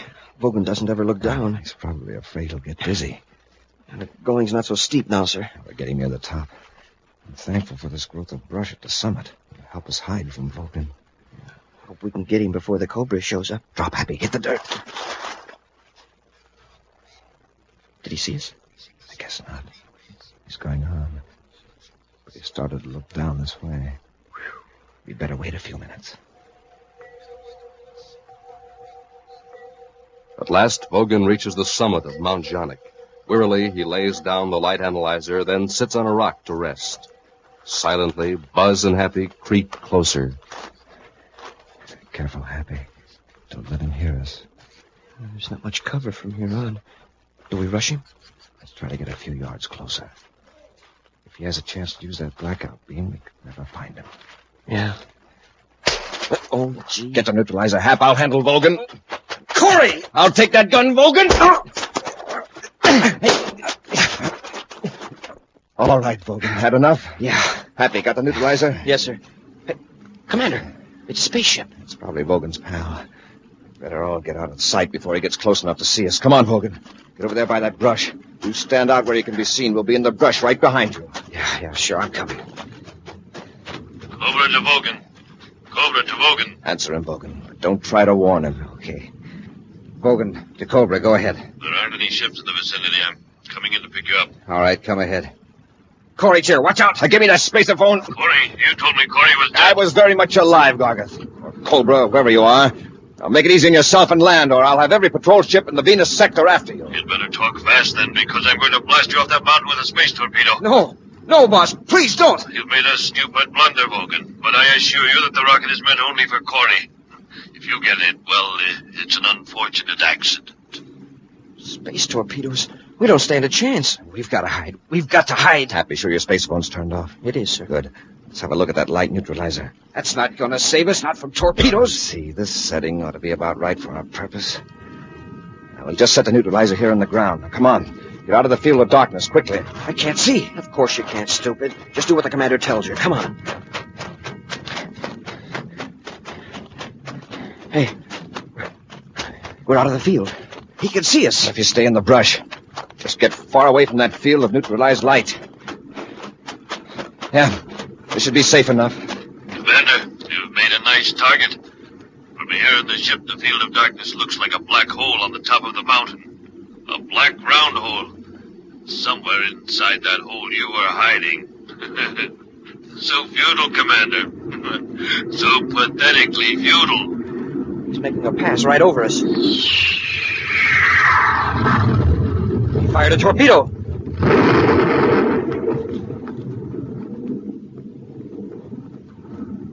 Smoke and rockets. The field of darkness is gone. And when you look at that hole, what a blast. Well, there goes a perfectly good light neutralizer blown to bits. Yeah. And also, there goes the Cobra. He figures he finished us. You sure he's not coming back? Doesn't look like it. I sure hate to see that crook get away. He'd better enjoy his triumph while he can, Happy. Because we're going after the Cobra, and we won't give up till we get him.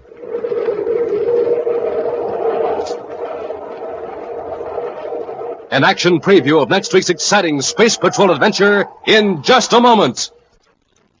Hi, Space Patrollers. This is Captain Tufeld. And Cadet Happy. I'm reporting to you on Rice Chex. And I'm reporting to you on Wheat Chex. Rice Chex, triple toasted shredded rice biscuits. The taste mighty good. Tops for taste. That's Rice Chex. Wheat Chex. Boy, they've got a swell whole wheat flavor that just can't be beat. Tops for taste. That's Wheat Chex, too. And Rice Chex are made in that modern, bite-sized design for easy eating. Tops for size. That's Rice Chex. Wheat Chex are bite-sized for super easy eating. Tops for size, too. And, gang, after a good, nourishing breakfast with Chex, rice, or wheat, you'll see they're tops for get up and go. Real Space Patrol get up and go, like the Commander has. Chex, a good word to remember at breakfast time or any time, because they're tops 3 ways. For taste, size, and get up and go. Look for the red and white checkerboard packages with the picture of the commander or The swell picture of me on the outside.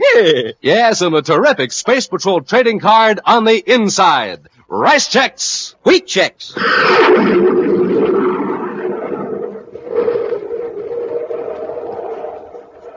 And now, a preview of next week's exciting Space Patrol adventure. Buzz and Happy are exploring the system of unused water mains under Jupiter City, searching for a hidden laboratory operated by the Cobra Gang. After trudging nearly a mile in a crouched position, Happy moans. Oh, my aching back. I sure wish this pipe was 6 inches bigger. From the chart, the lab should be just a few hundred yards ahead. Commander, there's air blowing through the main. Yes, it's getting stronger every second. This is like being in a wind tunnel. What's causing it? The air's being forced to the main by the water behind it. Water? What water? From the reserve tank. Gargot knows we're down here, and he's trying to drown us. Be sure to join us next week for the thrilling story, The Gems of Jupiter, when Rice Checks and Wheat Checks again present Space Patrol! Space Patrol, created by Mike Moser, starring Ed Kemmer as Commander Corry and Len Osborne as Cadet Happy, was written by Lou Houston, produced and directed by Larry Robertson, executive producer Mike Devery. Other players were Ken Mayer, Norman Jolly, and Bela Kovach. Dick Tufeld speaking. Now, don't forget to tune in next Saturday and every Saturday when Rice Checks and Wheat Checks again present Space Patrol! Be sure to see another exciting Space Patrol program on your local ABC television station. Consult your local paper for time and channel. This program is broadcast for Armed Forces overseas through the worldwide facilities of the Armed Forces Radio Service. Space Patrol came to you transcribed from Hollywood. This is ABC Radio Network.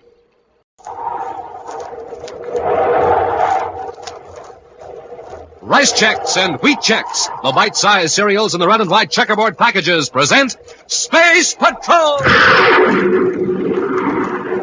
High adventure in the wild, vast reaches of space. Missions of daring in the name of interplanetary justice. Travel into the future with Buzz Corry, Commander-in-Chief of the Space Patrol!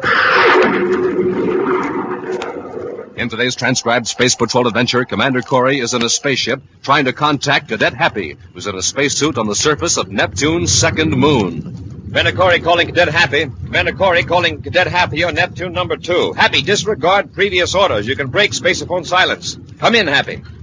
Cadet Happy here, Commander. This is Urgent Hap. Gargot's men have orders to keep you from reaching the scout ship. I know. Well, one of his gang's right behind me now with the blast gun. Better surrender, Hap. There's nothing else you can do. But, Commander, I've got to reach that ship. I'm low on oxygen. In 5 minutes, all the air will be gone. We'll return in just a moment with today's exciting Space Patrol adventure, Test for Survival.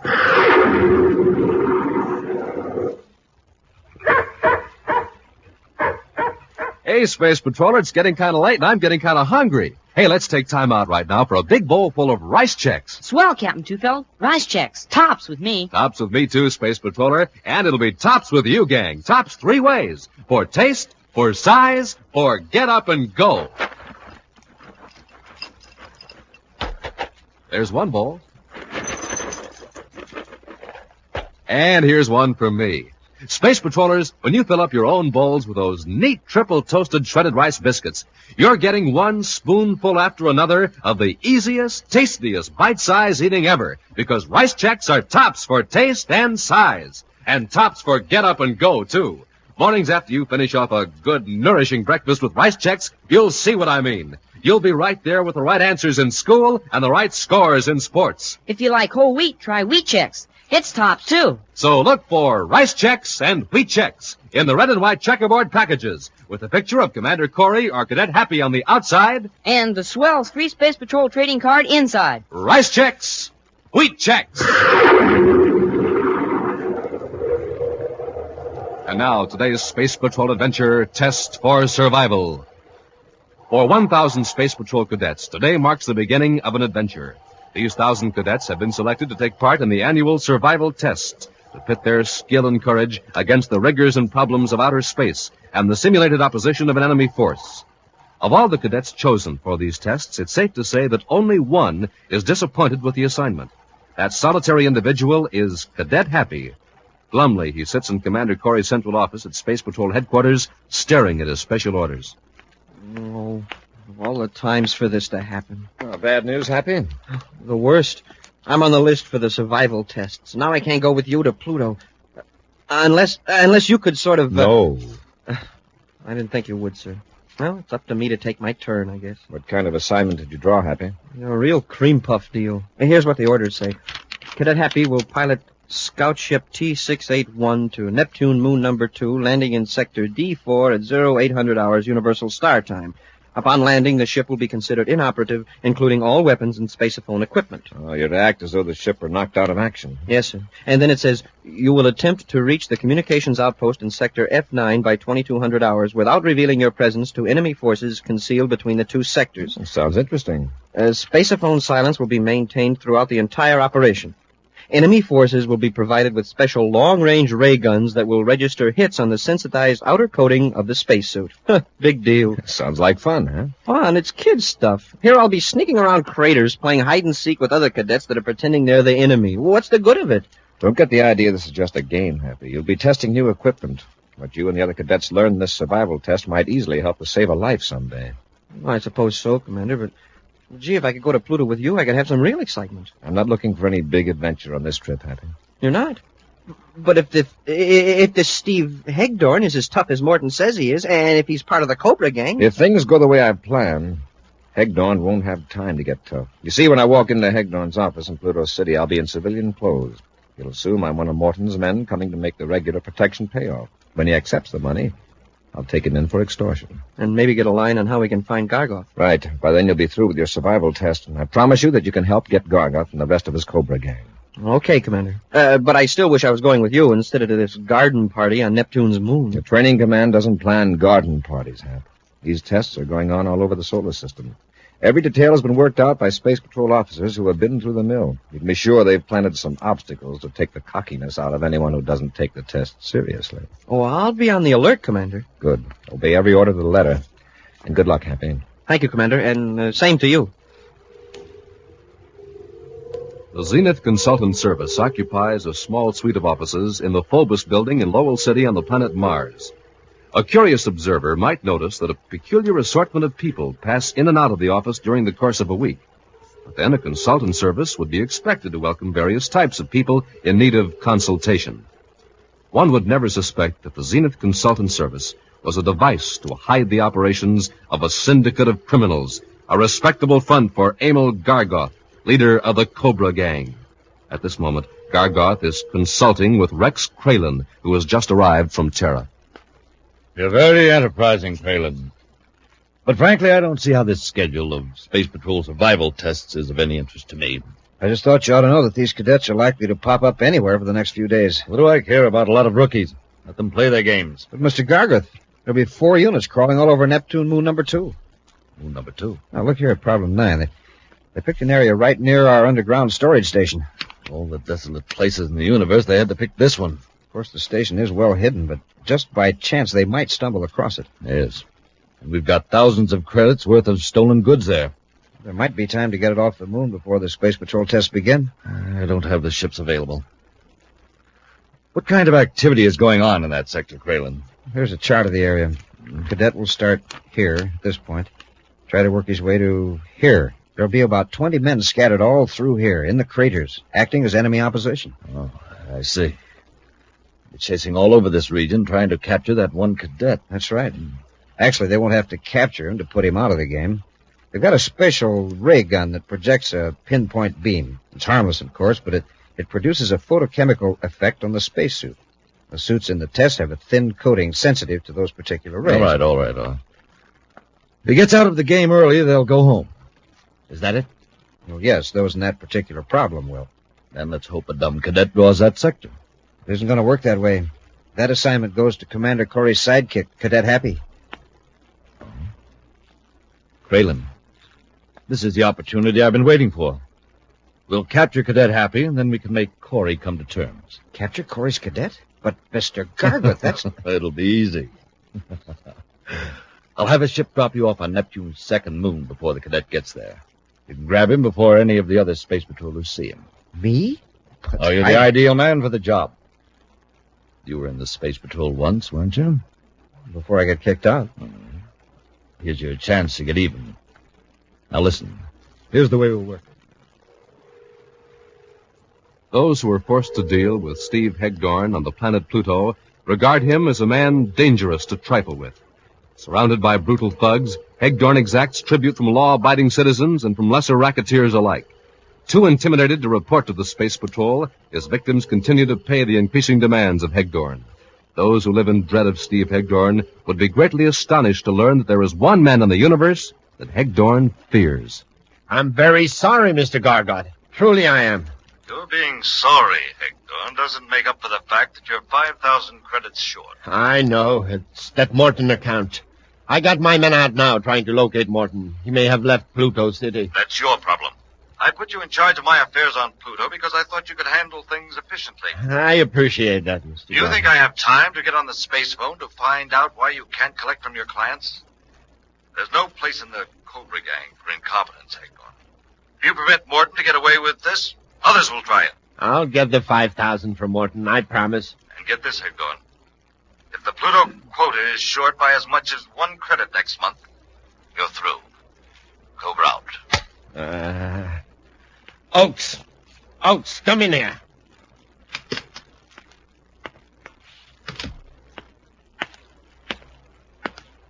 Yes, Mr. Hegdorn. Have you found Morton yet? No, sir, but the boys... I'm not interested what the boys think. Find Morton and get that 5,000 credits. There is no place in this organization for incompetence. Now get out. Elsewhere, a small scout ship has just landed in Sector D4 on Neptune's second moon. Out of the ship steps Cadet Happy in a spacesuit. In his hand, he carries a ray rifle, a harmless training weapon capable only of making a tiny dot on especially sensitized objects. As he walks across the craggy surface of the satellite, Happy reports his actions into a compact micro-tape recorder that's part of his spacesuit paraphernalia. Cadet Happy assigned to survival test problem 9, Neptune 2. Orders of procedure have been followed exactly. I landed the scout ship in Sector D4 at 0800 hours. It is now 0803.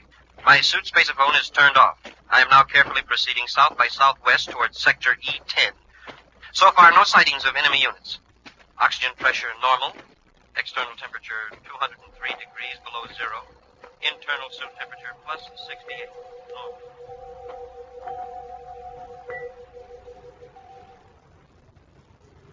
In Pluto City, a studious-looking young man carrying a document case enters the office of Steve Hegdorn. Even Buzz Corry's close associates would have to look twice to recognize the Space Patrol Commander-in-Chief. Not only is he wearing civilian clothes, but he has modified his confident stride and allowed his straight shoulders to assume a scholarly slump. Looking up from his desk, Hegdorn scowls at his visitor in an intimidating manner. Yes, what is it? I'm here representing Mr. Morton. Oh, so you're representing Mr. Morton, huh? You're his lawyer, I suppose. Not exactly. Well, if Morton sent you here under the impression that I'll dicker with you over his fees, he's mistaken. I've got the money here, Mr. Hegdorn. Oh, well, that's different. Let's have it. Well, 5,000 credits, isn't it? That's right. And you can just inform Mr. Morton that he better pay up on time after this. And here's the money. Count it. 1, 2, 3, 4, 5,000. Right. Now get out. I'd like a receipt. A receipt? I get it. Morton wants to be sure you gave the money to me, huh?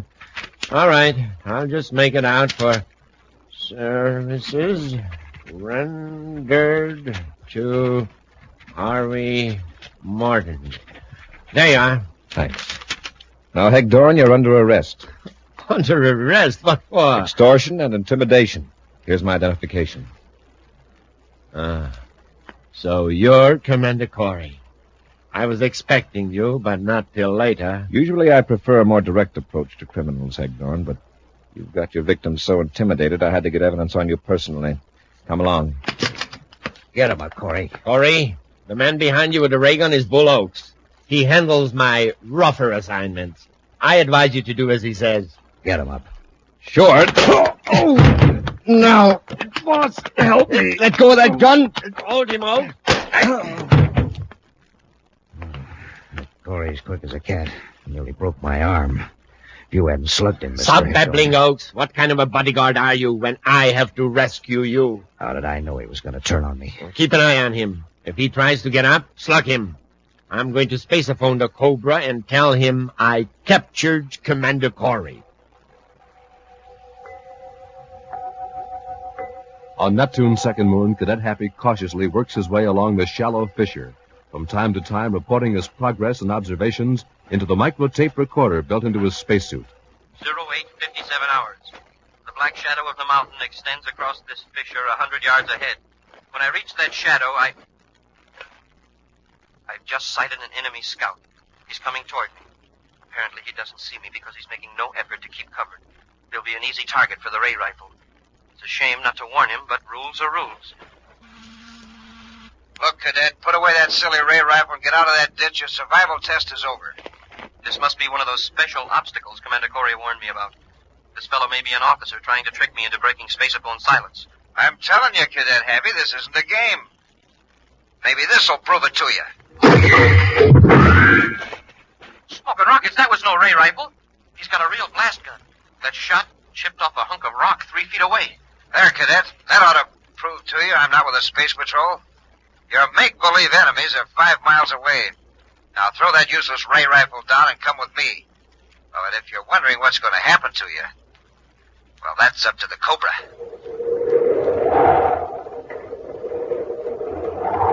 We'll return to Space Patrol in just a moment. This is Dick Tufeld in St. Louis reporting on the twin-jet Air Force fighter, the McDonnell Voodoo XF-88A. In a moment, we'll hear from the noted test pilot who flies this plane, Phil Houghton. Speed of the Voodoo is a military secret, but it's plenty fast. Wingspan is 40 feet, length 55, weight 10 tons. And now, Phil Houghton, recorded this morning at Lambert Airfield. After seeing the Voodoo, I guess you know why I like my job. There's one thing about it, though. A test pilot has to stay in good condition, get lots of sleep, and eat good, healthy food. That's why I like rice checks and wheat checks for breakfast. They've got plenty of energy in them, and they really taste swell. I think you'll like them, too. No other cereal, puffed or flaked, contains so much nourishment in such concentrated bite-sized form. So do as Phil Houghton, J. Ray Donahue Jr., and other top test pilots do. Make your cereals rice checks and wheat checks. And now back to our Space Patrol adventure, Test for Survival. Emil Gargoth, leader of the criminal syndicate known as the Cobra Gang, has learned that Cadet Happy is taking part in the Space Patrol survival tests on Neptune's second moon. Knowing that the test rules prohibit the use of suit spaceophones, Gargoth sent one of his men, Rex Kralin, to capture Happy. Armed only with a harmless ray rifle, Happy was powerless to defend himself against Kralin's deadly blast gun and submitted to capture. Meantime, on the planet Pluto, Commander Corry has been overpowered by 2 other members of Gargoth's gang, Steve Hegdorn and Bull Oaks. Right now, Hegdorn is in a private space cruiser, heading sunward from Pluto, with Commander Corry lying on the deck of the control cabin, securely bound. Hegdorn calling Cobra. Hegdorn aboard cruiser P532 calling Cobra. Hegdorn here, waiting for further instruction. Come in, Cobra. Cobra here. Go ahead. Where do you want me to take Corry? Send a vector toward Mars. I'll give you further instructions later. All right, Mr. Gargoth. Have you got yourself covered back on Pluto? Sure. I left Oaks there to destroy all our records. Don't worry, there won't be anything to involve you. See that there isn't. You can depend on me, Mr. Gargoth. Incidentally, I got that 5,000 credits mortar node. Destroy it. You fool, don't you realize Corry marked it so the Space Patrol could trace it? I guess that's right. Oh, incidentally, Corry's acting pretty stubborn. He says he won't tell you a thing. Oh, he'll talk all right. That's what you think, Gargoth. For your information, Commander, one of my men has captured Cadet Happy. You're lying. Am I? Right now, your cadet is in an underground hideout on Neptune's moon number 2. He was captured during the survival test. You'll talk all right, Corry. Or something very unpleasant will happen to Cadet Happy. In the Cobra Gang's underground hideout on Neptune number 2, Gargoth's agent Kralin holds Happy at the point of a blast gun. Both men are still in their spacesuits, but with their face pieces open. So you're one of the Cobra gang, are you? That's right, Cadet. My name's Rex Kralin. Gargoth finds my knowledge of the Space Patrol quite useful. Yeah? How do you know anything about the Space Patrol? I used to belong to the organization. I was dishonorably discharged when I was unable to explain how some of my buddies' belongings were in my possession. A thief. A rotten thief. Where did your honesty get you, Cadet? You're in a hopeless spot. Me, I'm sitting pretty. Oh, are you? There are 20 space patrollers in this sector of the moon trying to find me. They'll keep searching until they do. And they're armed with harmless ray rifles. I've got a blast gun. Cobra to Kralin. Cobra, calling Kralin. Yeah, there's the boss. Now, you stay where you are. Remember, I'm watching you every second. Kralin here. Go ahead, Cobra. Is everything under control there? Perfectly, but how do I get off this moon? Take the cadet and work your way back to scout ship he landed in Sector D4. And listen, don't let anything happen to him. I want him back here alive. Okay, but suppose he gets tough. Put him to sleep with a cosmic ray gun if you have to. Then carry him to the ship. I want Commander Corry to know the cadet is alive, so he'll do everything to keep him that way. I get it. When Corry finds out we got the cadet, he'll come to terms. He already knows it, Kralin. And what's more, we've got Corry, too. What? Hagdorn got him on Pluto. Corey's on his way to Mars right now in Hagdorn's cruisers. Hey, that's great. Now we got... Hey, come back here. What's the matter? That cadet made a break for the airlock. You blundering fool, go after him. You've got to stop him before he gets to the ship.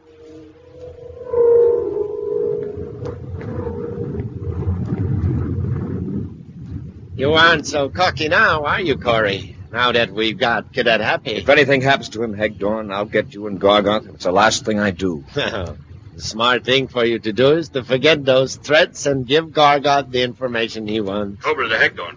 Cobra calling Hagdorn. Hagdorn here. Go ahead, Cobra. Quick, Hagdorn. What's your position? Near the Neptune orbit. Why? That idiot Kralin let the cadet get away. What? As he's out of the hideout, probably headed for the scout ship.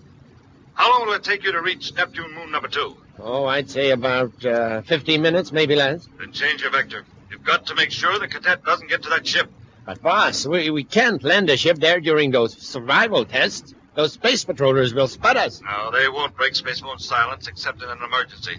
And by the time they realize there is an emergency, the cadet will be finished. What do you mean? The cadet won't surrender to Kralin and blast him with a space torpedo. Get away before those men on maneuvers know what happened. Listen to me, Gargoth. If anything happens to You listen to me, Corry. Want to save the cadet, do what I tell you. Get on the space phone and order Happy to surrender to Kralin. Understand? All right, Gargoth. Hagdorn, switch to the Space Patrol frequency. I'm sure Corry will tell you how. Okay, Mr. Gargoth. And watch him. Don't let him try any tricks. Cobra out. All right, Corry. What's the frequency? 672.3 megacycles. Stand up, then. I'll set it. Go ahead. Commander Corry calling Cadet Happy. Commander Corry calling Cadet Happy on Neptune number 2. Happy, disregard previous orders. You can break spacephone silence. Happy, can you read me? Cadet Happy here, Commander. This is urgent, Hap. Gargoth's men have orders to keep you from reaching the scout ship. I know. One of his gang is right behind me with a blast gun. Better surrender. There's nothing else you can do. But, Commander, I've got to reach that ship. I'm low on oxygen. In 5 minutes, all the air will be gone. Kralin's firing at me. Hit the dirt, Hap. That's enough, Corry. Darn you dirty rat, if my hands weren't tied. Go ahead. Pull. Pull on those ropes. They'll only get tighter. Go ahead. Pull. You can't break them. So I couldn't break them. Don't reach for that gun. I said don't reach for it. Just lie there and don't cause any trouble. I'm going to get this ship to Neptune number 2.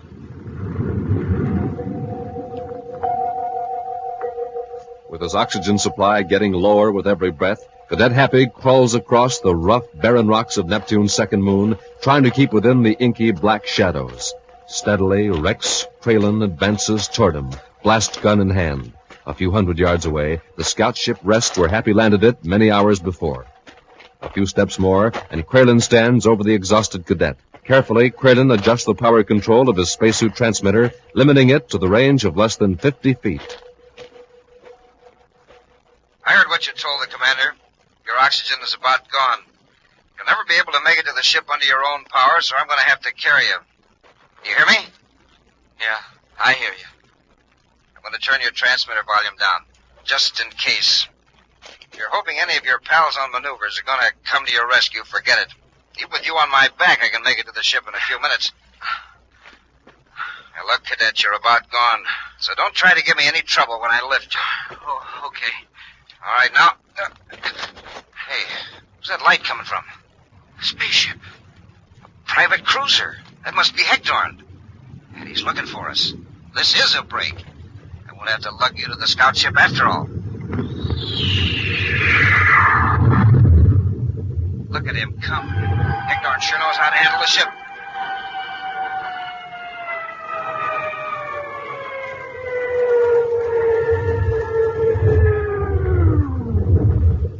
Oh, nice landing. It's only a few yards to the cruiser.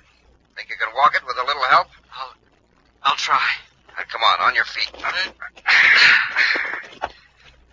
This is a break. Now we won't have to worry about having to get rid of that scout ship. Well, the hatch is opening. Say, Hegdorn's coming to help me. Hegdorn, can you read me? Hegdorn. Hegdorn, use your spaceophone. It's okay. There's nobody within 5 miles of us. That's not Hegdorn. That's right, Kralin. Commander! I'm warning you, Commander. Don't come any closer. The cadet gets a charge from this blast gun. Kralin, listen. We've got to get Happy into the ship. He's nearly out of oxygen. The decision is up to you, Commander. Let me get to the cruiser, then you get the cadet to the scout ship. Can't you see there isn't time? And it's just too bad for the cadet. I'll finish you with a blast gun if you take another step. Cadet, let go of me. Drop that gun, Kralin. I've got a sharp sliver of rock in my glove. How would you like to have it jammed into your spacesuit? Let go of me. Drop the gun, or you'll be in the same fix I am. You haven't the strength left. Give me that gun, Kralin. There.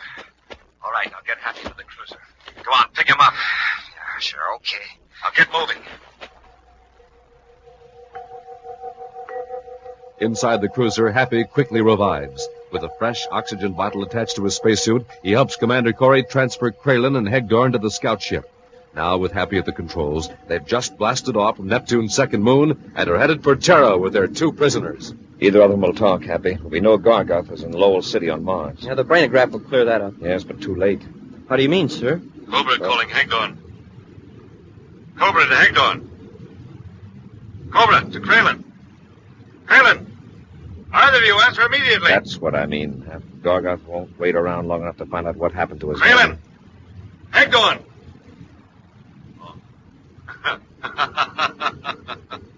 I suppose you're listening, Corry.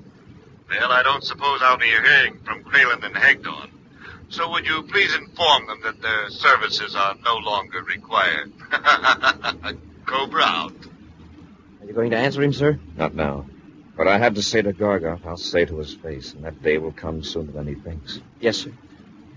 Smoking rockets. What's the matter, huh? I never did get to that communications outpost. I flunked the survival test. Oh, I'm sure you can prove you passed it. I can? How? The best proof in the universe. You're alive. An action preview of next week's exciting Space Patrol adventure in just a moment. How will you have them, Space Patrollers? Out of the bowl with cream and sugar, or out of the box for snacks? Well, in case you haven't guessed, I'm talking about rice checks and wheat checks. Tops any way you eat 'em, any time you eat 'em. Tops 3 ways. 1 for taste, 2 for size, 3 for get up and go. Rice checks. Triple golden toasted shredded rice biscuits. Hollow inside, so they fill right up with milk or cream, and plenty luscious eating.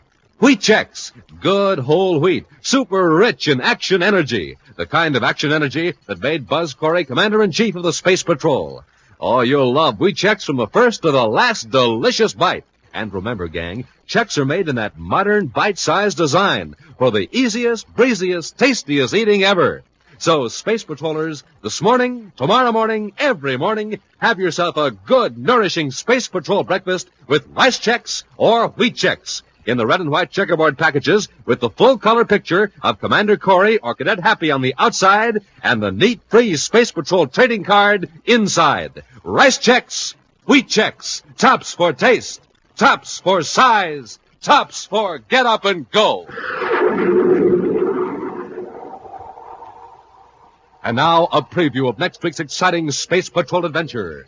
Buzz and Happy are trying to escape from a mansion on the planet Venus, where they're held prisoners by Emil Gargoth, leader of the Cobra Gang. Suddenly, Happy moves toward a large cabinet and opens it. Wow, is this a break, Commander? Weapons, ray guns, blasters, paralyzers. Take a couple of ray guns, Happy. Something just made me go to this cabinet. A real strong hunch. No, Hap, take the ray guns. Those are blasters. Put them back. Oh, yes, sir. I'm not arguing, sir, but wouldn't the sight of a blaster have more effect on Gargoth? All right, it doesn't matter. Let's get careful, Happy. You're pointing the gun right at me. Lower your arm. I can't. Something's controlling my movements. Happy, lower that gun. I'm trying to. Commander, my finger is squeezing the trigger, and I can't stop it.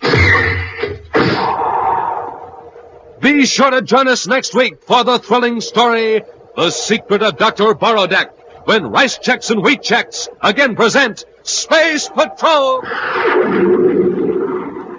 Space Patrol, created by Mike Moser, starring Ed Kemmer as Commander Corry and Lynn Osborne as Cadet Happy, was written by Lou Houston, produced and directed by Larry Robertson, executive producer Mike Devery. Other players were Ken Mayer, Norman Jolly, Baylor Kovach, and Stephen Robertson. Dick Tufeld speaking. Now, don't forget to tune in next Saturday and every Saturday when Rice Checks and Wheat Checks again present Space Patrol! Be sure to see another exciting Space Patrol program in your local ABC television station. Consult your local paper for time and channel. This program is broadcast to our armed forces overseas through the worldwide facilities of the Armed Forces Radio Service. Space Patrol came to you transcribed from Hollywood. This is ABC Radio Network.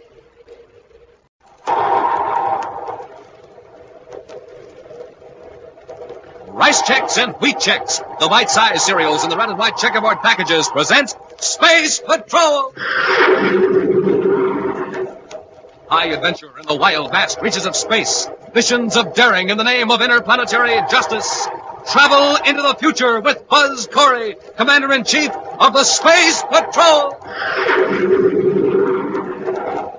In today's transcribed Space Patrol adventure, Buzz and Happy are in a surface car speeding down a highway toward Lowell City on the planet Mars. It looks like we're going to make it, Commander. If anyone was going to stop us, they've lost their Commander, look! I see it, Hap. It's an atmosphere ship. It's swooping down right on top of us. The Cobra gang. And there's no way we can fight them off. Wonder what they're waiting for. If that ship's armed, they're close enough to blast us to pieces. Uh-oh. What's that? It's a magnetic holding field. Smoking rockets are picking up the car. We're helpless. If they cut that field, we'll crash. We'll return in just a moment with today's exciting Space Patrol adventure, The Zero Ray. Rice Checks are the perfect size. It's tops with all the guys. Fit right into a spoon, good to eat, morning, evening, and noon. Well, hi, Space Patrollers. This is Captain Dick Tufeld, and that was George, the Space Patrol jingle maker, telling you in his way that Rice Checks are tops for size. For flavor, tops, too. Those checks ring a bell. Any way you eat them, Rice Checks taste swell. Tops for taste, you bet. A delicious toasted taste. Rice Checks will ring the bell with you, Space Patrollers, any way you eat it. With a good breakfast or out of the box for a snack, eat Rice Checks, gang, for a quick comeback. A quick comeback or a quick go-ahead. You get it after a nourishing breakfast with Rice Checks, because Rice Checks are tops for get up and go. If you like whole wheat, super keen and neat, make sure, Space Patrollers, the checks you eat are wheat. Rice Checks, Wheat Checks, in the red and white checkerboard package, with the picture of Commander Corry or Cadet Happy on the outside, and the free Space Patrol trading card inside. Rice Checks, Wheat Checks, tops three ways, for taste, for size, for get up and go.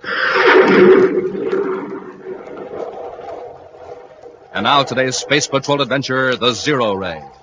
With Emil Gargoth at last in custody on Terra, Commander Corry has had every right to consider the menace of the Cobra gang to be ended. Even if Gargoth should stubbornly refuse to name his henchmen, the brainograph could easily reveal their identities and every detail of the elaborate structure of the criminal organization. But something has happened to prevent the immediate use of the brainograph on Emil Gargoth. In his central office at Space Patrol headquarters, Commander Corry fumes at the delay. There isn't any excuse for this. I gave orders that Gargoth was to be watched every second. Well, maybe he really did get sick, Commander. Of course he's sick. Must have had some chemical concealed on him. Somebody slipped up when they searched him. Well, anyway, he'll be out of the hospital in a day or so, and then we can give him the brainograph test.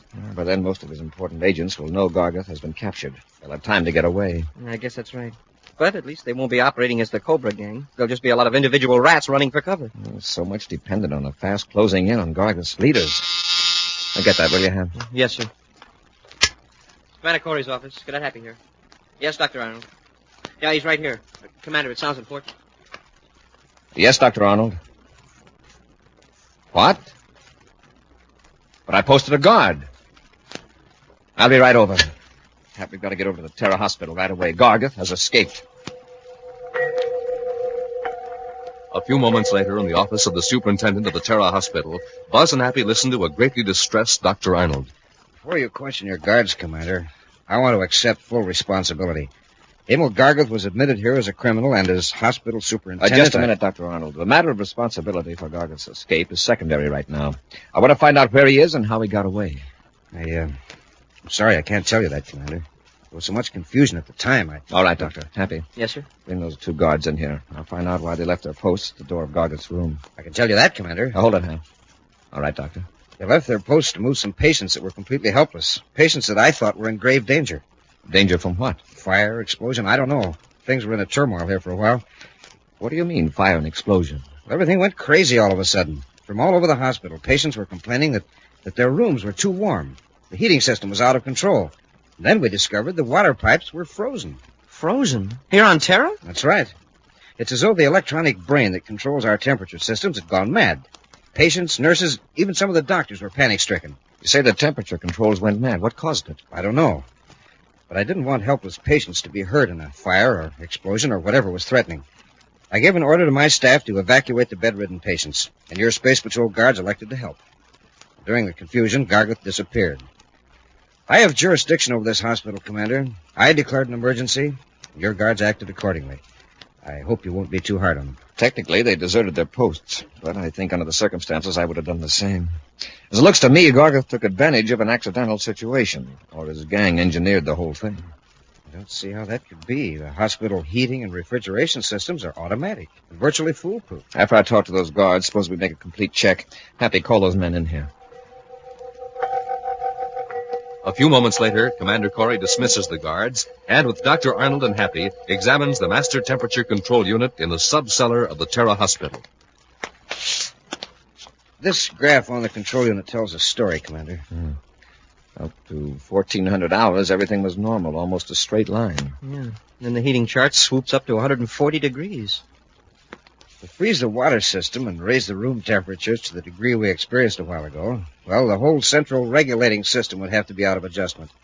And as you see now, everything's normal. Yes. Doctor, what's that device over there in the corner? Oh, frankly, I don't know. I never saw it before. Let's have a look at it. Judging by the handles on it, it was meant to be portable. It isn't very heavy, sir. Well, Dr. Arnold doesn't know what it is, and it doesn't resemble anything I'm familiar with. Me either, Commander.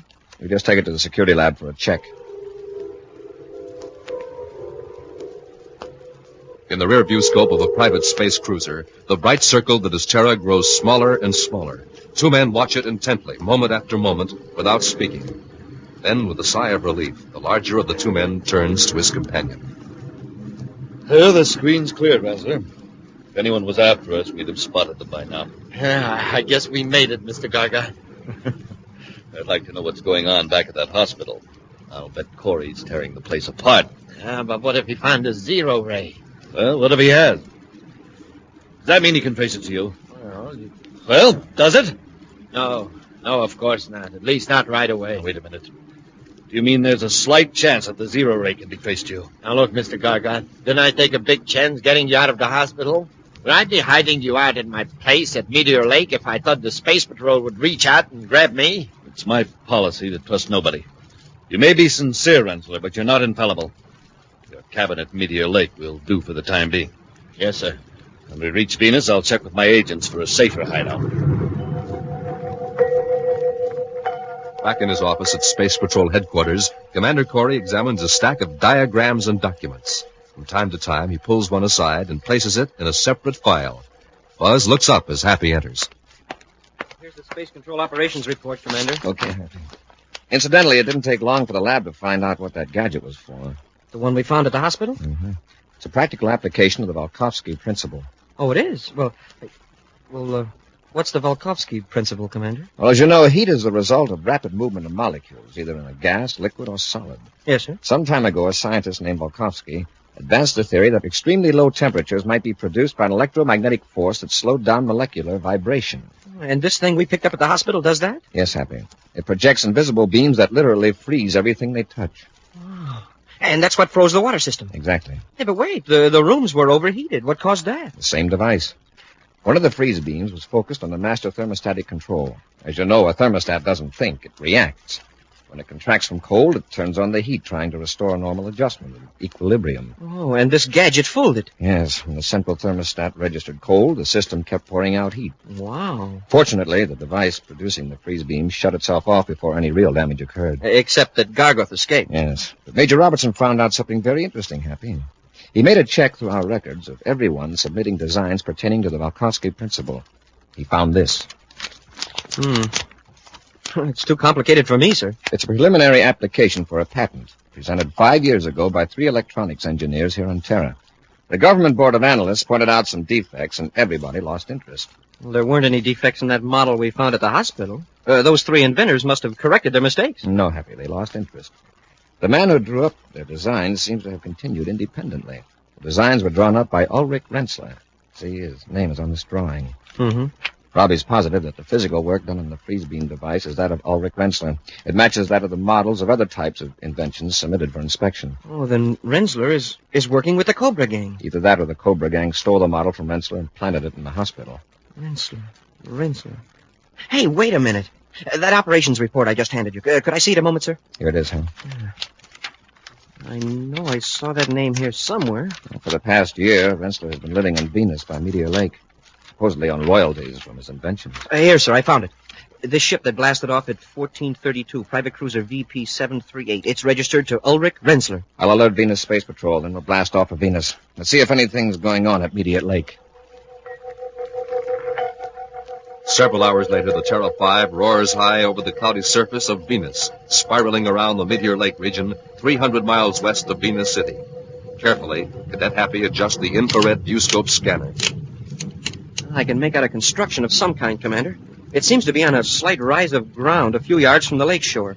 That's Renzler's cabin. Uh-oh. And there's a spaceship. It's set down in a clearing just south of the cabin. It looks like the class and type of cruiser registered to Renzler. See if you can find a place where we can land without being seen or heard from the cabin. That's going to be tough, sir. Unless we want to hike through the hills several miles. Let me take a look at that screen.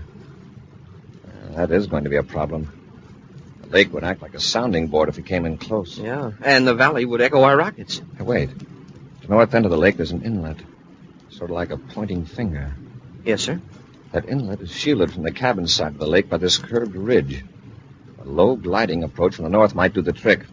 We'd have to land on the other side of the inlet, but that ridge might dampen the sound. Yeah. Still means a hike nearly halfway around the lake, but we stand a good chance of surprising Renzler and Gargoth.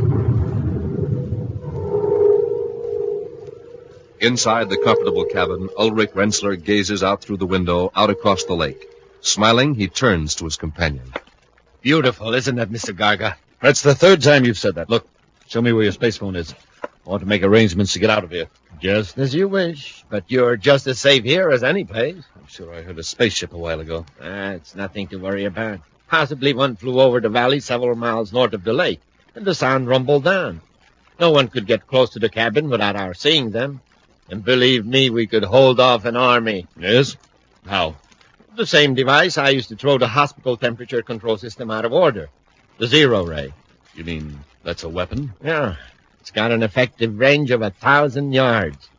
Turn it on any living thing for 10 seconds, and it will freeze it solid. Look, I'll show you. What are you going to do? Just watch. I'll turn it on. Better stand over there out of the way. Now, that's it. Now, you see those leaves fluttering in the breeze? Keep your eye on them. They've stopped moving. That's right. The smaller the object, the quicker it works. The zero ray slows the dents of any electrons down almost to a stop. Wait. Look over there. Those bushes by the edge of the lake. Something moved. It's probably a deer. There are a lot of them in this. That's no deer. It's a man. He's gone now, but I saw his Space Patrol uniform. Don't worry, Mr. Gargoth. This will take care of him nicely. But he's out of sight. That doesn't matter. A few sweeps of the zero ray across that clump of brush, and every living thing there will be frozen solid. We'll return to Space Patrol in just a moment. This is Dick Tufeld in Los Angeles reporting on the famous jet plane assigned to the vital Air Force mission of defending America's homeland, Lockheed's F-94C Starfire. In a moment, we'll hear from Tony LaVere, the well-known record-breaking test pilot on the Starfire. Within seconds after warning, this radar-controlled interceptor can be off the ground and streaking to 45,000 feet or higher. Packing 48 rockets, it can fly and fight in sunshine or darkness at speeds of more than 600 miles an hour. Now, Tony LaVere tape-recorded this morning at a California air base.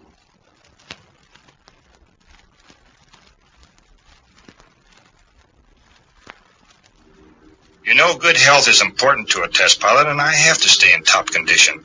I get lots of rest and eat plenty of good food. That's why I like a good cereal for breakfast, like Rice Chex or Wheat Chex. They have real energy and they taste swell. Why don't you try them? Make sure you keep yourself ready for action, the way Tony LaVere and lots of other famous test pilots do. Eat Rice Chex or Wheat Chex every morning. The cereals that are tops three ways. Tops for taste, for size, for real get up and go. That's Chex, wheat or rice. And remember, they're tops with America's top pilots. And now back to today's Space Patrol adventure, the Zero Ray. Emil Gargoth, leader of the Cobra Gang, escaped from the Terra Hospital with the aid of Ulrich Rensler. And now the two men are hiding in Rensler's cabin at Meteor Lake on the planet Venus. Hoping to take the two criminals by surprise, Buzz and Happy are cautiously making their way through the brush along the lake shore, unaware that they've been observed. From the cabin, Rensler is sweeping the deadly zero-ray beam over the vegetation, planning to freeze the two space patrollers literally in their tracks. Something I could do with the rest. This heat is really something. Yeah. Look at these leaves and branches. What about them, sir? A moment ago they were swaying in the breeze. Now they're rigid. Yet the breeze is still blowing. Uh-huh. It's rippling the water on the lake. Hey, look out, Happy! Commander, if you hadn't warned me, that limb would have hit me. Look at these leaves and twigs. Smoking rockets, they shattered, just like glass. And feel the limb. Cold. Cold as ice. Yes. In the tropical weather of Venus. This is a perfectly healthy branch. Now, why would it break off in a little breeze? Because it's brittle. Hap, look over there to your right. See how those leaves suddenly stop fluttering? Yeah. It's as though something were passing over them and freezing them. Hap, quickly. Under the bank and jump off into the water. Hurry.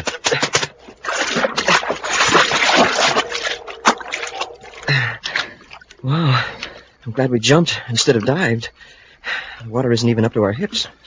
Rensler and Gargoth have one of those freeze beam machines at the cabin. Then they've seen us. Probably. They aren't sure exactly where we are, or they wouldn't be swinging the beam around like that. I hope that bank is high enough to shield us. It is. The beam is right over our heads now. How can you tell? That branch just above us suddenly stopped moving. Well, look, sir. The tree on the left is still moving. Yeah. Must have shut off the freeze beam. They figure they finished us, huh? We'll keep to the water and work around past the cabin, and maybe we can surprise them.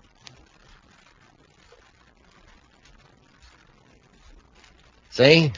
There's not a sign of them. They're somewhere in that brush, rigid as statues. Let's go and find them. No.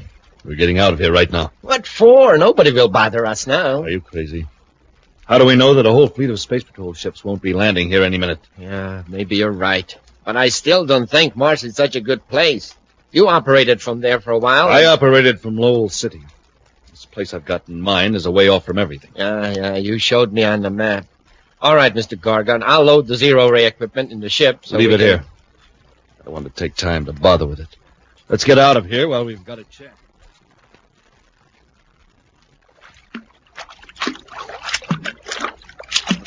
Wait a minute, Hap. Don't go any farther. I can see the roof of the cabin now. Got to be careful not let Gargoth and Rensler see us. It's going to be rough, passing the front of the cabin. The bank isn't very high. There's no vegetation. Smoking rockets!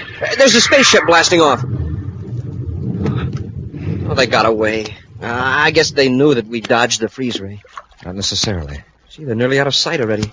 And it'll take us at least an hour to get back to our ship. Let's go to the cabin instead. The Spaceophone Venus City to alert patrol ships. Look for Rensler's cruiser. I hope they haven't smashed their Spaceophone transmitter. Now, come on, Hap. Keep under cover as much as possible. For all we know, somebody may still be at the cabin. Cautiously, Buzz and Happy work their way toward the cabin, then softly approach the door, which stands wide open. Maybe somebody's in there after all. The door's open. Well, we've got to come out in the open now. Come on. I'll go in first.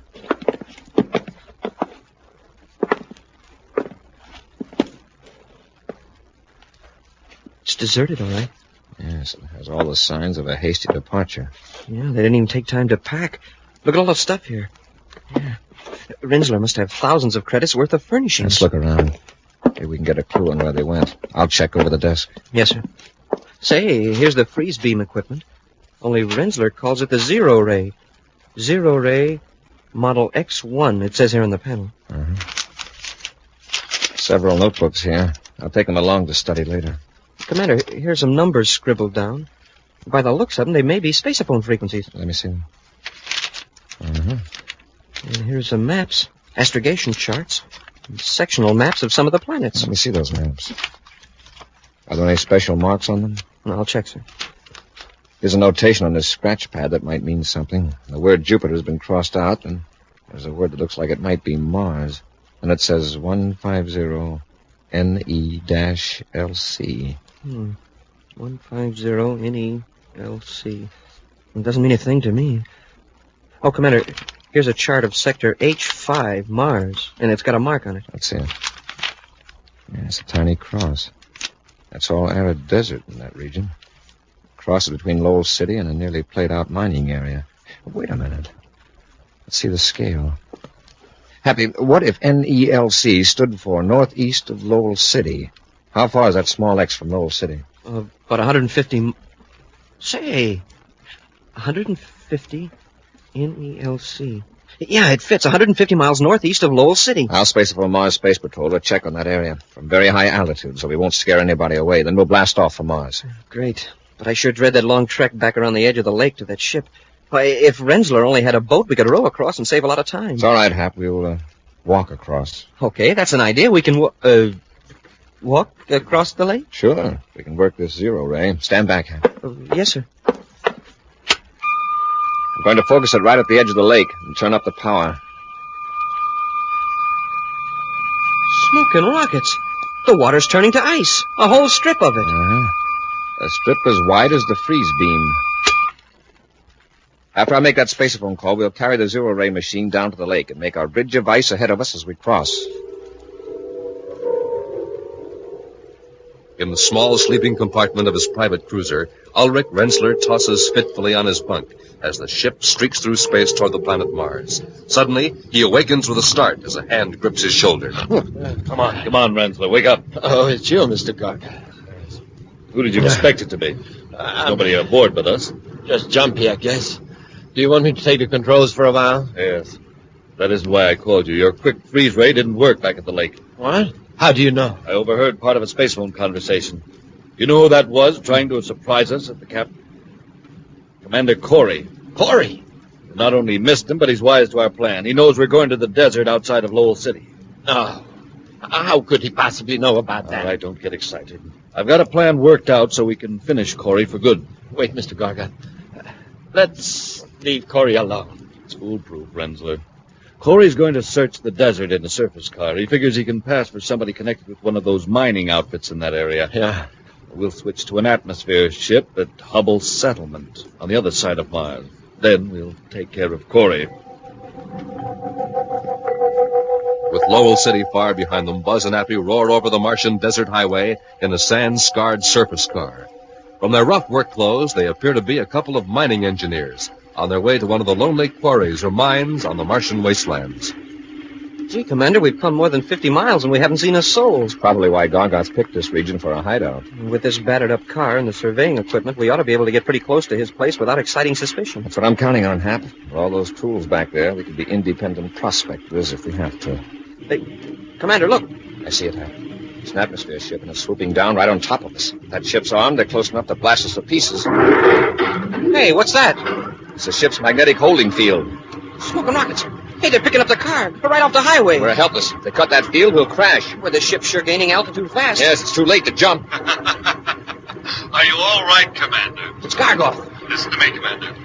Switch your space phone to 478.2 megacycles. And don't attempt to contact Space Patrol headquarters or I'll cut the holding field and drop you. Understand? Yes, Gargoth, I understand. We are now 100 feet off the ground. Renzler will maintain this altitude until we are far away from Lowell City. Over the hills, I shall cut the holding field and drop you into a most inaccessible spot, miles from a highway or road. Chances are the wreckage will never be found. Just how do you think you're going to get off of Mars? Every spaceport is being watched, and this is only an atmosphere ship. I have a spaceship ready, and it's miles from a spaceport, Commander. Now, if you'll excuse me, Corry, I'll keep a sharp lookout for space patrol ships. What a fix. Not a patrol ship in sight. No. Sure that spaceport switch is at the off position, Hap. I don't want Gargoth to hear us. Believe me, there are a few things I want him to hear. Gotta work fast, Happy. What can we do? We're suspended under the belly of a ship 100 feet off the ground, and Gargoth will probably take us higher before he drops us. Hap, reach back in that tool chest. Yes, sir. There's an atomo torch there? Yes, sir. Good. Now listen, right above us in Gargoth's ship is a small cargo bay. Now get busy with that cutting torch. There's no other ship in sight, Mr. Gargoth. Good, and we're at 250 feet altitude. That ought to make it nice and permanent. All right, Renzler. Cut the holding field. There they go. I'll bank the ship so we can watch that surface car crash. Boom! Some smash, eh, Mr. Gargoth? Well, that takes care of Corry and his cadet. It sure does. There's no doubt about it this time. We really... Mr. Gargoth. Renzler, what's the matter with you, have you? Corry, don't stand there gibbering, Renzler. Shoot them. No, you don't.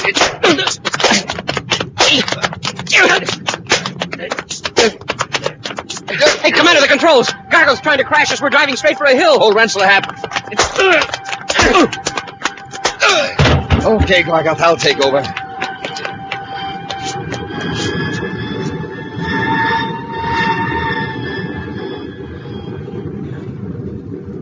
Oh, you pulled her out just in time. I'll take the ship into Lowell City, Hap. This time we'll make sure Gargoth doesn't pull any tricks and escape. No, sir. He won't get a chance to dodge the brainograph test by going to the hospital either. Yeah, Gargoth, you're going to the brainograph with a clear head if I have to knock you cold. An action preview of next week's exciting Space Patrol adventure in just a moment. Space Patrollers, you all know what sound effects are. You hear them all the time on your radios. But listen to these musical sound effects and see if you can guess what we're doing with Rice Chex and Wheat Chex. Yep, Space Patrollers, there's a big bowl filling up with Rice Chex or Wheat Chex. Man, oh man, it even sounds delicious. And it tastes even better. Those triple oven-toasted biscuits are tops for taste. Now we're pouring on the cream. Listen, you can almost hear those crisp, crunchy Chex filling up with that cream. And then for the first bite, wow, what a bite, sized just right. Because Chex are made in that modern bite-size design, makes them tops for size.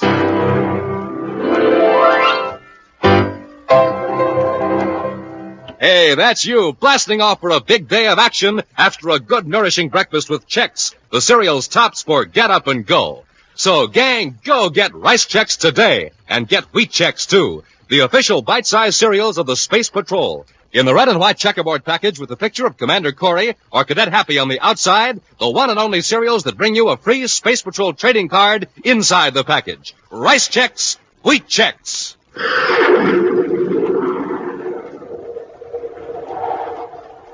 Now, a preview of next week's exciting Space Patrol adventure. Buzz and Happy are in their spacesuits, advancing across the rocky surface of the planet Mercury toward the hideout of an escaped criminal. Hold it, Happy. Something moved up there ahead of us. Yeah, it looked like an animal of some kind. An animal on Mercury? Yeah, that's right. Well, whatever it is, there's another one. Hap, it's a small robot. Castro is probably using them to observe us. Yeah, they look like turtles, except that they move a lot faster. You go back a few hundred yards and figure out another plan of action. Hap, look behind us. We're surrounded by them. Yes, sir. Oh, my leg! It's some kind of weapon. They're shooting plane rays right through our spacesuits. They're closing in on us. Dozens of them. Commander, I can't move! Be sure to join us next week for the thrilling story the super brain of Volmer Castro, when Rice Checks and Wheat Checks again present Space Patrol!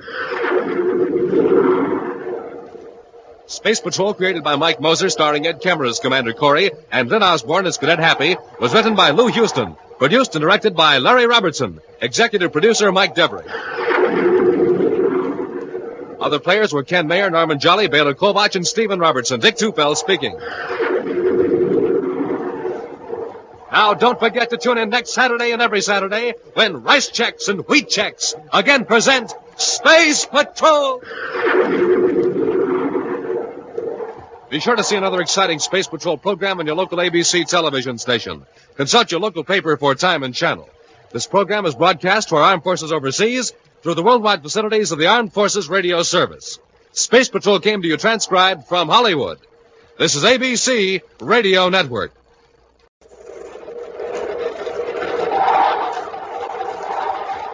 Nestle's Quick for the greatest tasting chocolate milk and those famous Nestle's chocolate bars present Space Patrol! High adventure in the wild, vast reaches of space. Missions of daring in the name of interplanetary justice. Travel into the future with Buzz Corry, Commander-in-Chief of the Space Patrol! In today's transcribed Space Patrol adventure, Buzz and Happy are in their spacesuits advancing across the rocky surface of the planet Mercury toward the hideout of an escaped criminal. Hold it, Happy. Something moved up there ahead of us. It looked like an animal of some kind. An animal on Mercury? Yeah, that's right. Whatever it is, there's another one. Hap, they're small robots. Castro is probably using them to observe us. They look like turtles, except that they move a lot faster. You go back a few hundred yards and figure out another plan of action. Hap, look behind us. We're surrounded by them. Yes, sir. Oh, my leg! Some kind of weapon. They're shooting pain rays right through our spacesuit. They're closing in on us, dozens of them. Commander, I can't move. We'll return in just a moment with today's exciting Space Patrol adventure, the super brain of Volmer Castro. Say, Captain Toothfell, will you settle an argument for me and the gang? I'll sure try, Tony. What's the trouble? Well, sir, we're all fighting over which Nestle's chocolate bar is the best. Janie says the milk chocolate. Joey votes for the almond bar. But I say Crunch is the greatest. What do you think? Well, now, Tony, that is a tough one. Because as everybody knows, Nestle's makes the very best chocolate, no matter which bar you favor. There's nothing as smooth and creamy as a Nestle's milk chocolate bar in the red and white wrapper. And the Nestle almond bar in the blue and white wrapper is the same rich chocolate loaded with fresh toasted almonds.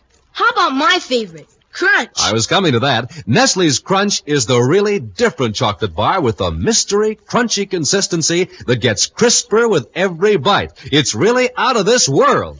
But which one do you really think is best? Best? Why, any Nestle's bar is best, Tony. There's never any argument about that. So, gang, when you want the best in chocolate bars, you want Nestle's. You know what Commander Corry says? He says Nestle bars are tops in our ration because they have all the rich milk and sugar it takes to speed up your jets and give you extra rocket energy.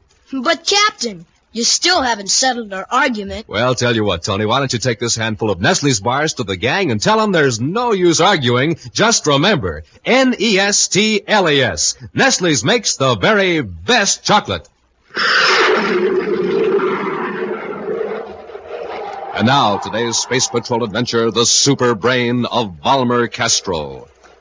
For nearly an hour, Commander Corry and Cadet Happy have listened spellbound to Dr. Ernest Blake as the great authority on the human mind describes his new invention, the cerebroscope. Dr. Blake, a member of the clinical consulting staff of the Criminal Rehabilitation Center on the planet Mars, has made a special space flight to Terra to report his recent discoveries to Commander Corry. As I understand it, Dr. Blake, your cerebroscope can actually increase or amplify intelligence. Yes, Commander. Its full applications and possibilities can't be estimated at present without further tests. A moment ago, Doctor, you said you had increased the intelligence of rats with your cerebroscope. Yes, from 50 to 100%. Wow. It's very interesting, Dr. Blake, but... Dr. Blake, have you experimented on humans? Well, that is one reason for my visit, Commander. I want official permission to test the cerebroscope on volunteers in the Criminal Rehabilitation Center. You mean on those eligible to be discharged as cured? Naturally. It might be dangerous to increase the mental powers of those who still have criminal tendencies. Just how dangerous, no one can say. I don't believe you've answered my question, Doctor. Have you experimented on humans? I made one test. Or rather, my assistant did. Who was the subject? I was. What were the results? Before the experiment, I took several intelligence tests under supervision of my assistant. After just 5 minutes of cerebroscope radiations, I repeated those tests along with similar tests. Commander, my score was more than 40% higher. Smoking rockets. And you're now more intelligent than you were before. Perhaps. But I don't know how permanent the effects are or in how many areas of intellect the radiations are effective. That's why I want to make more tests on others. Dr. Blake, I'd like to look into this matter a little further before I make a recommendation. Well, could you come to the rehabilitation center and examine the cerebroscope? I'd like to very much, Doctor, but I can't get away for at least 2 days. Well, I have some business here on Terra that will keep me here that long. Suppose I contact you day after tomorrow. Fine, Doctor. We'll see you then.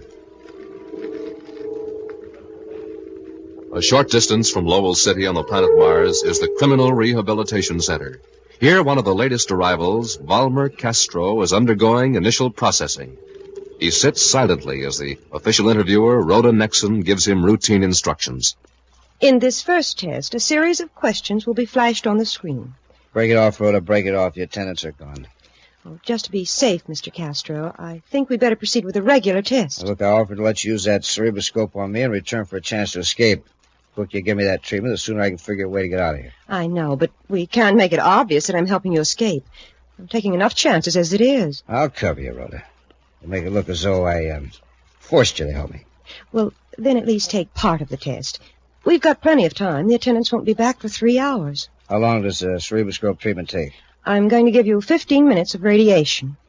And that'll make me the smartest operator in the solar system, huh? Well, I can't promise that, but your brain will be at least twice as efficient as it is now. Shall we get on with the test? All right. A few hours later, in Space Patrol headquarters on Terra, Commander Corry gives Cadet Happy some astonishing news. I don't know the full details yet, Happy, but Volmer Castro escaped from the rehab center. Smoking rockets. How did he manage that? That's the big mystery, Hap. It's almost as though he had the cooperation of the whole staff, yet we know that's impossible. Commander, is it true about Castro? Is that why you sent for me? Yes, Dr. Blake, it's true. I can't believe it. No one has ever escaped from that Martian center. I haven't pieced the story together yet, Doctor, but somehow Castro managed to deceive several key members of the staff. He literally walked out, or rather drove out in a surface car, and no one raised a hand to stop him. I've had a strange premonition all morning, Commander. A strong feeling that something was wrong at the center. Since I took that cerebroscope treatment, my mind seems sensitive to thoughts of others. He must have had help to escape like that.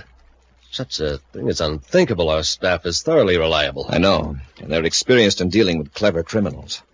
This had to happen while I was away. I haven't told you the worst part of it, Doctor. Your assistant, Rhoda Nexon, disappeared with Castro. What?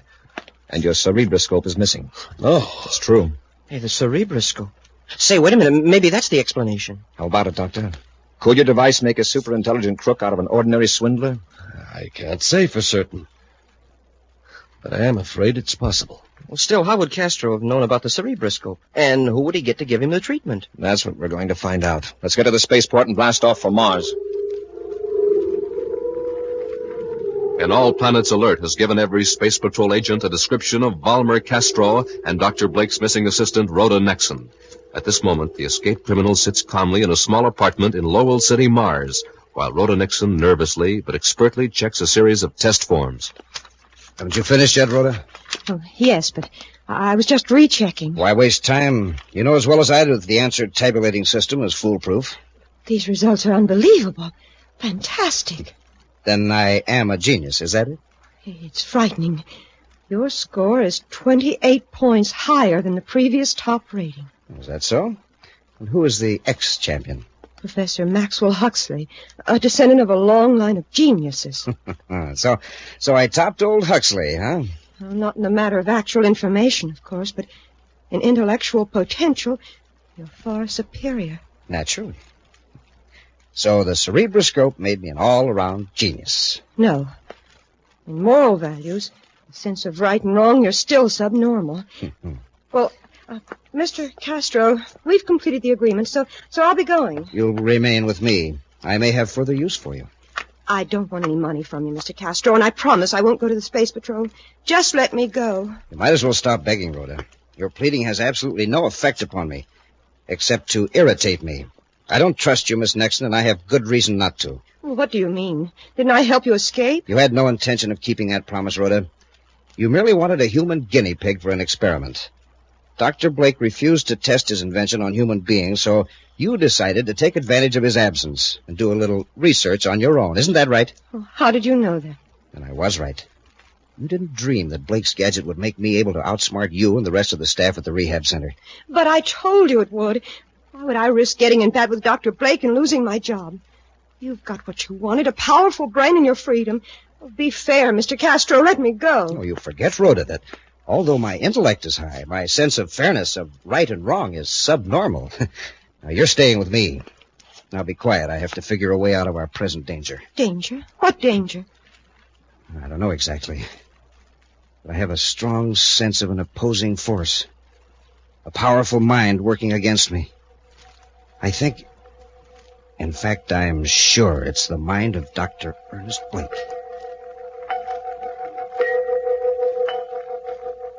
Elsewhere at the Terra spaceport, Commander Corry and Cadet Happy are ready to blast off for Mars. With them in the control compartment of the Terra 5 is Dr. Blake. Instrument check completed, Commander. Good. Dr. Blake will blast off as soon as we get the go-ahead from Space Control. Just relax. There's something I should have told you before, Commander. I don't think there's any doubt that my assistant, Rhoda Nexon, is responsible for Castro's escape. Mind you, I can't give you a single bit of evidence for suspecting her of disobedience. Yet I'm convinced of it. What's more, I'm sure that before we reach Mars, I'll be able to tell you where to find Rhoda and Castro. I hope you're right. Space Control Terra to Commander Corry aboard Terra 5. Corry here. Go ahead, Space Control. Mars space lock is clear, sir. Space Control on. Stand by for blast-off. Standing by, sir. Fire rockets. Fire rockets. Up, ship and away.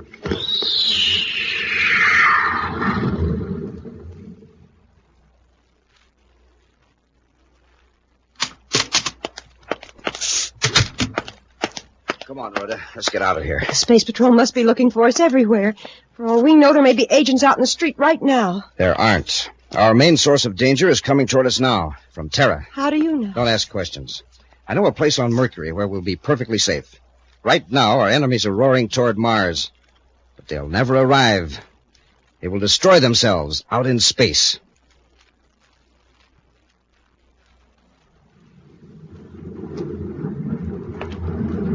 I just rechecked the vector computer, sir. We're 2 hours out of Mars. That'll bring us into Lowell City at 1340. Is Dr. Blake still sleeping? No, sir. The last time I went back aft, he was pacing his compartment and muttering to himself. When he saw me in the corridor, he slammed the door. He's under quite a strain, poor fellow. He's got me worried, Commander. How can he be so positive that Castro's in Lowell City? I think he knows a lot more about this escape than he lets on. You'll find out how much he knows before very long. You're not going to find out anything, Commander. I've got a blast gun here. Do what I tell you, or I'll use it. Dr. Blake, this is hardly the time for a joke. This is no joke, Corry. You're planning to hold me responsible for Castro's escape. Well, you're not going to hold me up to disgrace. Change vector. Dr. Blake, I don't know what you're talking about. Do what I tell you, or I'll blast both of you. We'll return to Space Patrol in just a moment. Come and get it! Hey, all you rocket jockeys, I've got something new and sensational to tell you about today. I mean Nestle's Quick, the greatest way to make chocolate milk you ever tasted. Quick makes the richest, most chocolatey, most delicious chocolate milk in all the universe. It's the same wonderful flavor as Nestle chocolate bars. Oh, just think if drinking milk would taste like that. Jumpin' Jupiter. And Space Patrollers, Nestle's Quick is just as quick and easy to make as it is delicious. You can fix yourself a tall, frosty glass of Quick in no time, anytime. Now, here's all you do. Pour out your glass of milk and then add 2 spoonfuls of Quick powder. Yes, sir, you heard me. First you pour in the milk and then you put in the Quick. Nestle's designed Quick to mix in a flash. It's never messy to make, and you don't have to beat it or shake it in special containers. And that special Nestle's chocolate flavor won't settle at the bottom or stick to the sides. No, sir. Quick is real chocolatey from the first sip to the last swallow. And Mom will be real pleased to know that Quick is fortified with vitamin D, just what you need for strong, healthy bones. And believe me, when Mom sees how you drink up every drop of your milk, she'll be glad to get Nestle's Quick all the time. Now, gang, here's how to get the official chocolate milk maker for all space patrollers. Ask Mom to bring home the big brown and yellow can of Nestle's Quick. That's Q-U-I-K, Quick. And then the happiest sound at your house will be the one that means great chocolate milk. That's the Quick Call. Like this. Come and get it! Nestle's Quick! And now, back to our Space Patrol adventure, the super brain of Volmer Castro. Commander Corry and Cadet Happy are aboard the Terra 5, heading for the planet Mars with Dr. Ernest Blake, inventor of the cerebroscope, a device that vastly increases the efficiency of the brain. Through the use of this invention, Volmer Castro was able to outwit the staff of the Martian Criminal Rehabilitation Center and escape, taking Dr. Blake's assistant, Rhoda Nexon, with him. For some unaccountable reason, Dr. Blake is attempting to force Buzz to change the vector of the Terra 5. I'm warning you, Corry. Don't turn around or I'll blast you. Okay, Doctor, you name it. Where do we go? Let's see. Drop the gun, Doctor. I said drop it. There. It's okay, Commander. I've got him. Nice work, Happy. I'll admit you had me worried when you jumped him. Take a look at the gun, Commander. Oh, he was bluffing. It's a ray gun. Yes, sir. If it was a blaster, I wouldn't have dared risk it. When I saw it was a ray gun, I figured the worst that could happen to you was that, well, he'd put you to sleep for an hour. It's a ray gun. What have I done? What have I done? You haven't done anything, fortunately. But just what were you trying to do, Doctor? I don't know. I must have lost my mind. Something made me do it, Commander. Some powerful force took control of me. Castro. Castro? Yes. I know he's used the cerebroscope now. I know it. And you think he forced you to attack us? There's no doubt about it. My behavior a moment ago, it couldn't possibly have benefited me. But it could benefit Castro. I tell you, I thought that ray gun was a blaster. It's hard to believe that Castro could control your mind from a distance, yet he seems to have deceived and controlled the staff at the rehab center. Yeah, there must be a lot more to this cerebroscope of yours than you told us, Doctor. There's a lot about the human mind that we don't know. I tell you, Commander, Volmer Castro's mind is powerful enough to send a spark across space to my mind. And perhaps you're sending a spark to his. Yes, but not as strong. Remember, I was subjected to the cerebroscope radiations for a few minutes. Who knows how long Castro may have been under the treatment. Wow. Commander, Mercury. Change vector to Mercury. Why? That's where you'll find Castro. Catch him, Happy. Yes, sir. He's unconscious, sir. Take care of him, Hap. I'm changing vector to Mercury. Some moments later, viewscope scanning beams sweep back and forth over the rocky surface of the planet Mercury as Buzz and Happy search for a trace of Volmer Castro. If Dr. Blake is right, we should be over Castro's hiding place. Should I wake the doctor, sir? I don't think you could, Happy. A while ago, I gave him a short burst with a vapor injector to put him to sleep. Smoking rockets. Is he getting out of hand again? No, it was Dr. Blake's own idea. He's afraid that if his brain is fully conscious, Castro might become aware of it and know we were after him. Oh, I see. So immediately after the doctor got his mental fix on Castro, he asked to be put to sleep. Uh-oh. Commander, look.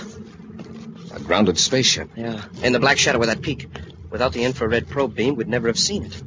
Get our spacesuits out of the locker, Hap. We'll land and search for Castro's hideout.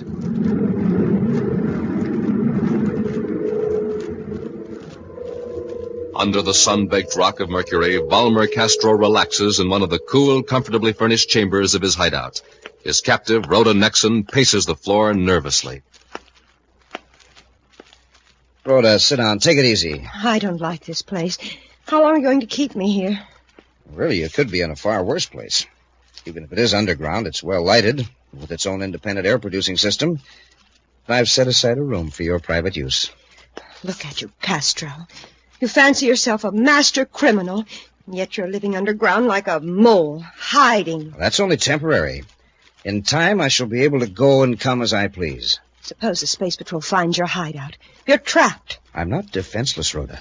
I have a corps of alert and well-armed sentries guarding this place. I haven't seen a living soul here. That's right. I didn't say the sentries were living. They're small, highly maneuverable, and in some respects they think for themselves. Robots. Exactly. The robots could hold off quite a force until I escaped through the cavern to the spaceship, if necessary. I don't care how brilliant you are, Castro. You're still one man against organized society. At present, I am just one man. But a true leader has no difficulty recruiting followers. I will draw them into me with irresistible force. What's that? I better lock you up for the time being. What do you mean, lock me up? What's happening? The robot sentries have sighted a moving object on the surface near the hideout. Before I go to the control chamber, I'm going to put you where you can't interfere. Meantime, in their spacesuits, Buzz and Happy walk across the rough, oven-hot rock surface of Mercury, searching for Castro's hideout. Suddenly, Buzz grips Happy's arm. Hold it, Happy. Something moved up there ahead of us. It looked like an animal of some kind. An animal on Mercury? That's right, there's no atmosphere. Well, whatever it is, there's another one. They're robots. Castro is probably using them to observe us. They look like turtles, except they move a lot faster. You go back a few hundred yards and figure out another plan of action. Hap, look behind us. We're surrounded by them. Yes, sir. Oh, my leg! There's some kind of weapon. They're shooting pain rays right through our spacesuits. They're closing in on us. Dozens of them. But they've stopped now. It's almost as though they were watching us. They are, and so am I. It's Volmer Castro, I believe. That's right, Commander. I can see every move you make through the viewscope eye of each of those little robots. I can monitor you through any single robot or a combination. Now, since you seem so anxious to find my hideout, my sentries will escort you. Follow them. All right, Castro.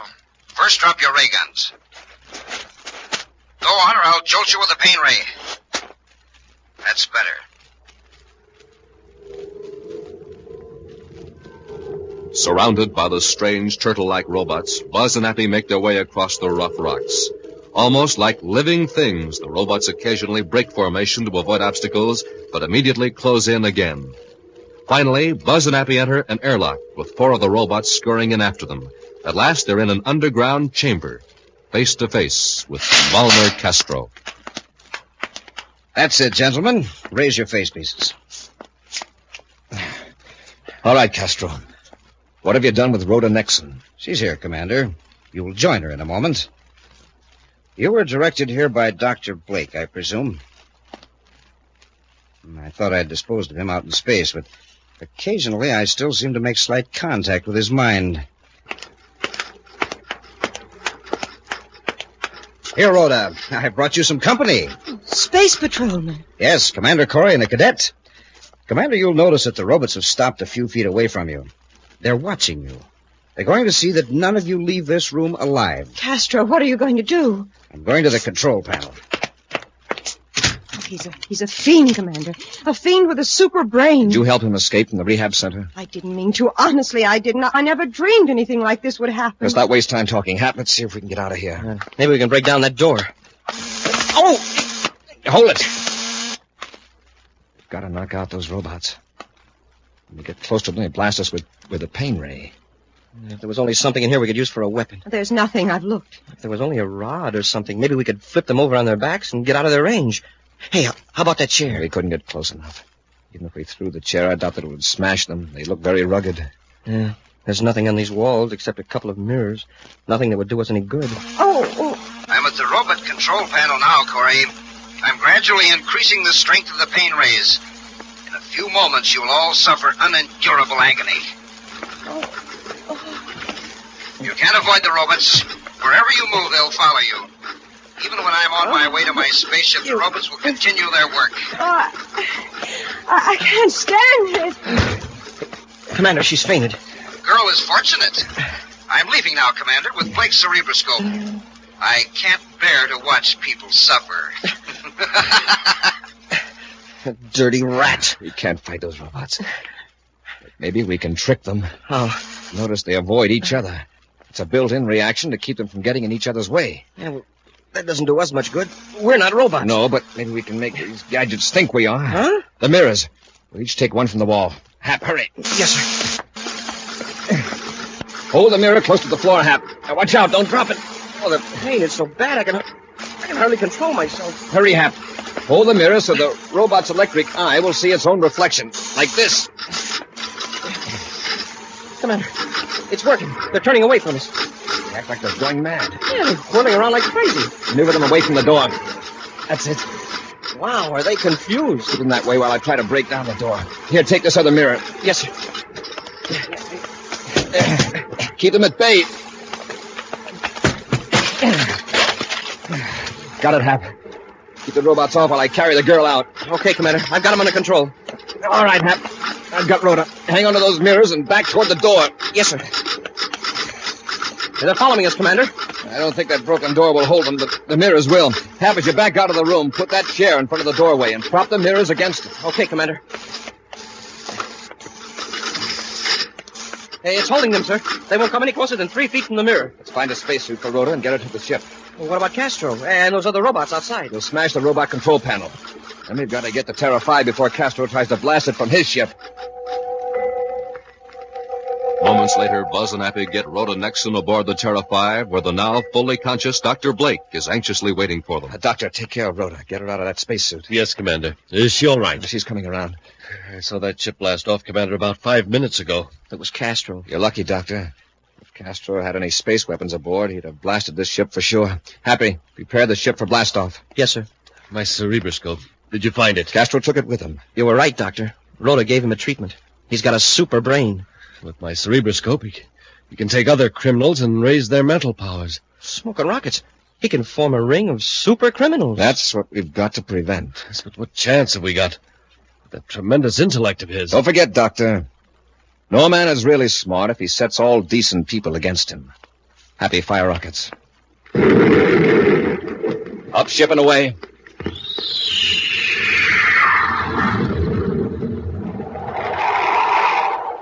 In just a moment, an action preview of next week's exciting Space Patrol adventure. Brought to you by Rice Chex and Wheat Chex, the bite-sized cereals in the red and white checkerboard packages.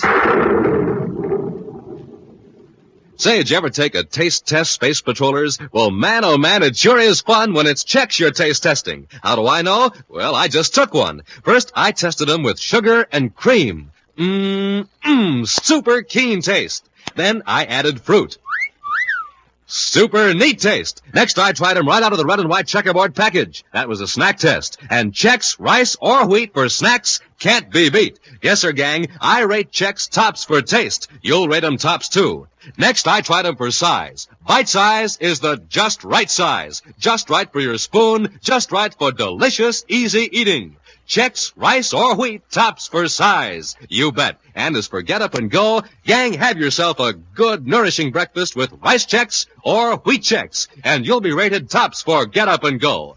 So, Space Patrollers, you take the Rice Chex, Wheat Chex taste test today, and I'm positive you'll agree, Chex rate tops 3 ways. For taste, for size, for get up and go. Rice Chex, Wheat Chex, the cereals with the super swell free Space Patrol trading card inside the red and white checkerboard package. And now, a preview of next week's exciting Space Patrol adventure. A saboteur has just escaped from the locked compartment aboard the Terra 5. Now, with ray guns drawn, Buzz and Happy are searching the ship. He still must have that special spacesuit on, sir. At least it wasn't in the compartment. How did he get out? Smashed the door. Rough customer. There he is. After him, Hap. Halt where you are, I'll fire. He's heading for the weapons compartment. This'll stop him. Wow, that ray gun never even phased him. It's that suit. He's completely shielded. Come on, we'll have to tackle him. He's in the compartment with all those weapons. All right, Halcorn, come out of there. Have it get me. And you better have something better than a ray gun, because I can drop you if you take another step.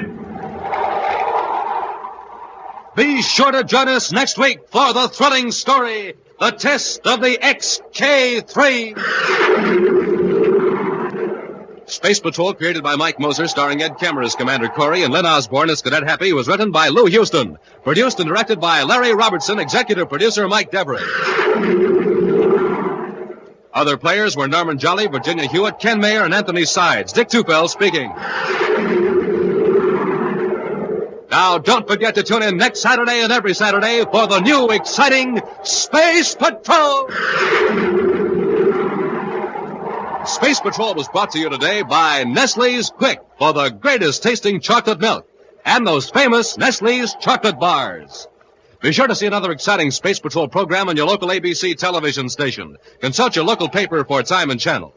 This program is broadcast to our armed forces overseas through the worldwide facilities of the Armed Forces Radio Service. Space Patrol came to you transcribed from Hollywood. This is ABC Radio Network. Rice Chex and Wheat Chex, the bite-sized cereals in the red and white checkerboard packages, present Space Patrol! High adventure in the wild, vast reaches of space. Visions of daring in the name of interplanetary justice. Travel into the future with Buzz Corry, Commander-in-Chief of the Space Patrol! In today's transcribed Space Patrol adventure, a saboteur has just escaped from a locked compartment aboard the Terra 5. Now, with ray guns drawn, Buzz and Happy are searching the ship. He still must have that special spacesuit on, sir. At least it wasn't in the compartment. How did he get out? Smashed the door. Picked up customer. There he is. After him, Hap. Halt where you are, I'll fire. He's heading for the weapons compartment. This'll stop him. Wow, that ray gun never even phased him. That suit. He's completely shielded. Come on, we'll have to tackle him. He's in the compartment with all the weapons. All right, Halcorn, come out of there. Damn it, get these. You'd better have something better than a ray gun, because I can drop you if you take another step. We'll return in just a moment with today's exciting Space Patrol adventure, the test of the XK-3.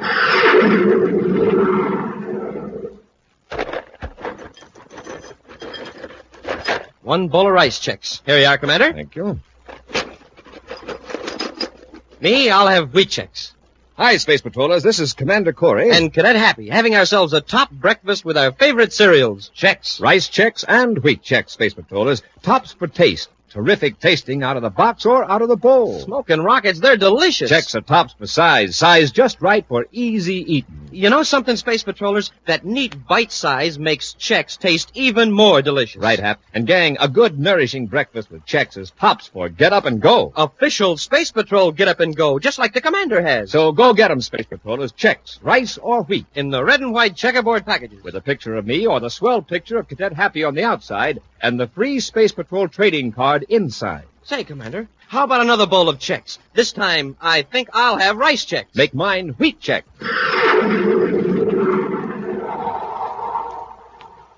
And now today's Space Patrol adventure, the test of the XK-3. Commander Corry faces the problem of capturing Volmer Castro, a criminal whose already clever mind has been transformed into a superintelligence by means of an ingenious brain sensitizer. But as far as the public is concerned, the escaped crime genius is of minor importance compared to a coming race from Pluto to Neptune to test a new space drive for interplanetary flight. Even in Space Patrol headquarters on the man-made planet Terra, the race seems to have taken priority over the search for Castro.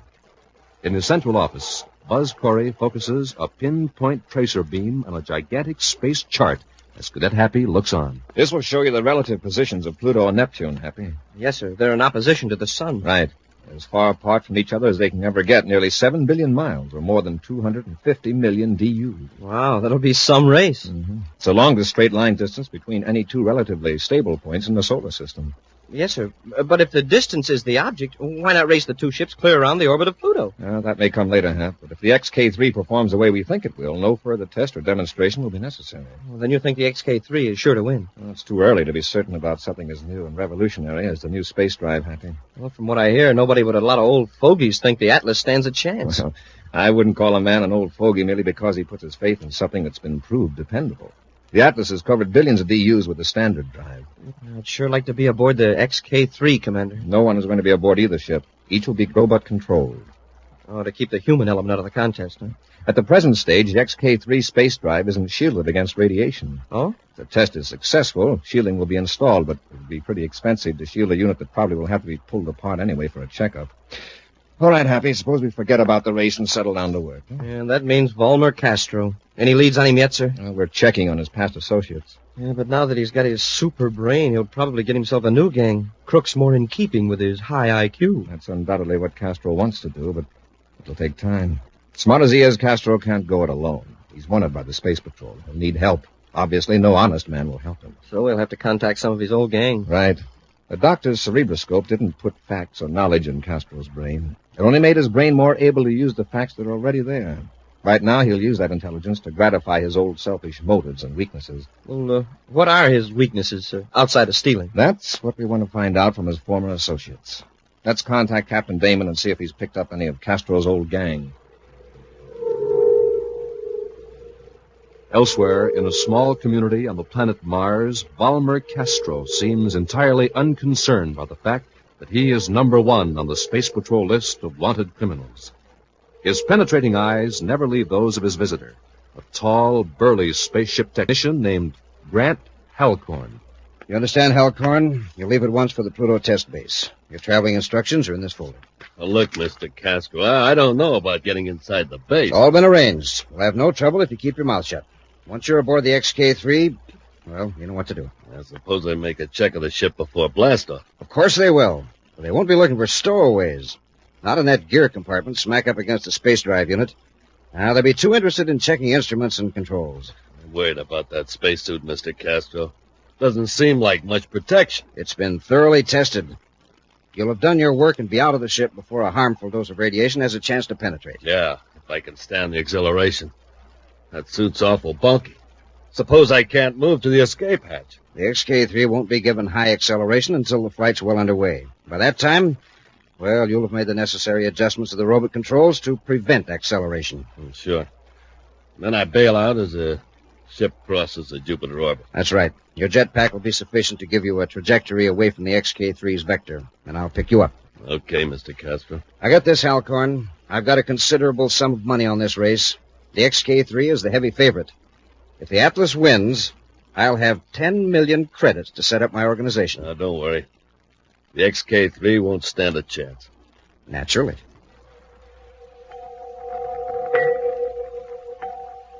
Two days later, in Space Patrol headquarters, Buzz and Happy checked through data Space Patrol agents have supplied on Castro and former members of his gang.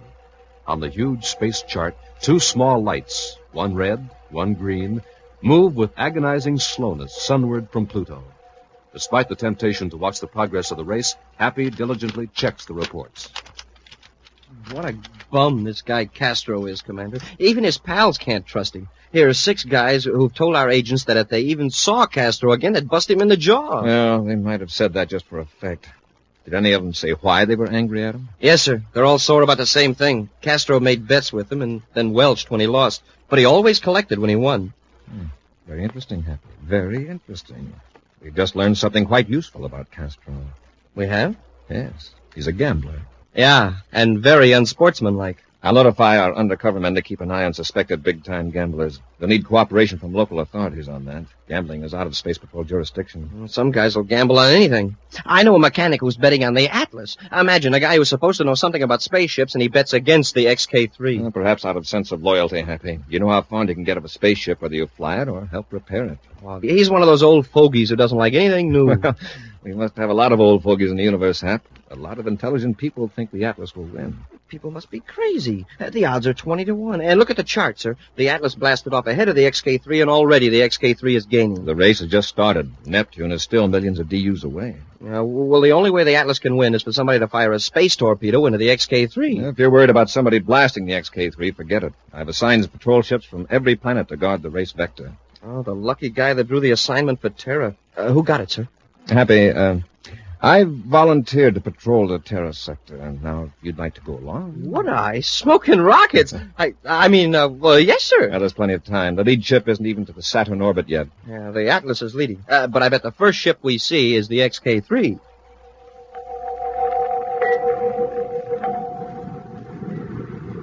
Here it comes, Commander, and right on vector. Yes, fairly close to schedule, too. Adjust the viewscope sensitivity control, Hap. Let's see which ship it is. Oh, it's the XK-3, of course. What else could... Hey.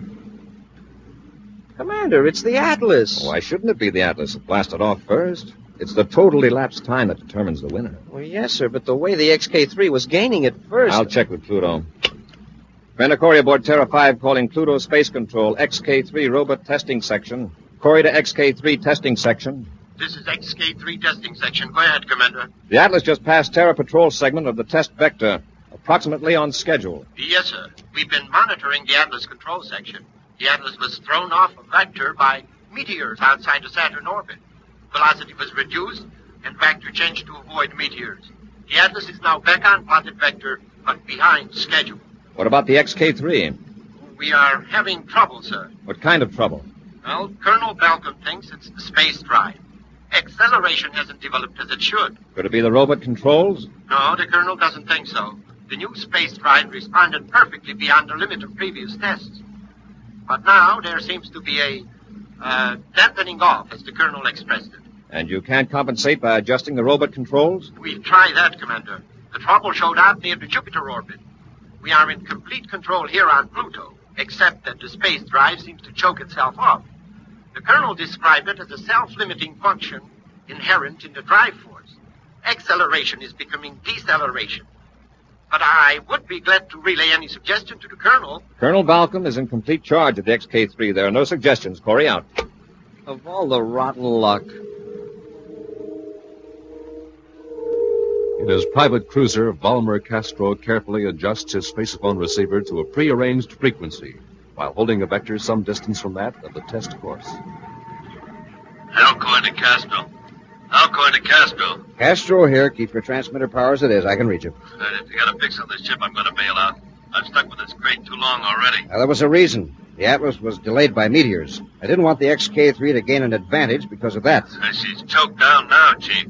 The more they try to accelerate her from Pluto control, the more she'll slough off. Good. Bail out. I'll pick you up. Listen, I'm only a speck in space. The momentum of the ship will carry me forward. I can mentally compute your trajectory when you leave the ship. And don't worry.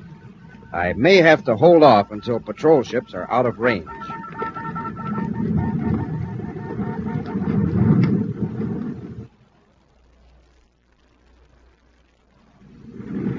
I've got it in the viewscope, sir. The XK3. But it might as well be a century-old tub the way it's blooping along. I can't understand it, Hap. There's nothing in the short test of the XK3 to suggest trouble like this with a new space drive. Somebody in Pluto robot control is goofing up. Oh, that's unlikely, Hap. Any defect in a robot control system would show up in the self-analyzer, the self-monitoring system. And you know as well as that.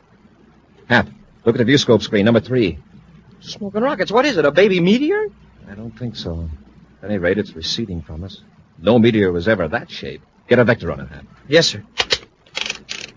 Hey, am I nuts? It looks like a man. A man in a spacesuit. You're right. Line him up in the vector computer, quickly. Well, what in the name of Jupiter's moons is he doing out there? I've got it, sir. Unless he's changed course with a jetpack or something, this is the way it lines up. His vector would cross that of the XK3. Yes, sir. But backtracking the XK3 vector, the ship and the man were at the intersecting point at the same instant. Either they came mighty close to a collision, or the man's trajectory began at the ship. In other words, he was aboard the XK3. But that's impossible. Nobody could survive the radiation from the power unit. It's completely unshielded. I'm changing vector. We're going to overtake that man. Get into a spacesuit, Hap, and then into the airlock. Get ready to pull him aboard.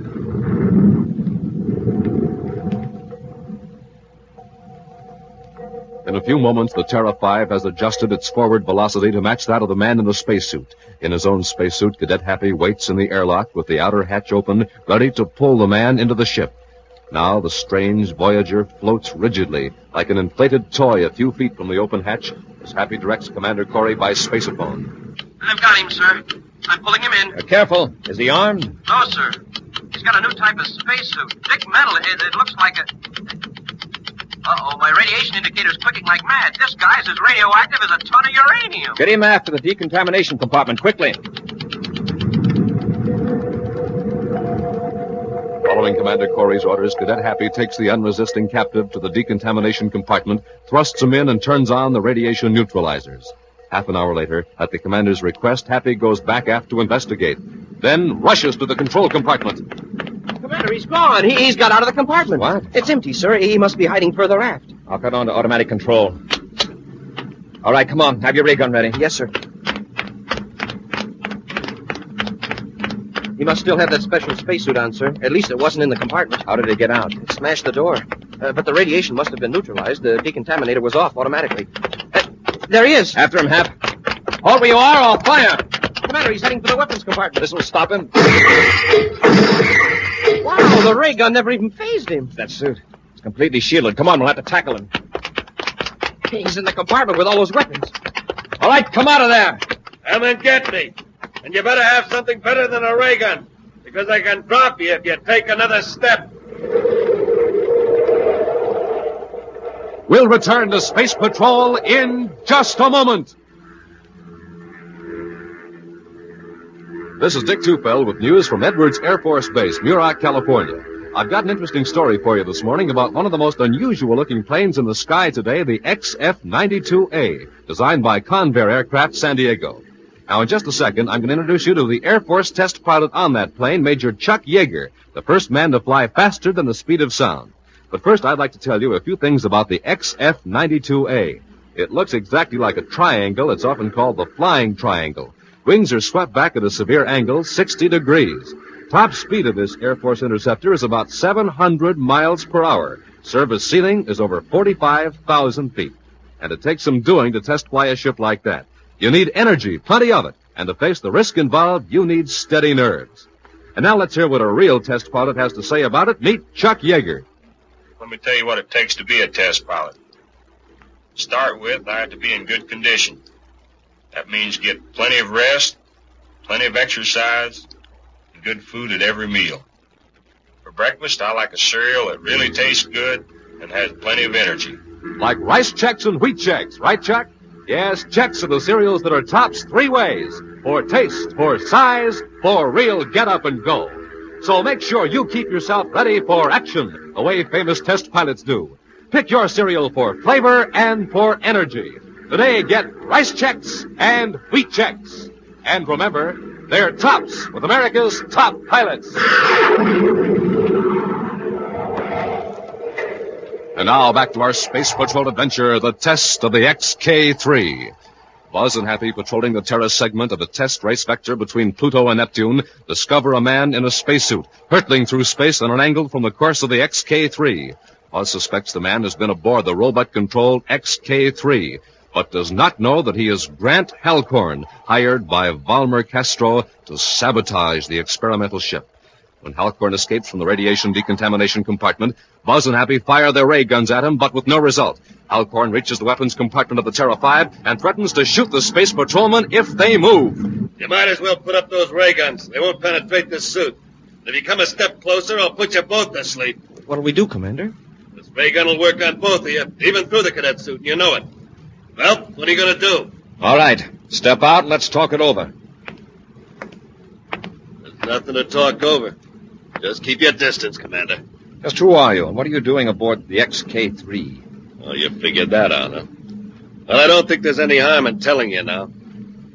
Grant Halcorn. I was just making sure that the XK-3 wouldn't win the race against the Atlas. Who are you working for? What makes you think I'm working for anybody? Because really smart men don't run risks of radiation burns, even in shielded suits. The smart boys hire chumps like you to take all the chances. Is that so? Now, who would want the new spaceship drive to fail? Someone interested in standard drive ships? Maybe. No, Halcorn. Anyone in the industry would realize that one failure wouldn't stop progress. The only one who would benefit would be a man who would bet heavily against the favorite. In other words, a professional gambler. A gambler who refuses to take chances. Someone like Volmer Castro. All right, Corry. I haven't got time to listen to you. Get moving, both of you. I hit it right, didn't I, Halcorn? I said shut up. Go on. Move forward. You too. So smart, Corry. Well, this time you're up against some real brains. Hold it. No, it's in this compartment. Never mind, I'll look myself. Empty. In you go, Commander. Go on! Yeah, that'll hold Corry. Now you, Cadet, you're coming up forward and show me how to work your spacephone. I've got to contact a certain party.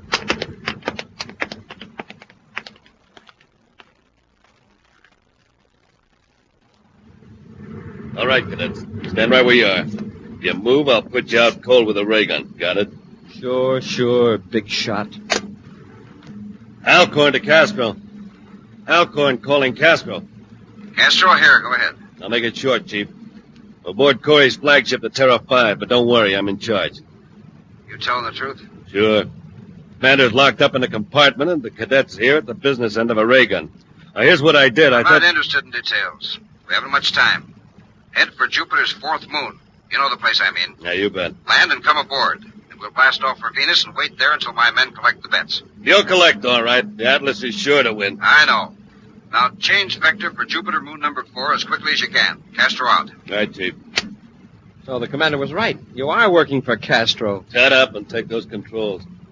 Head this ship to Jupiter number 4. Now, don't try any cute antics. What's that? The meteor alarm? I don't know. Smoke on rockets. It's the air system. There's a leak in the hull. Where? Check the indicator. There, see where that red light's flashing? Yeah, I see. Well, where's the damage? In compartment 3. We've got to get there, quick. Take it easy. It's airtight, isn't it? You and I have got spacesuits on. Yeah, but Commander Corry's in there. He hasn't got a spacesuit. That's his tough luck. Look, Halcorn, if you bring the commander into Castro alive, isn't that going to boost your stock? Yeah, that's right. Well, then hurry. If we act quickly, maybe we can save it. All right, get going.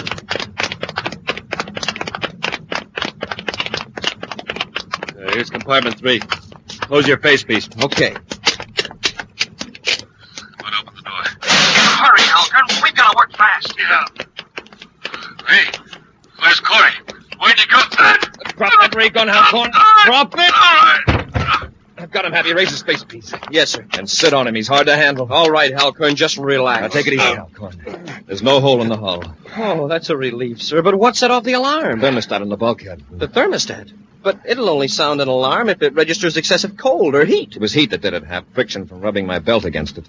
Let's get Halcorn out of that spacesuit so it'll be easier to handle. And we'll get him up forward. And Halcorn, if you know what's good for you, you'll talk. That's the straight truth, Commander. Castro's waiting for me on Jupiter's 4th moon. First, I'd like to restore the XK-3's robot controls to normal. There's nothing you can do about that, Corry. The XK-3 must be virtually in free fall by now. If we take all the acceleration we can stand, we can overtake the XK-3 and correct those instruments. How can we locate the XK-3? Pluto Space Control is probably broadcasting periodic reports. Check that frequency. I'll get into Halcorn's shielded suit and be ready to go aboard. By the time Buzz has donned the heavy, cumbersome spacesuit, Happy has obtained a fix on the XK-3. It is still hurtling on toward Neptune at a steady velocity, but of course losing ground to the still accelerating Atlas. With Happy at the controls and Halcorn securely bound, the Terra 5 gains steadily on the XK-3. Then Commander Corry steps into the airlock, ready to transfer to the robot ship. With the spaceophone transmitter at low power, Happy contacts Buzz. We're alongside, Commander. Ready when you are, Hap. Apply magnetic holding field. Yes, sir.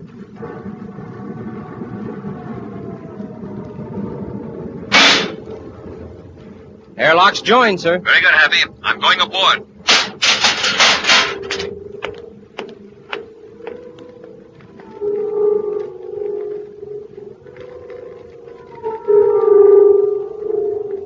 Everything okay, sir? Yes, Hap. I'm at the robot instrument panel now. Can you fix it, sir?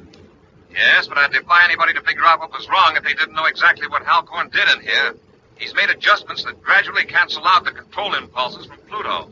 I didn't think Halcorn was that bright. He just followed instructions. Castro is the genius. He's figured out the right combination to dampen the controls. Something that wouldn't happen by accident once in a million times. Wow. I've about got it reset, Hap.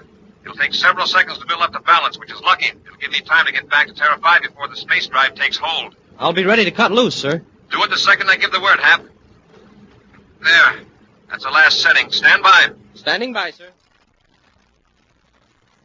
I'm in the airlock, Hap. Disengage holding field. Okay, sir.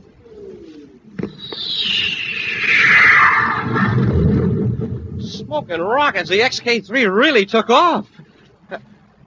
Are you okay, Commander? Yes. I'll go back to the decontamination compartment and neutralize this radiation. You set a vector for Jupiter's 4th moon. Following the directions of Grant Halcorn, Cadet Happy skims low over the surface of Jupiter's moon number 4.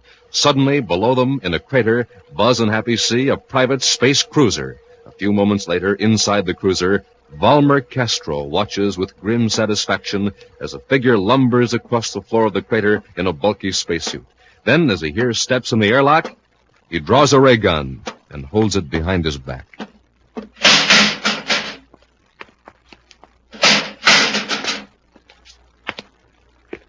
Well, Halcorn, raise your face, please, and get out of that suit. It must be very uncomfortable.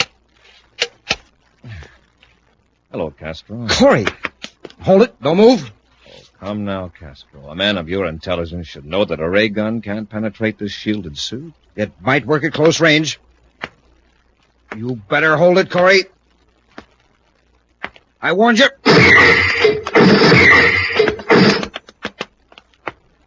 Hand over the gun.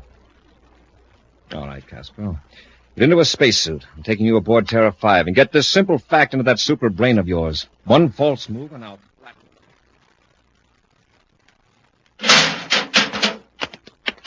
Castro, get that suit off, and we'll put you back aft with your friend Halcorn. Prepare to blast off, Happy. Yes, sir. Well, what's so funny, Castro? Well, just amused. You know, when I'm discharged from the center, I'll be free of what you call my criminal tendencies. But I'll still have my superior intellect. I hope so. And I'll have more than that. I'll be a very rich man, Corry. And what will you be doing? Still risking your neck while every crook in the solar system hopes you'll break it. Frankly, that's what I like. But what makes you think you'll be a rich man? From the money I've won on the race. I can still collect, you know. Happy, get the Neptune Space Control Channel, will you, please? Yes, sir. Bulletin NY 459. Repeating for all Space Patrol units. Neptune City Space Control. The robot cargo ship Atlas has just landed at the spaceport, completing a non-stop flight from Pluto. See what I tell you, I won. The Atlas arrived just 2 hours and 15 minutes after the XK-3 broke all records. It's impossible. The XK-3 with its new space drive roared into victory despite a long delay that gave the Atlas a 10 million DU lead. Official figures of the XK-3's record run will be released at 0900 Universal Star Time. Neptune Space Control out. It can't be. I don't believe in gambling, Castro, but this is one bet you're going to pay in full. Ready for blast-off, sir. Fire rockets. Fire rockets. Up, ship and away.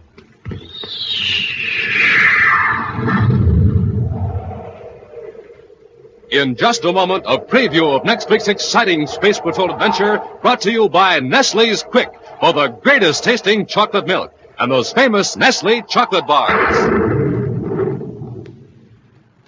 Hey, gang, do you hear this at your house? Come and get it! Nestle's Quick! Yes, that's the Nestle's Quick Call, music to the ears of every space patroller. Quick makes the most delicious chocolate milk ever invented. It's rich, it's smooth, it's super chocolatey. Tastes just like those wonderful Nestle's chocolate bars. And say, you can make your own frosty glass of Nestle's Quick in no time flat, anytime you want it. Because after you pour out your glass of milk, yes, I said after, then you just put in 2 spoonfuls of smooth chocolate Quick powder and give it a little stir. And gang, that's all you have to do to make the chocolate milk that's real George. Mom will find Nestle's Quick in the big brown and yellow can, so ask her to get plenty because Quick is so full of vitamin D, it's better than good for you. Come and get it! Nestle's Quick!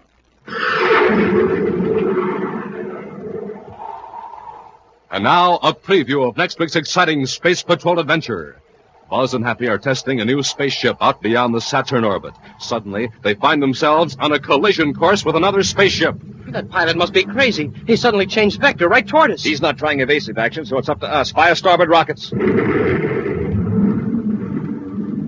Commander, he's still coming at us. Hap, that ship is a robot-controlled guided missile. If we don't blow it up, it'll hit us. Stand by to fire space torpedoes. Standing by, sir. Fire one. Commander, the torpedo controls are jammed. We're going to crash! Be sure to join us next week for the thrilling story, The Image of Evil. Space Patrol, created by Mike Moser, starring Ed Kemmer as Commander Corry and Lynn Osborne as Cadet Happy, was written by Lou Houston. Produced and directed by Larry Robertson, executive producer Mike Devery. Other players were Bela Kovach, Norman Jolly, and Ken Mayer. Dick Tufeld speaking. Now, don't forget to tune in next Saturday and every Saturday for the new exciting Space Patrol! Space Patrol was brought to you today by Rice Chex and Wheat Chex, the bite-sized cereals in the red and white checkerboard packages. Be sure to see another exciting Space Patrol program on your local ABC television station. Consult your local paper for time and channel. This program is broadcast to our armed forces overseas through the worldwide facilities of the Armed Forces Radio Service. Space Patrol came to you transcribed from Hollywood. This is ABC Radio Network.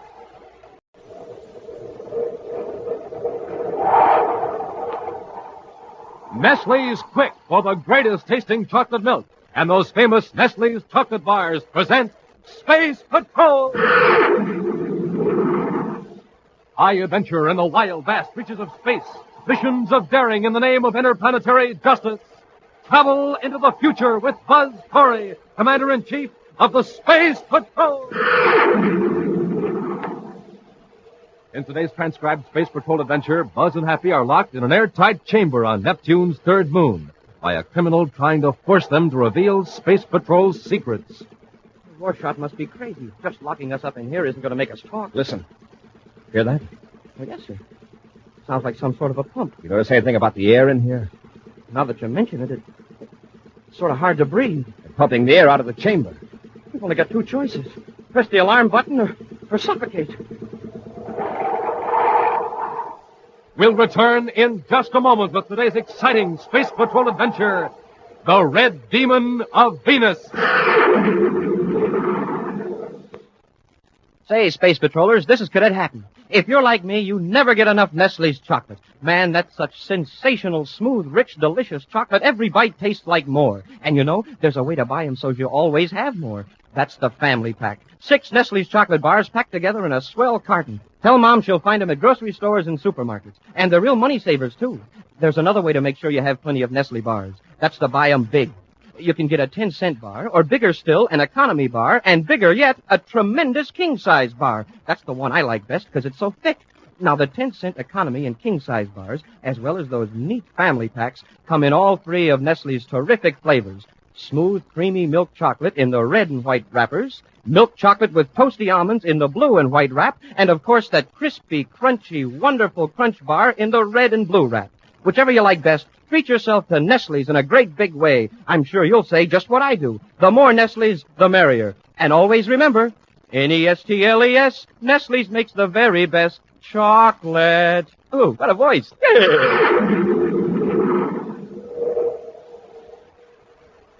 And now, today's Space Patrol adventure, The Red Demon of Venus.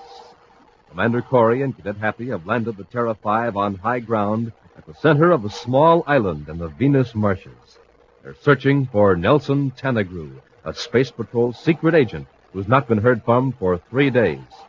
Right now, Buzz and Happy make their way through the thick vegetation toward the eastern shore of the island to locate the tiny shack Tanagru has been using as a base of operations. Maybe that gang Tanagru was after located him before he got them. It's something pretty serious, or we'd have heard from him. He's got a spacer plane. I think I see the shack. That's it. Come on.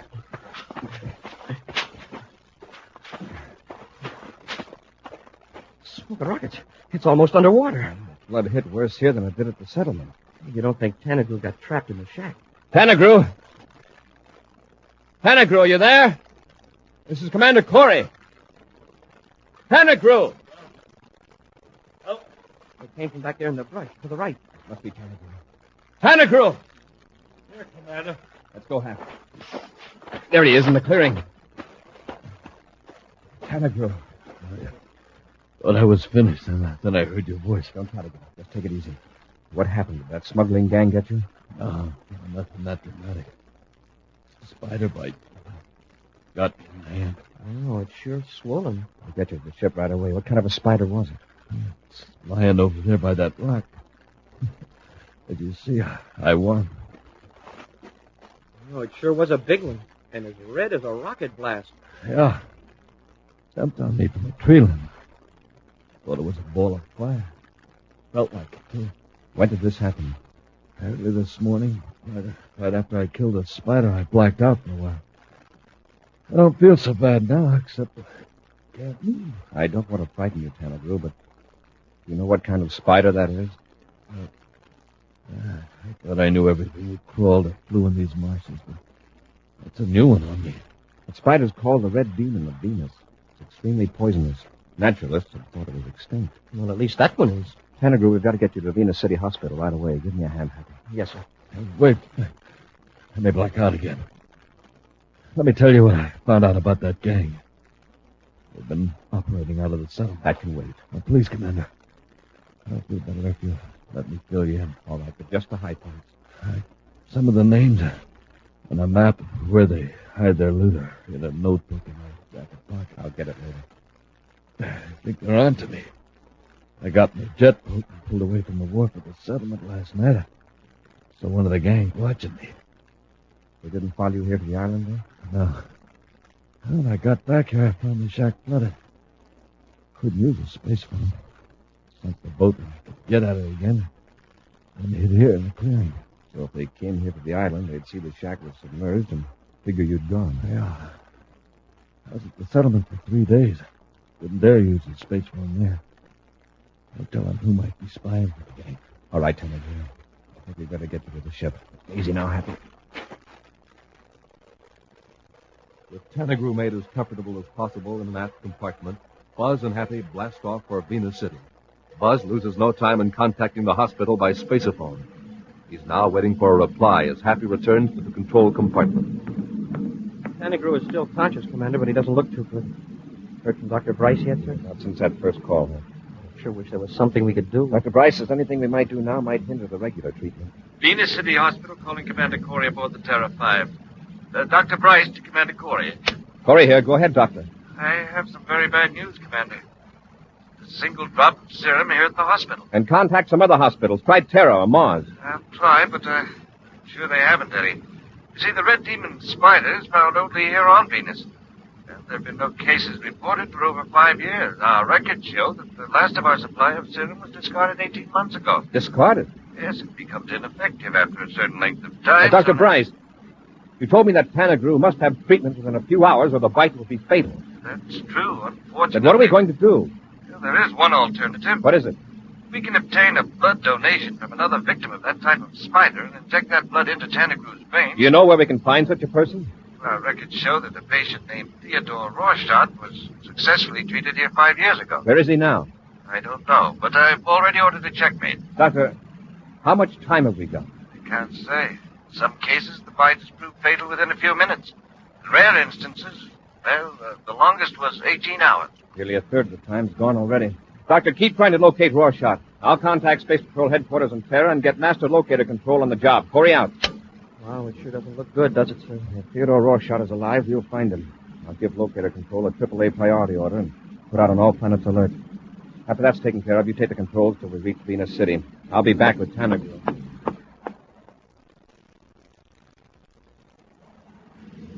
Just take it easy, Tenagru. We'll be landing in Venus City in a few minutes.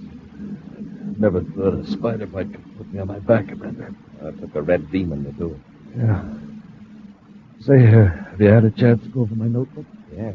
Done a great job. The information you've gathered, we can close in on those thieves right away. Well, except we couldn't get a line on who he is. Keeps in the background. When we pull in the gang, we'll make him talk. I've got a favor to ask. When you round them up, I want to be in on it. Well, that's going to be up to the doctor. And if he says okay, you can bet we'll be there when we pull him in. Excuse me, Commander. Yes, Happy. You asked me to tell you when we were 3 minutes from Venus City. Yes, Happy, thanks. I'll take over. Good, Tenagru. Take it easy. Sure. You bet, Commander. I told you to land the ship. Something wrong? Yes, sir. I didn't think I should tell you in front of Tenagru. A report just came in from Terra headquarters on Rorschach. Where is he? They don't know. The last information on him is a year old. Rorschach is wanted. He's a criminal. And he's hiding out. Poor Tenagru. Looks like it's all over with him. You've got to find Rorschach and find him quick. Well, gee, sir, the Mercury headquarters hasn't found him in a year. What chance have we got with just a few hours to go? Get on the controls, Hap. We're at Spaceophone Venus City headquarters. When we land, I want an interplanet relay set up for an emergency message. Meantime, millions of DUs away in Neptune City, two men sit before a spaceophone receiver. As the sweep second hand of a clock swings upward, both men grow tense. And one grips his companion's arm. I tell you, Rorschach, it's been on every 15 minutes. Commander Corry himself. Microtape, of course. And on all the main channels. It's a trap, I know it is. Calm down, Glacier. No use getting excited. Scared the daylights out of me when I first heard it. I expected any minute to hear the Space Patrol right outside that door. Number 97. All planets alert. Attention, all Space Patrol units and all citizens of the United Planets. This is a AAA priority bulletin. Please listen carefully. This is your Space Patrol Commander-in-Chief, Buzz Corry. What did I tell you, Rorschach? Shut up. I'm addressing every man, woman, and child in the solar system. In particular, I'm addressing Theodore Rorschach. See? 5 years ago, you were bitten by a poisonous spider, a red demon of Venus. Your life was saved. Now, Theodore Rorschach, you have the power to save a life as yours was saved. A few drops of your blood, that's all that stands between life and death for a fellow human being. He's breaking my heart. I don't ask you to turn yourself in. You are guaranteed immunity from arrest while you perform this generous act. Go to any doctor in the solar system, any medical organization, public or private. You will then be given 48 hours of further immunity. You will not be followed. You will not be traced by man or instrument of any kind during that period. You risk nothing, Rorschach. You can save a life. Contact any doctor or any Space Patrol unit, but act now. Every second is urgent. This is Buzz Corry. Cut it off, Commander-in-Chief Blazer. of Space. It's a trick. It has to be. Maybe, but I doubt it. Corey doesn't work that way. Rorschach, you weren't thinking of playing Corey's game. Yeah, Blazer, I am. It's Corey's game, but the cards are mine, and it's my deal. Contact Commander Corry right now. A few moments later, at the Venus City headquarters of the Space Patrol, Communications Center switches an emergency spaceophone call to Buzz Corry's temporary office. The commander listens skeptically but intently as an anonymous voice dictates a bold demand. Rorschach's terms, Commander. What's your answer? How do I know you're actually representing Rorschach? You don't. But for that matter, how do you know I'm not Rorschach? All right, let's not argue that. Why does Rorschach insist that I meet him personally out in space? It would save precious time if Rorschach came directly here to Venus. Any Space Patrol ship or commercial space line will bring him here and return him to any point in the solar system. Look, Commander, you meet Rorschach in space in the orbit of Neptune's second moon, or not at all. Come, Corry, a man's life is at stake, remember? All right, I accept Rorschach's terms. Give me the space coordinates and I'll blast off immediately. Swiftly the precious hours fly by, and Buzz and Happy hurtle toward the distant rendezvous point, with the Terra 5 accelerating at a rate barely under the threshold of physical and mental endurance. Finally, as they near the orbit of Neptune's second moon, the scanning beam of the viewscope fixes upon a small object in free fall. It's a private cruiser, Class C, Commander, and according to the vector computer, it's right at the rendezvous point. I'll cut acceleration. It's a relief. Now, let's see if we can contact that cruiser. Commander Corry aboard Terra 5, holding private cruiser in Sector 4, orbit of Neptune moon number 2. Space Patrol battle cruiser Terra 5. Commander Corry here. Acknowledge. Private cruiser N208 to Commander Corry. This is Theodore Rorschach. You made good time. You'll need every second of it. When we join airlocks, be ready to come aboard. Just a minute. You come aboard my ship. All right, it doesn't matter. And one more thing. I'm not to be followed or traced for 48 hours. Does that promise still hold? Yes, I give you my word. In less than 3 minutes after I come aboard, you can be on your way. A man's life is in danger, Rorschach. Let's not waste any more time. All right, Commander. Join airlocks. Rorschach out. The nerve of that guy giving you orders. Let's just think of Planetoid. Stand by to join airlocks. A few moments later, the Terra 5 is joined to the cruiser by the magnetic coupler. Taking the medical kit, Buzz and Happy pass through the airlocks into Rorschach's ship.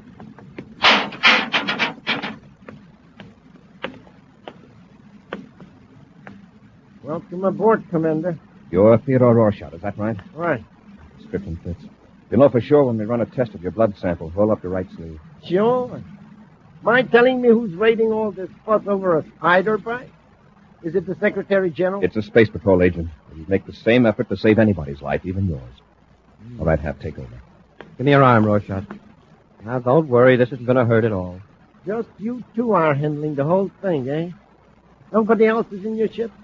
We wanted to save time by bringing Panagru along. But he's too ill to move.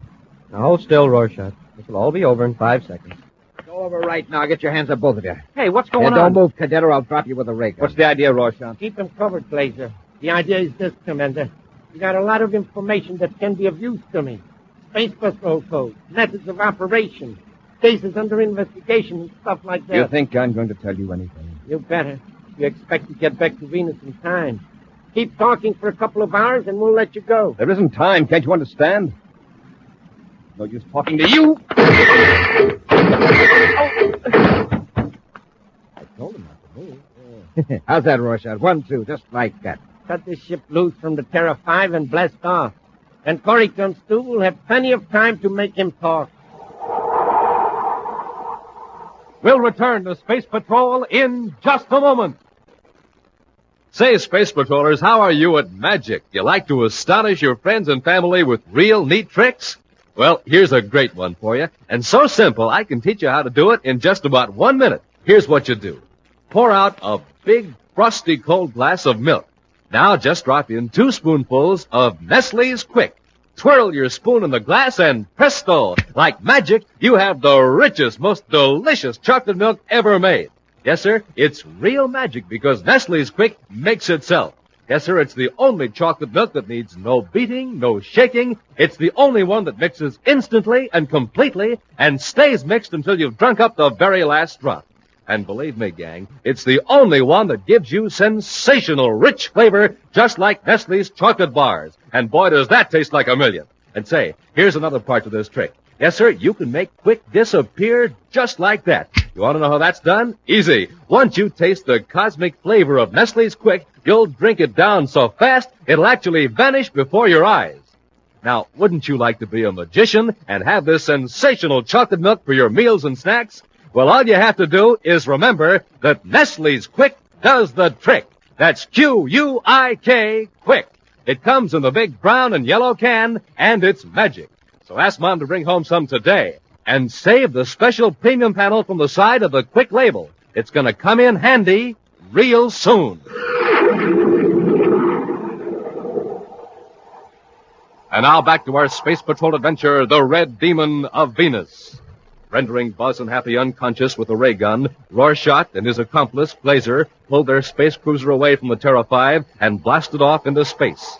Feeling secure that Commander Corry has already given Space Patrol units orders not to try to trace Rorschach for 48 hours, the true criminals have taken Buzz and Happy to a hideout on Neptune's third moon. Right now, Rorschach stands over them as the Space Patrollers regain consciousness. Now listen, you're where no one will find you. You're on Neptune's third moon. Rorschach, listen to me. There's a man on Venus with only a few hours to live. Shut up! He's a Space Patrol agent. I don't care whether he lives or not. But if you care, you better talk. Glazer! No. Come here. Let's get to work. Oh, they've come around, huh? Now get this, Corry. Your only chance to save this pal of yours is to start talking. Give us the Space Patrol codes and all that other stuff I mentioned. Come on, give. If you keep us here, one man loses his life. Tanagu. If we reveal Space Patrol secrets, we'd use them to destroy many innocent people. So you wouldn't talk to save Tanagu, eh? No, even if we did talk, you wouldn't keep your promise. The study. We'll put them in the study. Yeah, that'll do it. Open the door, Glazer. All right, you two, get moving. Go on inside. When you decide to be reasonable, and I'm sure you will, you'll find an alarm button near the door. Just press it and we'll let you out. Now get in.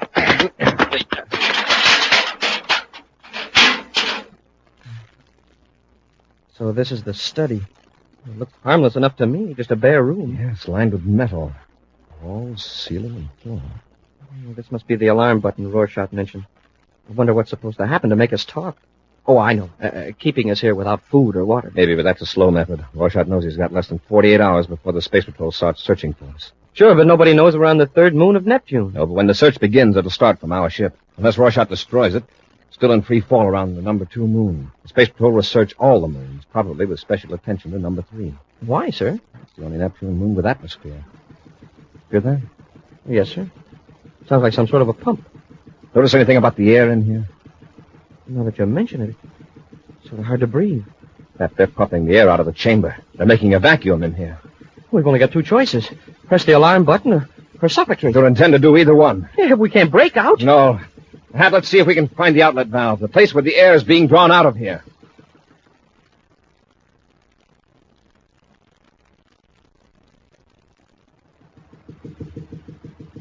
Yeah, there won't be long now, Rorschach.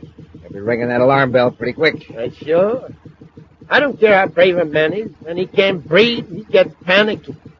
He'd give anything for one lungful of air. Wonder why they don't ring a bell. Maybe I better step up the pump. Yeah. Rorschach, look at the gauge. Hey, it's nearly to 0. No one could live in that chamber. Why, the fools, the stubborn, stupid fools. Maybe the alarm didn't work. Glazer, shut off that pump. Shut it off, quick. Sure. Now, let's open the chamber. They still may be alive. Hurry up, Glacier. Get the door open. We got to revive them and make them talk. There, I've got it. Now, in there, and drag them out. Hurry. Drop them, Happy. Yes, sir.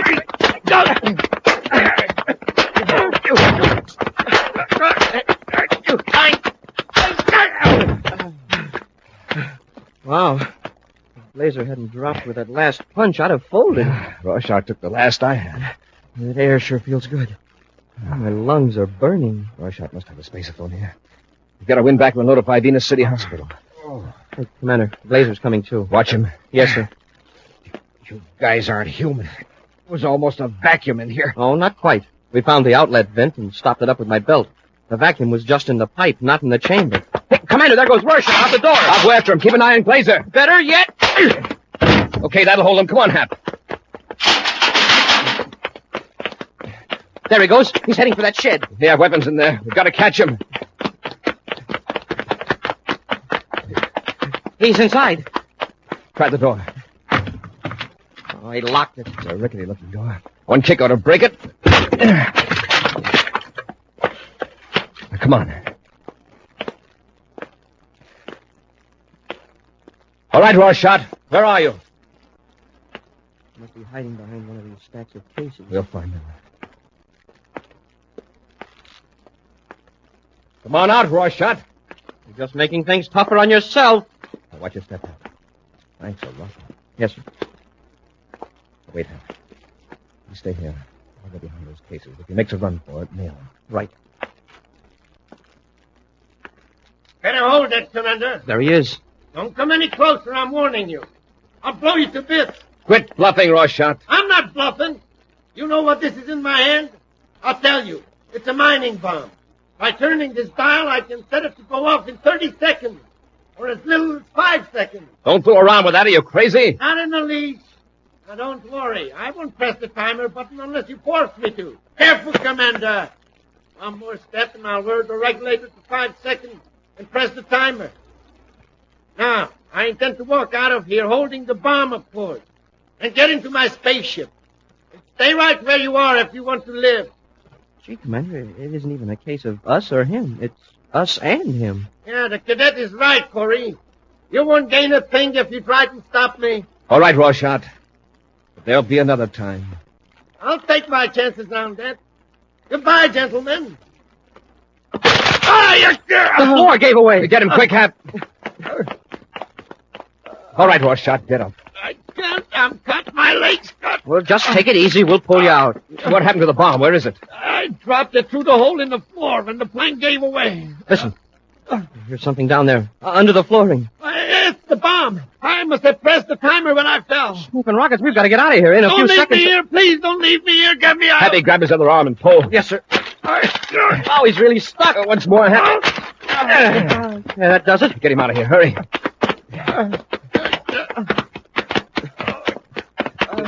Head for that ditch, Hap. Yes, sir. Come on, Rorschach. Hit the dirt.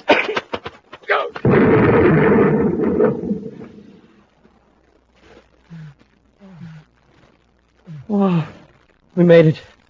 You're okay, Rorschach. Get your face out of the dirt. Look where the shed was. There's nothing but a big hole. All right, Hap, get Glazer. We're blasting off for Venus.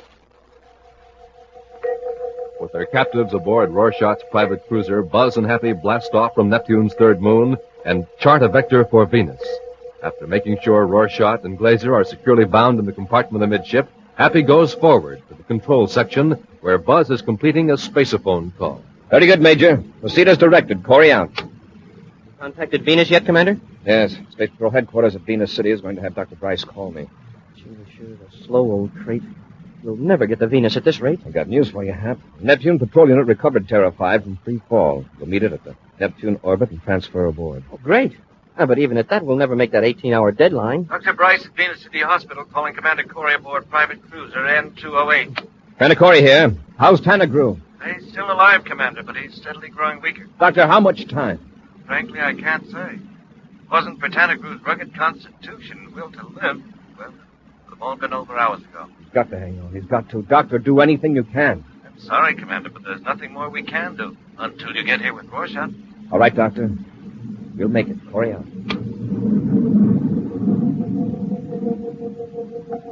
Aboard the far swifter Terra 5, the voyage to Venus seems endless. At last, the ship roars through the space lock of the Venus City spaceport. Then, at the hospital, comes the most agonizing eternity of all for Buzz and Happy. There is nothing to do but wait. Finally, the door opens. And a moment later, they stand looking down at a pale, exhausted man. Sure good to see you, Commander. Cadet. You're looking fine, Tanagu. Yes, Tanagu. Doc Rice says you'll be up and around in a day or so. You bet. And I'm going to help you round up the leader of that Venus gang. Well, I'm afraid that's all right. Commander, you promised. I know. You've already got the big shot. You have? I suppose I ought to be glad. I sure wanted to have a hand. Well, you did. The hand that was bitten by the spider. What? Well, that means that if you hadn't been bitten, we never would have started searching for another victim of the Red Demon of Venus. We'd never have found Rorschach. You mean Rorschach, is Yep, he's the head man.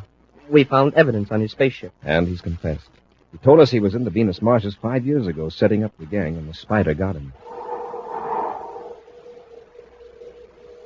In just a moment, a preview of next week's exciting Space Patrol adventure brought to you by Rice Chex and Wheat Chex, the bite-sized cereals in the red and white checkerboard packages.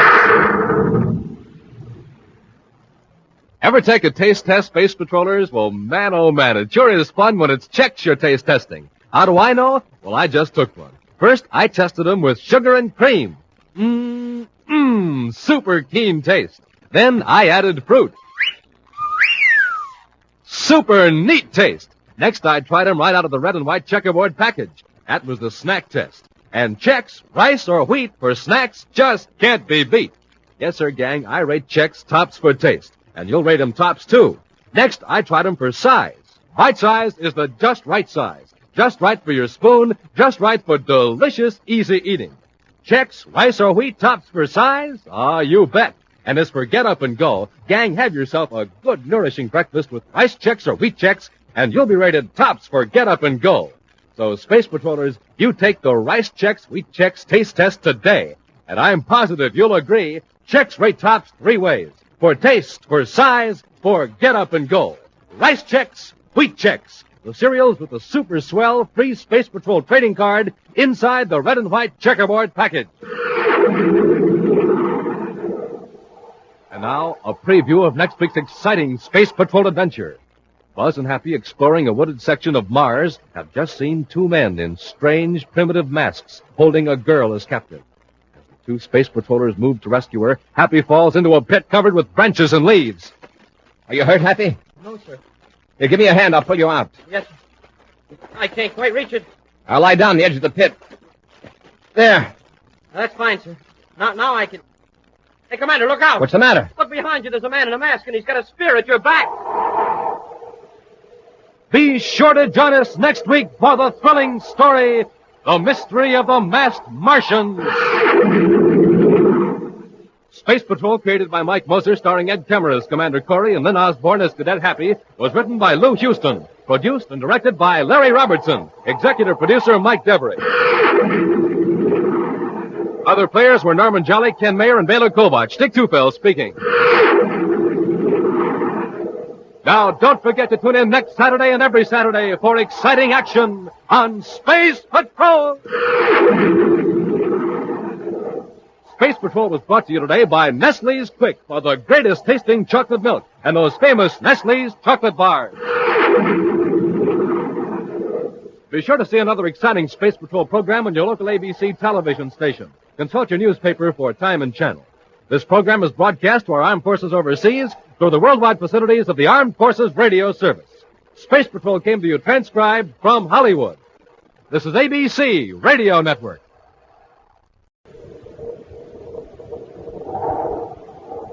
Rice Chex and Wheat Chex, the bite-sized cereals in the red and white checkerboard packages, present Space Patrol! High adventure in the wild, vast reaches of space. Missions of daring in the name of interplanetary justice. Travel into the future with Buzz Corry, Commander-in-Chief of the Space Patrol! In today's transcribed Space Patrol adventure, Buzz is trying to rescue Happy from a cavern on Neptune. as he hurries toward the cadet. A strange sound echoes in the cavern. Hap, what's that? Just one of Polidor's tricks. He's trying to scare us with sound. Corry, you're only a few yards from the cadet, and I am on another planet.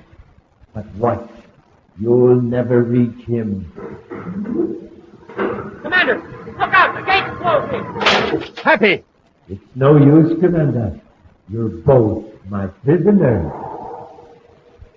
We'll be back in a moment with today's exciting Space Patrol adventure, The Cavern of Fear.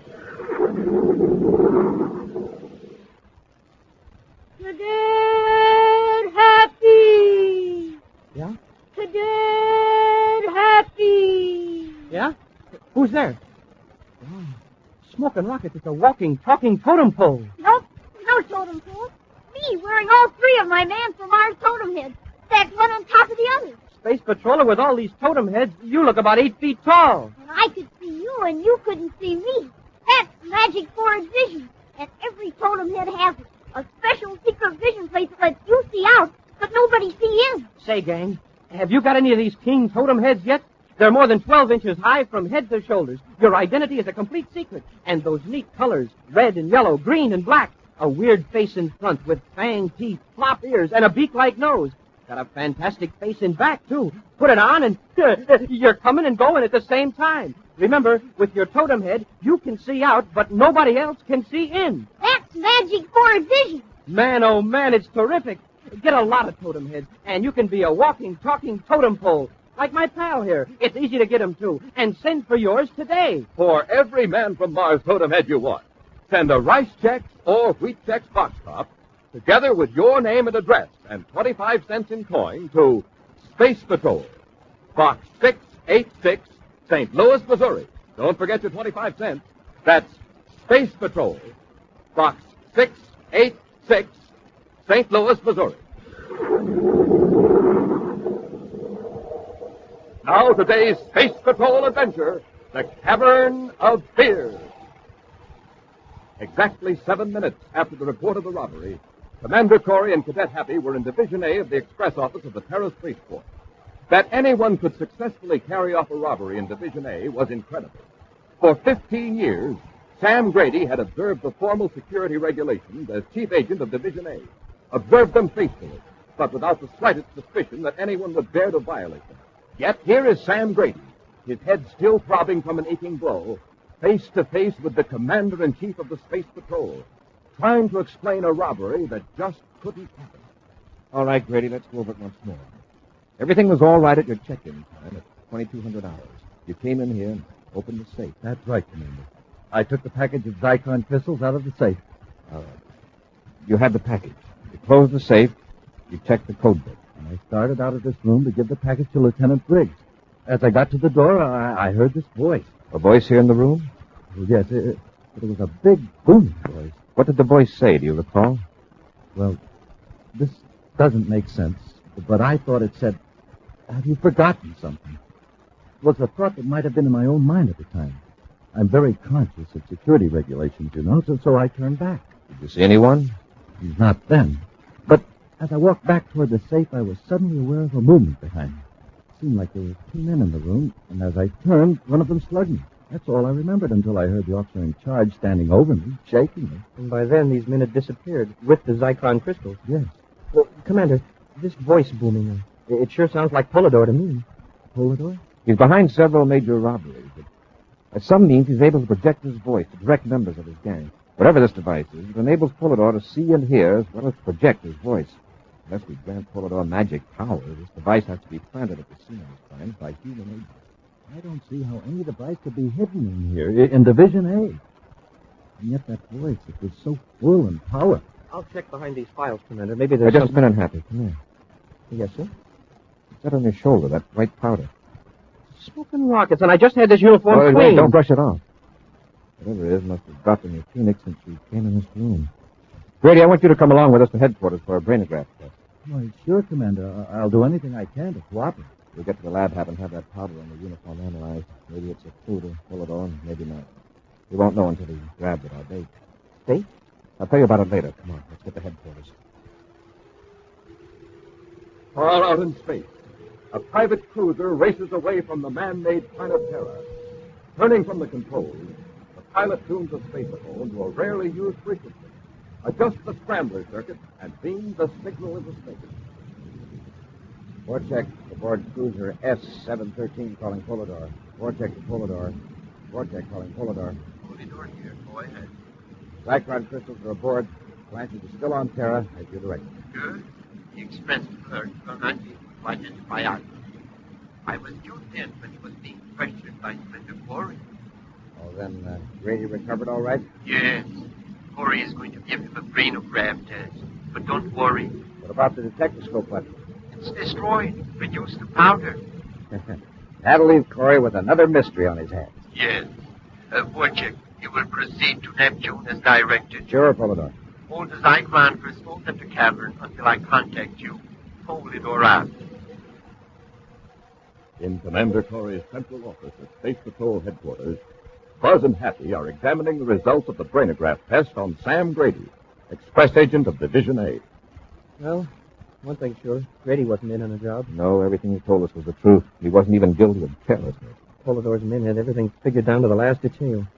Say, Commander, what about that powder on my jacket? The lab's still working on it, but I have a preliminary report. Powder is composed of several different elements, materials that might be used in electronics equipment. Then Polidor must have had some gadget fastened to the ceiling. The gadget he projects his voice from. Mm-hmm. Also, it apparently acts as a viewscope and sound detector as well as a reproducer. Gee, it sure must be a compact device. Judging from the amount of powder, the whole thing couldn't have been much larger than a coin. Or some of the material may have been completely vaporized. What fell in your jacket was just the gas. Yeah, but how was it destroyed? Possibly by a vibration. When Polidor heard me tell you to search the room, he may have transmitted a frequency that disintegrated the device. I'd sure like to know who planted it there. Say, back in Division A, you mentioned something about a trap for Polidor. How are you going to work it? It's already in operation, Hap. A group of businessmen are holding an important meeting in the green room at the Terra Hotel. Discussing a financial matter I'm sure Polidor will be very interested in. The shipment of 1 million credits to the Saturn Trust Company. The green room? But that's supposed to be spy-proof. Exactly. Behind the walls, floor, and ceiling is an electronic jamming device that would garble any recording or secret tape. Even this gadget of Polidor's? I know. But if Polidor succeeded in planting his gadget in the green room, it'll be working. Have the jamming device disconnected. Polidor will hear everything that goes on in that room. How can we be sure that he heard about the meeting? I've arranged for some carefully planted leaks. If Polidor's spy set up, he should have picked up our planted information. 1 million credit bait. That ought to lead Polidor into a trap, all right. It's nearly 1,400 hours, Hap. The meeting in the green room ought to be breaking up soon. When everyone leaves, we'll search the conference room. On the top floor of the luxurious Terra Hotel, Buzz and Happy wait unobtrusively at the end of the corridor as 10 important business leaders file out of the green room. As the group steps into an elevator, Buzz touches Happy's arm. It's clear, Hap. Come on. Commander, I think that last man saw us. I'm pretty sure he recognized you. I know he did, Hap. That was Nelson Cavern, chairman of the meeting. He's the only man in that group who knows we're setting a trap for Polidor. Go on in, Hap. Hey, this is some room. Look at the size of that conference table. I'll check this switch, and we'll search the room. Switch? Protective system was turned off during the meeting. Give Polidor an earful. Then when Kettering left, he turned it on. Oh, I get it. So Polidor couldn't hear us or see us while we're searching the room. Yeah. We'll start a systematic search. We'll check every square inch of the walls and ceiling. It'd be pretty hard to conceal anything in this room. The walls are smooth and plain. Hap, look up at the ceiling. You see anything up there? No, sir. Look close. Right in the center, directly over the table. I still don't see. Oh, yeah. A small round thing. I can barely make it out. You put one of these chairs on the table, have you? You can get a closer look. Sure, sir. Here, I'll give you a boost. Something like a large button. You want me to see if I can pry it loose? Here, Hap, take this metal box. Electronically shielded like the conference room. If you get that button down, drop it in the box. Yes, sir. Now hold the box right under it so the gadget will remain in a strong shielding field. It's coming loose, Commander. I got it. Hand me the box, Hap. Yes, sir. All right. Let's get back to headquarters and have the lab analyze this thing. We get to headquarters, we'll have a checkmate on everybody here at the hotel who has access to the conference room. Yeah. Might give us a lead on who planted that gadget. Help! Help! Gentlemen, can you help me? What's the trouble? It's my partner. I was sent up here to help him clean one of the rooms. There he was, laying on the floor of the janitor's supply room out cold. Come on, Happy. Must have dropped a bottle of cleaning solvent. The fumes got him. Here, right in here.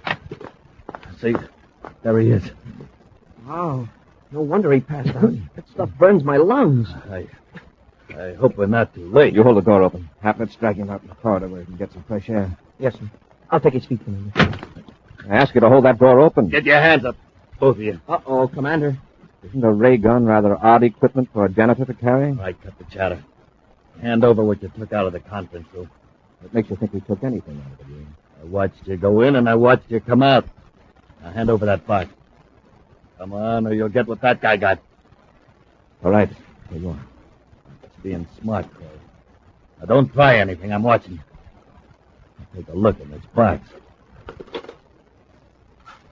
Well, you found it, huh? Thanks, Corey. You saved me a lot of trouble. I just put this detectoscope button in my pocket. Wait, Blanchard. Hold the button up. Polydor. Well, Corey and the cadet. They found a button in the conference room, Polydor. Where are you now? In the janitor's supply room of the Terra Hotel. They took care of the real janitor with the ray gun and borrowed a spare uniform from his locker. Blanchard. Yes, Polydor. You're on the top floor of the Terra Hotel? Yeah. Good. I notice a window in the rear of the room. Use the ray gun on Corey and the cadet. Then shove them out the window. A 30-story drop, Commander, and you'll be out of my life for good. We'll return to Space Patrol in just a moment. A spook from outer space. Or an Indian from a reservation on Mars. Or a mystery man from another solar system. Yes, sir, Space Patroller. You could be any one of those weird characters when you're wearing a Man from Mars totem head with Magic Forehead Vision. That's the special secret vision plate every totem head comes equipped with. So you can see out, but nobody else can see in or know who's wearing the Man from Mars totem head. And to make sure your identity is a complete secret, it's more than 12 inches high. Colors that are out of this world. Red and yellow, green and black. Remember, you see out. Nobody sees in with Magic Forehead Vision. Fantastic fun. You can have it with a Man from Mars totem head. Get one. Get as many as you like and wear them all. Stacked one on top of the other. For every totem head you want, send a rice check or wheat check box top, together with your name and address and 25 cents in coins to Space Patrol, Box 686, St. Louis, Missouri. Don't forget your 25 cents. That's Space Patrol, Box 686, St. Louis, Missouri. Offer good only in the USA and may be withdrawn at any time. Now, back to our Space Patrol adventure, the Cavern of Fear. Buzz and Happy have been lured into a janitor's supply room on the top floor of the Terra Hotel by Blanchard, one of Polydor's confederates. Holding the Space Patrollers at gunpoint, Blanchard removed the detectoscope button from a shielded box, enabling Polydor in some remote and unknown place of security to see and hear everything in the room. Polydor has ordered Blanchard to use the ray gun on Buzz and Happy, and then thrust their unconscious forms through the window 30 floors above the street. All right, Corey. You heard what Polydor said. I think I'll take care of you first. You're making a mistake, Blanchard. Why should you run all the risks through Polydor's dirty work? Go on, Blanchard. He's just calling. Let him have it. Okay, Polydor. What's that? It's just the intercom on the wall. Blanchard, look out! I'll take that gun, Blanchard. Hey, that was a beauty, Commander. Here's Blanchard's ray gun. Now, where's that detectoscope? Well, Blanchard had it in his left hand. It probably clenched in his fist. I'll get it. It's too late. Nothing but fine powder. Polydor set off a disintegrator impulse when he saw his boy was in a jam. Hap, I'll answer the intercom. You check on the real janitor. I think he's starting to come around. We'll take Blanchard to headquarters. By the time Blanchard is brought into Commander Corry's office at headquarters, He has expressed himself as being willing to cooperate. He sits rubbing his bruised jaw as Buzz questions him. Okay, Blanchard. Have you ever seen this Polidor? No. I don't know of anybody who has. Can you give me the names of any of Polidor's agents? You might as well tell me now, Blanchard. We can put you under the brainograph, you know. All right, I'll tell you. I only know one of them, Pete Vorchek. I worked with him once. Where's Vorchek now? I don't know. He split up after a job at the express office. Oh, the Zytron theft. Yeah. Vorchek had his special orders, I had mine. But wait. Vorchek and I got pretty chummy. He told me a couple of things I wasn't supposed to know. About the cavern. What cavern? It's a place on Neptune, Sector 17K. Vorchek was supposed to go to the cavern with the Zytron. And meet Polidor there, maybe? Yeah, I doubt it. Nobody ever meets Polidor. Except probably one or two of the higher-ups. This cavern on Neptune, how many men are there? Probably just Vorchek now. Polidor doesn't like the boys to get together and compare notes. Unless what? Unless he's got somebody in the Cavern of Fear. Cavern of Fear? Yeah, maybe Vorchek was pulling my leg. The Cavern of Fear is supposed to be a place Polidor uses to throw a scare into wise guys that get out of line. Part of the cavern is cold and damp and pitch dark. The icy water drips from the walls. Polidor had these detector scopes hidden around, and hour after hour these horrible noises boom around in the cavern. Vorchek says he's seen some pretty brave guys going nearly out of their minds. Vorchek is there. He'll be contacted by Polidor. Blanchard, can you tell me exactly where this cavern is? If I could see a map of Neptune, I think I could. Vorchek mentioned a couple of landmarks. If we land too close, Vorchek would see the ship and warn Polidor. Well, Commander, if one man were to be dropped off a couple miles away in a spacesuit, he might find out quite a bit. Yes, but if he were discovered... Well, I think I could do a little scouting without being caught, sir. Please, sir. And I could keep in contact with you and the ship on a secret frequency. All right, but remember, you're volunteering as a scout and not as a one-man assault force. Turn Blanchard over to the guard. We'll blast off for Neptune. In a remote, mountainous region of the planet Neptune, Pete Vorchek advances the heat regulator in a sealed-off section of a system of caverns. Then goes to a spaceophone transmitter and adjusts the controls. Pete Vorchek at Neptune Station calling Polidor. Vorchek to Polidor. Polidor here. I was about to call you, Vorchek. I was beginning to think you'd forgotten about me. When do I get away from here? I've had my hands full with Commander Corry. He captured one of my men, Blanchard. Blanchard? Yes, but there is no need to worry. Blanchard knows nothing that can lead Corry to me or to you. Isn't it right? Yes. Yes, of course. Corry, however, is getting to be a problem. He discovered one of my detectoscopes. Had his hands on it for a few minutes before I was able to destroy it. We shall have to be more careful in hiding them after this. Oh, you will remain where you are until I eliminate Corry. But, Polidor... It won't be very long. Let me tell you, Corry doesn't know it, but pride Far to the east, the Terra 5 circles over the mountains of Neptune. Alone in the ship, Commander Corry sets the spaceophone receiver to a secret space patrol frequency. Anxiously, Buzz waits. And then... Cadet Happy calling Commander Corry aboard Terra 5. Corry here. Go ahead, Hap. Blanchard's tip was on the level, sir. I've located the entrance to Polidor's cavern. Any sign of life? Not yet. Except for the airlock at the cavern opening, it looks like any other mountain in this part of Neptune. Don't take any chance of being seen. I'm a good mile from the cavern, sir, hiding behind some rocks. But with these binoculars, the airlock looks only about 20 feet away. Where you stand, how close can I land the ship without tipping off Vorchek if he's in the cavern? Well, there's a ridge to the north about 2 miles from here. If you could set down behind that, you'd be okay. All right, Hap, I'll join you. Give me your exact location. As Happy crouches behind the rock, watching the cavern entrance, he's unaware of the tread of heavy space boots behind him. As Happy looks northward for a glimpse of the Terra 5, a man in a spacesuit steps up behind him with blast gun in hand. Get your hands up, Cadet, and away from the spaceophone control. Where did you come from? The cavern over there. You were watching the wrong entrance. You're Vorchek, then. That's right. You're waiting for Commander Corry. Suppose you picked up our secret frequency. Oh, no. Simpler than that. One of Polidor's men managed to plant a detectoscope in the Terra 5. Polidor heard the commander talking to you and tipped me off. Make it move. Now, look, the commander will be landing in a few minutes, and if you know what's good I'll for you... I'll take care of him later. Polidor wants me to make you comfortable in the Cavern of Fear. Now start walking.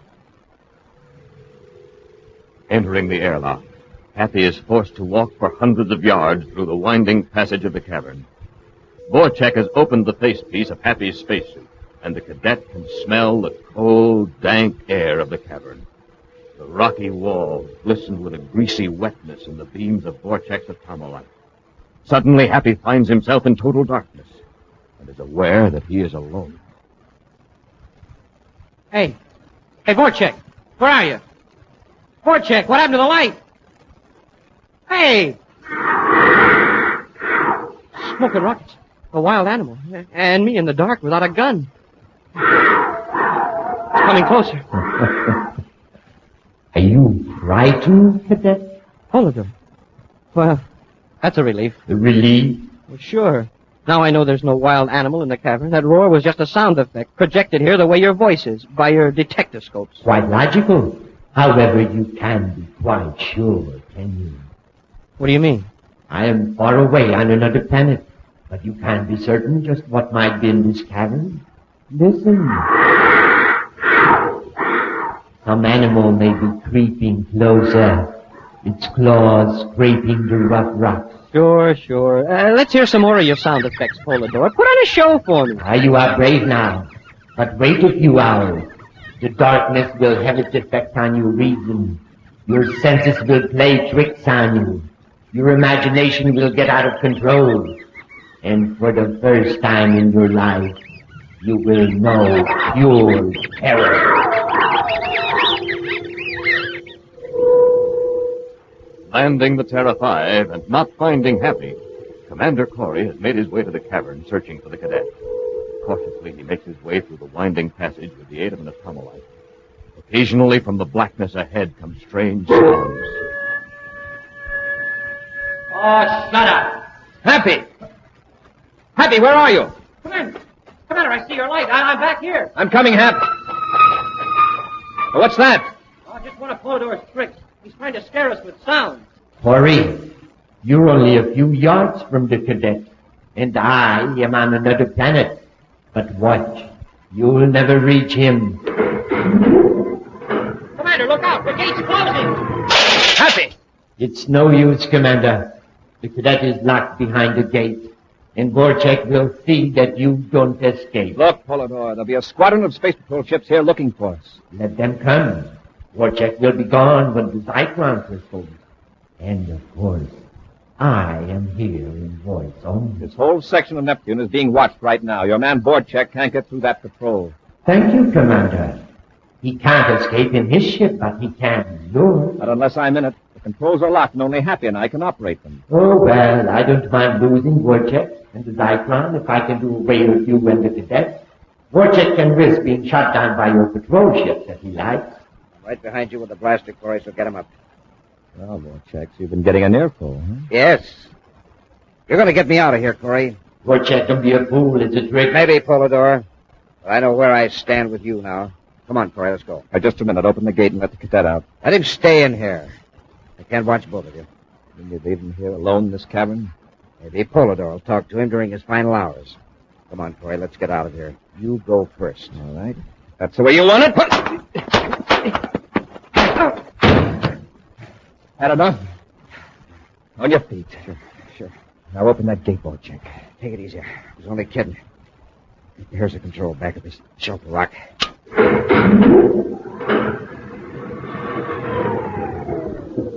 Commander! You okay, Hap? Oh, yeah. Oh, great.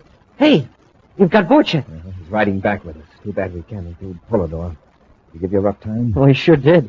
I didn't mind the bats and the leopards, but one sound really had me scared. I figured I was really off my rocker. What was it? Well, it was so real I could almost feel it rubbing up against me, even through my spacesuit. Rattlesnake? No, it was... Hey, I thought I heard it again. Just now. Look down at your feet. It's smoking rockets. A kitten. And it's real. Hap, don't tell me you're afraid of cats. Oh, no, sir. Not when they're real. But these imaginary cats that aren't there, I can't stand the sight of them. In just a moment, a preview of next week's exciting Space Patrol adventure, which will be brought to you by Nestle's Quick, for the greatest tasting chocolate milk, and those famous Nestle's chocolate bars.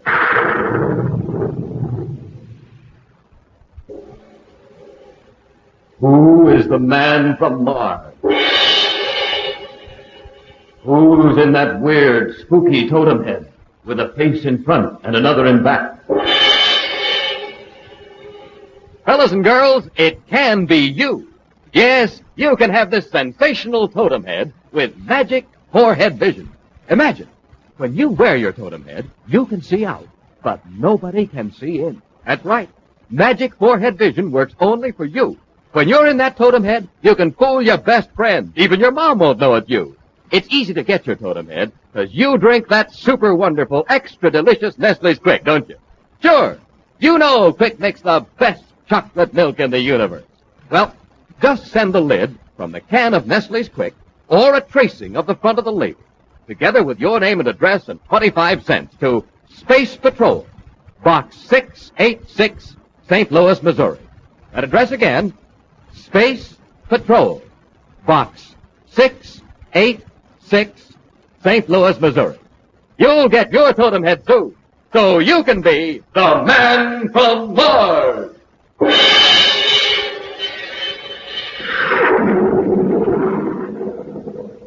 Now a preview of next week's exciting Space Patrol adventure.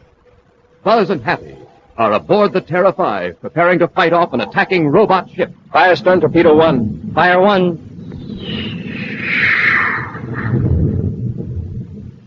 Surely you don't think I'm aboard this robot ship, Commander? In a few seconds, Polidor, there won't be any ship. Hey, Commander, the torpedo exploded short of the target. The ship is protected by a force field. Our torpedoes explode when they hit the field. That's right. You can't stop this robot ship. It's gaining on us, sir. If you don't act quickly, it'll ram us and blow us to bits. Be sure to join us next week for the thrilling story, Race Against Time. Space Patrol, created by Mike Moser, starring Ed Kemmer as Commander Corry and Lynn Osborne as Cadet Happy, was written by Lou Houston, produced and directed by Larry Robertson. Executive producer, Mike Jeffrey. Other players were Norman Jolly, Ken Mayer, and Bela Kovac. George Barkley speaking. Don't forget to tune in next Saturday and every Saturday for exciting adventure on Space Patrol! Space Patrol was brought to you today by Rice Chex and Wheat Chex, the bite-sized cereals in the red and white checkerboard packages. Be sure to see another exciting Space Patrol story on your local ABC television station. Consult your newspaper for time and channel. This program is broadcast to our armed forces overseas through the worldwide facilities of the Armed Forces Radio Service. Space Patrol came to you transcribed from Hollywood. This is ABC Radio Network.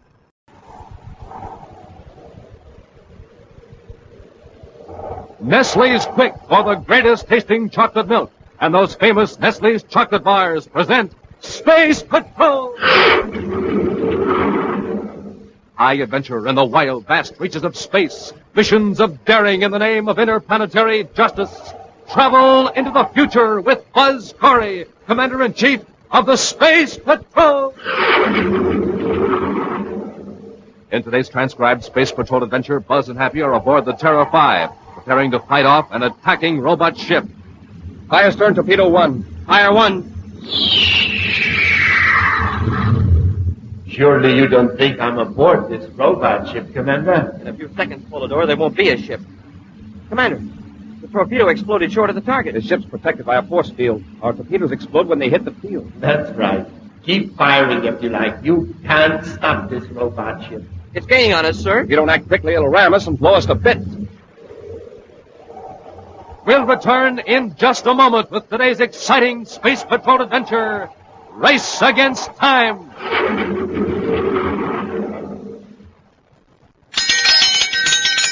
Come and get it! Come and get the coolest, most refreshing, most delicious glass of chocolate milk ever. Space Patrollers, that's Nestle's Quick. There's nothing in this universe that tastes so good, mixes so fast, and cools so well. Nestle's Quick has the same terrific flavor as your favorite Nestle's chocolate bars. What smooth, velvety chocolate. And it's so easy, Quick just about makes itself. Listen, first you pour out your big frosty glass of milk, then you just drop in 2 teaspoons of Nestle's Quick. Swish it around for a second, and there it is, your Quick Me Up, packed with nourishment, full to the brim with cool refreshment, just what you want in this hot weather. So be sure you get Mom to bring home the big brown and yellow can of Nestle's Quick, so you can make yourself a glass of Quick anytime you like. And remember, this is the sound of good things coming. Come and get it! Come and get your Martian totem head, too.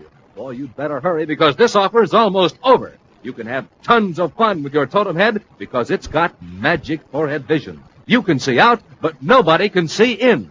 They send the lid or a tracing of the label from a can of Nestle's Quick, together with your name, address, and 25 cents, to Space Patrol, Box 686, St. Louis, Missouri. That's Space Patrol, Box 686, St. Louis, Missouri, and hurry! And now, today's Space Patrol adventure, Race Against Time. Commander Corry is waging a battle of wits against Polidor, the invisible mastermind behind a series of daring crimes. Although Buzz and Happy have captured several of Polidor's agents, the identity of the super criminal remains a mystery. Right now, the Commander and Cadet Happy are in the office of Neil Channing, chief chemist of the Solfex Products Company in Lowell City on the planet Mars. Channing's staff has just completed a laboratory analysis of a complex mixture of chemicals provided him by the Commander. Here you are, Commander. It's as complete and detailed as we can make it. Thanks, Channing. I'll check it over now if you don't. Oh, go ahead. Well, you'll probably notice that in most of the items, our reports merely confirm the findings of your Space Patrol security lab experts. I'm sorry we weren't able to supply much new information. I don't expect miracles, Channing. At any rate, your independent tests cut down the margin of error. Oh, this paragraph on component 11. You've got data here that we don't have. No, we should have. After all, it's a product we make here at Solfex. We intend to market it under the trade name Lumaplex. Lumaplex? It's a synthetic mineral with several unusual properties. For one thing, it amplifies light. Lumaplex?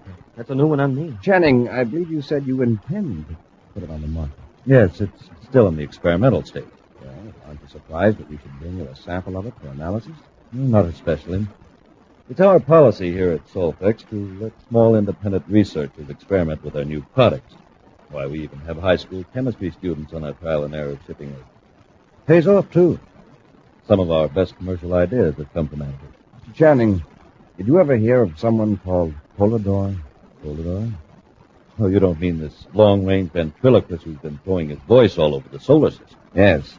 This sample of powdered chemicals is the remains of the gadget he uses to project his voice. He calls it a detectoscope. For the materials you found in this sample, Channing, could you construct a device that would act as a spacophone and viewscope combined? Some order. And could you make it so compact that it's the size of a half-credit coin and only twice as thick? Definitely not. I don't say it's impossible, but it's beyond the scope of our know-how here at Solfex. Well, it's not beyond Polidor's know-how. If we can find the man who put your Lumaplex to work, it might help us locate Polidor. To your knowledge, how many outsiders are working on Lumaplex? At least 10 individuals are firm. I can give you a list. Good. I'm not overlooking the possibility that someone here at Solfex might have found out more about Lumaplex than his whole employers. It's not a pleasant thought. I'm sure my employees are loyal, but I admit it's an angle you'll have to consider, Commander. Say, maybe it's none of my business, but do you intend to question everybody on that list I mentioned? Our agents will. Why? Well, would it help you if you had a little background on these experimenters, the general direction of their research? It certainly would. Then Gannett's your man. Rudolph Gannett. He's an amateur astronomer, and he keeps in touch with a lot of the small fry experimenters, crackpots and all. Would an astronomer know much about electronics and its Lumaplex? Gannett might. Remember I said he was an amateur astronomer. He was a research chemist before he retired. Now he's got a nice place outside Lowell City where he putters around making his own telescopes and all the paraphernalia that goes with it. Even molds and grinds his own lenses. Every new plastic that comes out, he makes optical tests on. And he might be interested in work on Lumaplex because of its light-amplifying properties. Mm-hmm. Now, since we're here in Lowell City, we'll have a talk with him. Well, I'll tell you how to find his place. But I'm warning you, Commander. We'll be lucky if you can get Gannett's head out of the Milky Way long enough to talk to him. His mind is usually a million light years out in space. We'll take a chance. Thanks, Channing.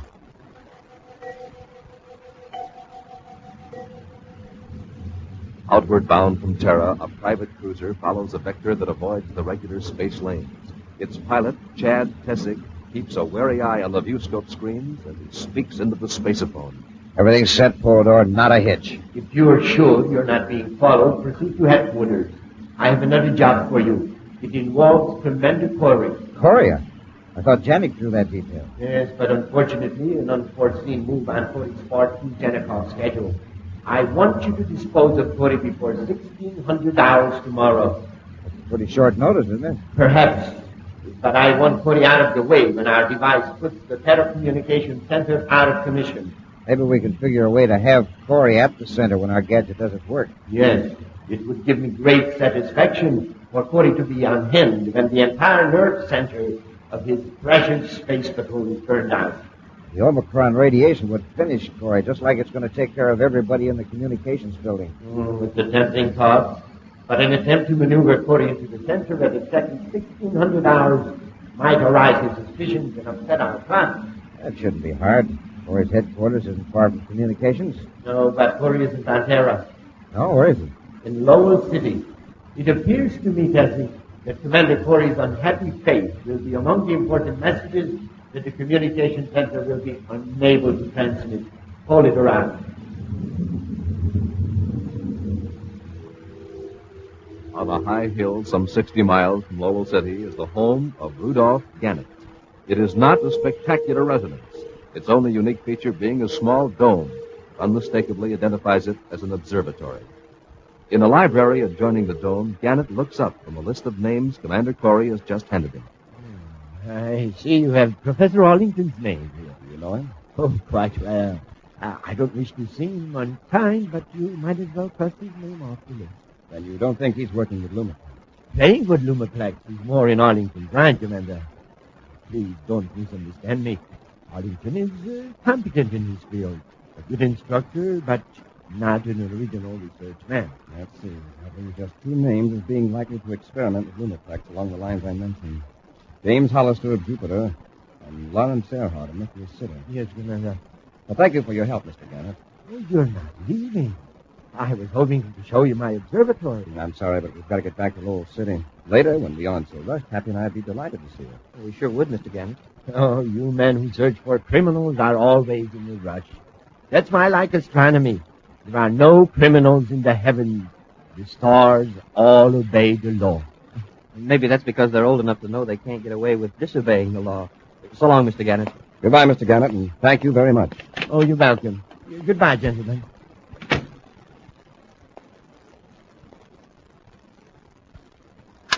Tessie, are you there? Yes, sir. Corry and the cadet just left. Keep out of sight. I took care of their surface car, Polidor. Give them 10 minutes to start. Then take my car and trail them. This time we've got to make sure.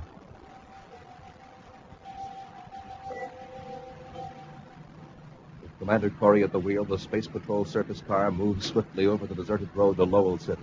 The many turns and grades in this stretch through the mountains keep Buzz and Happy from noticing the car following, a mile behind.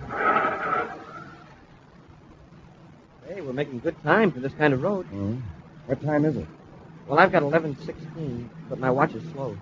What? Cadet Happy's watch isn't correct at a split second? Well, I noticed it at Gannett's place, sir. I checked it with his clock, and I'm a half a minute behind. Well, an astronomer would certainly have the correct time.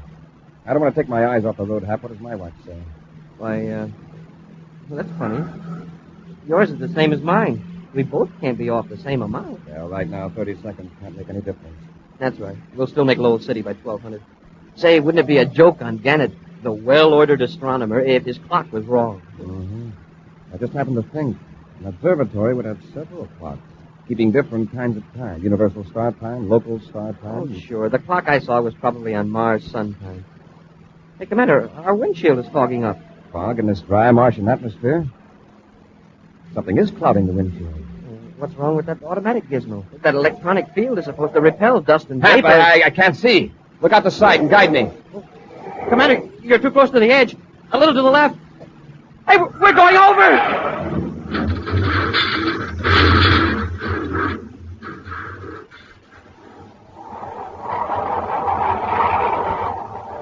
We'll return to Space Patrol in just a moment. Hi, Space Patroller. Hi, Captain Twofelds. Hey, see, you got another keen man from Mars totem head in the morning mail. How many you got now? 3 and 4 more to come. Just wait. I'm going to have the biggest totem pole in the whole universe. Because I'm sending for totem heads just as fast as I can get box tops. Smart boy. And Space Patrollers, if you haven't started your totem head collection, you better get going right now. Because this terrific offer ends soon. And you don't want to miss out on the fun you can have with these neat totem heads. Wear them over your head, and from head to shoulders, you're in disguise. A man from Mars totem head is more than 12 inches high, and every one of them has magic forehead vision. Yes, sir, magic forehead vision. That's the special secret eye plate. You can see out, but nobody else can see in. And when you get lots of totem heads, you can build yourself an honest-to-goodness totem pole in your room or in your backyard, like I'm doing. Each totem head has a face in front and one in back, too. A beak-like nose, fang-like teeth, and ears that flop. And wait till you see those bright Martian colors. Red and yellow, green and black.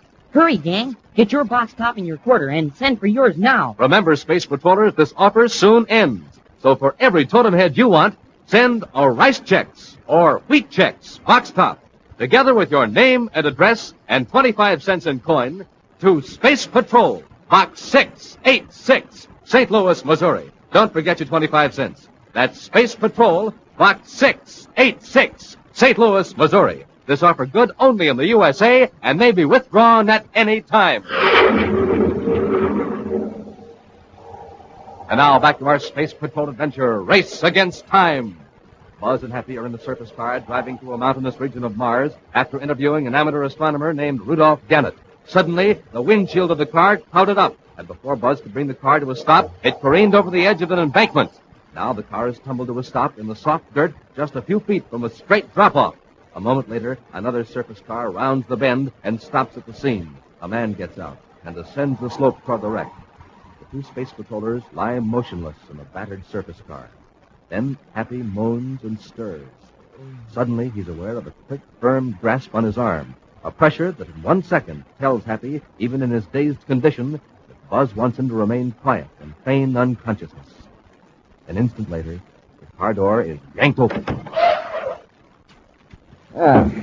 Pretty neat job. Not quite neat enough, Happy. One of them is still alive. I heard him moan. They're both out cold. I can finish them off easy. Keep your hands off the car. We don't want fingerprints. Okay, Porter. I'll be careful. When you coated the windshield, you used 2 thinner solutions. It should have clouded up instantly. Then I transmitted the energizing field from the observatory. Well, it worked okay. The windshield is clear now. It looked like Corry lost control and tumbled over the cliff. No, if he hadn't had time to slow down, he'd have gone completely down to the bottom. Anyway, Corry won't be able to stop our little surprise party on Terra at 1600. Well, look, why don't I drag him out and toss him over the ledge? It looked like they were thrown out of the car. It's an excellent suggestion. But first, dispose of the detectoscope. Can't you destroy it with the disintegrator impulse? Naturally. But you don't think I want Space Patrol investigators to find the powder in the car, do you? Yeah, that's right. They'd know the wreck wasn't an accident. Or find out that Gannett and Polydor are the same. Now, before you dispose of these two, throw the detectoscope over the ledge. I'll disintegrate it in midair, and the powder will never be found. But remember, leave no clues. Be careful. Hold it around. Okay, Polydor. Here goes. I'll take care of these two guys. Come on, Corry. You're going over the cliff. I'll take over from here, Tessie. Need some help, Commander? No. Except to carry Tessig up to his car. Oh, he got colder than he thought we were. Maybe. I'll give him a chance to trick us. No, sir. Now we know who Polydor is. Since he disintegrated the detectoscope, he doesn't know we know him yet.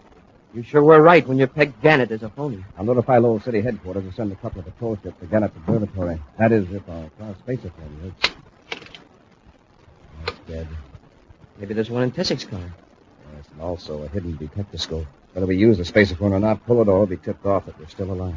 I guess a surprise attack on his observatory is impossible. We'll take Tessig to Lowell City. Then we'll send patrol ships to the observatory while I work on Tessig. I've got to find out what Polydor meant by a surprise party on Terra at 1600. Yeah, I heard that.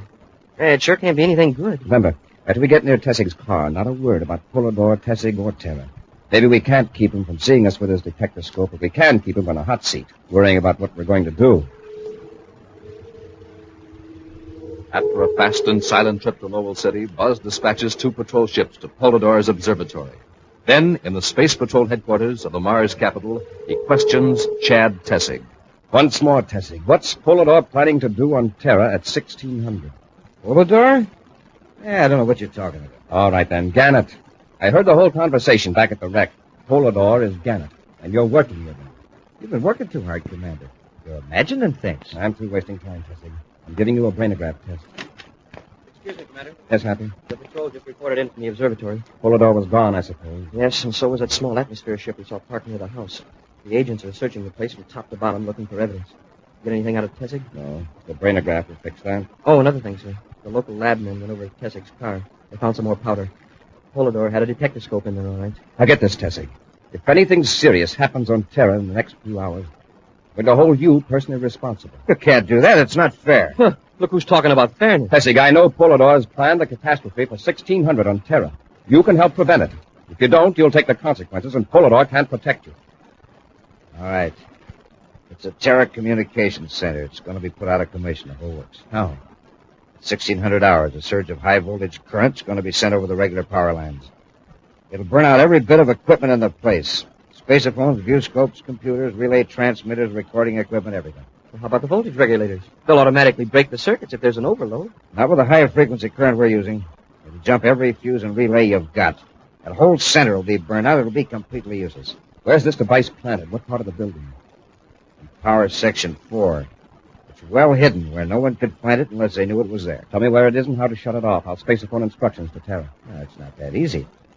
Polidor made sure it'd be a thorough job. It'll not only burn out all the equipment, but it'll take care of every living man in the building. How? Omicron radiation. When that charge hits every light in the building, whether it's turned on or off, will throw out deadly Omicron rays. Smoking rockets. You're going under the brainograph, Tessig. I'm going to find out how to shut off that machine. You're licked, Corry, because I don't know. You can bet that the men who installed it are scattered all over the solar system by now. Gee, Commander, what are we going to do? You can't do anything. Tessig, if that machine were right in front of you, could you figure out how to shut it off? I think so. But I'm on Mars, and the machine's on Terra. That can be fixed. I'm taking you to Terra. But you can't make it by 1600. Prime. Come on, Hap. Let's get him to the ship. With Tessig locked securely in an aft compartment, the Terra 5 roars toward Terra. For the 10th time in the past hour, Happy has recomputed their vector, weighing space against time in endless calculations. It's gonna be close. It's gonna be close. What do you figure now, Hap? What's our ETA? 1550 and 25 seconds. Less than 10 minutes to get from the spaceport to the communications center. And we don't know how much time Tessig will need to shut that thing off. We could take more acceleration, but I don't know about Tessig back there. We've got to keep him healthy and alert. When we drag him into communications, he'll be alert enough. He'll have to be to save his own skin. I'll increase acceleration a little. We can cut down our travel time another 5 minutes. Hap, look at the rear view scope. A spaceship on our tail. And it's gaining on us. That looks like trouble. Polidor. The acceleration must be terrific. It's probably under robot control. I'll challenge him and find out. Commander Corry aboard Terra 5, calling spaceship. Now 5 DUs astern on our vector, following Space Meridian 125. Request identification. Acknowledged. Happy, stand by to fire space torpedoes. Standing by, sir. Still coming on. Corry aboard Terra 5 to unidentified cruiser. You're on a collision course with this ship. Unless you acknowledge and change vector, you'll be fired upon. Very well, Commander. Go ahead and fire. It's Polidor, all right. Polidor, we've changed vector, and your ship is still tailing us. I'm giving you one more chance. I'm on target, sir. Fire stern torpedo 1. Fire 1. Surely you don't think I'm aboard the ship, Commander? In a few seconds, there won't be a ship. Commander, the torpedo exploded short of the target. Something must have been wrong with the proximity fuse. No, Cadet. This ship is protected by a force field. Your cosmic torpedoes will never reach me. Commander, can we try it again? It'll be a waste of time. The proximity fuses react to the force field instead of to the actual hull of the ship. That's right. Keep firing if you like. Meanwhile, this robot ship will pursue you and ram you. If we time it right, and wait till he gets real close. No, we'll be destroyed by our own torpedo. Exactly. You may as well face it, Corry. You will never reach Terra. And as you probably know by now, the communication center will be destroyed at 1600 hours. In a moment, Commander, my view scope screen will go blank. And I'll know that you and the Terra-Phi have been blasted to bits. Goodbye, Commander. Sir, what can we do? Evasive tactics are no good. Polidor's robot keeps right on our tail. Hap, put on a spacesuit, then shove a cosmic torpedo out of the cargo hatch. I'll cut down on acceleration. Yes, sir, but what good will that do? The torpedo will have the same velocity as the ship. It'll stay right with us. That's the idea. Hurry. Get that suit on. When you're ready to shove the torpedo out, signal me on your suit spaceophone. Now get going.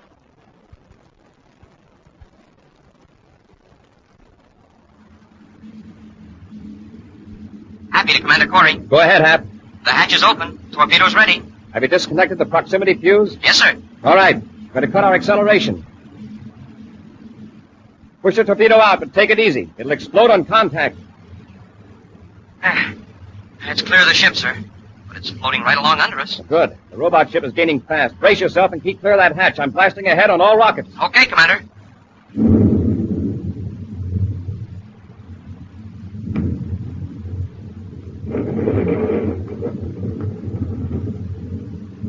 Everything all right back there, Hap? Yes, sir. But there was a big flash of light astern. That was Polidor's robot ship colliding with a torpedo. When I accelerated, we pulled ahead fast and left the torpedo behind. And the robot smacked it instead of us. Check on Tessic before you come forward. I want him in good shape when we reach Terra. It's 1548 by the ship's chronometer when the Terra 5 roars to the Terra space lock. Buzz and Happy are rushed to the communications building in a surface car, holding the panic-stricken Tessic between them. A swift elevator drops them down to Power Section 4, where the infernal device is poised to hurl destructive current and deadly radiation through the huge building. Come on, Tessic. Where is it? It's in this room, there behind that panel. Get to work and shut it off. And make it snappy. It's awful close to 1600. There it is. It's already started. We're too late. It's just building up potential. We won't throw the current into the mainline until the power's up. But don't just stand there. Shut it off. Commander, I can't remember. I can't think straight. Let's get out of here. There isn't time to get out. The only way you can save your own neck is to save everybody else. Now get to work. I think this is the switcher. Nothing happened. That must be for one of the preliminary operations. Once it's underway, it can't be stopped. I can't think. If I turn the wrong switch, it would throw the power on ahead of time. Tessic, you've only got a few seconds. Quiet, Hap. Don't rattle him any more than he is. You might as well all relax, gentlemen. There is nothing you can do. Polidor, there's a detectoscope in here, too. I don't suppose, Commander, you'd like to spend your final minute of existence in explaining how you avoided my robot ship. When the view scope went blank, I thought I had you. Make him shut up. Let me think. Now, how can Corry make me shut up when I'm safely on board? Polidor, tell me how to stop this machine. Please. He's not going to tell you. You've got to do it yourself, and you've got just 10 seconds. But, Commander... 8, 7, 6, 5, 4... I can't 3, 2, 1... Something's gone wrong. It's not going to go on. Those fools, those bungling fools. There's only one thing that could be wrong. They forgot to set the final locking switch. The locking switch? Which one is that? This one, right here. But it's in position. That's all I wanted to know.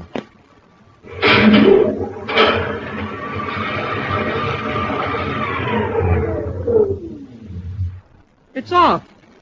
I don't understand. It was on before. Why didn't it work?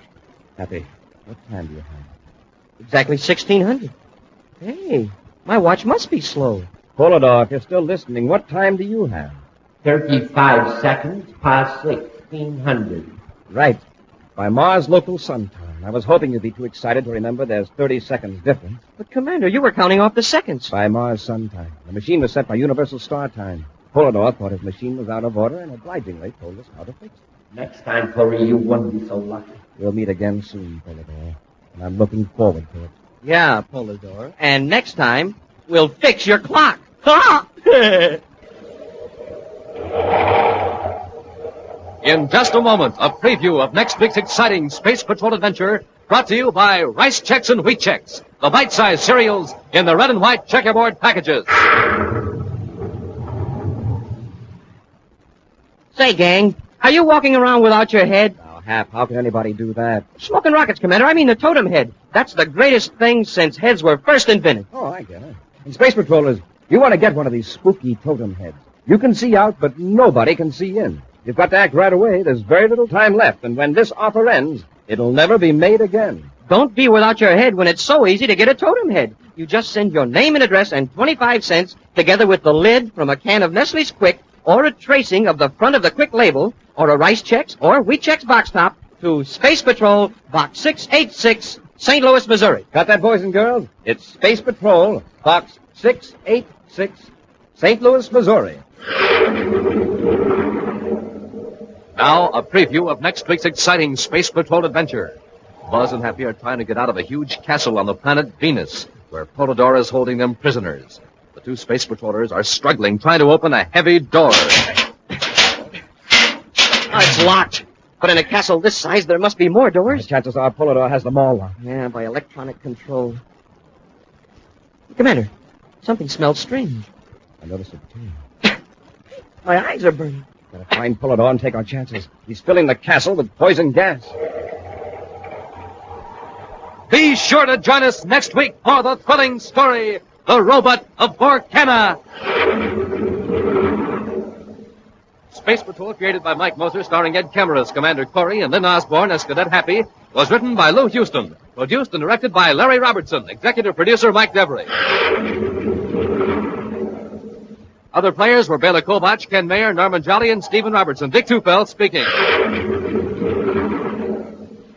Now, don't forget to tune in next Saturday and every Saturday for exciting action on Space Patrol! Space Patrol was brought to you today by Nestle's Quick for the greatest tasting chocolate milk and those famous Nestle's chocolate bars. Be sure to see another exciting Space Patrol program in your local ABC television station. Consult your newspaper for time and channel. This program is broadcast to our armed forces overseas through the worldwide facilities of the Armed Forces Radio Service. Space Patrol came to you transcribed from Hollywood. This is ABC Radio Network. Rice Chex and Wheat Chex, the bite-sized cereals in the red and white checkerboard packages, present Space Patrol! High adventure in the wild, vast reaches of space. Missions of daring in the name of interplanetary justice. Travel into the future with Buzz Corry, Commander-in-Chief of the Space Patrol. In today's transcribed Space Patrol adventure, Buzz and Happy are trying to get out of a huge castle on the planet Venus, where Polydor is holding them prisoner. The two space patrollers are struggling to open a heavy door. Oh, it's locked. But in a castle this size, there must be more doors. The chances are Polydor has them all locked. Yeah, by electronic control. Hey, Commander, something smells strange. I noticed it, too. No, my eyes are burning. We've got to find Polydor and take our chances. He's flooding the castle with poison gas. We'll return in just a moment with today's exciting Space Patrol adventure, The Robot of Vorkana. Hi, gang. Captain Dick Tufeld and... The Man from Mars. Reporting to you on... The Man from Mars Totem Head with... Magic Forehead Vision. And, gang, this is the very last time we can offer you this terrific totem head on Space Patrol. So you better hurry. Get your box tops and quarters in the mail right away. Space Patrollers, this is Cadet Happy. Alias the Man from Mars. And Smoking Rockets, get yourself a totem head. Put it on, and you can be a man from Mars, too. With magic forehead vision and two faces, one in front and one in back. Play neat tricks on your pals with magic forehead vision. You can see them, they can't see you. Works like a pair of X-ray eyes. With those two faces, you're coming and going both at the same time. And jumpin' Jupiter, the totem head is more than 12 inches high in real Martian colors. Red and yellow, green and black. Fantastic ears, nose, teeth, and a swell pointed head. But remember, this is the last time we can offer it. So send for yours today. Cadet Happy. The Man from Mars. Is right, Space Patrollers. So for every totem head, send a Rice Chex or Wheat Chex box top, together with your name and address, to Space Patrol, Box 686, St. Louis, Missouri. And don't forget your 25 cents. That's Space Patrol, Box 686, St. Louis, Missouri. And now today's Space Patrol adventure, The Robot of Vorkana. the Secretary General of the United Planets has just sent a spaceophone message from Jupiter asking Commander Corry to deliver some important documents to the Secretary's daughter, Carol. Right now, Buzz and Happy are in the Secretary General's home on the man-made planet Terra. The commander hands the sealed pouch to Carol. Since you're going to Jupiter in your own ship, Carol, I think it'd be a good idea if I assigned a Space Patrol agent to go with you. Surely no one but Father, you and Happy know that I'm carrying the papers, so what's there to worry about? Lately, a lot of things we thought were secrets turned out to be otherwise. He means Polydor, Carol. Oh, Polydor. I'm sure he's after more important information than what I'm taking to Father. Carol, there's information in this pouch that could be worth millions of credits. And Polydor isn't the only crook who'd like to get his hands on it. Buzz, you sound so serious. I just want you to realize that with those papers in your ship, it's no longer a pleasure trip. It's government business. Of course. Well, don't worry. I'll get them to Dad at the governor's conference. Buzz, did Father suggest a bodyguard for me? No. If he had, there'd be one aboard your ship with no argument. I suppose an escort would be a tip-off if this was an official trip. Yes, it would, since you usually make space trips by yourself. That's another reason I'm not insisting. Well, Hap and I'd better be going. Oh, do you have to? It's getting close to 2200, Carol. Isn't that when you were planning to blast off? Golly, Moses, I had no idea it was so late. I still have some last-minute packing to do. Of course. Come on, Hap. Yes, sir. Have a nice trip, Carol. Thanks, Happy. Goodbye, Carol, and be careful. Goodbye, Buzz. And thanks.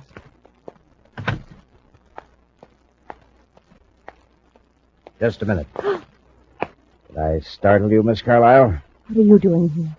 Is that any way to talk to a Space Patrol lieutenant? You're not a Space Patrol lieutenant. All right, so I stole the uniform. I look like a lieutenant. Well, Lieutenant, I'll just get Commander Corry. Stay right where you are. If you try to scream, I'll use this ray gun on you. Who are you? What do you want? Why, I'm your escort. I'm going to get aboard your ship with you at the spaceport. You must be out of your mind. All I have to do is... You were about to say that all you have to do is signal to the guards and they'd grab you. Isn't that right? I advise you not to try it, Miss Carlyle. If anything happens to me, I have friends on Jupiter, where your father is. You wouldn't dare harm my father. Come, Jethro, you're wasting Oh, time. what was that? One of my friends. He's on another planet, but he can see and hear us perfectly. Polydor. Yes. Jethro, take the girl into document and hurry. Where's the voice coming from? From a small device called a detectoscope. When your father had this room redecorated last week, one of the workmen installed it. In all this time... I've heard many interesting conversations, Miss Carlyle. Your father has such important guests. Come, Miss Carlyle. If we're noticed at the spaceport, it'll merely appear that a Space Patrol officer is escorting the Secretary General's daughter to Jupiter. Elsewhere, in the Coronine Mountains of Venus, hundreds of miles from the nearest city, stands the Castle of Borkenna. It was built during the 25th century by a wealthy space merchant as a showplace to entertain his friends in interplanetary commerce and society. Now, 5 centuries later, it is a deserted, crumbling ruin. It is here that Jedro has brought Carol. Here she is, Polydor. Welcome to Borkenna Castle, Miss Carlyle. Jedro, did you have any trouble? No, but I'd better camouflage Carol's spaceship. Yes, and later you can move it into the hangar under the mountain. Miss Carlyle, do you know who I am? You're a criminal who calls himself Polydor. Yes, and you are one of the few people in the universe who have met me face to face as Polydor. As Commander Corry now knows, I'm Rudolph Janet, retired research chemist and amateur astronomer. I'm not the least interested or impressed. Aren't you curious why you were brought here? No. Of course you are. By bringing you here with the documents, I have a powerful control over Commander Corry. What do you mean? Isn't it obvious? To ensure your safety, Corry won't be quite as reckless in his efforts to capture me. Then you're going to let him know you abducted me. No, I'm going to lead Corry into a trap. Jedro. Yes, Polydor. Take Miss Carlyle's identification bracelet. See that it's delivered to Corry at the Terra headquarters according to Penn. Right. And now, Miss Carlyle, after I lock you in your room, I'll set the stage for Corry's downfall. Hours later, in the central office at Space Patrol headquarters on Terra, a very worried Commander Corry talks on the intercom to a security captain. He's now 4 hours overdue at Jupiter City. All private commercial ships have been alerted, sir, just as you ordered. So far, report negative. I talked to the space control operator who checked her out through the airlocks last night. Her ship blasted off on schedule. Yes, I know. I talked to the gate patrolman who saw Carol get aboard with her bodyguard. Commander, here's... Just a minute, Happy. Captain, what did you say about a bodyguard? I said I checked with the gate patrol at the spaceport. I found a man who saw Carol board her ship with his space patrol lieutenant. Carol was going alone. I didn't assign an escort. What? Captain, get hold of the gate guard. Get a description of that lieutenant and check with personnel and operations. Alert the officer locator section. Yes, sir. Corry out. Captain, did you hear that? Yes, sir. That was one of our officers with Carroll. He'll have signed out with space operations. Unless he's gone OPWL. We haven't had an off-planet without lead case in 5 years. I think the lieutenant was a phony, and a checkup will prove it. Oh, sir, this package is for you. A private messenger brought it. I'll look at it later. Who's it from? It doesn't say. It's marked urgent, personal, and official business. Open that half. I'm getting out a special search plan on Carroll. Yes, sir. Look and rockets, Commander, look. A girl's bracelet. Pat, let me see that. It's Carroll's. Yes, sir. The identification bracelet her father gave her for her birthday. Let's see that piece of paper. Yes, sir. I have information that will help you locate Carol Carlyle. Through a set of circumstances, I was able to obtain this bracelet without the knowledge of her actual abductors. This puts me in a dangerous position. Still, I feel it my duty to cooperate with the Space Patrol. Wow, does that sound phony? There's more. If you, Commander, will land on Jupiter Moon number 6 at exactly 1900 hours Universal Star Time, I will give you what facts I have. I regret being forced to use this indirect method, but to contact you openly would cost me my life. He just happened to find Carol's bracelet. Does he think you're going to fall for that? Under the circumstances, there's only one thing to do. We're blasting off for Jupiter number 6. At 1900 hours Universal Star Time, Buzz lands the Terra 5 on the airless surface of Jupiter's sixth moon, at a point directed in the anonymous message. Moments later, a small private cruiser arcs in and hovers until Buzz and Happy step out of their ship in their spacesuits unarmed. The cruiser settles slowly down to the rocky satellite and cuts rockets. For long minutes, the space patrollers wait. Then, slowly, the cruiser's hatch opens, a ladder is lowered, and Buzz and Happy stride forward. I'll go first, Hap.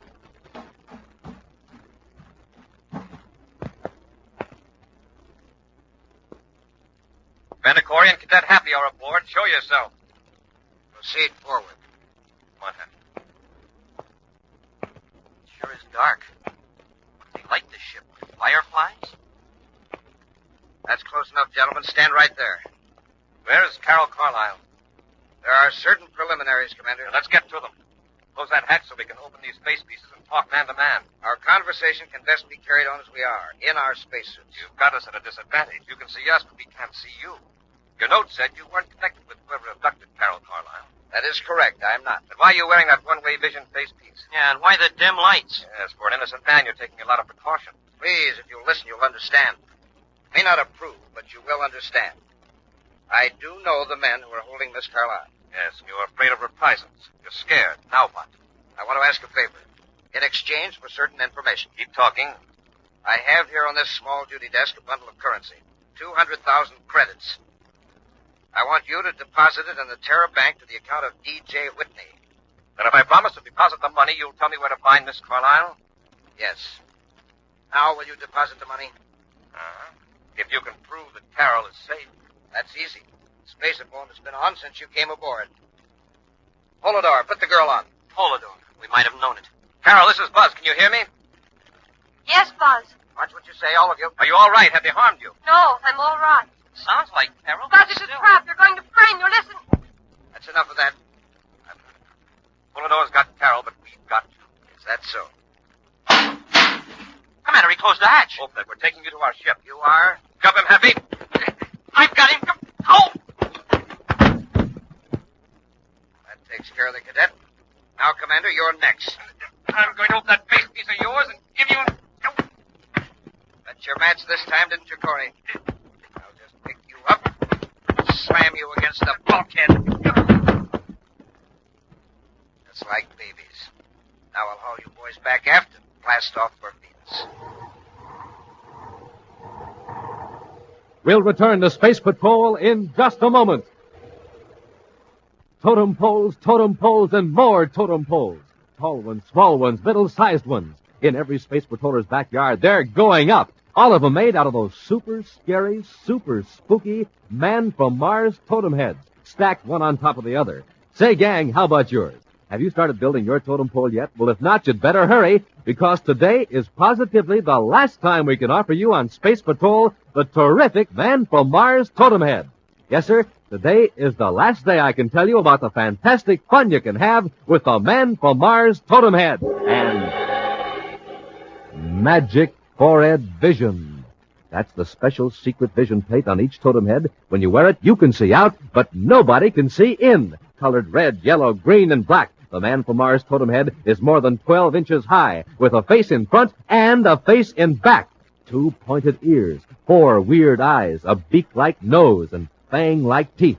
Get 1 or 2, wear them one on top of the other, fool your friends and scare your pals. And remember, you can see them, but they can't see you with Magic Forehead Vision. So get lots of totem heads. Stack them one on top of the other, and you have an honest-to-goodness totem pole to guard the door to your room or the gate to your backyard. But send for them right away, because today is the last time we can offer you the Man from Mars Totem Head.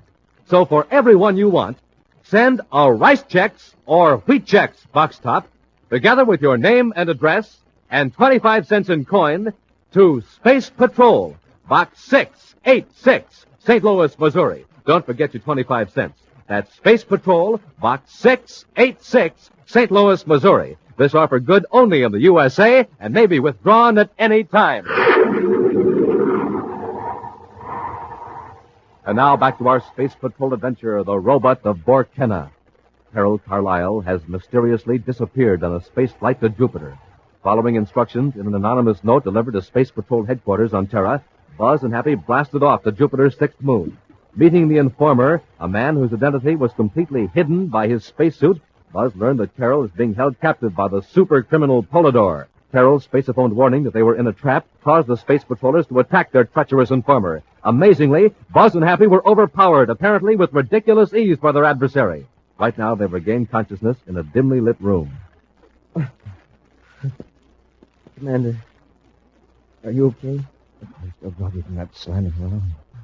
Lucky we had our spacesuits on. We'd have plenty of broken bones. Hey, we're not in our spacesuits now. No, we're not in that cruiser anymore. Stone floors, stone walls, we're on land. But what land? The immediate problem is to get out of here. Yeah. I don't know who that guy was, but he could be the wrestling champ of the solar system. He handled both of us like we were a couple of kittens. And that's what'll trap him eventually. He took the trouble to hide his face, yet he displays the one characteristic that will set him off anywhere in the universe, his incredible strength. Yeah, but suppose he's smart and doesn't play Samson again. Half a man that could resist every temptation to show off just isn't human. Just isn't human. Sir, somebody's coming. Oh, so you two finally came out of it, huh? Don't try anything. Get him. A gun in one hand and a toolbox in the other. Must be hunting for work. Well, that's it. Have your fun while you can. Hey, Commander, this is the fellow that was on that cruiser. I recognize his voice. You're very clever. Come on, let's go, both of you. Where? Polydor wants to talk to you. Here, Cadet, you lug this tool case. Me? I don't know whether I can. If it gives you trouble, well, I'll try it. It's not so heavy. Out the door. You first, Cadet. Now, Corry. Now what? Drop that gun! I'll get it, Commander. Met your match this time, didn't you? Smoke and rockets, Commander. You took care of him easy. But in his ship, he tossed us around like nothing. I could tell he wasn't superhuman the way he carried that toolbox. Say, maybe it was the spacesuit that gave him extra power. A spacesuit with muscles. This man wasn't in that spacesuit. But, sir, his voice. It's the same as on the ship. Somebody's coming. Give that ray gun. Stand back. Commander, look. A robot. Shut the door. Try to keep it out. That's no use, sir. He's stronger than both of us together. This is what licked us before, the robot. It's coming after us. I'll try the ray gun, but I don't think it'll work. Never even phased it.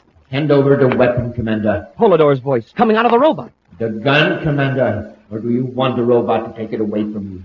That could be quite painful, you know. Okay. Catch. He caught it. No, testing the robot's reflexes, weren't you, Corry? Like his strength, they're superhuman. What have you done with Carol? You are going to see her in a moment. She's in the other part of the dungeon. Dungeon? Of course. You're in Borkenna Castle on Venus. And now, since you have knocked my friend out, the robot will escort you to Miss Carlyle's suite.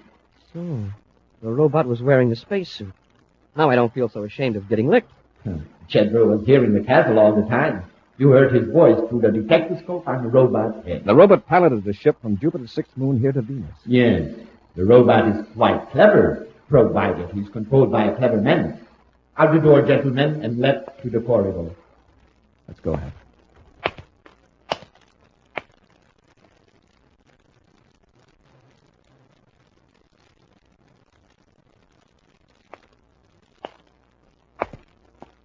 Unbolt the door, Corry, and go in.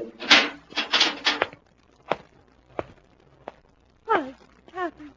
It's my fault you're here. Take it easy, Carol. Polidor didn't get rough with you, did he? No, I'm all right, but I shouldn't have warned you. Forget it. Happy and I would have tackled this robot anyway. Sure. Such an ugly, horrible thing. Yeah, it looks better in a spacesuit. The robot is designed for utility, not for beauty. It's Polidor's voice. Yeah. I'm getting used to hearing his voice boom out of walls, spaceships, and now this animated ash can. Gus here. Gus? The robot. If he's going to be around, he ought to have a name of his own. Gus the robot. Somehow it fits his personality. It's time we got down to business, Corry. Fine, but let's talk man to man, not through this mechanical monstrosity. Yeah, and this dungeon is cold and damp and reeks of paint. It's giving me a headache. Fine place to put the Secretary General's daughter, in a room full of paint cans. If you cooperate, you won't be here long. The paint, incidentally, is to be used on my spaceship. I find it necessary to change markings and identification numbers.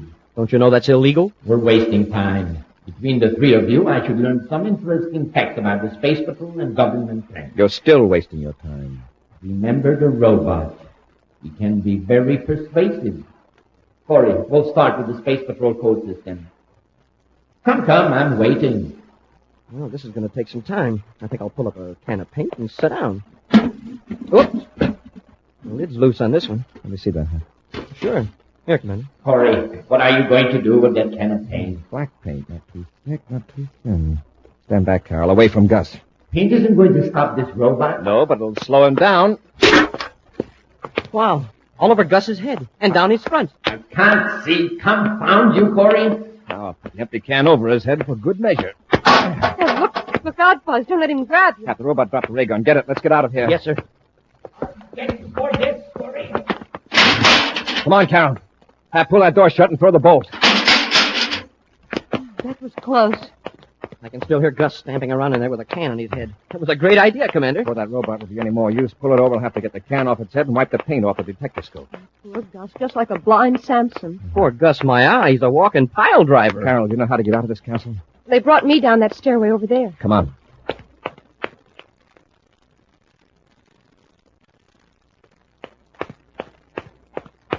Try the door, Hap. That's locked. A castle this size, there must be more doors. Chances are Polidor has them all locked. Yeah, by electronic control. I was hoping to get Carol to a safe place and then search this castle till we found Polidor. Buzz, something smells strange. I noticed it too, sir. My eyes are burning. Yeah. Polidor's flooding the castle with poison gas. Now we've got to find him. Buzz, Carol, and Happy rush through the bleak corridors of the huge castle. They try door after door. All are locked. And each moment the toxic vapor becomes more and more unbearable, burning their lungs, making them gasp for breath. Right now, they're painfully groping their way down a dimly lit corridor near a winding stairway. Even if we do run into Polidor, how are we going to handle him? I can hardly see. He'll be in the same fix we are. He's probably shut himself up in an airtight room waiting for the gas to finish us. The coward. He knows we've got a gun now, so now he won't... Happy, listen. Somebody's up the stairs. It's the central stairway of the castle. It goes up to the tower and down to the dungeon. Say, if we go up, we can get away from this gas. Look up there. About 4 flights. There are 2 of them. They're wearing spacesuits. Polidor and Jedro. So that's how they're avoiding the gas. Door up there leading outside. Yeah, I saw a shaft of light. If they don't lock it, we can follow them and get out of here. Look, something's wrong with one of them.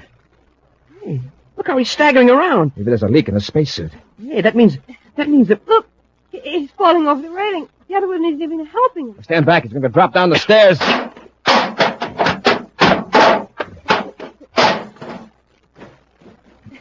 Happy, you stay here with Carol. There isn't much chance he's alive, but we can't leave him there. Sure, sir. Listen. Someone's coming up the stairs. Carol, who else is in the castle? I don't know. Just Jedro and Polidor, I thought. Smoking rockets, Commander. Look. It's Jedro. Yeah, It's me, but don't worry, I'm not armed. Get me out of here. Hey, wait a minute. You're here, and one of those men in the spacesuit was Polidor. Who was the other one? The robot. Yeah, that's the one that fell down the shaft. How do you know? Because Jedro made him fall, isn't that right? Yes. Polidor ran out of me, left me here to die, but I got this. It's one of the robot control mechanisms. Polidor had the other. We were fighting for control of the robot. Polidor up there and you down below. Yes. That's why he staggered. But why would he take the trouble to put the robot in a spacesuit? Perhaps to confuse us in case we caught up with him. And he figured Gus was more used to him now than Jedro. Come on. Let's go up the stairs and out that door. You can't. It won't open. Polidor had the only key. Well, maybe we can break it down. It's no use. You mean we're locked in this castle? Yes, Polidor thought of everything. We can't even shut off that poison gas. Got to break that door open. Jedro says we can't. Jedro, down at the bottom of the stairwell is something that might help us, the robot. Gus?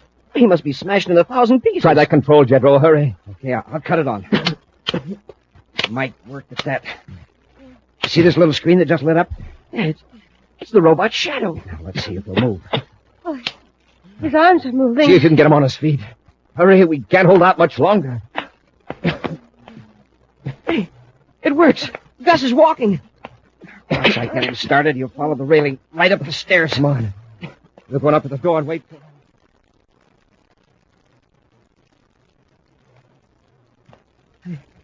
Oh, Gus is still coming. Try the door, just in case. It's no use, sir. I feel faint. Keep fighting, Carol. Jedro can get any more speed out of that robot. There he is, coming up the last flight. He's hardly damaged at all. There's a big dent in the helmet, but outside of that, he's all right. Stand back and give him room. Go ahead, Jedro. Yeah, sure. Commander, catch him. I've got him. What a time for him to pass out. I've been watching him work the controls. Let's see if I can operate, Gus. That's it. He's raising his arms. Here goes. Keep out of the way. He's going to start swinging. Attaboy, Gus. Give it all you've got. Hooray. Good boy, Gus. We're free. Happy, you take care of Jedro. Bring him out into the air. Come on, Carol. You'll be all right in a minute. Oh, I'm fine now, Buzz. That air. Hey, all we got to do now is go down these steps outside the castle and... Well, come on, Jedro, on your feet. Thanks. Hey, Polidor. He's getting away in a spaceship. Where's the document? No, he hasn't got him. I sneaked him away from him and hid him. Where? Inside the robot. That's why I tried to get control of it. A gang of cutthroats. Polidor runs out on you. You double-cross Polidor. And it looks like the only decent guy in the outfit is Gus. Hey, Commander, did you work the robot control just then? No, why? Gus moved. Maybe he's got a short circuit from the fall. He's holding out his right arm. Happy. You just paid Gus a compliment. I think he wants to shake hands. Huh? Well, put her there, Gus.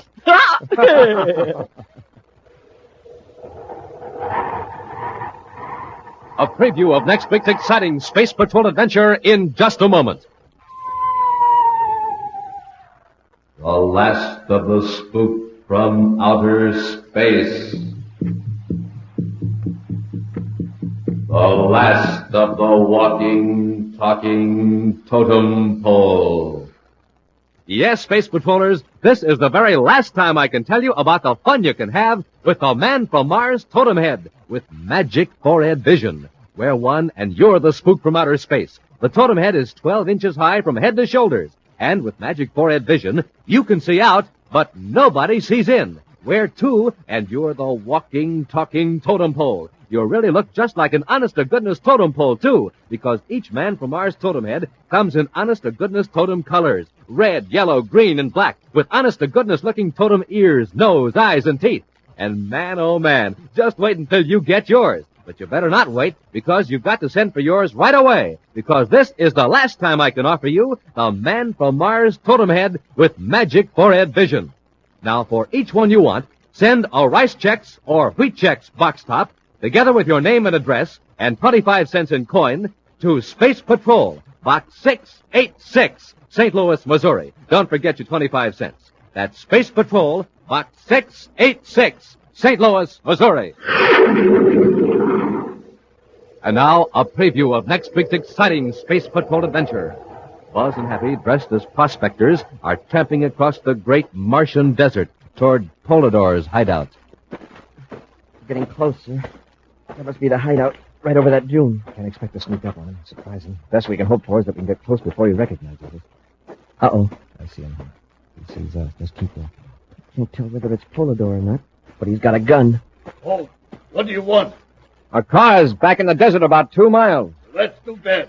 You won't be needing it anymore. Drop Happy. He's got a blast gun. Be sure to join us next week for the thrilling story, Trial by Terror, when Rice Checks and Wheat Checks again present Space Patrol! Space Patrol, created by Mike Moser, starring Ed Kemmer as Commander Corry and Lynn Osborne as Cadet Happy, was written by Lou Houston, produced and directed by Larry Robertson, executive producer Mike Devery. Other players were Virginia Hewitt, Bela Kovac, and Norman Jolly. Dick Tufeld speaking. Now, don't forget to tune in next Saturday and every Saturday when Rice Checks and Wheat Checks again present exciting action on Space Patrol. Be sure to see another exciting Space Patrol program on your local ABC television station. Consult your newspaper for time and channel. This program is broadcast to our armed forces overseas through the worldwide facilities of the Armed Forces Radio Service. Space Patrol came to you transcribed from Hollywood. This is ABC Radio Network. Space Patrol! High adventure in the wild, vast reaches of space. Missions of daring in the name of interplanetary justice. Travel into the future with Buzz Corry, Commander-in-Chief of the Space Patrol. Commander Corry has recently learned an appalling fact. The United Planets are under threat of attack by enemy forces from another solar system called Tiranna. Agents from Tiranna are mingling undetected among citizens of the 10 planets gathering information. These agents have even succeeded in recruiting members of the solar system to act as spies for Tiranna. Right now, in his central office at Space Patrol headquarters on the man-made planet Terra, Buzz Corry grimly stands before a huge star map, discussing the situation with Cadet Happy. Oh, we gotta face it, Hap. Right now, nearly every advantage is with the enemy. Well, their spies still haven't been able to send back samples of our weapons. We fixed that by destroying their big cargo ship the other day. So, Tiranna must be waiting till they know more about us. And they're learning more every day. Except for Smee, we don't know who their spies are. If we only knew where Tiranna was, we could do a little spying ourselves. Find out what we're up against. It could be any one of 1,000 stars. Probably in our whole solar system, only a few people know the exact location. They're Tiranna agents. Perhaps 1 or 2 collaborators know the secret. Yeah, it sure puts us in a spot, Commander. You know, I'd give 1,000,000 credits to be able to go up to that star map and put my finger right on Tiranna. Yeah, that's it. What, sir? If word should get out that the United Planets government would pay a large sum of money to know where Tiranna is, maybe one of those spies would be tempted to change loyalties. Well, if I could just get my hands on him, I'd get the secret and save the government some money. And the trouble is, we're working against time, and with very little information. I'll give you a suggestion to the Secretary General. The decision will be up to him. My suggestion? Gee, but maybe we'll get a lot of crackpots who claim to know where Tiranna is just to collect the money. The burnograph test will take care of that. I'll contact the Secretary General right away. Several days pass. Now, millions of DUs from Terra on the planet Neptune, the only known agent of Tiranna, admits a visitor to his hideout. Known in the solar system as Matthew Smeed, he's gathering evidence on United Planets defenses for transmission to Tiranna. Well, Rogar, what have you to report? Did you hear about the reward the government is offering? Reward? Yeah. 500,000 credits for information leading to the identification and discovery of Tiranna. That's very funny. No one in the solar system knows where Tiranna is, except we Tyrannians. Our collaborators are demanding United Planets money. We could sure use that 500,000 credits. And give the Space Patrol the advantage of knowing where its enemy is? What can they do about it? They can't attack Tiranna with their one little star drive ship. And anyway, couldn't we give them false information? No. They have a lie detector, a brainograph. Yeah, that's right. Wait. Someone who believed he had the right information could give false data and not be detected. Now, that's an idea. It'd look like he was telling the truth. He could collect the money and hand it over to us. Well, it isn't quite as simple as that. The informer cannot cooperate with us. That cooperation would show up on a brainograph. Oh, then we're stuck. No. We must select someone who is sure to double-cross us. Well, for 500,000 credits, that could be almost anybody. The other day you mentioned one of our spies on Terra. You said you were in doubt about his loyalty to our cause? Oh, Milton Croy. Yeah, he was supposed to give us figures on spaceship production, but he hasn't been very helpful. All right, Rogart. You will reveal our precious secret to Milton Croy. A few hours later, in the security lab of Space Patrol headquarters, a nervous little man sits in a comfortable chair to which is attached a maze of electronics equipment.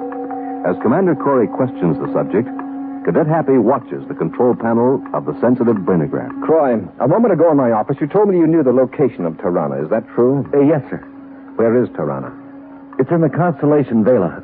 Tiranna's a Class K star about 75 light years from the solar system. Croy, how did you get this information? From a man named Rogarth. Who is Rogarth? He's a fellow I've had dealings with. A fellow who bribed you to reveal information on spaceship production? Yes. You knew his purpose was to overthrow the United Planets, yet you took his money, huh? Well, at first, but I didn't give him any accurate information, honest. You don't have to assure me of how honest you are, Croy. The brainograph will show it. When did Rogarth first approach you? About 6 weeks ago. You waited until now, until there was a 500,000 credit reward before you reported it. Why? Well, I needed money, and I thought I could outsmart Rogarth. I've been trying to break away from him. Then he came to me yesterday with this big story of how wonderful Tiranna is, with its 5 planets and everybody rich and with science advanced far beyond ours. Why did he tell you all this? To get me to stick with him, I guess. He's making all sorts of promises. But I got scared. I guess until then I didn't really think Tiranna existed. What's the reading, Hap? It's mostly the truth. Croy didn't exactly run himself down in regard to his motives, but otherwise he was sticking to the facts. All right, Hap, cut off the brainograph. You can stand up now, Croy. That's all for now. Yes, you get your money. I'll put through the necessary papers right away, and the comptroller will notify you when you can pick up the check. Now, will you step into the next room, please? Yes, of course. Goodbye, Commander.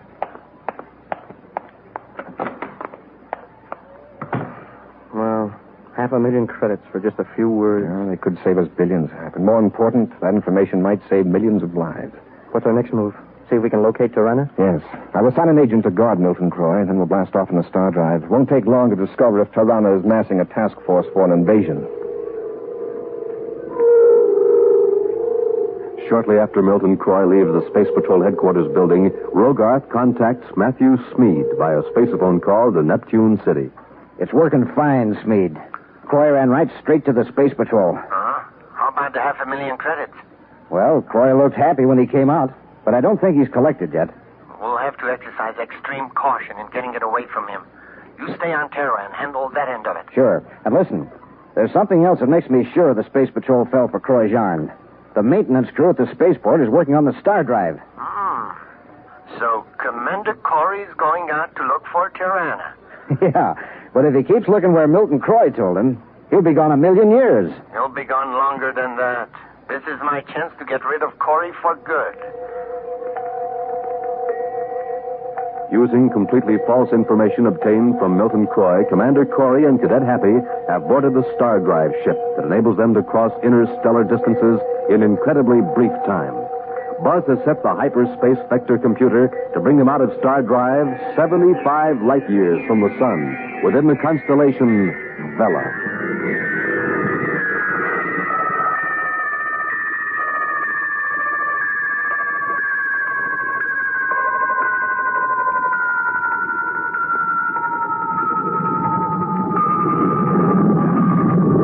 We're out of Star Drive, Hap. Be ready to check the viewscopes. Yes, sir. If we're near Tiranna, we've got to be on the lookout for their ships. Well, if we see one, how about testing our new cosmic torpedo? Well, no, Hap. We're here on a reconnaissance mission only. Besides, if they identify this as a United Planets ship, they'd have an excuse to launch a full-scale attack on our solar system. We're near a star, sir. I wonder if that's Tiranna. Croy said Tiranna was Class K, which is an orange star. This one's on the yellow side, almost yellow-white. That would make it Class F. Hap, look at the rear viewscope. Hey, a meteor. It's coming right toward us. And that's no meteor, Hap. It's a spaceship. A spaceship? Hey, then maybe we're near Tiranna after all. Maybe at those controls, that fella means business. Hey, he's on a collision course and really accelerating. It said Hap, I'm going to try evasive action.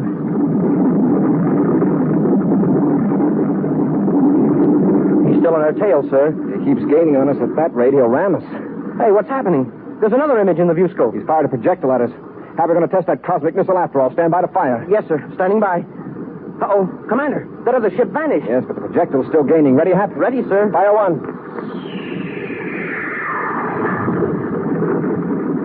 Ours is a guided missile. That other one is, too. We'll see an interesting game of tag. I'd like to know what happened to that other ship. Did it explode? Probably the pilot put it in the star drive after launching that projectile. Our cosmic missile ought to hit at any second. Hey, look at the view scope. That projectile. It's launching other projectiles. They're confusing our torpedo. It's changing vector.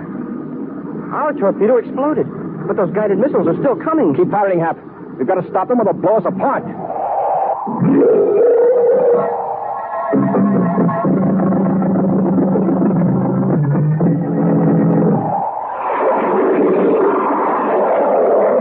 Matthew Smead and Rogarth are agents of Tiranna, a remote solar system that intends to attack the United Planets. To obtain money for espionage, they supplied untrue information about Tiranna to a former spy who turned it over to the Space Patrol to collect a $500,000 credit reward. On the basis of this information, Buzz and Happy blasted off in their star drive ship to locate Tiranna.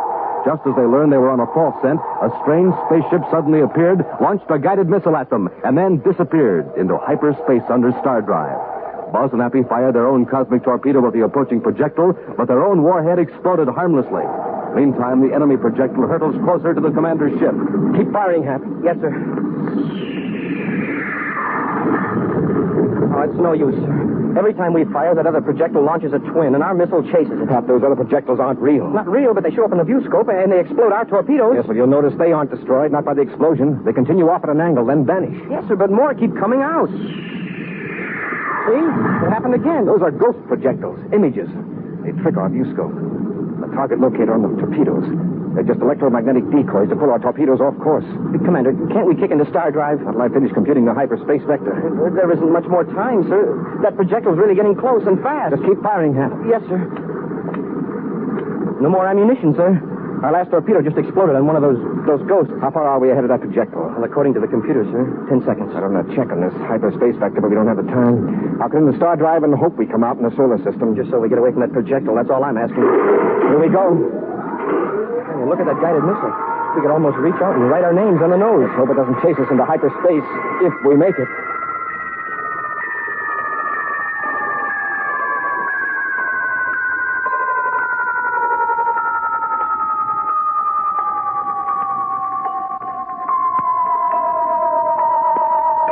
Well, we're in hyperspace. Still in one piece. Rockets are cut out and viewscope screens and viewports are black. And somewhere in regular space, there's a deadly guided missile sniffing around with egg on its face, wondering where we went. And I'm wondering where we're going. Well, shouldn't we come out of star drive into our solar system? Yeah, that's the idea, but trying to set up a complicated hyperspace vector under those conditions is like playing chess on a ski slope. Keep your fingers crossed, Hap.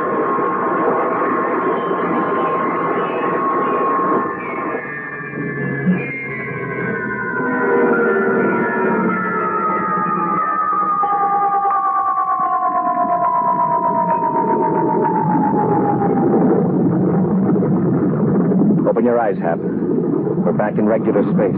Yes, sir. Well, there's a star. Looks like the sun, all right. Hey, you made it, Commander. There's Saturn. Those rings are a real landmark. We're home. Yes, and with a real job on our hands. Without arousing anyone's suspicion, even Milton Croy's. We've got to find out how he happened to give us that false information on Tiranna. Meantime, from a spaceship just inside the Pluto orbit, Matthew Smead makes spaceophone contact with his fellow Tirannian, Rogarth. You can stop worrying now, Rogarth. I took care of Corry. Great. How did you do it? Launched a guided missile at his ship.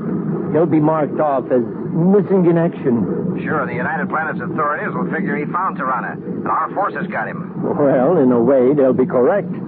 But it will be weeks at least before another star drive ship is available. By that time, it won't do them any good to know that Tiranna is not in the constellation Vela. Say, Smead, about that $500,000 credits. Martin Croy's been paid. But the money's in the Terra Bank, and that makes it pretty tough to get at. Well, we'll persuade Croy to draw it out. How? I can't go near him. He'll get suspicious and probably turn me over to the Space Patrol. Just leave that to me. As soon as I return this star drive ship to its secret base, I'll come to Terra. You out of your mind? You'll be picked up. But Commander Corry out of the way, I can swing it. It doesn't take much of a disguise to fool these unobservant, primitive people of this solar system. Elsewhere on the planet Terra, Buzz and Happy have just returned to the commander's office, where Buzz quickly scans the papers that have accumulated during his absence. Well, here's good news, at least. What is it, sir? Project Argus is nearly completed. Project which? Argus. It's a code name for a new piece of Space Patrol equipment. Believe me, it's going to come in handy. What kind of equipment, sir? A new weapon? Not exactly, but used correctly, it's better than a weapon. Hey, you've got me all curious. It's top secret now, Hap, but well, if you promise on your honor as a space patroller to... Oh, yes, sir. I won't tell a soul. Well, Space Patrol scientists have developed a new type of periscope, Hap. It's as much an improvement over the ordinary telescope as, well, as our star drive is over regular rocket drive. You mean it can see farther? Not only that, but in more detail. It applies the hyperspace principle to optics, to light. With this periscope, we can watch criminals thousands of miles away, even on another planet. Smoking rockets, I wish I could see one. They'll be issued to certain key personnel next week. Eventually, every Space Patrol will have one of these Space Patrol periscopes. Now, about our Tiranna problem. Yes, sir? Milton Croy sincerely believed he was telling the truth about Tiranna. The brainograph test proves that, but whoever gave Croy that information was deliberately lying. Yeah, that's Rogarth, the Tiranna agent. Right. Well, what do we do next? Bring Croy back here for more questions? No, not right away. I'll keep our agent on his tail and get a line on whoever contacts him. Meanwhile, we'll see if we can locate this Tyrannian Rogarth. In another part of Terra, a very nervous Milton Croy answers the phone in his apartment. Hello? Milton Croy? Yeah. What do you want? The same thing I wanted when I called the last time. The money. I don't know what you're talking about. You double-crossed me. You sold out to the Space Patrol. And don't try to tell me you didn't. Now, are you going to hand over that 500,000 credits, or am I going to have to use special Tyrannian methods? Look, I tell you, I haven't any money now. Stop bothering me. All right, Croy. You've had your last warning. You won't live to spend a single credit of that money. Hello? Hello?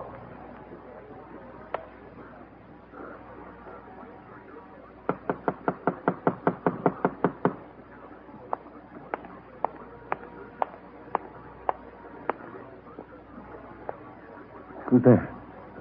Very important. Open up, please. You're Milton Croy, isn't that right? Yes. What do you want? I am a Space Patrol agent. Can we talk inside? Yeah. Yes, of course. Come in. Oh, here are my credentials, if you care to examine them. Yes, sir. I see. Now, I don't want to cause you needless alarm, Mr. Croy, but you're in danger. What kind of danger? Well, you've been receiving threatening phone calls, haven't you? Oh, you know about them, do you? Yes, Mr. Croy. You've been under surveillance ever since you made that report to headquarters. For your own protection, of course. However, matters have reached a stage where we can no longer guarantee your safety. What do you mean? That is, if you remain here on Terra. So we arranged to take you to Mars, where no one can harm you. Mars? Yes. There's a private cruiser at the spaceport now. We'll blast off as soon as you go to the bank. Naturally, you want to take your reward money with you. Yes. Look, why can't we just order a transfer to the Mars Bank? Mr. Croy, the Tyrannians have spies everywhere. Do you realize how many channels such a transaction would pass through? Transfer of 500,000 credits would be sure to attract attention. Then your enemies would know you were on Mars. I see. But no one will suspect that you would be carrying that much money on your person. Now, come on. I'll go to the bank with you. Just a moment. I'll throw some things into a bag. No.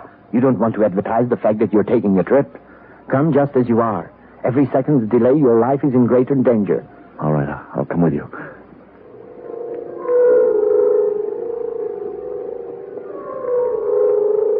Near the cargo loading ramp, just inside Gate 16 at the Terra spaceport, a surface car pulls to a stop.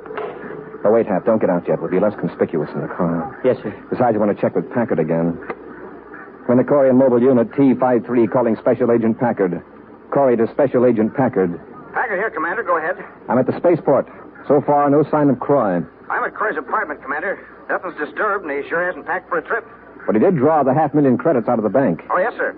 The bank guard's positive Corry and this other man got into a surface cab. The guard heard one of them mention spaceport. I've got men checking the regular passenger gates. From here, I can see several private space cruisers. Commander, I'm sorry I lost sight of Corry. I was right behind him and this other fellow, and all of a sudden a fight started right in the street. I caught a couple of wild swings, and by the time I got untangled, Corry was gone. I'm sure that fight was planned. You used your head checking with the bank right away. Nice work. Well, I figured... Now, hold it, Packard. Corry just walked onto the ramp 3 gates down with his pal. Corry out. Come on, Hap. We'll see where they're going and then head them off.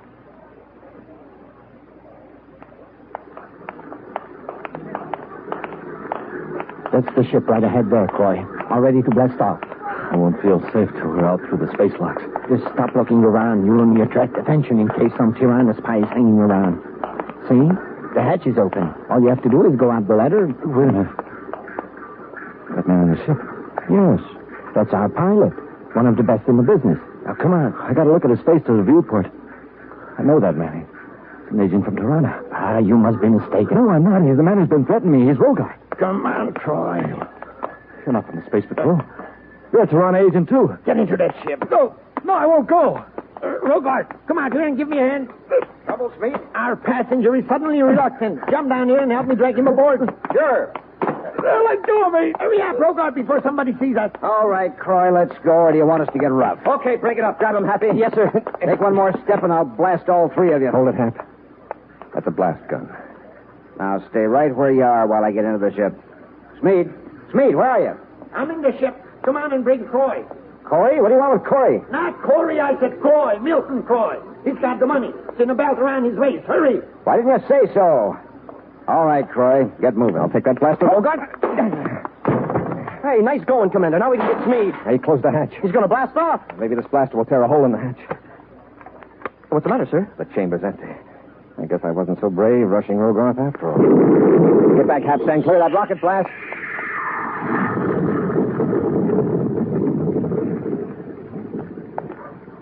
Doggone it. There he goes, out through the space lock.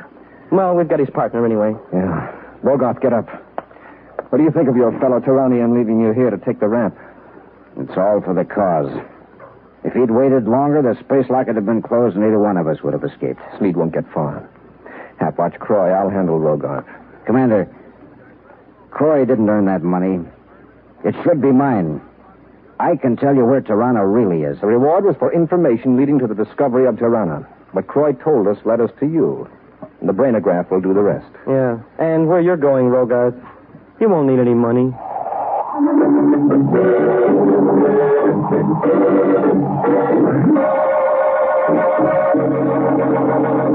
Join us again next week for another thrilling adventure with Space Patrol. High adventure in the wild, vast reaches of space. Missions of daring in the name of interplanetary justice. Travel into the future with Buzz Corry, Commander-in-Chief of the Space Patrol.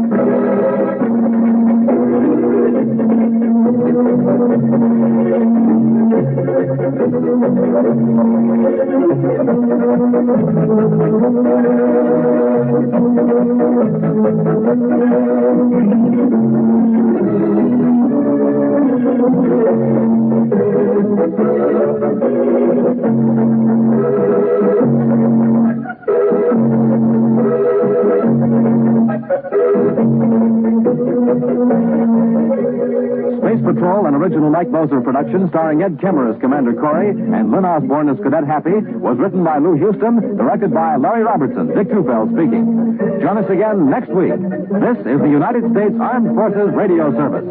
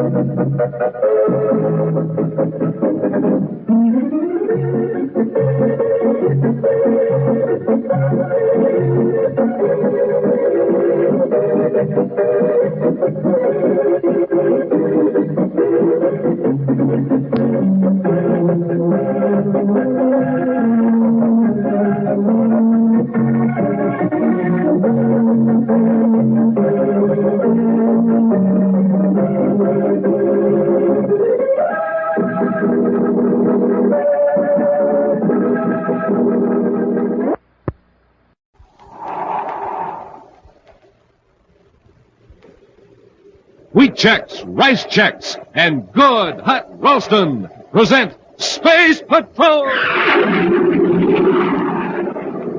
High adventure in the wild, vast reaches of space. Missions of daring in the name of interplanetary justice. Travel into the future with Buzz Corry, Commander-in-Chief.